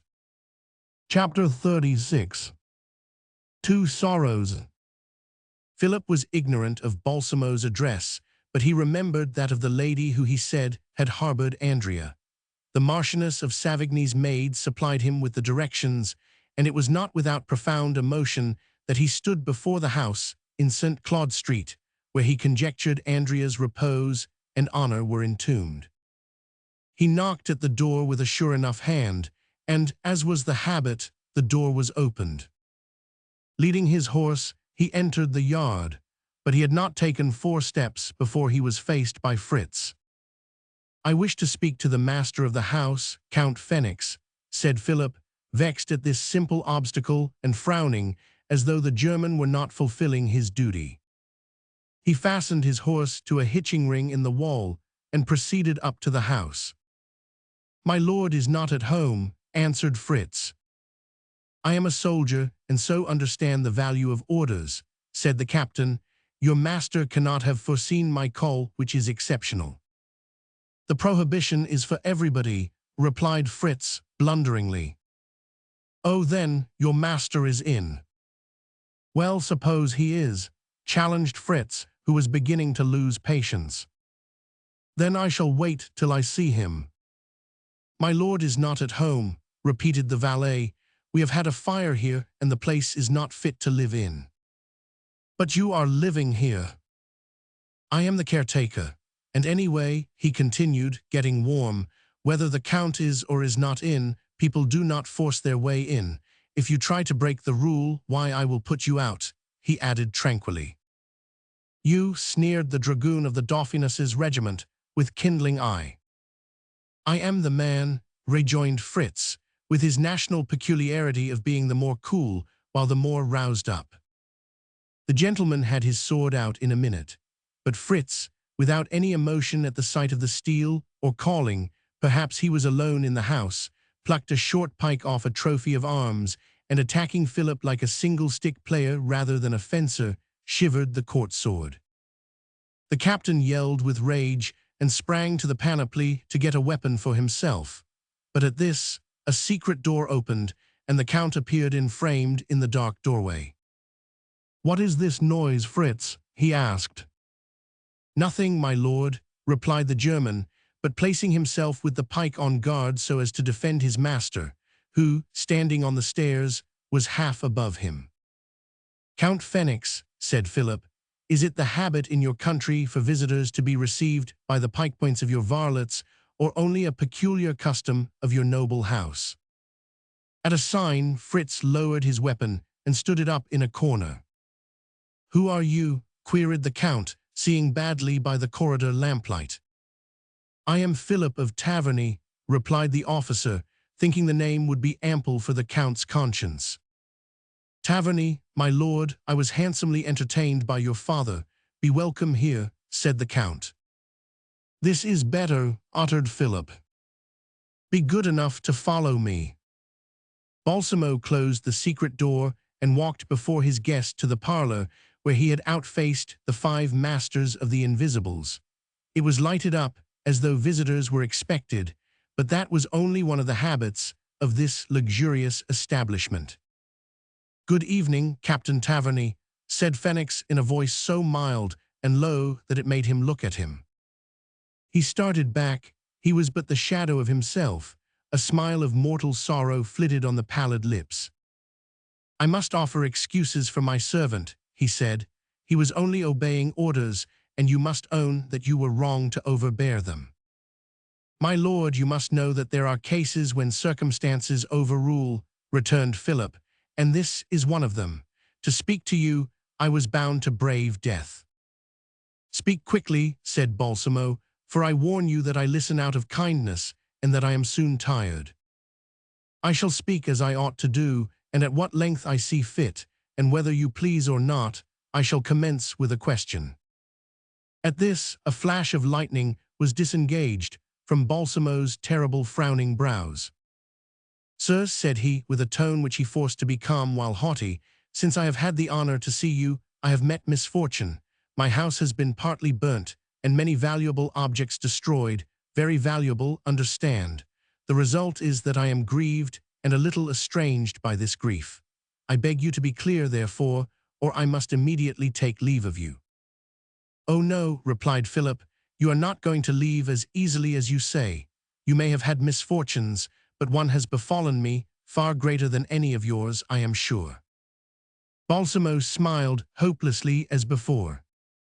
"The honor of my family is lost, my lord, and you can restore it." "Indeed, you must be mad," and he put out his hand to ring a bell, and yet with so dull and feelingless a gesture that Philip did not stay it. "I am mad," said he in a broken voice, "but do you not understand that the question is of my sister, whom you held senseless in your arms on the 31st of May last, and whom you took to a house no doubt of ill fame, my sister, of whom I demand the honor, sword in hand." "What a lot of beating the bush to come to a plain fact. You say I insulted. Who says I insulted your sister?" "She herself, my lord." "Verily, you give me a very sad idea of yourself and your sister. You ought to know that it is the vilest of speculations that some women make with their fame. As you come to me, bursting in at my door, with your sword flourished like the bully in the Italian comedies who quarrels for his sister, it proves that she has great need of a husband or you of money, for you hear that I make gold. You are mistaken on both points, sir. You will get no money, and your sister will remain unwed." "Then I will have all the blood in your veins," roared Philip. "No, I want it to shed it on a more serious occasion. So take yourself off, or if you do not and make a noise, I shall call Fritz, who at a sign from me will snap you in twain like a reed. Begone." As Philip tried to stop him ringing the bell, he opened an ebony box on a gilt console and took out a pair of pistols which he cocked. "Well, I would rather this, kill me," said the young man, "because you have dishonored me." He spoke the words with so much truth that Balsamo said, as he bent mild eyes upon him, "Is it possible that you are acting in earnest, and that M'Deal de Taverny alone conceived the idea and urged you forward? I am willing to admit that I owe you satisfaction. I swear on my honor that my conduct towards your sister on that memorable night was irreproachable. Do you believe me? You must read in my eyes that I do not fear a duel. Do not be deceived by my apparent weakness. It is a fact that I have scant blood in my face, but my muscles have lost none of their strength. See." With one hand, and no apparent effort, he raised off its pedestal a massive bronze vase. "Well, my lord, I grant that for the 31st of May, but you use a subterfuge. You have seen my sister since." Balsamo wavered, but he said, "True, I have seen her," and his brow clouded with terrible memories. "But granting that I have seen her, what does that prove against me? You did it to plunge her into that inexplicable sleep which she has felt 3 times at your approach, and which you took advantage of to commit a crime." "Again, who says this?" "My sister." "How could she know, being asleep?" "Ah, you confess that she was put to sleep." "More than that, I put her to sleep." "In what end, to dishonor her?" "In what end, alas," said the Mesmerist, letting his head fall on his breast, "to have her reveal a secret more precious than life, and during that night." "My sister is a mother." "True," exclaimed Balsamo, "I remember I omitted to awaken her, and some villain profited by her sleep on that dreadful night, dreadful for all of us." "You are mocking at me." "No, I will convince you. Take me to your sister. I have committed an oversight, but I am pure of crime. I left the girl in a magnetic slumber. In compensation of this fault, which it is just to pardon me, I will give up to you the malefactor's name." "Tell it, tell it." "I know it not, but your sister does." "But she has refused to name him." "Refused you, but not me. Will you believe her if she accuses someone?" "Yes, for she is an angel of purity." Balsamo called his man and ordered the horses to be harnessed to his carriage. "You will tell me the guilty man's name," said Philip. "My friend," said the Count, "your sword was broken in my house. Let me replace it with another." He took off the wall a magnificent rapier with a chiseled hilt which he placed in the officer's sheath. "And you?" "I have no need of a weapon," he continued. "My defense is at Trianon, and my defender will be yourself when your sister shall have spoken." Chapter 37. The Guilty One. Driven by Fritz, the Count's excellent team covered the ground swiftly. Philip was silent if not patient during the ride, for he felt that he was not the superior power which could persuade or domineer over this wonderful man. When they had passed the palace gates and were near the chapel, he stopped. "A last word, my lord," he said. "I do not know what question you were to put to my sister. At least, spare her the incidents of the horrible scene passing during her unconsciousness. Spare the purity of the soul, since the reverse befell the virginity of the body." "Captain," replied Balsamo, "mark this well. I never came into these gardens farther than the hedges you see yonder fronting the line of buildings where your sister is lodged. As for the scene which you fear the effect of on her mind, the effect will be for yourself alone, and on a sleeping person, for I will at the present send your sister into the mesmeric sleep." He made a halt, folding his arms and turning towards the house where Andrea dwelt. He stood quiet for a space, frowning, with an expression of will strong on his face. "It is done, she is asleep," he said. "You doubt. To prove that I can command her at a distance, I order her to come and meet you at the foot of the stairs where took place our last interview." "When I see that, I shall believe," said the officer. They went and stood in the grove and Balsamo held out his hand towards the chapel. A sound made them start in the next cluster of trees. "Look out, there is a man," said Balsamo. "I see it is Gilbert, one of the gardeners here, but he used to be a retainer of ours," said Philip. "Have you anything to fear from him?" "No, I should think not, but never mind, stay. If he is up already to work, others may be about." During this time, Gilbert fled frightened, for seeing Philip with Balsamo, he instinctively comprehended that he was lost. "My lord," said Philip, yielding to the charm the magnetizer exercised on everybody, "if really your power is great enough to bring my sister hither, manifest it by some sign, without having her out to a place so public as this, where any passer may see and hear." "You spoke in time," was the other's answer, grasping his arm and pointing to Andrea's white figure, appearing at the corridor window as she was obeying the supernatural mandate. He held his palm open towards her, and she stopped short.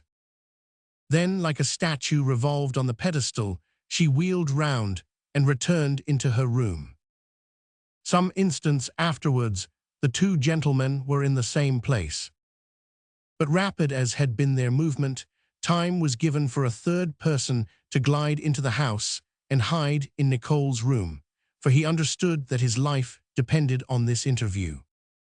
It was Gilbert. Philip had taken his sister in his arms and placed her in a chair while the Count shut the door. Then he took up a candle and passed it to and fro before her eyes, without the flame causing her lids to blink. "Are you convinced that she sleeps?" "That is plain, but good God, how strange is this sleep," said Philip. "I will question her, or since you fear I may put some inapt question to her, do so yourself." But though I have spoken to her and touched her just now, she did not appear to hear me or heed me. You are not in continuity with her. I will place you in contact. He joined the hands of brother and sister, and at once Andrea smiled and murmured, "It is you, brother." She knows you and will answer question. But if she did not remember awake, how can she when sleeping? A mystery of science. Sighing, he sat in an armchair in the corner. Philip was motionless, thinking how to begin, when, as if responding to his reflections, Andrea, with her face clouding like his own, said, "You are right, brother, it is a sad affliction to the family." Philip had not expected that she could translate his very mind, and he shuddered. "Make her speak, sir," suggested Balsamo.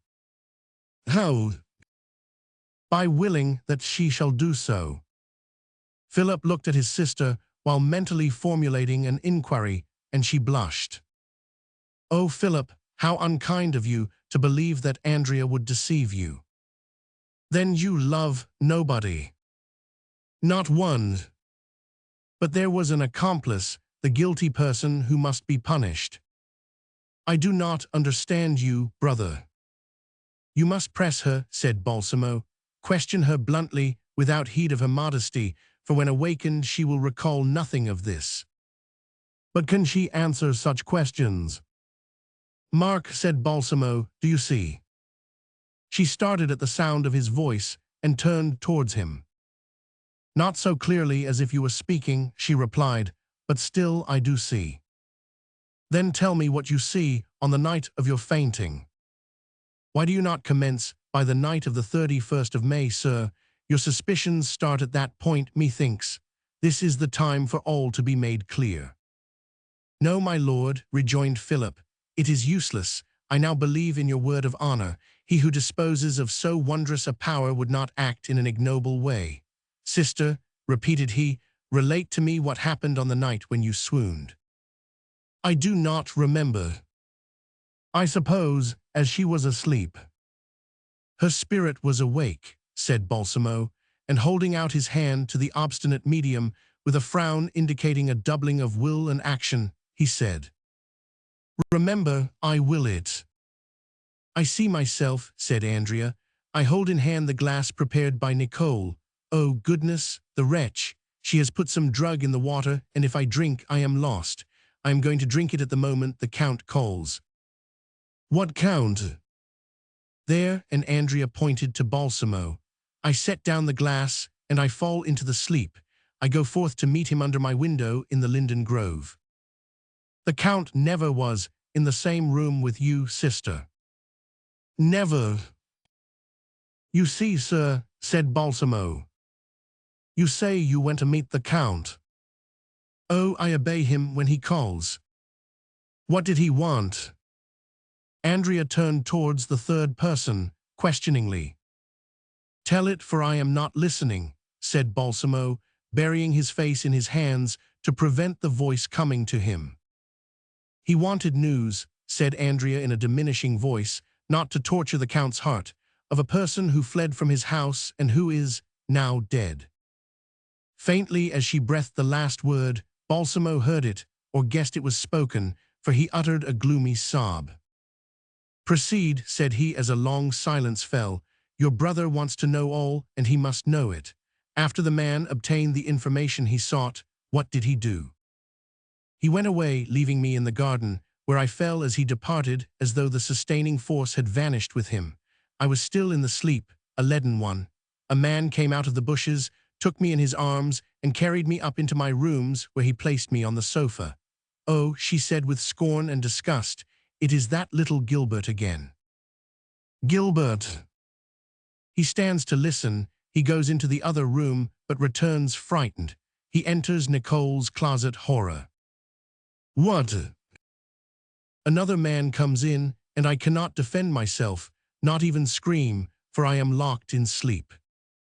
"Who is this man?" "Brother," she answered in the deepest distress, "it is the king." Philip shuddered. "Just as I thought," muttered Balsamo. "He approaches me," continued the medium. "He speaks. He takes me in his arms. He kisses me. Oh, brother!" Tears rolled down the young captain's cheeks, while he grasped the sword handle which Balsamo had given him. "Go on," said the Count in a more imperative tone than before. "What a blessing!" He is perplexed. He stops. He looks at me in terror. He flees. Andrea is saved. "Saved," repeated Philip, who was breathlessly listening to her every word. "Stay, I had forgotten the other, who lurks in the closet, with the bared knife in his hand, pale as death." "Gilbert." "Gilbert follows the king," continued Andrea. "He shuts the door behind him. He puts his foot on the candle dropped on the carpet. He advances towards me, oh." Rising on her brother's arm, her muscles stiffened as though about to snap.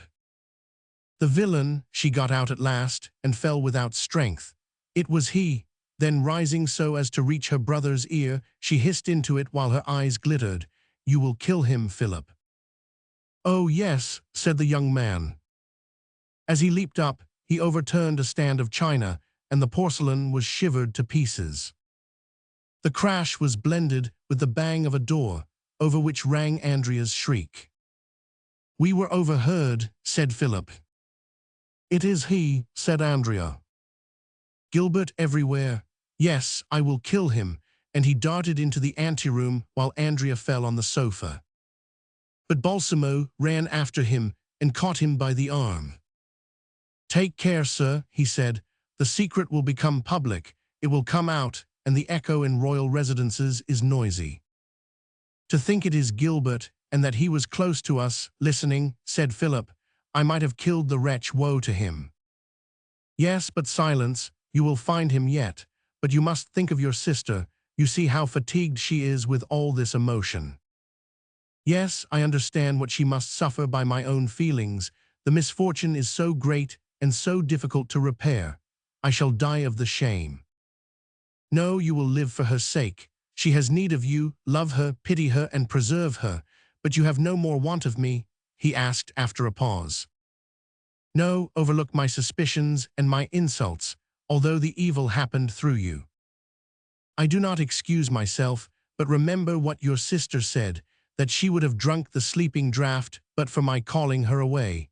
In that case, the guilt would have fallen on the king. Would you have considered the fate worse?" No, the same crime. I see that we were doomed. Awaken my poor sister, my lord. Not for her to see me and perhaps guess what occurred. Better to do it when at a distance, as I sent her to sleep. One word still, Count, as you are a man of honor. You need not recommend secrecy to me, being what you say, and because having no farther points of community with mankind, I shall forget it and its secrets, but rely on me, knight, if I can in any way be useful. But no, I can be of use to nobody, for I am worth nothing on this earth. Farewell, sir, farewell. Bowing, he glanced at Andrea, whose head dropped forward with all the tokens of pain and lassitude. "O science," he sighed, "how many victims for a valueless result." As he disappeared, Andrea reanimated. She raised her heavy head as though it were made of lead, and looking with astounded eyes at her brother, she muttered, "Oh, Philip, what has passed?" "Nothing," he answered, repressing a sob. "Nothing, and yet I dreamed. I thought that Dr. Louis said." "Nothing, you are pure as the daylight, but all accuses you and looks black against you. A terrible secret is imposed on us both. I am going to see Dr. Louis, who will tell the Dauphiness that you are homesick, and we must get you down to Taverny to save you. Father will not go with us, and I will prepare him. Courage, heaven is the goal for all. Make out that you ought never to have left home, that is what made you ill. Be strong, for our honor, the honor of both of us, depends on this." He embraced his sister, picked up the sword which had fallen, sheathed it with a trembling hand, and darted down the stairs. Chapter 38. Father and Son. The Knight of Redcastle knew he should find his father at their Paris lodgings. Since his rupture with Richelieu, he found life insupportable at Versailles, and he tried to conquer torpor by agitation and by change of residence. With frightful spells of swearing, he was pacing the little garden when he saw his son appear. In his expectation, he snapped at any branch. He greeted him with a mixture of spite and curiosity, but when he saw his moody face, paleness, rigid lines of feature, and set of the mouth, it froze the flow of questions he was about to let go. "You, by what hazard?" "I am bringing bad news," returned the captain gravely. The Baron staggered. "Are we quite alone?" asked the younger man. "Yes, but I think we had better go in, as certain things should not be spoken under the light of heaven." Affecting unconcern, and even to smile, the Baron followed his son into the low sitting room, where Philip carefully closed the doors. "Father, my sister and I are going to take leave of you." "What is this?" said the old noble, surprised. "How about the army?" "I am not in the army. Happily, the king does not require my services." "I do not understand the happily." "I am not driven to the extremity of preferring dishonor to fortune. There you have it." "But your sister, does she entertain the same ideas about duty?" asked the Baron, frowning. "She has had to rank them beneath those the utmost necessity." The Baron rose from his chair, grumbling. "What a foolish pack these riddle-makers are. If what I say is an enigma to you, then I will make it clear. My sister is obliged to go away lest she be dishonored." The Baron laughed. "Thunder, what model children I have," he sneered.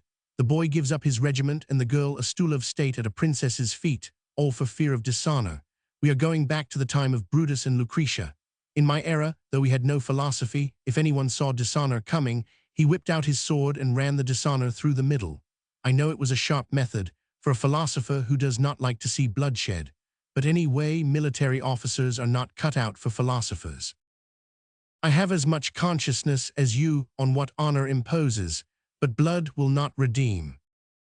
"A truce to your pretty phrases of philosophy," cried the old man, irritated into trying to be majesty. "I came near saying poltroons." "You were quite right not to say it," retorted the young chevalier, quivering. The Baron proudly bore the threatening and implacable glance. "I thought that a man was born to me in my house," said he, "a man who would cut out the tongue of the first knave who dared to tell of dishonor to the Taverny Redcastles." Sometimes the shame comes from an inevitable misfortune, sir, and that is the case of my sister and myself. I pass to the lady. If, according to my reasoning, a man ought to attack the dagger, the woman should await it with a firm foot. Where would be the triumph of virtue unless it meets and defeats vice? Now, if my daughter is so weak as to feel like running away. My sister is not weak, but she has fallen victim to a plot of scoundrels who have cowardly schemed to stain unblemished honor. I accuse nobody. The crime was conceived in the dark. Let it die in the dark, for I understand in my own way the honor of my house. But how do you know? Asked the Baron, his eyes glowing with joy at the hope of securing a fresh hold on the plunder. In this case, Philip, the glory and honor of our house have not vanished. We triumph. Ah, you are really the very thing I feared, said the captain with supreme disgust. You have betrayed yourself, lacking presence of mind before your judge as righteousness before your son. I have no luck with my children, said the Baron, a fool and a brute. I have yet to say two things to you. The king gave you a collar of pearls and diamonds.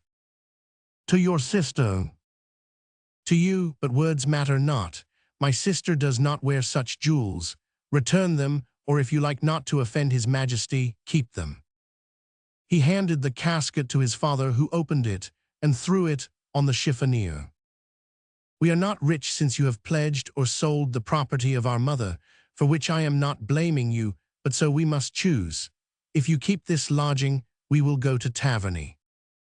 Nay, I prefer Taverny, said the Baron, fumbling with his lace ruffles while his lips quivered without Philip appearing to notice the agitation. Then we take this house. I will get out at once, and the Baron thought, down at Taverny I will be a little king with 3,000 a year. He picked up the case of jewels and walked to the door, saying with an atrocious smile, Philip, I authorize you to dedicate your first philosophical work to me. As for Andrea's first work, advise her to call it Louis or Louise, as the case may be. It is a lucky name. He went forth, chuckling. With bloodshot eye and a brow of fire, Philip clutched his sword hilt, saying, God grant me patience and oblivion. Chapter 39. Gilbert's Project. For a week that Gilbert had been in flight from Trianon, he lived in the woods with no other food than the wild roots, plants, and fruit. At the last gasp, he went into town to Rousseau's house, formerly a sure haven, not to foist himself on his hospitality, but to have temporary rest and nourishment. It was there that he obtained the address of Baron Balsamo, or rather Count Fenix, and to his mansion he repaired. As he entered, the proprietor was showing out the Prince of Rohan, whom a duty of politeness brought to the generous alchemist. The poor, tattered boy dared not look up for fear of being dazzled. Balsamo watched the cardinal go off in his carriage with a melancholy eye and turned back on the porch, when this little beggar supplicated him. A brief hearing, my lord, he said. Do you not recall me? No, but no matter. Come in, said the conspirator, whose plots made him acquainted with stranger figures still. And he led him into the first room, where he said, without altering his dull tone but gentle manner, You asked if I recalled you. Well, I seem to have seen you before. At Taverny, when the Archduchess came through, I was a dependent on the family. I have been away 3 years.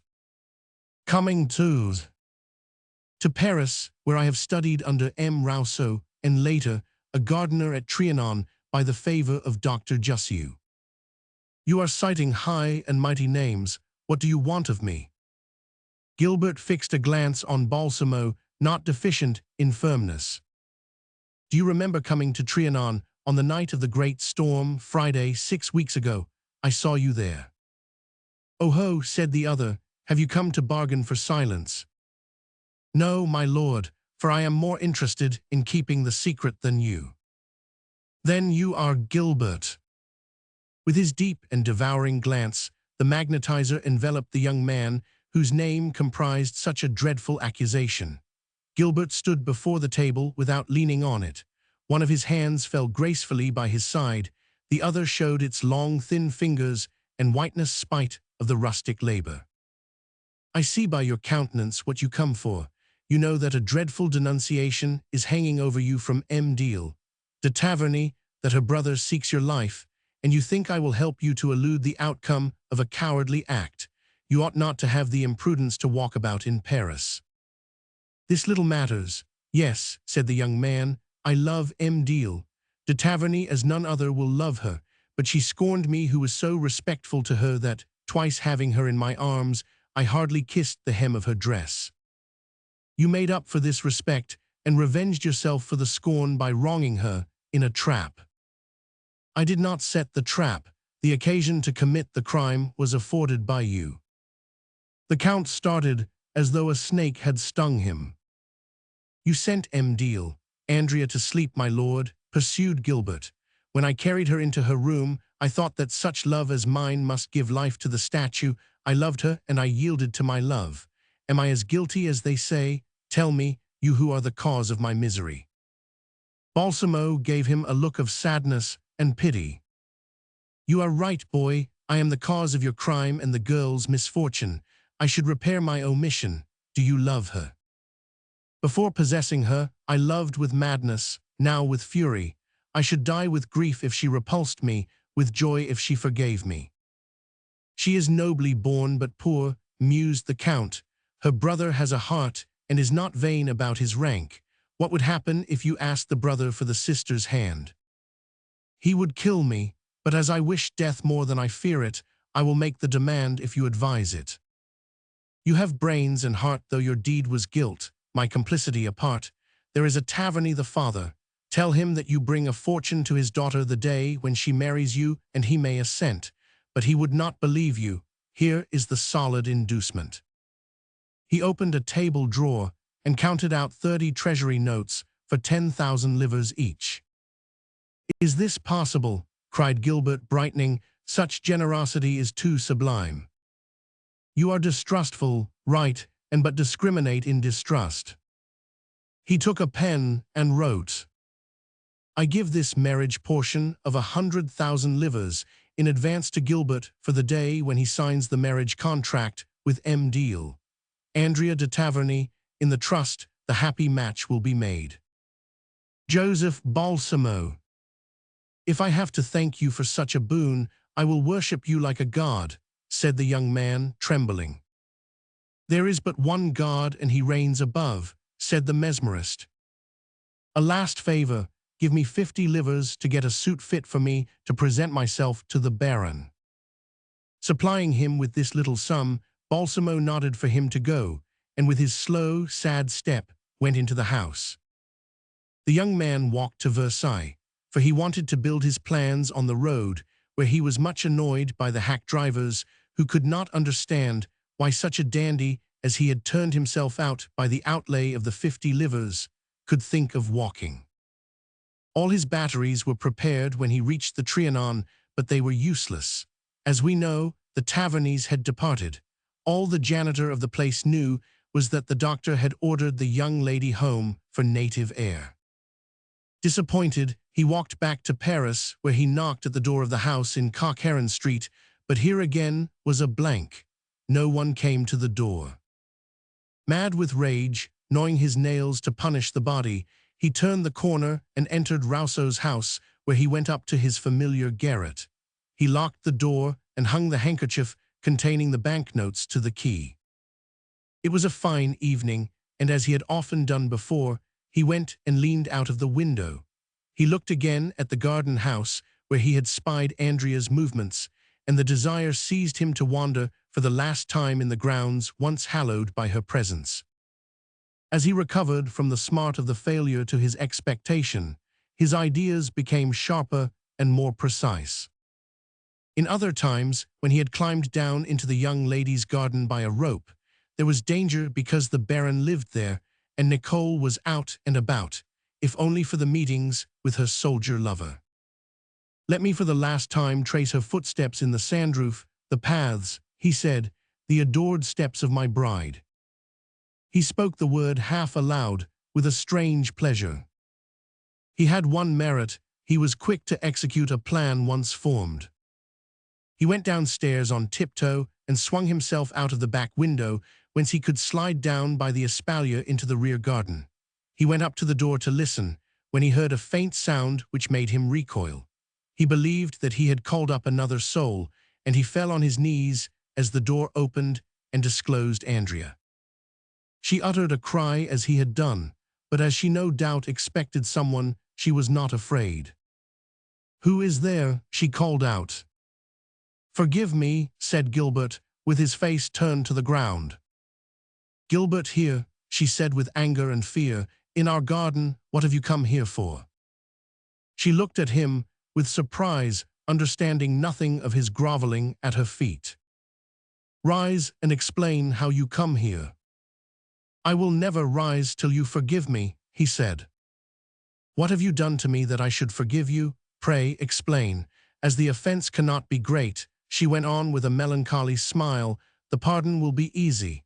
Did Philip give you the key?" "The key?" "Of course, for it was agreed that I should admit nobody in his absence, and he must have helped you in, unless you scaled the wall. Oh, happiness unhoped for, that you should not have left the land. I thought to find the place deserted, and only your memory remaining. Chance only, but I hardly know what I am saying. It was your father that I wanted to see." "Why my father?" Gilbert mistook the nature of the question. "Because I was too frightened of you two, and yet I do not know but that it would be better for us to keep it to ourselves. It is the surest way to repair my boldness in lifting my eyes to you. But the misfortune is accomplished, the crime, if you will, for really it was a great crime. Accuse fate, but not my heart. You are mad, and you alarm me. Oh, if you will consent to marriage, to sanctify this guilty union." "Marriage," said Andrea, receding. "For pity, consent to be my wife." "Your wife?" "Oh," sobbed Gilbert, "say that you forgive me for that dreadful night, that my outrage horrifies, but you forgive me for my repentance. Say that my long-restrained love justifies my action." "Oh, it was you," shrieked Andrea with savage fury. "Oh, heavens!" Gilbert recoiled before this lovely Medusa's head, expressing astonishment and fright. "Was this misery reserved for me, oh God," said the noble girl, "to see my name doubly disgraced, by the crime and by the criminal? Answer me, coward wretch, was it you?" "She was ignorant," faltered Gilbert, astounded. "Help, help," screamed Andrea, rushing into the house. "Here he is, Philip." He followed her close. "Would you murder me?" she hissed, brought to bay. "No, it is to do good, not harm, that this time I have come. If I proposed marriage, it was to act my part fitly, and I did not even expect you to bear my name. But there is another for whom see these 100,000 livres, which a generous patron gives me for marriage portion." He placed the banknotes on the table which served as barrier between them. "I want nothing but the little air I breathe and the little pit, my grave, while the child, my child, our child has the money." "Man, you make a grave error," said she. "You have no child. It has but one parent, the mother. You are not the father of my infant." Taking up the notes, she flung them in his face as he retreated. He was made so furious that Andrea's good angel might tremble for her. But at the same moment, the door was slammed in his flaming face, as if by that violent act she divided the past forever from the present. Chapter 40. December the 15th. In the morning, after a sleepless night, Gilbert went to Count Fenwick's. The Count was lounging on a sofa, as though he, too, had not slept during the night.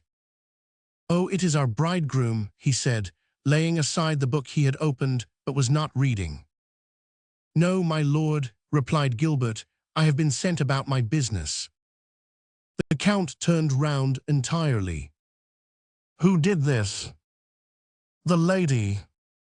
"That was certain. You ought to have dealt with the father." "Fate forbade it." "Fate, so we are fatalists." "I have no right to believe in faith." "Do not juggle with balls which you do not know," said Balsamo, eyeing him with curiosity as he frowned. "In grown men it is nonsense. in the young, rashness, have pride but don't be a fool. To resume, what have you done? Nothing, so I return the money, and he counted out minutely the notes on the table. He is honest, mused the Count, not avaricious. He has wit, he has firmness, he is a man. Now I want to account for the 2 louis I had. Do not overdo it, said the other. It is handsome to restore 100,000, but puerile to return 50. I was not going to return them, but I wanted to show how I spent them, for I need to borrow 20,000. You do not mean any evil to the woman? No, not to her father or her brother. I know, but one may wound by dogging a person and annoying him. Far from anything of that kind, I want to leave the country. But it would not cost you more than 1,000 for that, said Balsamo, in his keen yet unctuous voice, conveying no emotions. My lord, I shall not have a penny in my pocket when I go aboard the ship, and I want it for reparation of my fault, which you facilitated. You are rather given to harping on the one string, observed the other, with a curling lip. Because I am right, I wish the money for another than myself. I see, the child.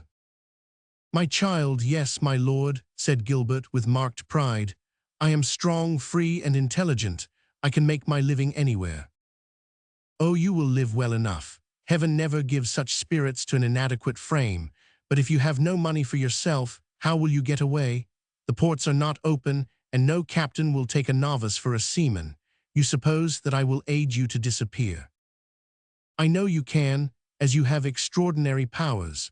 A wizard is never so sure of his power that he does not have more than one trapdoor to his cell. Gilbert, said the wonder-worker, extending his hand towards the young man, you have a bold and adventurous spirit. You are a mingling of good and bad, like a woman, stoical and honest. Stay with me, my house being a stronghold, and I will make a very great man of you. Besides, I shall be leaving Paris shortly. In a few months you might do what you like with me, Gilbert replied, but dazzling as your offer is to an unfortunate man, I have to refuse it, but I have a duty as well as vengeance to perform. Here is your 20,000 livres, said the Count. You confer obligations like a monarch, said Gilbert, taking up the notes. Better, I trust, for I expect no return. I will repay, with as many years of service as the sum is equal to. But you are going away, whither? What do you say to America? I shall be glad to cross the sea at 2 hours, notice for any land not France. Balsamo had found in his papers a slip of paper on which were 3 signatures and the line, for Boston from Havre, death, the Adonis, P.J. Master. Will the middle of December suit you? Yes, said Gilbert, having reckoned on his fingers. Balsamo wrote on a sheet of paper. Receive, on the Adonis 1 passenger. Jas Balsamo. But this is dangerous, said Gilbert. I may be locked up in the Bastille if this be found on me. Overmuch cleverness makes a man a fool, replied Balsamo. That is a vessel of which I am part owner. Go to Havre and ask for the skipper, Paul Jones. Forgive me, Count, and accept all my gratitude. We shall meet again, said Balsamo. Chapter 41. The Kidnapping. The day of pain and grief had come. It was the 29th of November. Dr. Louis was in attendance, and Philip was ever on guard. She had come to the point, had Andrea, as if to the scaffold. She believes that she would be a bad mother to the offspring of the low-born lover whom she hated more than ever. At 3 o'clock in the morning, the doctor opened the door behind which the young gentleman was weeping and praying. Your sister has given birth to a son, he said. Philip clasped his hands.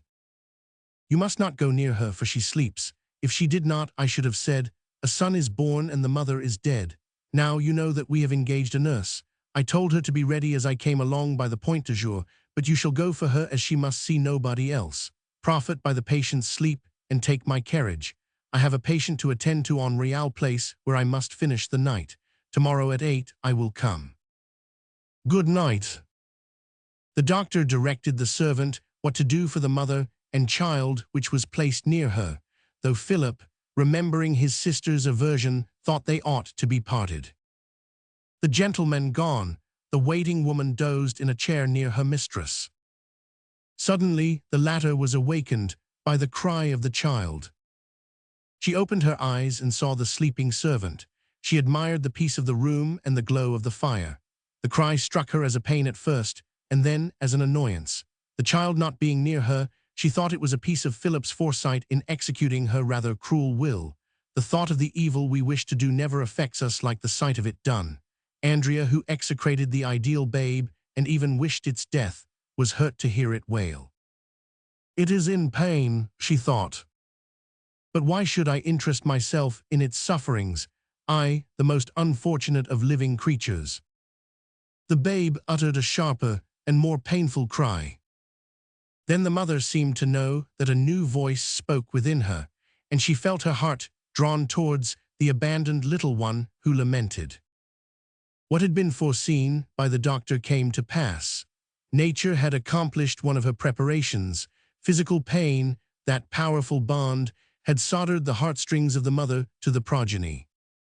This little one must not appeal to heaven for vengeance, thought Andrea. To kill them may exempt them from suffering, but they must not be tortured.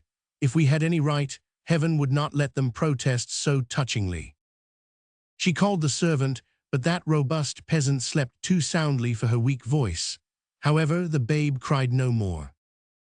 I suppose, mused Andrea, that the nurse has come. Yes, I hear steps in the next room, and the little mite cries not, as if protection was extended over it and soothed its unshaped intelligence. So this then is a poor mother who sells her place for a few crowns. The child of my bosom will find this other mother, and when I pass by it will turn from me as a stranger and call on the hireling as more worthy of its love. It will be my just reward. No, this shall not be. I have undergone enough to entitle me to look mine own in the face. I have earned the right to love it with all my cares and make it respect me for my sorrow and my sacrifice. Slowly the servant was aroused by her renewed cries and went heavily into the next room for the removed child or to welcome the wet nurse. But the latter had not arrived, and she returned to say that the babe was not to be seen. Bring it to me and shut that door. Indeed, the wind was pouring in somewhere and making the candle flicker. Mistress, said the servant softly, Master Philip told me plainly to keep the child apart from you from fear it would disturb you. Bring me my child, said the young mother with an outbreak which nearly burst her heart. Out of her eyes, which had remained dry despite her pangs, gushed tears on which must have smiled the guardian angels of little children. Mistress, replied the servant, returning, I tell you that the child is not there. Somebody must have come in. Yes, I heard it. The nurse has come, and where is my brother? Here he is, mistress, with the nurse. Captain Philip returned, followed by a peasant woman in a striped shawl who wore the smirk customary in the mercenary to her employer. My good brother, said Andrea, I have to thank you for having so earnestly pleaded with me to see the baby once more before you took it away. Well, let me have it. Rest easy, I shall love it. What do you mean? Asked Philip. Please, your honor, the babe is neither here nor there. Hush, let us save the mother, whispered Philip, then aloud, what a bother about nothing. Do you not know that the doctor took the child away with him? The doctor, repeated Andrea, with the suffering of doubt, but also the joy of hope. Why, yes, you must be all lunatics here. Why, what do you think? That the young rogue walked off himself, and he affected a merry laugh which the nurse and servant caught up. But if the doctor took it away, why am I here? Objected the nurse. Just so, because, why, he took it to your house. Run along back. This Marguerite sleeps so soundly she did not hear the doctor coming for it and taking it away. Andrea fell back, calm after the terrible shock. Philip dismissed the nurse and sent home the servant. Taking a lantern, he He examined the next passage door which he found ajar, and on the snow of the garden he saw footprints of a man which went to the garden door. "A man's steps," he cried. "The child has been stolen. Woe, woe." He passed a dreadful night. He knew his father so thoroughly that he believed he had committed the abduction, thinking the child was of royal origin. He might well attach great importance to the living proof of the king's infidelity to Lady Dewberry. The Baron would believe that Andrea would sooner or later enter again into favor and be the principal means of his fortune. When he saw the doctor, he imparted to him this idea, in which he did not share. He was rather inclined to the opinion that in this deed was the hand of the true father. "However," said the young gentleman, "I mean to leave the country. Andrea is going into St. Denis nunnery, and then I shall go and have it out with my father. I will overcome his resistance by threatening the intervention of the Dauphiness or a public exposure. And the child recovered, as the mother will be in the convent. I will put it out to nurse and afterwards send it to college. If it grows up, it shall be my companion." But the Baron, who was regaining strength after a fit of fever, was ready to swear that he was innocent of abduction, and the captain had to return baffled.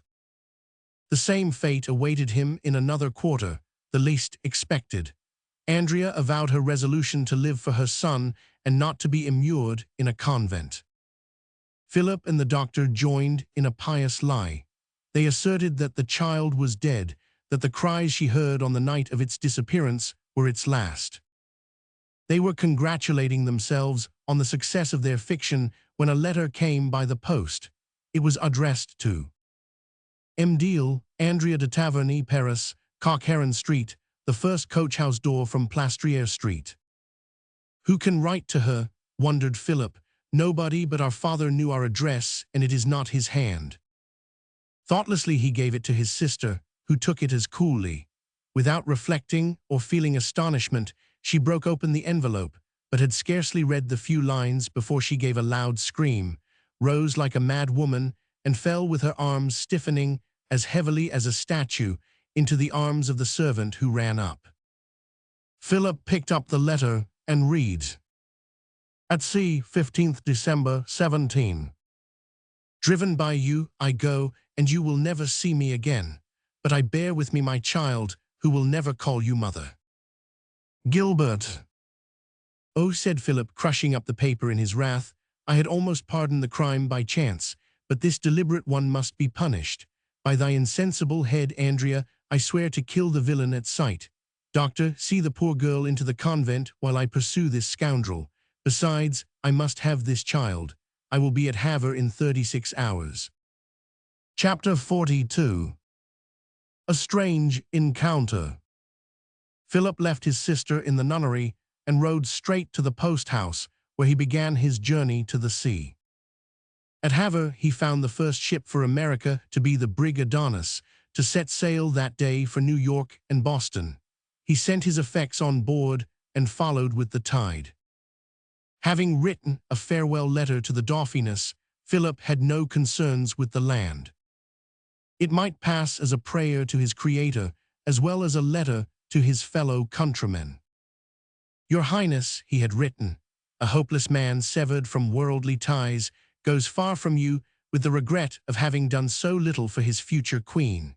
He goes amid the storms of ocean, while you remain amid the whirls and tempests of government. Young and fair, adored, surrounded by respectful friends and idolizing servants, you will no doubt forget one whom your royal hand deigned to lift from the herd. But I shall never forget it. I go into the New World to study how I may most efficaciously assist you on your throne. I bequeath to you my sister, poor blighted flower, who will have no sunshine but your looks. Deign sometimes to stoop as low as her, and in the bosom of your joy and power, and in the concert of unanimous good wishes, rely, I entreat you, on the blessing of an exile whom you will hear and perhaps see no more." On the voyage, Philip read a great deal. He took his meals in his room, saved the dinner with the captain, and spent much of the time on deck, wrapped in his cloak. The other passengers did not like the sea, and he saw little of them. In the night sometimes, Philip heard on the planks above him the step of the captain, a pale, nervous young man, with a quick, restless eye, with another's, probably the officer of the watch. If it were a passenger, it was a good reason not to go up, as he did not wish to be intrusive. Once, however, as he heard neither voices nor tread, he ventured up. The sky was cloudy, the weather warm, and the myriad of phosphorescent atoms sparkled in the wake. It seemed too threatening for most passengers, for none of them were about.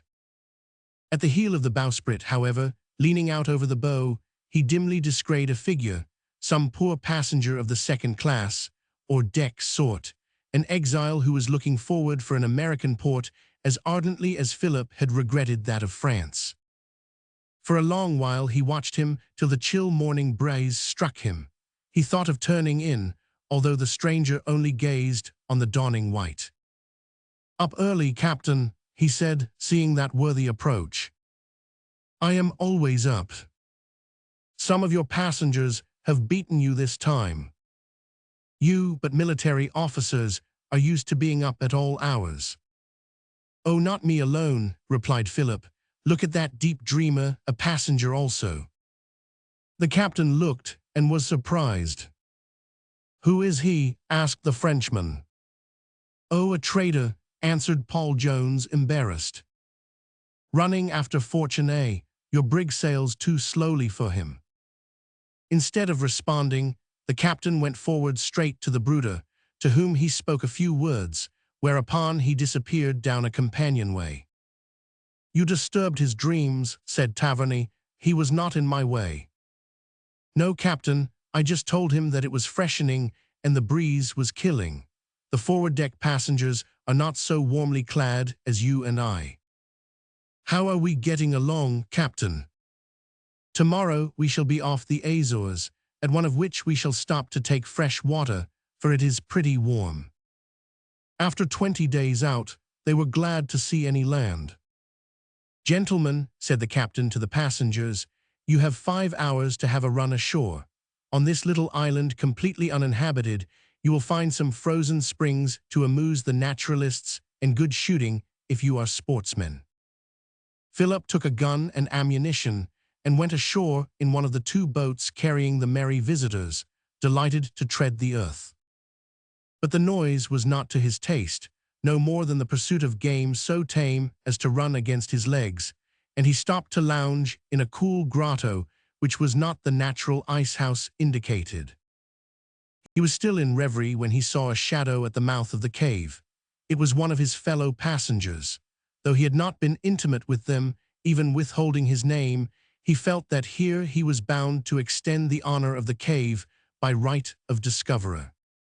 He rose and offered his hand to this timid, stumbling figure, whose fingers closed on his own in acceptance of the courtesy. At the same time as the stranger's face was shown in the twilight, Philip drew back and uttered an outcry in horror. "Gilbert! Philip!" The soldier gripped the other by the throat and dragged him deeper into the cavern. Gilbert allowed it to be done without a remonstrance. Thrust with his back against the rocks, he could be pushed no farther. "God is just," said Philip. "He hath delivered you to me. You shall not escape." The prisoner let his hands swing by his side and turned livid. "O coward and villain," said the victor, "he has not even the instinct of the beast to defend himself." "Why should I defend myself?" returned Gilbert. "I am willing to die, and by your hand foremost." "I will strangle you," cried Philip fiercely. "Why do you not defend yourself? Coward, coward." With an effort Gilbert tore himself loose and sent the assailant a yard away. Then he folded his arms. "You see, I could defend myself, but get your gun and shoot me straight. I prefer that to being torn and mangled." Philip was reaching for his gun, but at these words he repulsed it. "No," he said, "how come you here?" "Like yourself, on the Adonis." "Oh, you are the skulking thing who did not dine with the other passengers, but took the air at night." "I was not hiding from you, for I did not know you were aboard." "But you were hiding, not only yourself, but the child whom you stole away. Babes are not taken to sea with the nurse whom you were forced to engage. I tell you, I have not brought my child, which I removed only that it should not be brought up to despise its father. If I could believe this true, said Philip, I should deem you less of a rogue, but you are a thief, why not a liar? A man cannot steal his own property, and the child is mine. Wretch, do you flout me? Will you tell me where my sister's child is? Will you restore it to me? I do not wish to give up my boy. Gilbert, listen, I speak to you quietly. Andrea loves the child, your child, with frenzy. She will be touched by your repentance, I promise you, but restore the child, Gilbert. You would not believe me, and I shall not trust you, rejoined Gilbert, with dull fire in his eyes and folding his arms. Not because I do not believe you an honorable man, but because you have the prejudices of your caste. We are mortal enemies, and as you are the stronger, enjoy your victory. But do not ask me to lay down my arm. It guards me against scorn, insult, and ingratitude.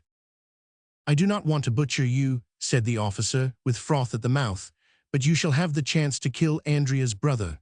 One crime more will not matter. Take one of these pistols, and let us count 3, turn and fire. A duel is just what I refuse Andrea's brother, said the young man, not stooping for the firearm. Then God will absolve me if I kill you. Die like a villain, of whom I clear the world, a sacrilegious bandit, a dog. He fired on Gilbert, who fell in the smoke as if by lightning. Philip felt the sand at his feet fall in from being wet with blood. He lost his reason and rushed from the grotto. When he ran upon the strand, the last boat was waiting. He made its tally right, and no one questioned him. It was not till the subsequent day that Paul Jones noticed that a passenger was missing. Chapter 43. The Last Absolute King. At 8 at night, on the 9th day of May, 1774, Versailles presented the most curious and interesting of sights. Since the first day of the month, Louis Roman XV, stricken with a sickness of which the physicians dared not at the outset reveal the gravity, had kept his bed and began look around him for truth or hope. 2 head physicians sided with the Dauphin and Dubarry severally. One said that the truth would kill the patient, and the other that he ought to know so as to make a Christian end. But to call in religion was to expel the favorite. When the church comes in at one door, Satan must fly out of the other. While all the parties were wrangling, the disease easily rooted itself in the old, debauched body and so strengthened itself that medicine was not to put it to rout. At the first, the king was seen between his 2 daughters, the favorite and the courtiers most liked. They laughed and made light of the affair. Suddenly appeared at Versailles the stern and austere countenance of the eldest daughter, the Princess Louise, Lady Superior of St. Denis, come to console her father. She stalked in, pale and cold as a statue of fate. Long since she had ceased to be a daughter to her father and sister to his children. She resembled the prophets of woe who come in calamities to scatter ashes on the gold and jewels. She happened in at Versailles on a day when Louis was kissing the hands of Countess Dubarry and using them as soft brushes for his inflamed cheeks and aching head. On seeing her, all fled. Her trembling sisters ran to their rooms. Lady Dubarry dropped a courtesy and hastened to her apartments. The privileged courtiers stole into the outer rooms. The 2 chief physicians alone stayed by the fireplace. "My daughter," muttered the monarch, opening his eyes which pain and fever had closed. "Your daughter," said the Lady Louise, "who comes from God, whom you have forgotten to remind you. Pursuant to etiquette, your malady is one of the mortal ones which compels the royal family to gather around your bedside. When one of us has the smallpox, he must have the holy sacrament at once administered." "Mortal," echoed the king. "Doctors, is this true?" The 2 medical attendants bowed. "Break with the past," continued the abbess, taking up his hand which she daringly covered with kisses, "and set the people an example. Had no one warned you, you ran the risk of being lost for eternity. Now promise to live a Christian if you live, or die one if die you must." She kissed the royal hand once more as she finished and stalked forth slowly. That evening, Lady Dubarry had to retire from the town and suburbs. This is why on the night in question, Versailles was in tribulation. Would the king mend and bring back Lady Dubarry, or would he die and his successor send her farther than where she paused? On a stone bench at the corner of the street, opposite the palace, an old man was seated, leaning on his cane, with his eyes bent on the place. He was so buried in his contemplation among the crowds in groups that he did not perceive a young man who crossed so as to stand by him. This young man had a bald forehead, a hook nose, with a twist to it, high cheekbones, and a sardonic smile. "Taking the air," he said as he gave a squint. The old man looked up. "Ah, my clever surgeon," he said. "Yes, illustrious master," and he sat by his side.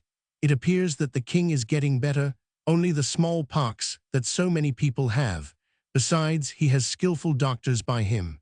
I wager that Louis the Well-Beloved will scratch through, only people will not cram the churches this time to sing "Oh, be joyful" over his recave." "Hush," said the old man, starting. "Silence, for you are jesting at a man on whom the finger of God is even now laid." Surprised at this language, the younger man looked at the palace. "Do you see that window in which burns a shaded lamp? That represents the life of the king. A friend of mine, Dr. Jussieu, will put it out when the life goes out. His successor is watching that signal behind a curtain. This signal, warning the ambitious when their era commences, tells the poor philosopher like me when the breath of heaven blasts an age and a monarchy. Look at this night, young man, how full of storms. No doubt I shall see the dawn, for I am not so old as not to see the morrow. But you are more likely to see the end of this new reign than I." "Ah," cried the young man, as he pointed to the window shrouded in darkness. "The king is dead," said the old man, rising in dread.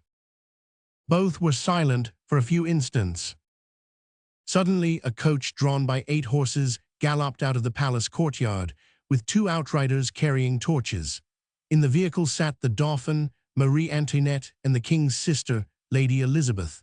The torchlight flared ominously on their faces. The equipage passed close to the 2 spectators. "Long live King Louis XVI, long live his queen," yelled the young man in a shrill voice, as if he were insulting the new rulers rather than greeting them. The Dauphin bowed, the new queen showed a sad, stern face, and the coach disappeared. "My dear Rousseau, Lady Dubarry is a widow," jeeringly said the young man. "She will be exiled tomorrow," added the other. "Farewell, Dr. Marat." How Marat, chief among the Paris revolutionists, fared, we have to tell in following pages. His career will be traced, as well as those of Andrea, of Gilbert and their son, while we are to behold under another phase the remarkable figure of the arch-conspirator, Balsamo, carrying on his gigantic mission of overturning the throne of the Bourbons. The work is entitled The Queen's Necklace. The End.